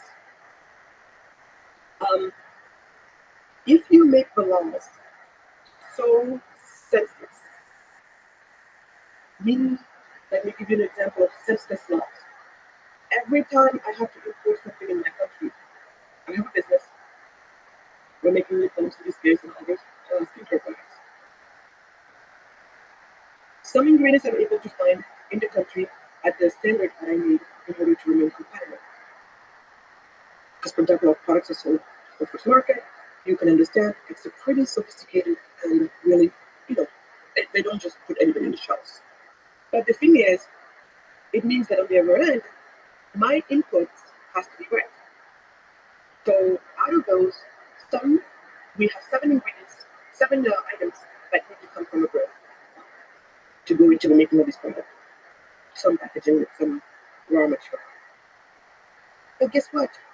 That's for 5 of them, I am paying a 40% tariff. And for the other 2, almost 70% tariff. That I call senseless laws. These tariffs are senseless. Yeah, corruption is just a symptom that reveal that the symptom you've spoken about the laws. Exactly. And the laws are taxation, this kind of restricting laws that slow down the entrepreneurial momentum. They do. Because in this case, when my product comes, what do people have to do? Because every time, if you add 40%, you're basically on the other end. So every time you add, if let's say my product normally costs $1, and with the 40%, by the time I'm done, I had to know exactly what 40. By the time it arrives in my warehouse, in my manufacturing facility, it's now at what because of the tariff I left. That 40% you added to it, do you know how much it's going to add to my final cost that once it's going to sell to the customer? I have to sell it for $1.60 more because of that 40% extra income. In order for me at the end of the day to have some type of profit, because profits at the end of the day is the blood of the business. There are 2 people are misguided. They say, oh, you dirty, greedy business people, and it's all about profit.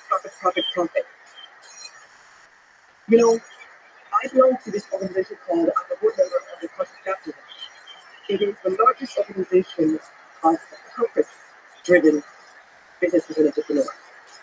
The Capital Society told you that we start our businesses because we see something that needs to be taken care of in society. Corporate market is one of them. The container store, all of these companies that are beloved in the US that you can hear of. We believe that the end goal of business is purpose. But in order to be purpose, you have to have profit to stay alive. And the best way for people to think of profit so that they're not all twisted about it. Next, if I ask you,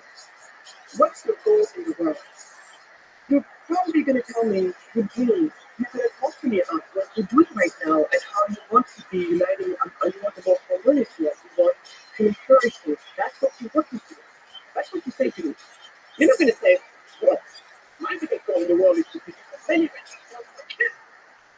except you didn't have to first, otherwise, and if you know that, no one will watch it. Yeah. You know what I mean? So that's why the people need to stop with this whole conference, you know, do we have some psychopaths among us? Yeah, 1% of us in the world is psychopath. In every field, anywhere you look. And surely you find that in the entrepreneurial world as well. Yeah, so we have 1% of us who are psychopaths for sure. But do they define the rest of us? Absolutely not, and thankfully not. So let's just be clear on that. So here, you know, you charge me 40% tariff, which is outrageous. Then you're forcing me to sell it for $1.60 more than my competitor, who doesn't have to go through that nonsense because she's an American woman who's operating in America. She doesn't have that nonsense put on her. So now I'm on this market competing against this woman eye to eye. So if we're selling the same value product, mine costs $1.60 more simply because of some stupid rules from back home, then guess who's in the same business and who doesn't? See, they want to talk about equality. That's the type of equality they want to see. The playing field has to be level. There's two people talking. Between us, maybe we'll have this English thing figured out. So the idea of capitalism, the idea of cautious capitalism is the thing that in large part enables this whole thing. That's what we want. So what you're trying to say, so when I think about census laws, that's an example. So when you make the tax so high that you're going to render me, non-competitive, then that's where for people to make things sense. When the product arrives at port, they say, hey, I give you this. When I give you maybe it's 10% of the price or 5%, it's surely not 40%, but you are happy with it. You're a government official, that's what we call a bribe. And me, I'm like, hey, I save myself money, and also I save myself time. But you see, with the laws where you pay 5% or even the 10% that I just left behind, or nothing, you come, you pay, you move on. Because who has the business of screwing around and staying behind? And no, you do that when it's actually necessity. That's it. I'm not sitting there telling people I engage in unlawful practices. In my case, because I'm around saying the things I'm saying right now, so I'm a target. You got to do things clearly, and I believe in doing things. That's it. So what I have to do is go to the ask again mayor. We have a problem. Mayor, whenever it's like, now what?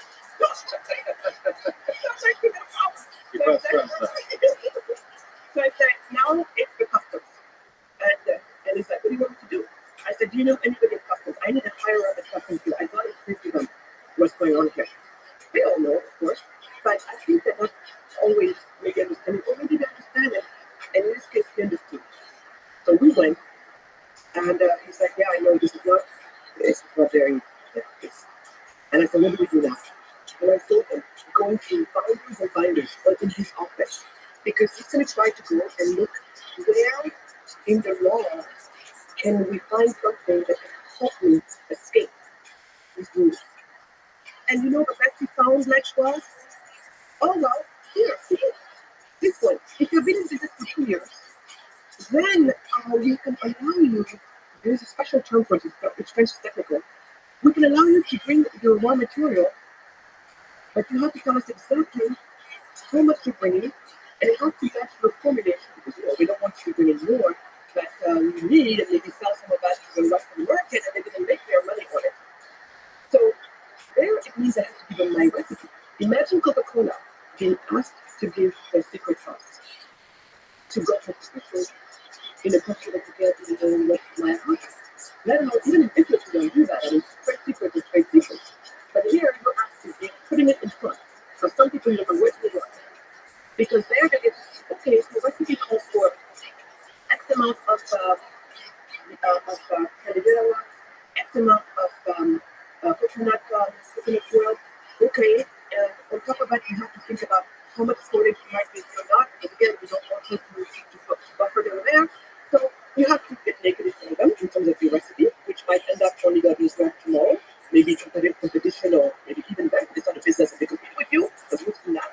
So you have to do that, and then each time, I have to get you to vote, then it can come in. So when it can come in, you know how to pay the tax. Oh, and by the way, you only have 1 year to make this product and get it out. And all of this to be back out. Because if any of it stays here, you're going to pay the taxes that you held up. They're basically forced by these soft laws to be dishonest. If But you want, corruption, all of this is so cumbersome because it means more paperwork. Paperwork everywhere, maybe having to disclose your things. So me, in my case, what I did is, this person said, okay, we're gonna see how we can work with you. But for the first 2 years, we were more or less in the gray area. yeah, So what? even gray area is good. Yeah, but next, what does it mean in a situation like that? Whenever they want to mess with you, it means they can come and they will look and they will find something. So it means that every day I'm trying to do business, I'm running the risk of being harassed and or maybe even put in jail, depending on what it is. I mean, you're an incredible person because it seems like there's two ways to change this. Become president or gain power in the country and to try to change the laws, which seems really difficult to do. And the other way is fight through the laws and create the business anyway, build the business community, and through that method create a huge amount of pressure to change the laws. You're totally getting it with your last part. Because this is the other thing. And this is where I get so upset sometimes with my fellow Africans because they get so disgusted by what they see, right? And they think the answer is to go for politics. Let's go be president. Let's go be this. Let's go be that. And we're going to change everything. I see that in the US too. People thinking that presidents have all the power. You know what's the least power in government? The president. I mean, people don't get that. The best that if you don't want the system going to politics, stick to the local level. That's where all the skeletons are buried and hidden. That's where you can make the most impact. Local level. I know it's not shiny, I know it's not shining, but that's where it's at. So if you must go into politics, but there's another way. So in my case, what I do is two things. I preach and I practice. I preach when I'm here talking to you about this, I'm preaching. I am sharing with people that is which I found. And by the way, the answer was there. I was doing these two businesses, realizing the difference in treatment of the doing business environment of the US compared to the doing business environment of Senegal. And at first I was like, of course, everything is messed up. It's because we're a poor country. But when I started to put two and two together, I'm like, you're poor because you have no money. At least not enough money to take care of your basic needs. You have no money because you have no source of income. Where does the source of income come from for most of us? It comes from a job, doesn't it? And then some people, sometimes, at my used to work class, they say, oh no, it comes from the government too. I'm like, I would like to think that even if you work for government, you're going to be paid something, right? And you're like, yeah. And then even before I can say something, you're like, oh, yeah, because that money we use to pay our public officials comes from taxes, employees who go back to the private sector for most of it, from where this whole thing is created. So it's clear. You're poor because of no money because no source of income. Source of income for most of us is a job. We're talking about, so where do jobs come from? The private sector, primarily small and medium-sized enterprises. Then don't you that we should make it easy, that we should have friendly doing business. And also a lot of it comes out just in small, medium-sized businesses. But I think a lot of the value is created when new ones being launched.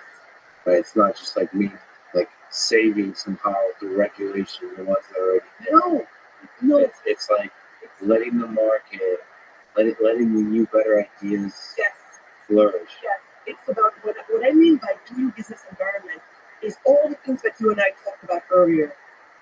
Even the access to electricity is part of the doing business. But doing business, so basically when I discovered all of that, when I put all this stuff together, then I'm like, well, I guess business, and it makes sense. Like, if you want to grow tomatoes, you're going to have two things.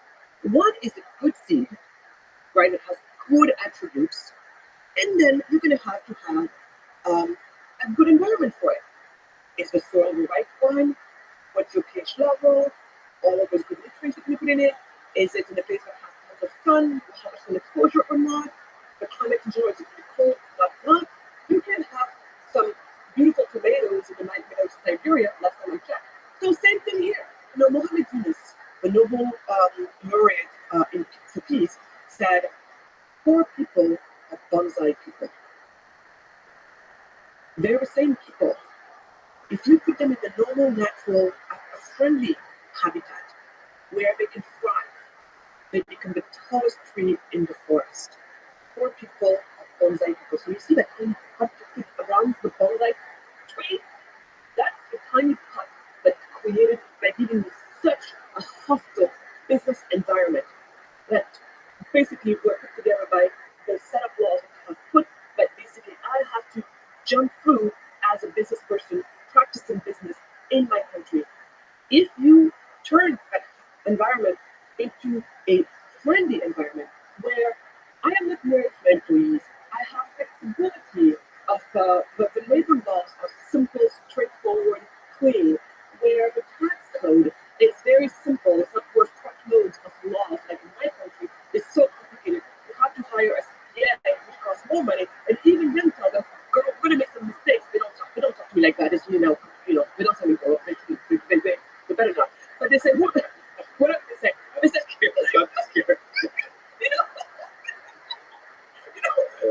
the bottom line is, we're gonna make mistakes. This is so complicated, we're gonna make mistakes. So which means my ass is on the line. So anyway, so if the tax code was so simple, straightforward, like it is maybe in Texas, where up till a threshold, you owe me nothing, go online, 5 minutes, fill out your taxes, you're compliant, keep building the business because that's what we need from you. If you made it so easy and straightforward, then you know what? That's when you get all of these people, Lex, that you're talking about, saying, you know what? My name is Aminata, and I live in the middle of nowhere, Senegal. But you know what? I've got this great idea. This really hot, nice hot sauce that I know the Americans got a lot of. Hearing that hot sauce is a big thing. Let me bring it to them. But everything is there for you to jump into the ring of entrepreneurship. You don't have to know someone like that. You don't have to even have the ability to sell yourself, maybe like I can sometimes.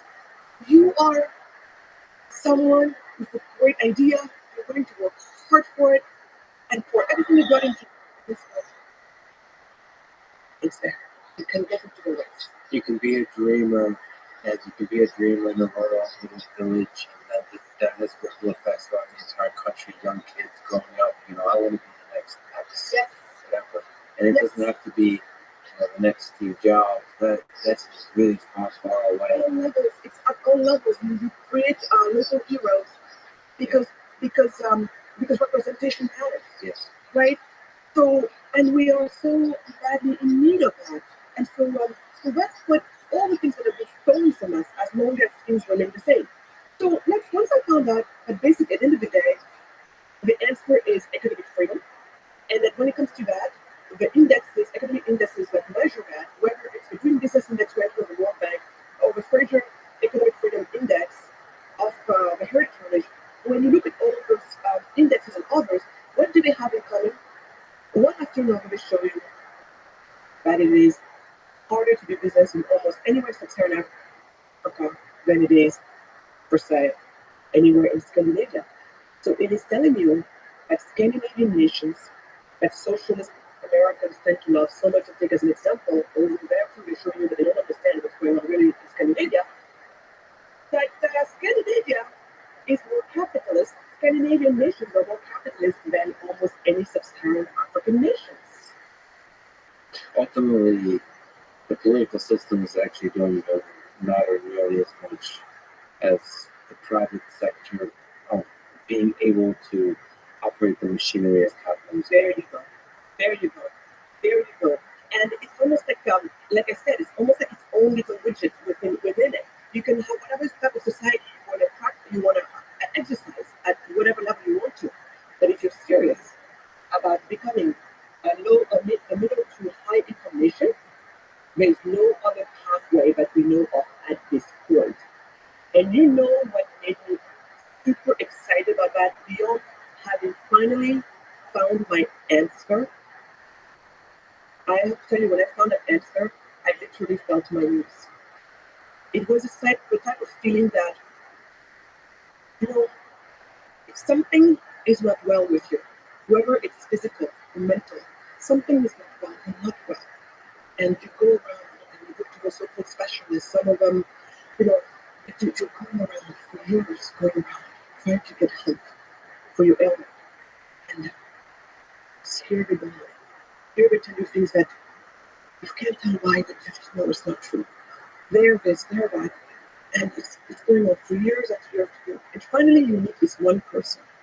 And boom, it's there. Not only the liberation, but also this whole new world that comes with it. You know? I'm still ill, but guess what? There's a path forward. And we know that. And I'm gonna have a lot of work to do. But there's hope. Right? And you're the beacon of hope, actually, for a lot of people in that part of the world.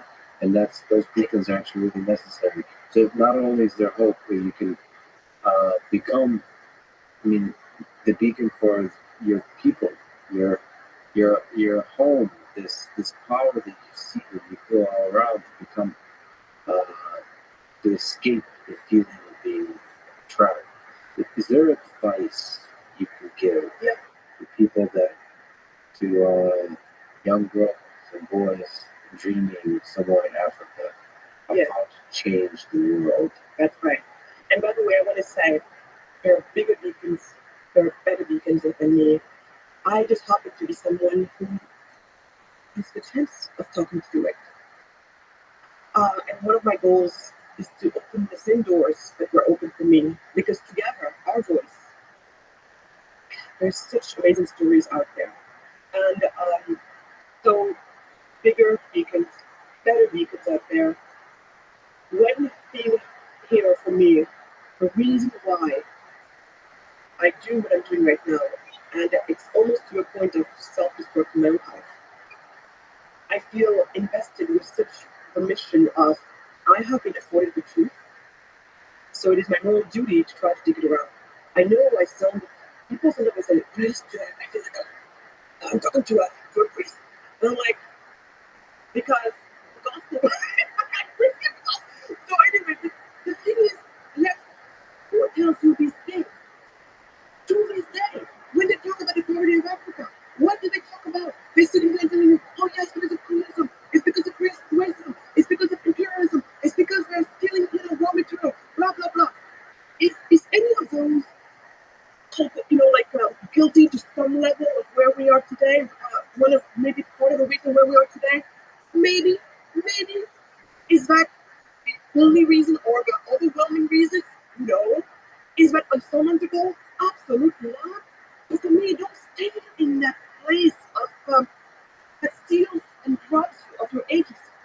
So I think it's important for people to get the right diagnosis as to why we are where we are. Because what you and I just talked about, the mainstream does not talk about this when they even talk about Africa in terms of, are not the usual suspect of, oh, famine is building over there, war is building over here, oh, how the Ebola is coming, all of that stuff. Even when they were talking about the monkeypox, which at first, in this wave, it started with white people in Europe. Well, even in the many newspapers you pull out, it's black people with monkeypox on their skin. I'm like, wait a second, this time around, it did not start with us. So why are you always showing us when it's right now happening to white people? So all of that is happening. So for me, the thing is, the world simply right now does not have the right diagnosis as to why this continent right now, despite all of its riches, because Lord knows it's got riches, starting with its young population. 75% of the population of that country is below the age of 25 years old. So when we're talking, I know we're talking about, repopulation, it's important. We're going to have to go for that. Maybe we're going about population, I don't know, but anyway, so here my point is, we need the right diagnosis as to why this conflict is the poorest continent in the world, despite its riches starting with its young people, over natural resources, diversity in land, people, cultures, languages, everything that makes the right ingredients for all of this. Despite all of that, we are the poorest region in the world, people need to know that the reason why that is, it's because we also happen to be the most over-regulated region in the world. At the end of the day, we're Africa, and I dare to say Africa here, and treat it as one. We're 54 countries, 55 depending on how you count, yet we almost were a tiny minority of these countries. We almost all lack one of the most crucial freedoms that there are. If we are serious about prosperity building, we lack economic freedom. And economic freedom is the thing that unlocks that human potential of the health. Yes. For them to run with their ideas, to start businesses, or to start initiatives. It doesn't have to be for profit all the time, right? But it is this thing that gets you to get up and go and do something. Criticize by creating. Young people are naturally wired to want to criticize by creating. They're not sitting around waiting or complaining usually, unless you put them in a tiny box and they have nowhere to go. And in this situation, what they do, let's talk about pre-colonial Africa. Before slavery ever happened, there were black people on the continent. You see, when we talk about the story of black people and Africans, black people in Africa, for most of us, even me, I know it's that unconsciously, it's just for slavery. But you're like, no, we were there before white men ever said, who were we? What were we doing in our diversity? What economic systems were we running on? And then you realize that for most of them, they were free marketeers and they were very much on the free trade, on the free enterprise side. So even that is a reinforcement. This is the place where we do not understand our history. So proper diagnosis, Africa is the poorest region in the world because it happens to be the most regulated region in the world, lacks economic freedom. Number two, what do we do about that? We got to become serious about reforms, economic reforms, so that we can become beacons of free markets. Just like the Asian tigers, that's what the Asian tigers did. They had to become serious. Singapore, Taiwan, South Korea, those guys had to become serious about the free markets. Lee Kuan Yew, when he's just like, we got to do something, and he looked around and realized at some point we got to make these reforms, and he went on to that journey of reform, make this country one of the most free market, countries in the world, and voila, the magic happened. Back in the, in the 30s, the stock market crashed, and the Great Depression and everything, the world, and with all the lies that were told to the world coming from the Soviet Union, Stalin, while they were starving and dying over there, but Terenti was telling the world that, no, everything's going well, everybody's dying, when we know now, and getting prices based on this stuff. But then the world went on believing that, capitalism failed. This crash that you had in the stock market is proof. This is what late stage capitalism produces. You guys always have your big ups and downs, and at that time it was so hard on people that they're like, we're done with this. And at the same time, we told the lies coming out of Soviet Union that supposedly the communism was doing just fine. And at that, you got the point where the free market concept almost died, and it's the Asian tigers who kind of helped, bring that idea back to life, right? Their success having used the free markets. And so, for me, we gotta make a new commitment to the free markets and this continent if we want to go anywhere. And the timing is perfect because the young people, there is a kind of freedom today, revolutionary free markets in these space. Exactly. And by the way, you said to me, say that again, because I want to tell you what I'm hearing. Because something's really cool. Say it again. Come on, guys. I don't know, it's hard. You said English is my second language too. No, you said it's something revolutionary in that. Because you know how young people are attached to revolution and how, I understand. Look, Lex, I understand and I am willing to give the benefits of the doubt to some of these socialists who came to it because they had to witness some of the horrors of their times. There's a revolutionary spirit behind that. It's ultimately criticized by Exactly. But violent revolution is not the answer. But that's what they went for in 1789 in France with the French Revolution. And Marx and having these ideas that usually for them justifies violent revolution, and then all these people. But I am with them when they say that they want to seek equal rights for people. Of course, I don't agree with their. Therefore, we need to push for equal outcomes.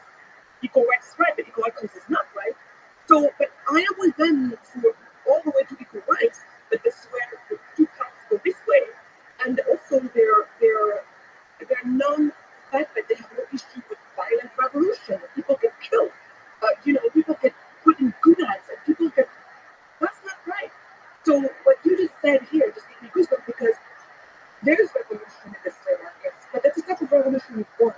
The revolution that comes from people creating, criticizing and creating. It's one of the best forms of revolution. If you ask me, that's the most sexy way of revolution. Yeah. Criticize by creating. What, we're going to shoot people? Or be like, what's his name? The Che Guevara, who tells you, it's great, I love nothing more than to fry the brain of a man with his gun? Really? Well, during sexy, there is power in that message of the oppressor, the abuser, the enemy that has abused their power. They need to be destroyed. And there's power in that, in the message of that violence. Unfortunately, the lessons of history show that the violence, one, doesn't work, but it does the following. There's something about human nature, as the old cliche goes, that power corrupts, and absolute power corrupts absolutely. It's the people who are in charge getting that violence. It does something to their head. The first person you kill, the second person you kill, for some reason, you lose your ability, the compassion for other humans. Even if you began as a revolutionary, as the Soviets did, fighting for the worker, for the rights and the basic humanity for people that really do the work, you lose the plot because of the balance. So in that way, it seems like the lesson, at least of this part of history, of the world that's different, is that the economic freedom, free markets, are protecting those and allowing anyone from your country to dream and to make that dream a reality by creating as few sort of roadblocks. So the point for me, the message is very clear, is what we see today. The reason why Africa is the first region in the world is because it happens to be the most upregulated region in the world. And for some people who might be, put off by it because they're like, oh, it's just no. Let me put it maybe in a way that you can understand. Do you think that it should be as easy for any person in Africa, for any entrepreneur in Africa to enterprise, than it is for any person in Scandinavia to enterprise? If your answer is yes, I would hope it is, then you have a moral obligation to work with me to make my country and as a whole my continent more prosperous. It's that simple. At that point, there's no like, yes, that on the other hand, no. And so many on the question, and I've yet to find somebody who claims to say no. If you say no, then you have a whole other problem. I'm not going to talk to you about that anymore. So just to clarify, there's a perception in some reality Scandinavian countries have elements of socialism in their politics and their society, in their economics. So at the very least, Africa should have, in terms of economic indices, should be as free as the Scandinavian countries. So just giving that example. yeah, because the Scandinavians, they do have a subsidized, welfare system, but a more socialized welfare system. But the way they make their money is very much the way of the markets. So there's how you make your money, and then there's how you maybe decide as a country to redistribute it, right?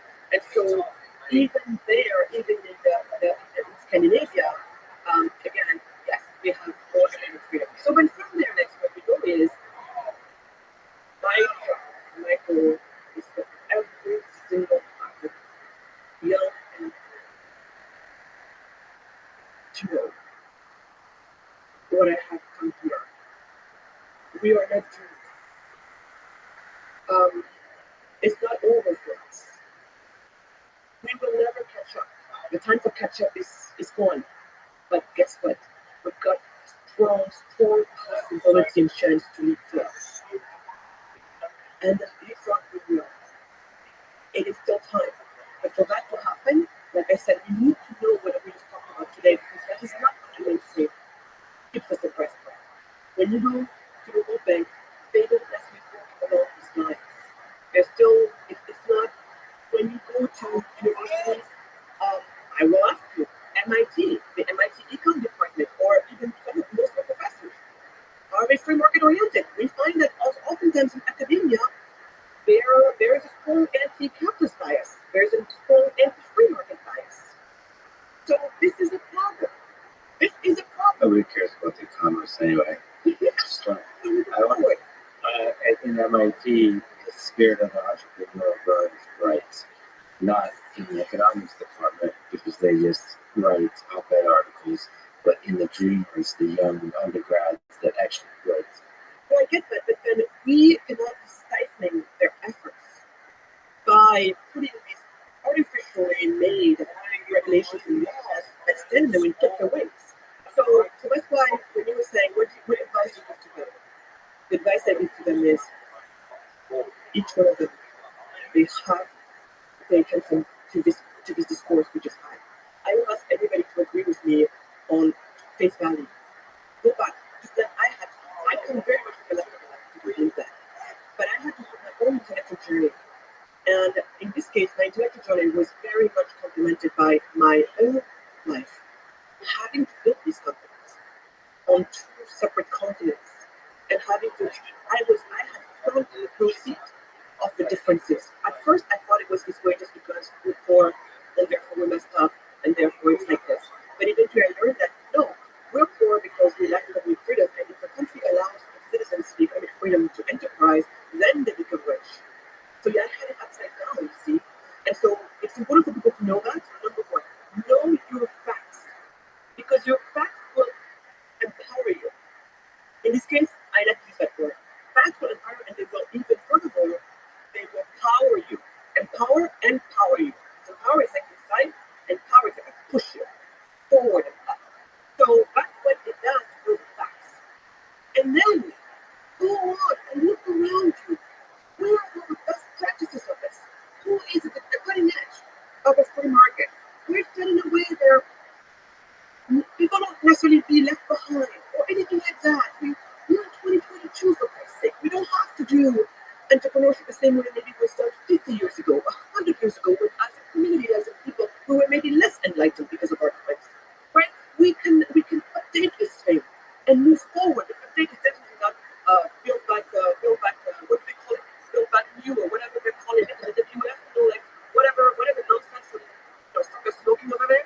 It's not that. We're built for principles that are universal and that stand the test of time.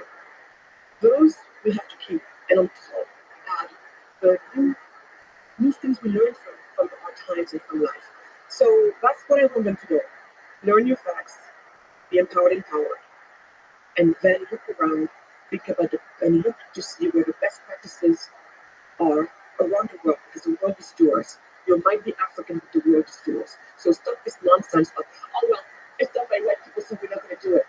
Get the best that exists in humanity for what you're trying to solve. And on top of that, put your own twist. Right?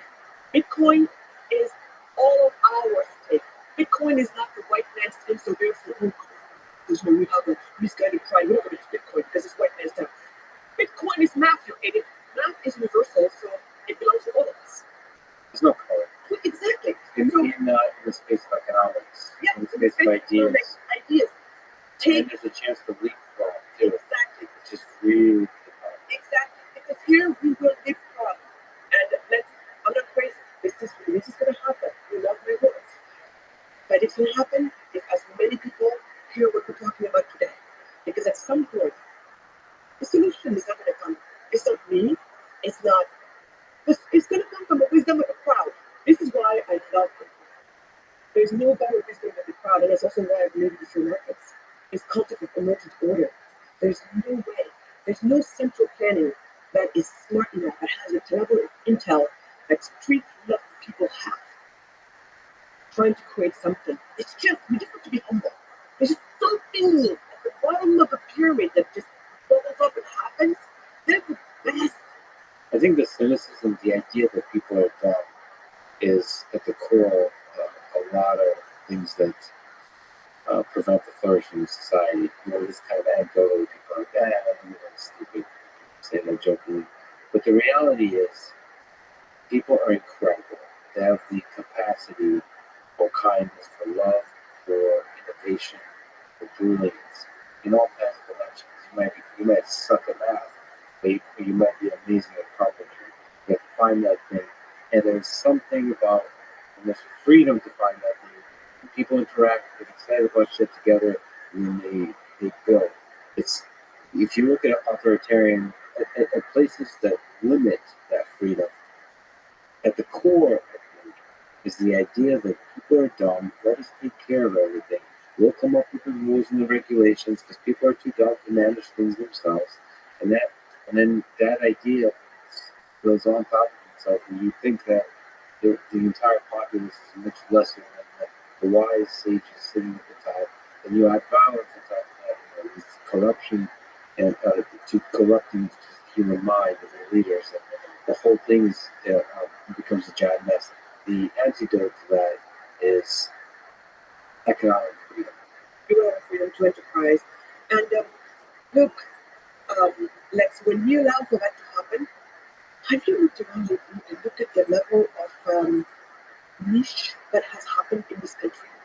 I mean, you have clubs where you have places where people are into guitar strings, you know, like some of them, like it's all about guitar strings. And others, it's all about the best cupcakes. And others, it's all about this new crypto thing over here. And others, like hair. That's, you know, wait. It's when you allow us, because 7 billion geniuses, each one of us, I believe, came to this world with something that only he possesses. And that is the genius, and it is their contribution to the human. When you think about your identity today, so it all started in Africa, just like it did for the entirety of the human species. There's a bit of European flavor in there, the French, Silicon Valley, you're now in part a Texan, you really are American, but you're also an African. Who are you? When you look in the mirror, when you think about yourself, when you listen, when everything gets quiet, you listen to your heart. Who are you? Can you figure out that puzzle? That's a very interesting question, because it's been a long time I haven't asked myself. I have before.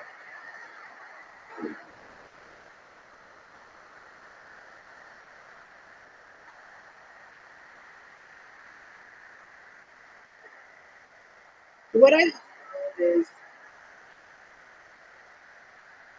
I think who I am today has been for sure shaped by, I call it Dakar, Paris, San Francisco. Dakar is Senegal, Paris, France, and San Francisco. And now I think that's a little bit Texas maybe. How do you say Texas in French? Texas. Yeah. So, Austin, Texas. Austin, Texas. It's easy. No, not quite as good. Austin, Texas. Yeah. Texas. Texas. Yeah. So,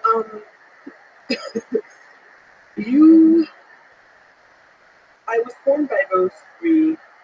I have to say that what I enjoy from my Senegalese roots are our commitment to peace, love, and tolerance. Very much. And Teranga, obviously. And I like that it's a culture that's very much about reverence. We're big on reverence. I don't think you could ever hear me tell an older person, especially not my parents or my grandma or anybody like that, for us to be able to tell an older person that's not true, or you're lying, would never cross my mind. Because that's the most disrespectful thing you can think of, the most irreverent thing you can think of. It doesn't mean that you have to agree with everything that's said, but there's a way to disagree. there's a way to push back. That doesn't have to rob this person, who happens to be older than you, especially from their dignity, from the dignity that older age moment. And there's wisdom to their words that you yourself may not see. So the reverence is for the idea of wisdom, of the tradition. Exactly. Exactly. And again, so that is something that I really enjoy, especially it's something I'm very attached to this day. And then from France, what I really came to enjoy, of course, is all the fineness that we find within French culture. The fineness? And the fineness. Oh, you mean like the intricacies, like the very Yeah, there's sophistication in there.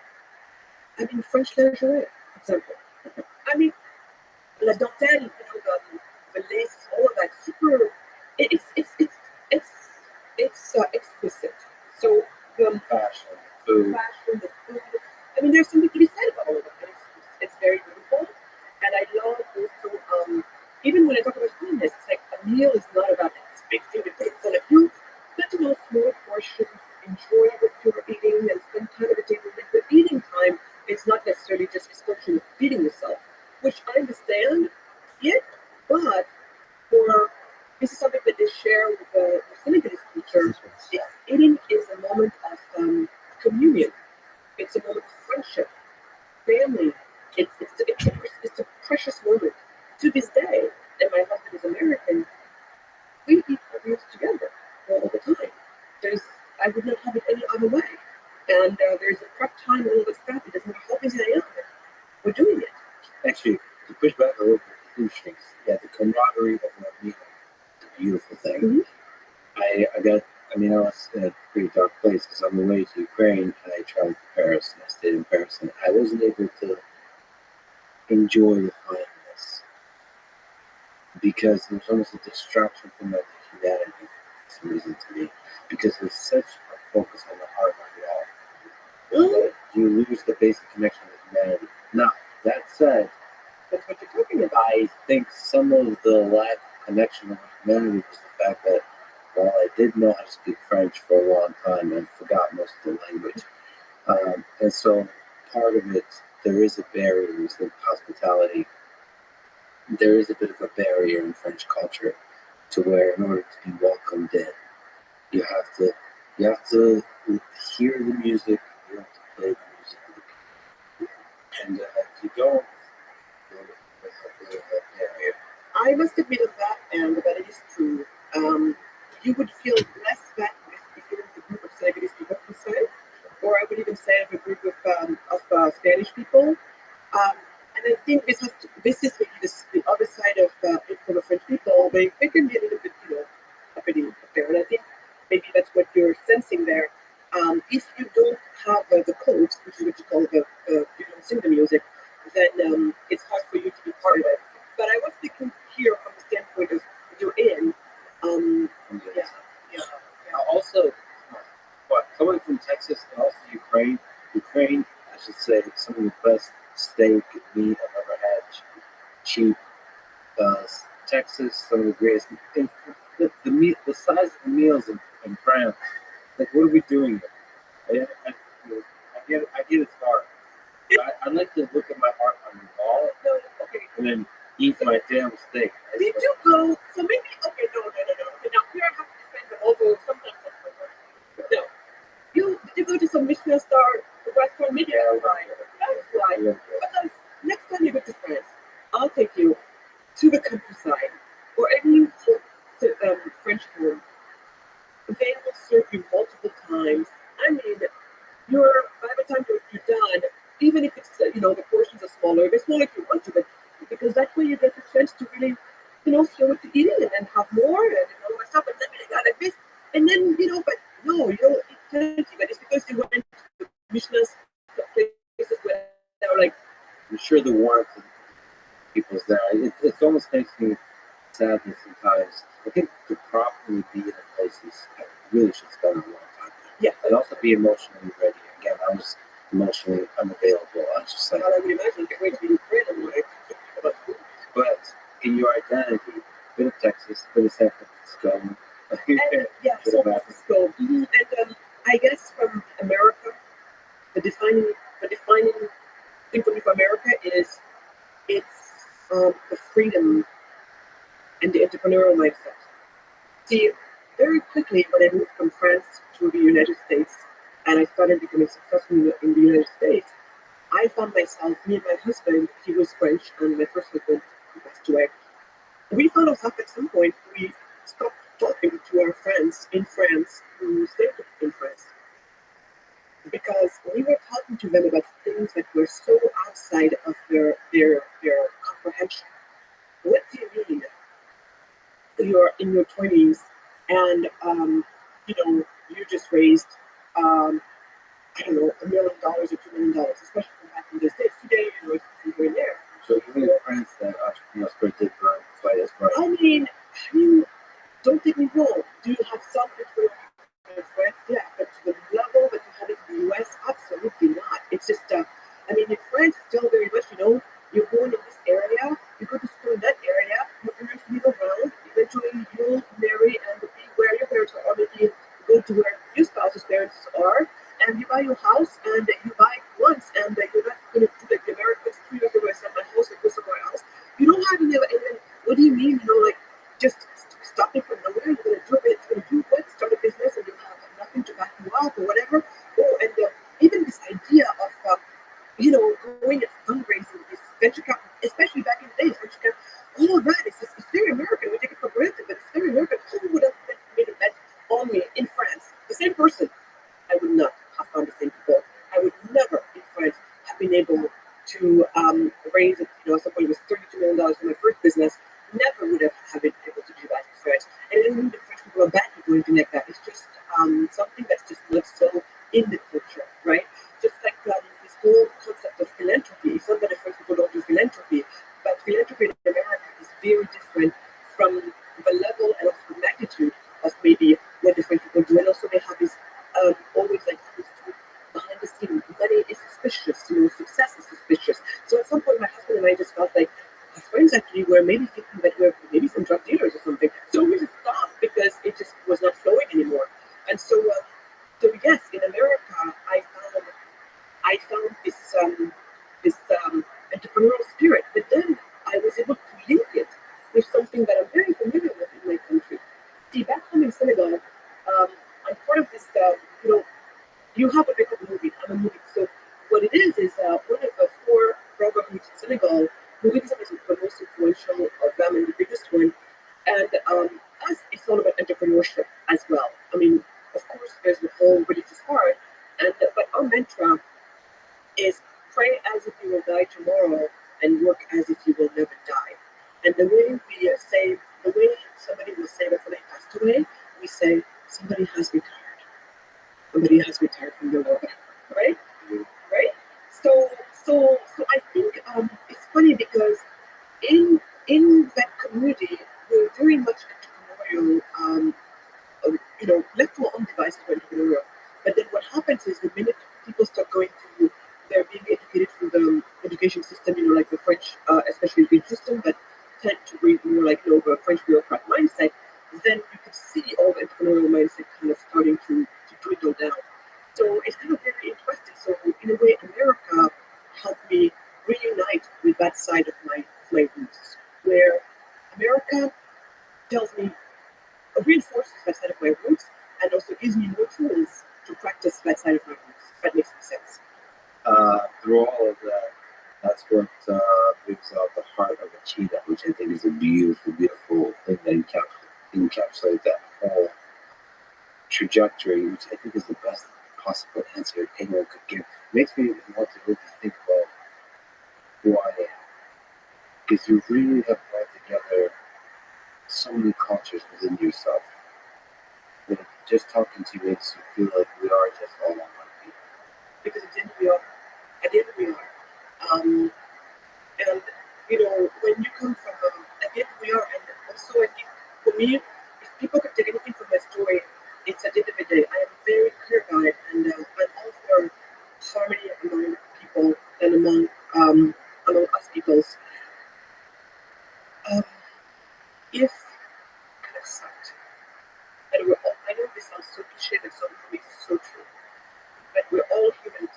You know, when I left Senegal, and I was about to leave Senegal for the first time and to go to Europe to be reunited with my parents, because now they had integrated and things were going to be fine, and I was going to be, things were stable for them. Now they're like, it's time to be reunited with her.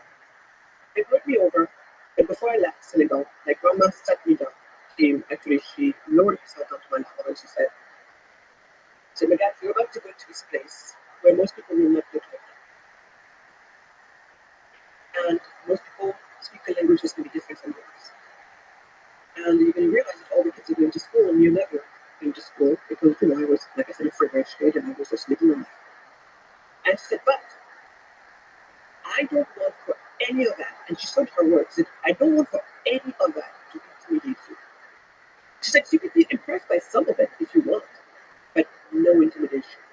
And she said, because the fact that they might be different from you, yeah, they're going to have a different skin color from you, but it is still human skin. You're human, they're human. And she said, this language you're going to speak, it's a different language from yours, but it is still a language that humans speak. You're human, they're human, therefore you can speak it. And lastly, they have gone to school. Going to school is what little humans do. You're a little human, so the language is fine. And I went, right, and she was right. And that helped me.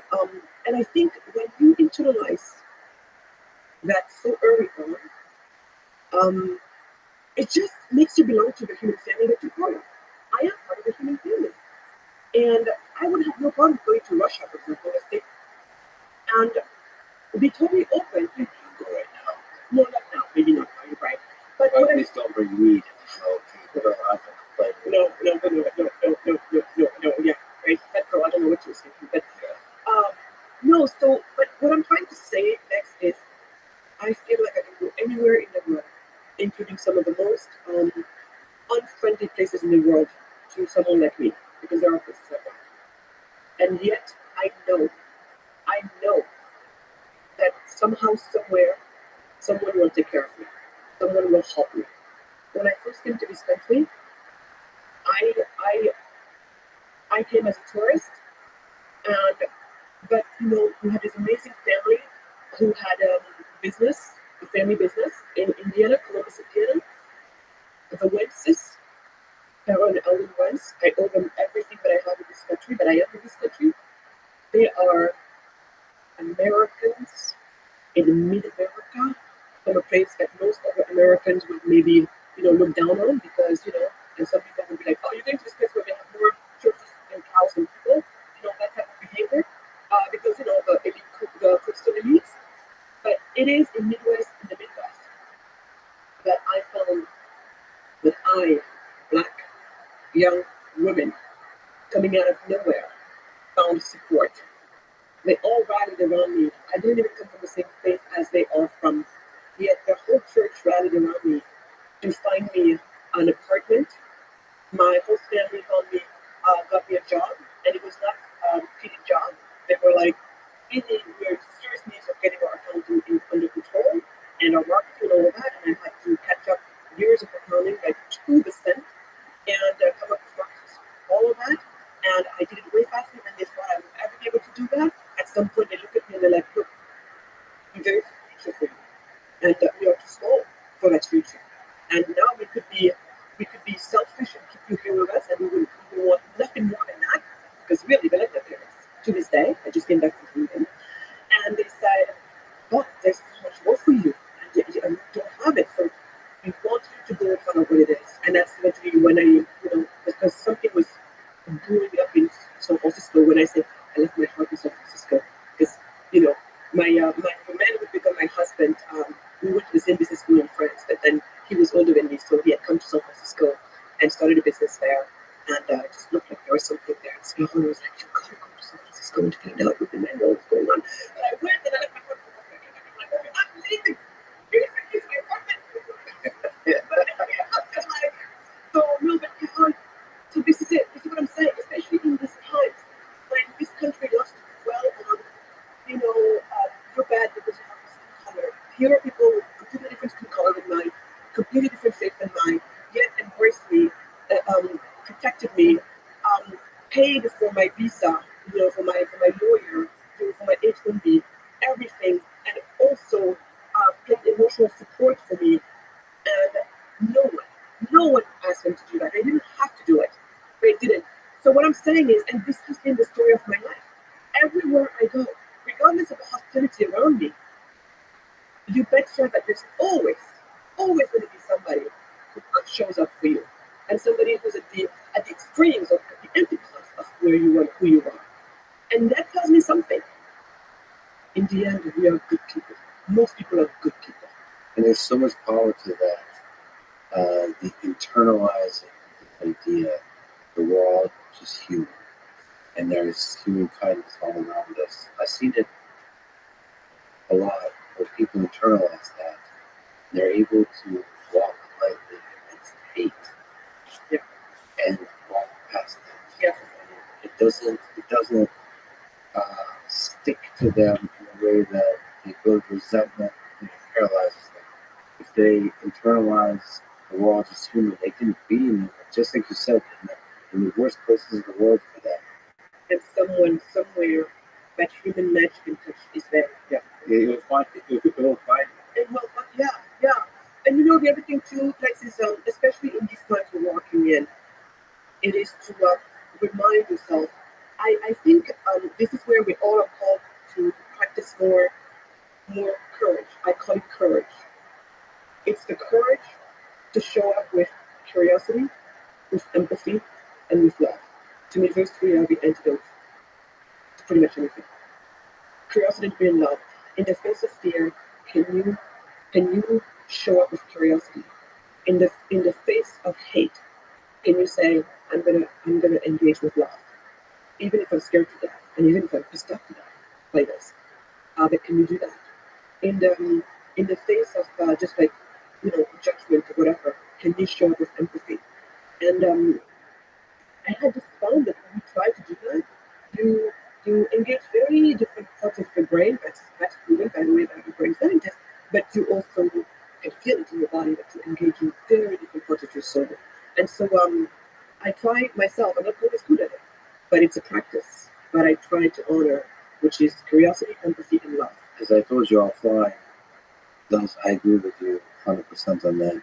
But there is, when you go to Ukraine and you can say, you can speak about the power of love, but when you lose your family, when you lose your home, all you have in your heart is hate. Even if you know it, you're not supposed to have it.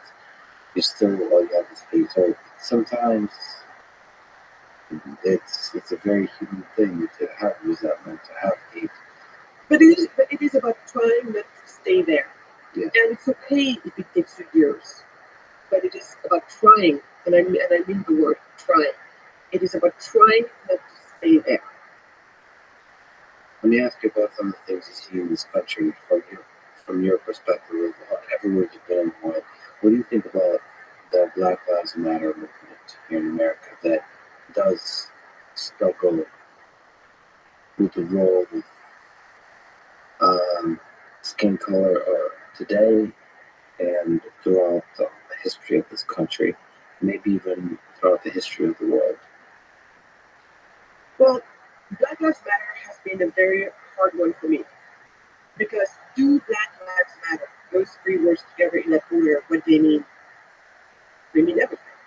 Does Black lives do matter? As any other lives do matter. But I know in this case why they say Black Lives Matter, because under the context we have had.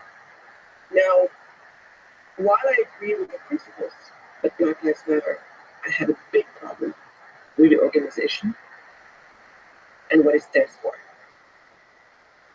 When I have an organization that pretends to want to stand for Black lives to matter, yet you are self-proclaimed Marxist socialist, I pause. Why? I pause and then I'm like, have we learned nothing? Have we learned nothing? And the reason why I say that, Lex, is because 60 some years ago,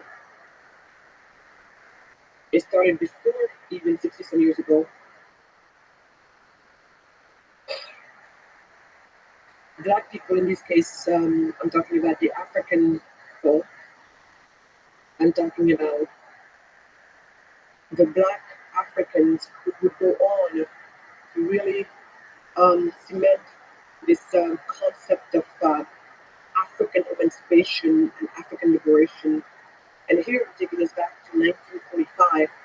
They had four before that, but in 1945 in Manchester, UK, happened something that would become major for Africa and its future, especially Sub-Saharan Africa. In Manchester, UK, people that blessed the end of my country, Nyerere, Tanzania, Nkrumah, Ghana, and others from different parts of the continent, got together with Marcus Garvey and W.E.B. Du Bois. And I say Du Bois because of how he said it in French. He has a French name, French sounding name at least. And Americans would say, so for Americans listening, I know you say Du Bois, but that's Du Bois. No, because just in case they're like, who's talking about? That's what.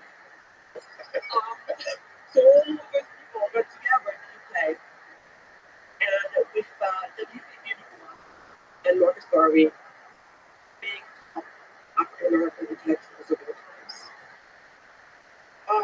W.B. Du Bois had so many things happen to him, starting from the north, being more or less the liberal type guy, came to the south just to see, at this time, black people being lynched and some of their body parts being shown in store windows.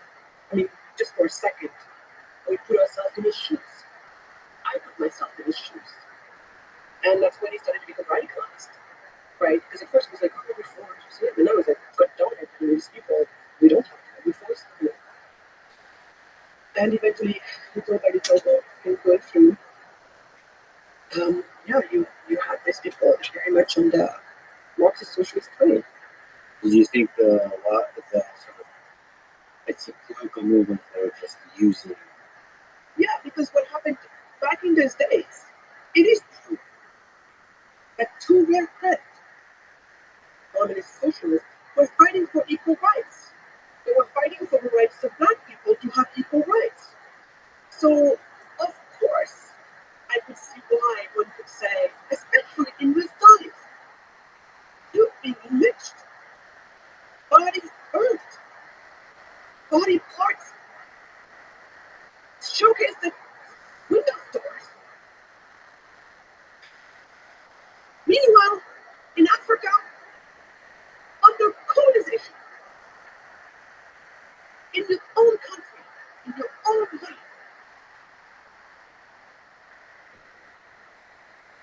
and you have this group that's saying, your fight is part of what we fight. Of course, you're going to say I side with you, especially if this is all happening at a time where, so 1945, these guys, who would be the liberators of various African nations, they're meeting with Garvey, with the W.E.B. Du Bois. And that's where this meeting is very important. The fifth Pan-African Congress meeting, very important. It's only the last one, but it's the most important one because that's when they form their plans and really the rally around this concept of African emancipation and African liberation. We're going to liberate countries. And then later, so that's how all these movements started to happen. And from there, Gandhi was already making some progress with India, getting them out of British rule and all of that. So all of this was happening in New Delhi. This whole thing was done with bubbling, like there's like a new force going on. And then we arrived in the 50s, and Nkrumah was very British as well. They managed to become their colonization is over. They were the first one to go in, 57. And from there is what we call the independences. That's what we after most Sub-Saharan African nations are getting their independences. Different dates, mine, April 4th, 1960. So all over. So this is happening. Think about it. We're talking 57, talking 60. We're like at this time now with the middle of the Cold War. See, because we have to put things in context.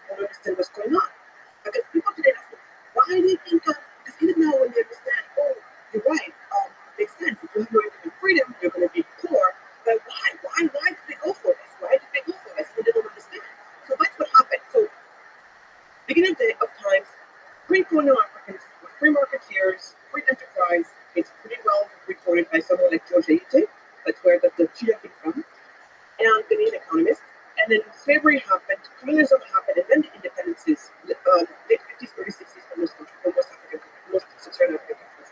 So there, what you have is, but then what happened there? So at 145, Fifth Pan-African Congress in the UK with the liberators of Africa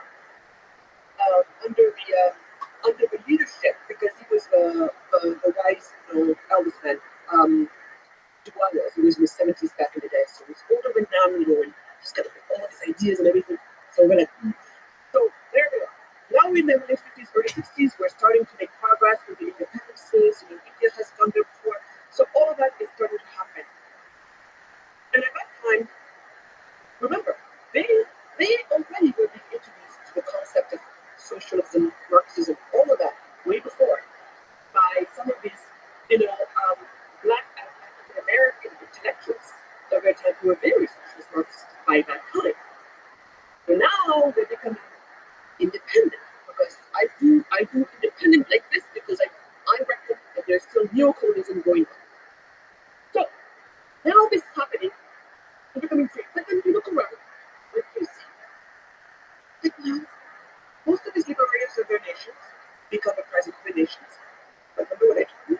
Most of them have drunken socialist, Marxist socialism Kool-Aid. So as these African nations become independent, with their first independent governments and presidents, most of them are socialist, various forms of statist type of government. And this is because at that point we had made the fatal mistake of saying we are Marxist socialists because you guys fight for equal rights. So in this case, there should be no communism or anything like that. So not only you have that going on, and the people, so right now you have this battle ideology going on because on one hand represented by freedom and economic, the economic system that we used to use capitalism, and these are represented by the Western nations facing off with Eastern Bloc, practicing various forms of statism, socialism, communism, various forms of statism, and these two are fighting for influence. So, and we also have, it's also not for two things there. One is, we're at a time where, remember, free market concept was almost dead. Almost dead. So almost every intellectual at that time was social Marxist. Or Marxist socialist, I forbid it. That's what you were. So you're in a world where it was a normal thing, it was just mainstream acceptance. So not only you have that force, but at the same time, if these two forces are fighting one another, it turns out that the one representing capitalism and freedom, well, sorry, but isn't it you who enslaved us and colonized us? And you're fighting with the people who represent, supposedly people who are saying that who have been fighting for equal rights with us for the longest time. These are our friends. That's what you make a fatal mistake. Because while yes, there were maybe good things to agree on with the Marxist socialists of the time, especially equal rights for all people and all of that. That's the only thing we should have among the only things we should have agreed upon. There are violent revolution tendencies, no way. When it comes to the economic nonsense, no way. We should not have thrown the baby out with the bathwater. But that's what we did.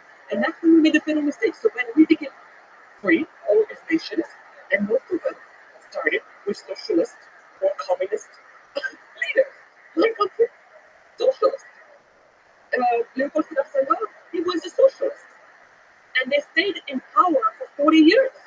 The first 40 years of our freedom years. And all over the continent, more or less that's what you had. And on top of that, something else that the French don't know, what people don't know, is France, with its colonies, that you cannot not do, you have to keep the French civil law. So we're talking about the Napoleonic civil code. Are you kidding me?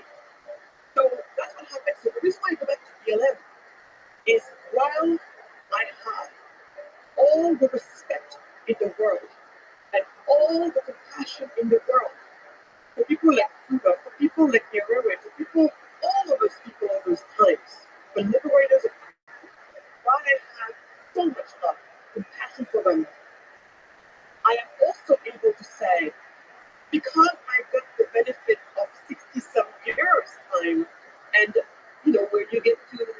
to do a debrief and see what worked, what didn't work, what happened. We have had those 6 years to look back and to reflect. So yes, I can understand why they did what they did. I can understand why they sided with these people who, on the surface, or at least some part of the fight, was the same fight with them when it came to equal rights. I can excuse them, but I will not excuse the BLM founders, because that mistake was tolerable 60 some years ago. Today, no. The blacks of today cannot be serious about Black Lives Mattering and saying in the same sentence, and we're going to be socialist, Marxist socialist. It just doesn't work. But the BLM movement is too deeply integrated with the Ideologies. Yeah. They're anti-free market, anti-capitalist, and we do know that to have free markets in order to build prosperity. And prosperity means economic power. If you have economic power, no one messes with you. Or if they're going to do it, they're going to do it twice. And when they do, they're going to have to pay consequences. So if you want the blacks to be respected anywhere in the world, you're going to have to be serious about black prosperity. En masse. Not just a few people who drive here and over doing that. No. We as a group have to be critical mass of prosperity across the board. And because we're talking critical mass of prosperity across the board, it means black people everywhere in the world. But guess what? We in Africa happen to represent 90% of the representatives of the black race.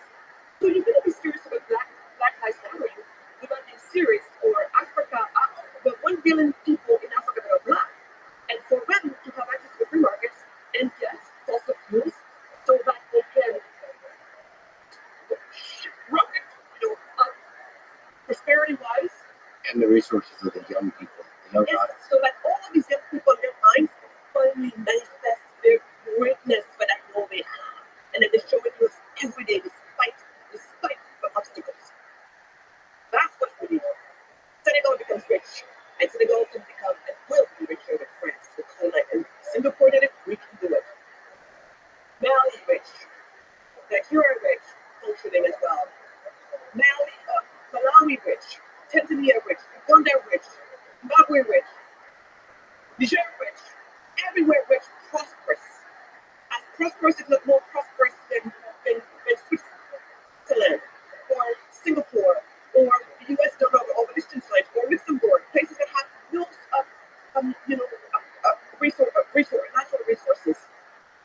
We become rich, and you watch the world having a very different relationship with us. That's the only time you recommend any type of respect. That's when even our common psyche will change, even about black people. All the stereotypes that they have of us is gonna melt away. And you may still not like us, but you will still respect us because we are a force to be dealt with. And only economic power does that. It would be nice, of course, for us to respect people because they're people. It would be nice, but let us not kid ourselves. This is Earth.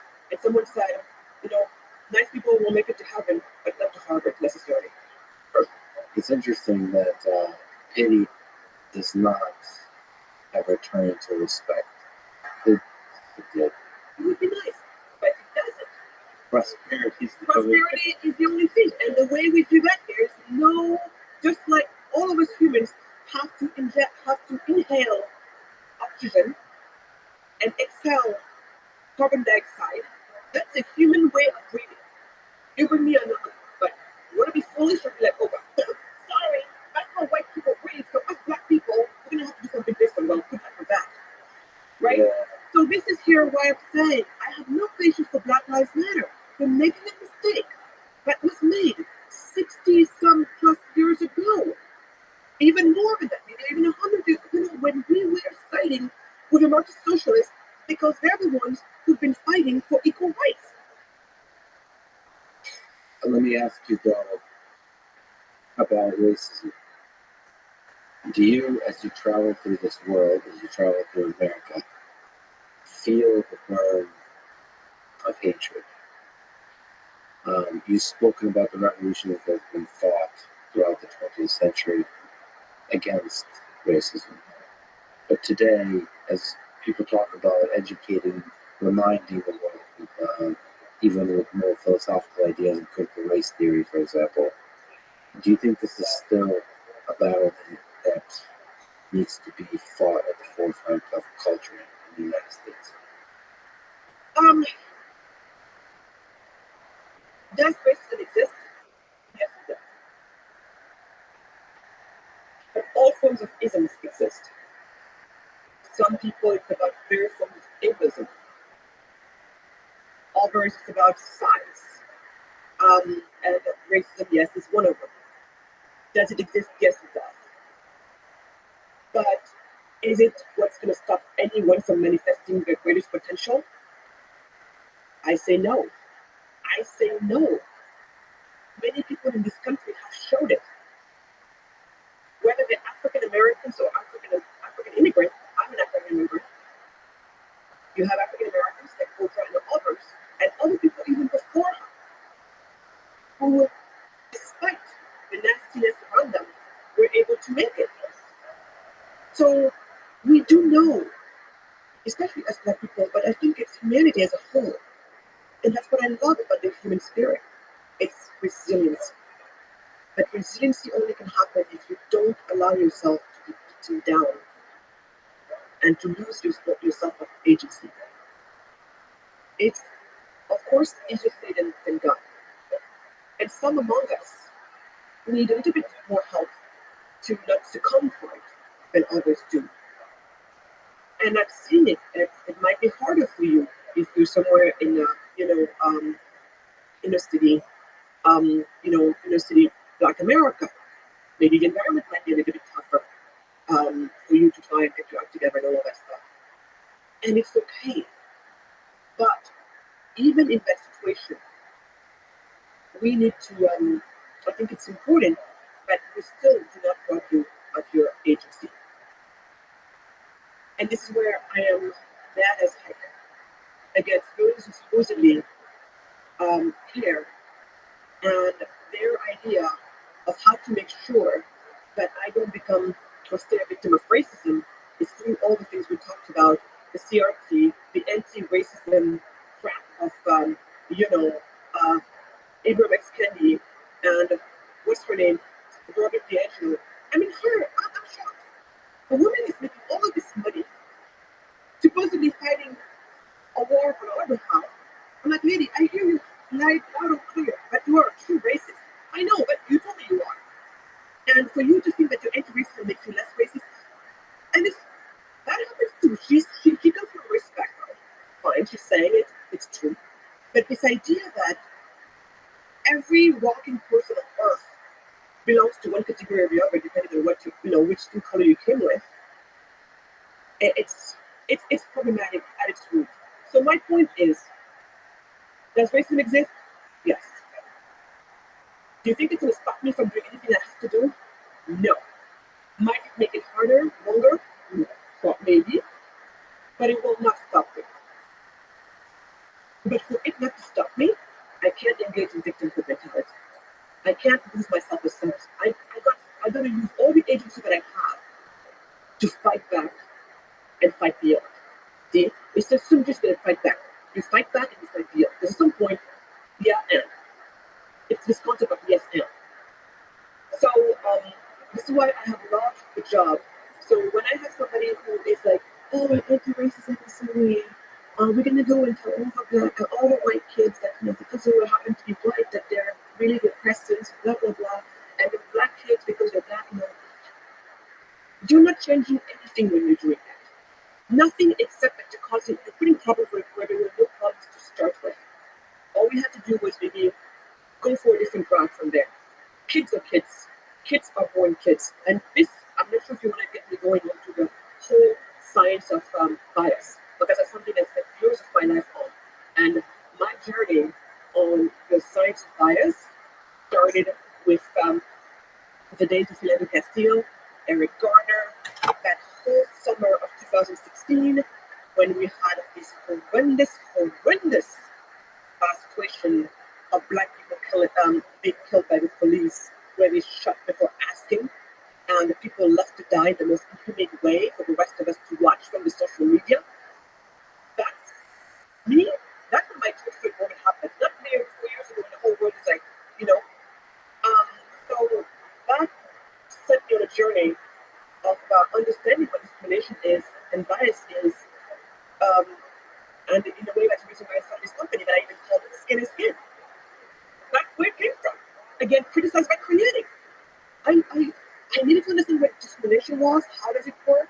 Is it true what Kendi is saying? Is it true what D'Angelo is saying? Is it true that it could be that you're racist just because of the skin color you happen to be born in? Is it true? Is it true? I needed to know, because I was in a time of my life where at some point, when those killings were happening, it was so hard for me, being a black person in this country, and wondering,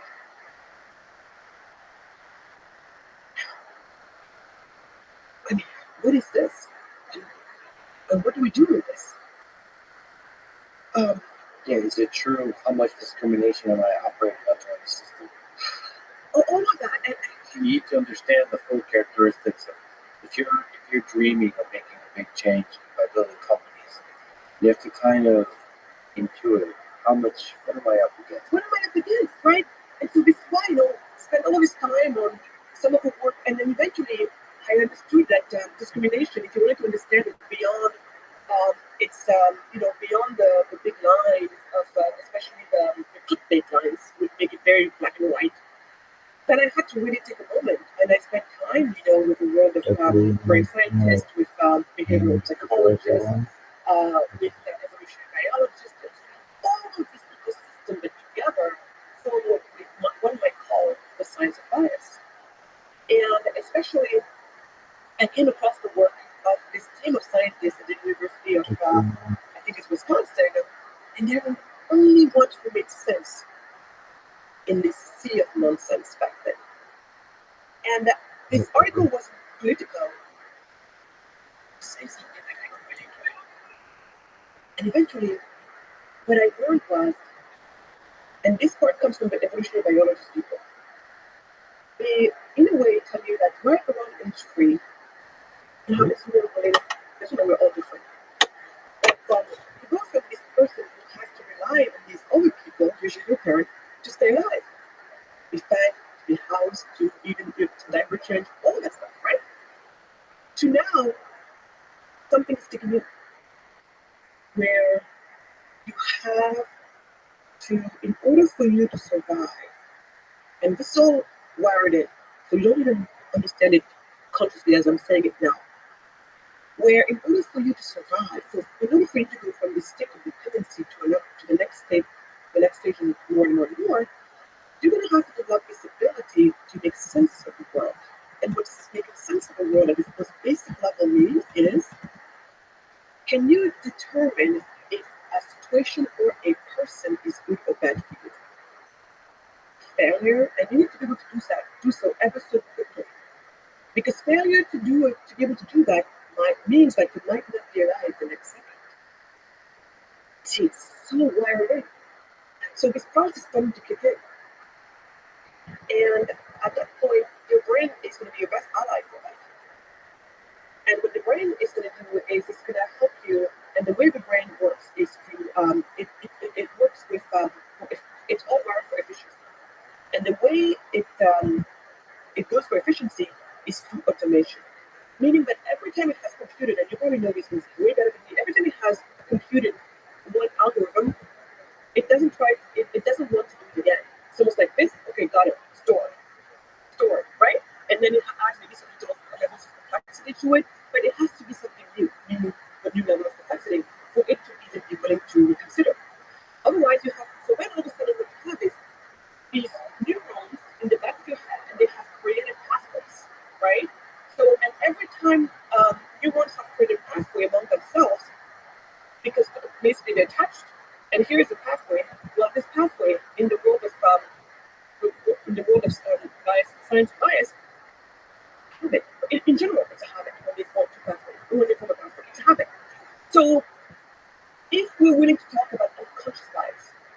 course, it's very different from somebody who tells me to my face. There's no way in which you or I ever be equal because you're black and white, you're a woman and a man, this and that. That, people like that, again, 1% of psychopaths in our world, they're out there. Unfortunately, by the time we do nasty things, it's pretty horrible, and that's what all we hear about. But I'm talking mostly about the rest of us. Remember when I told you that most of us are good people, bumbling along, making it up as we're going. That's why I have compassion for human nature. So, but really, in the morning when I wake up, to really think that I'm waking up and thinking, how am I going to go hell? How am I going to go hell next? Like, this guy needs to go hell. He's man. He's a... Don't get me wrong, sure, some women feel like that, but I'm not one of them, and I do think the majority of us are not, whatever. But you know, in the morning I'm waking up and I'm just like, gee, can I get my tea? Oh, my dog is not looking okay today. You know, we've got, right? There's a lot going on that's you're using this kind of, just like you said, the brain has a bunch of simplifications built up, and it uses those simplifications to get through the To day. get through the day. Exactly. So then humans are needing to make sense of the world.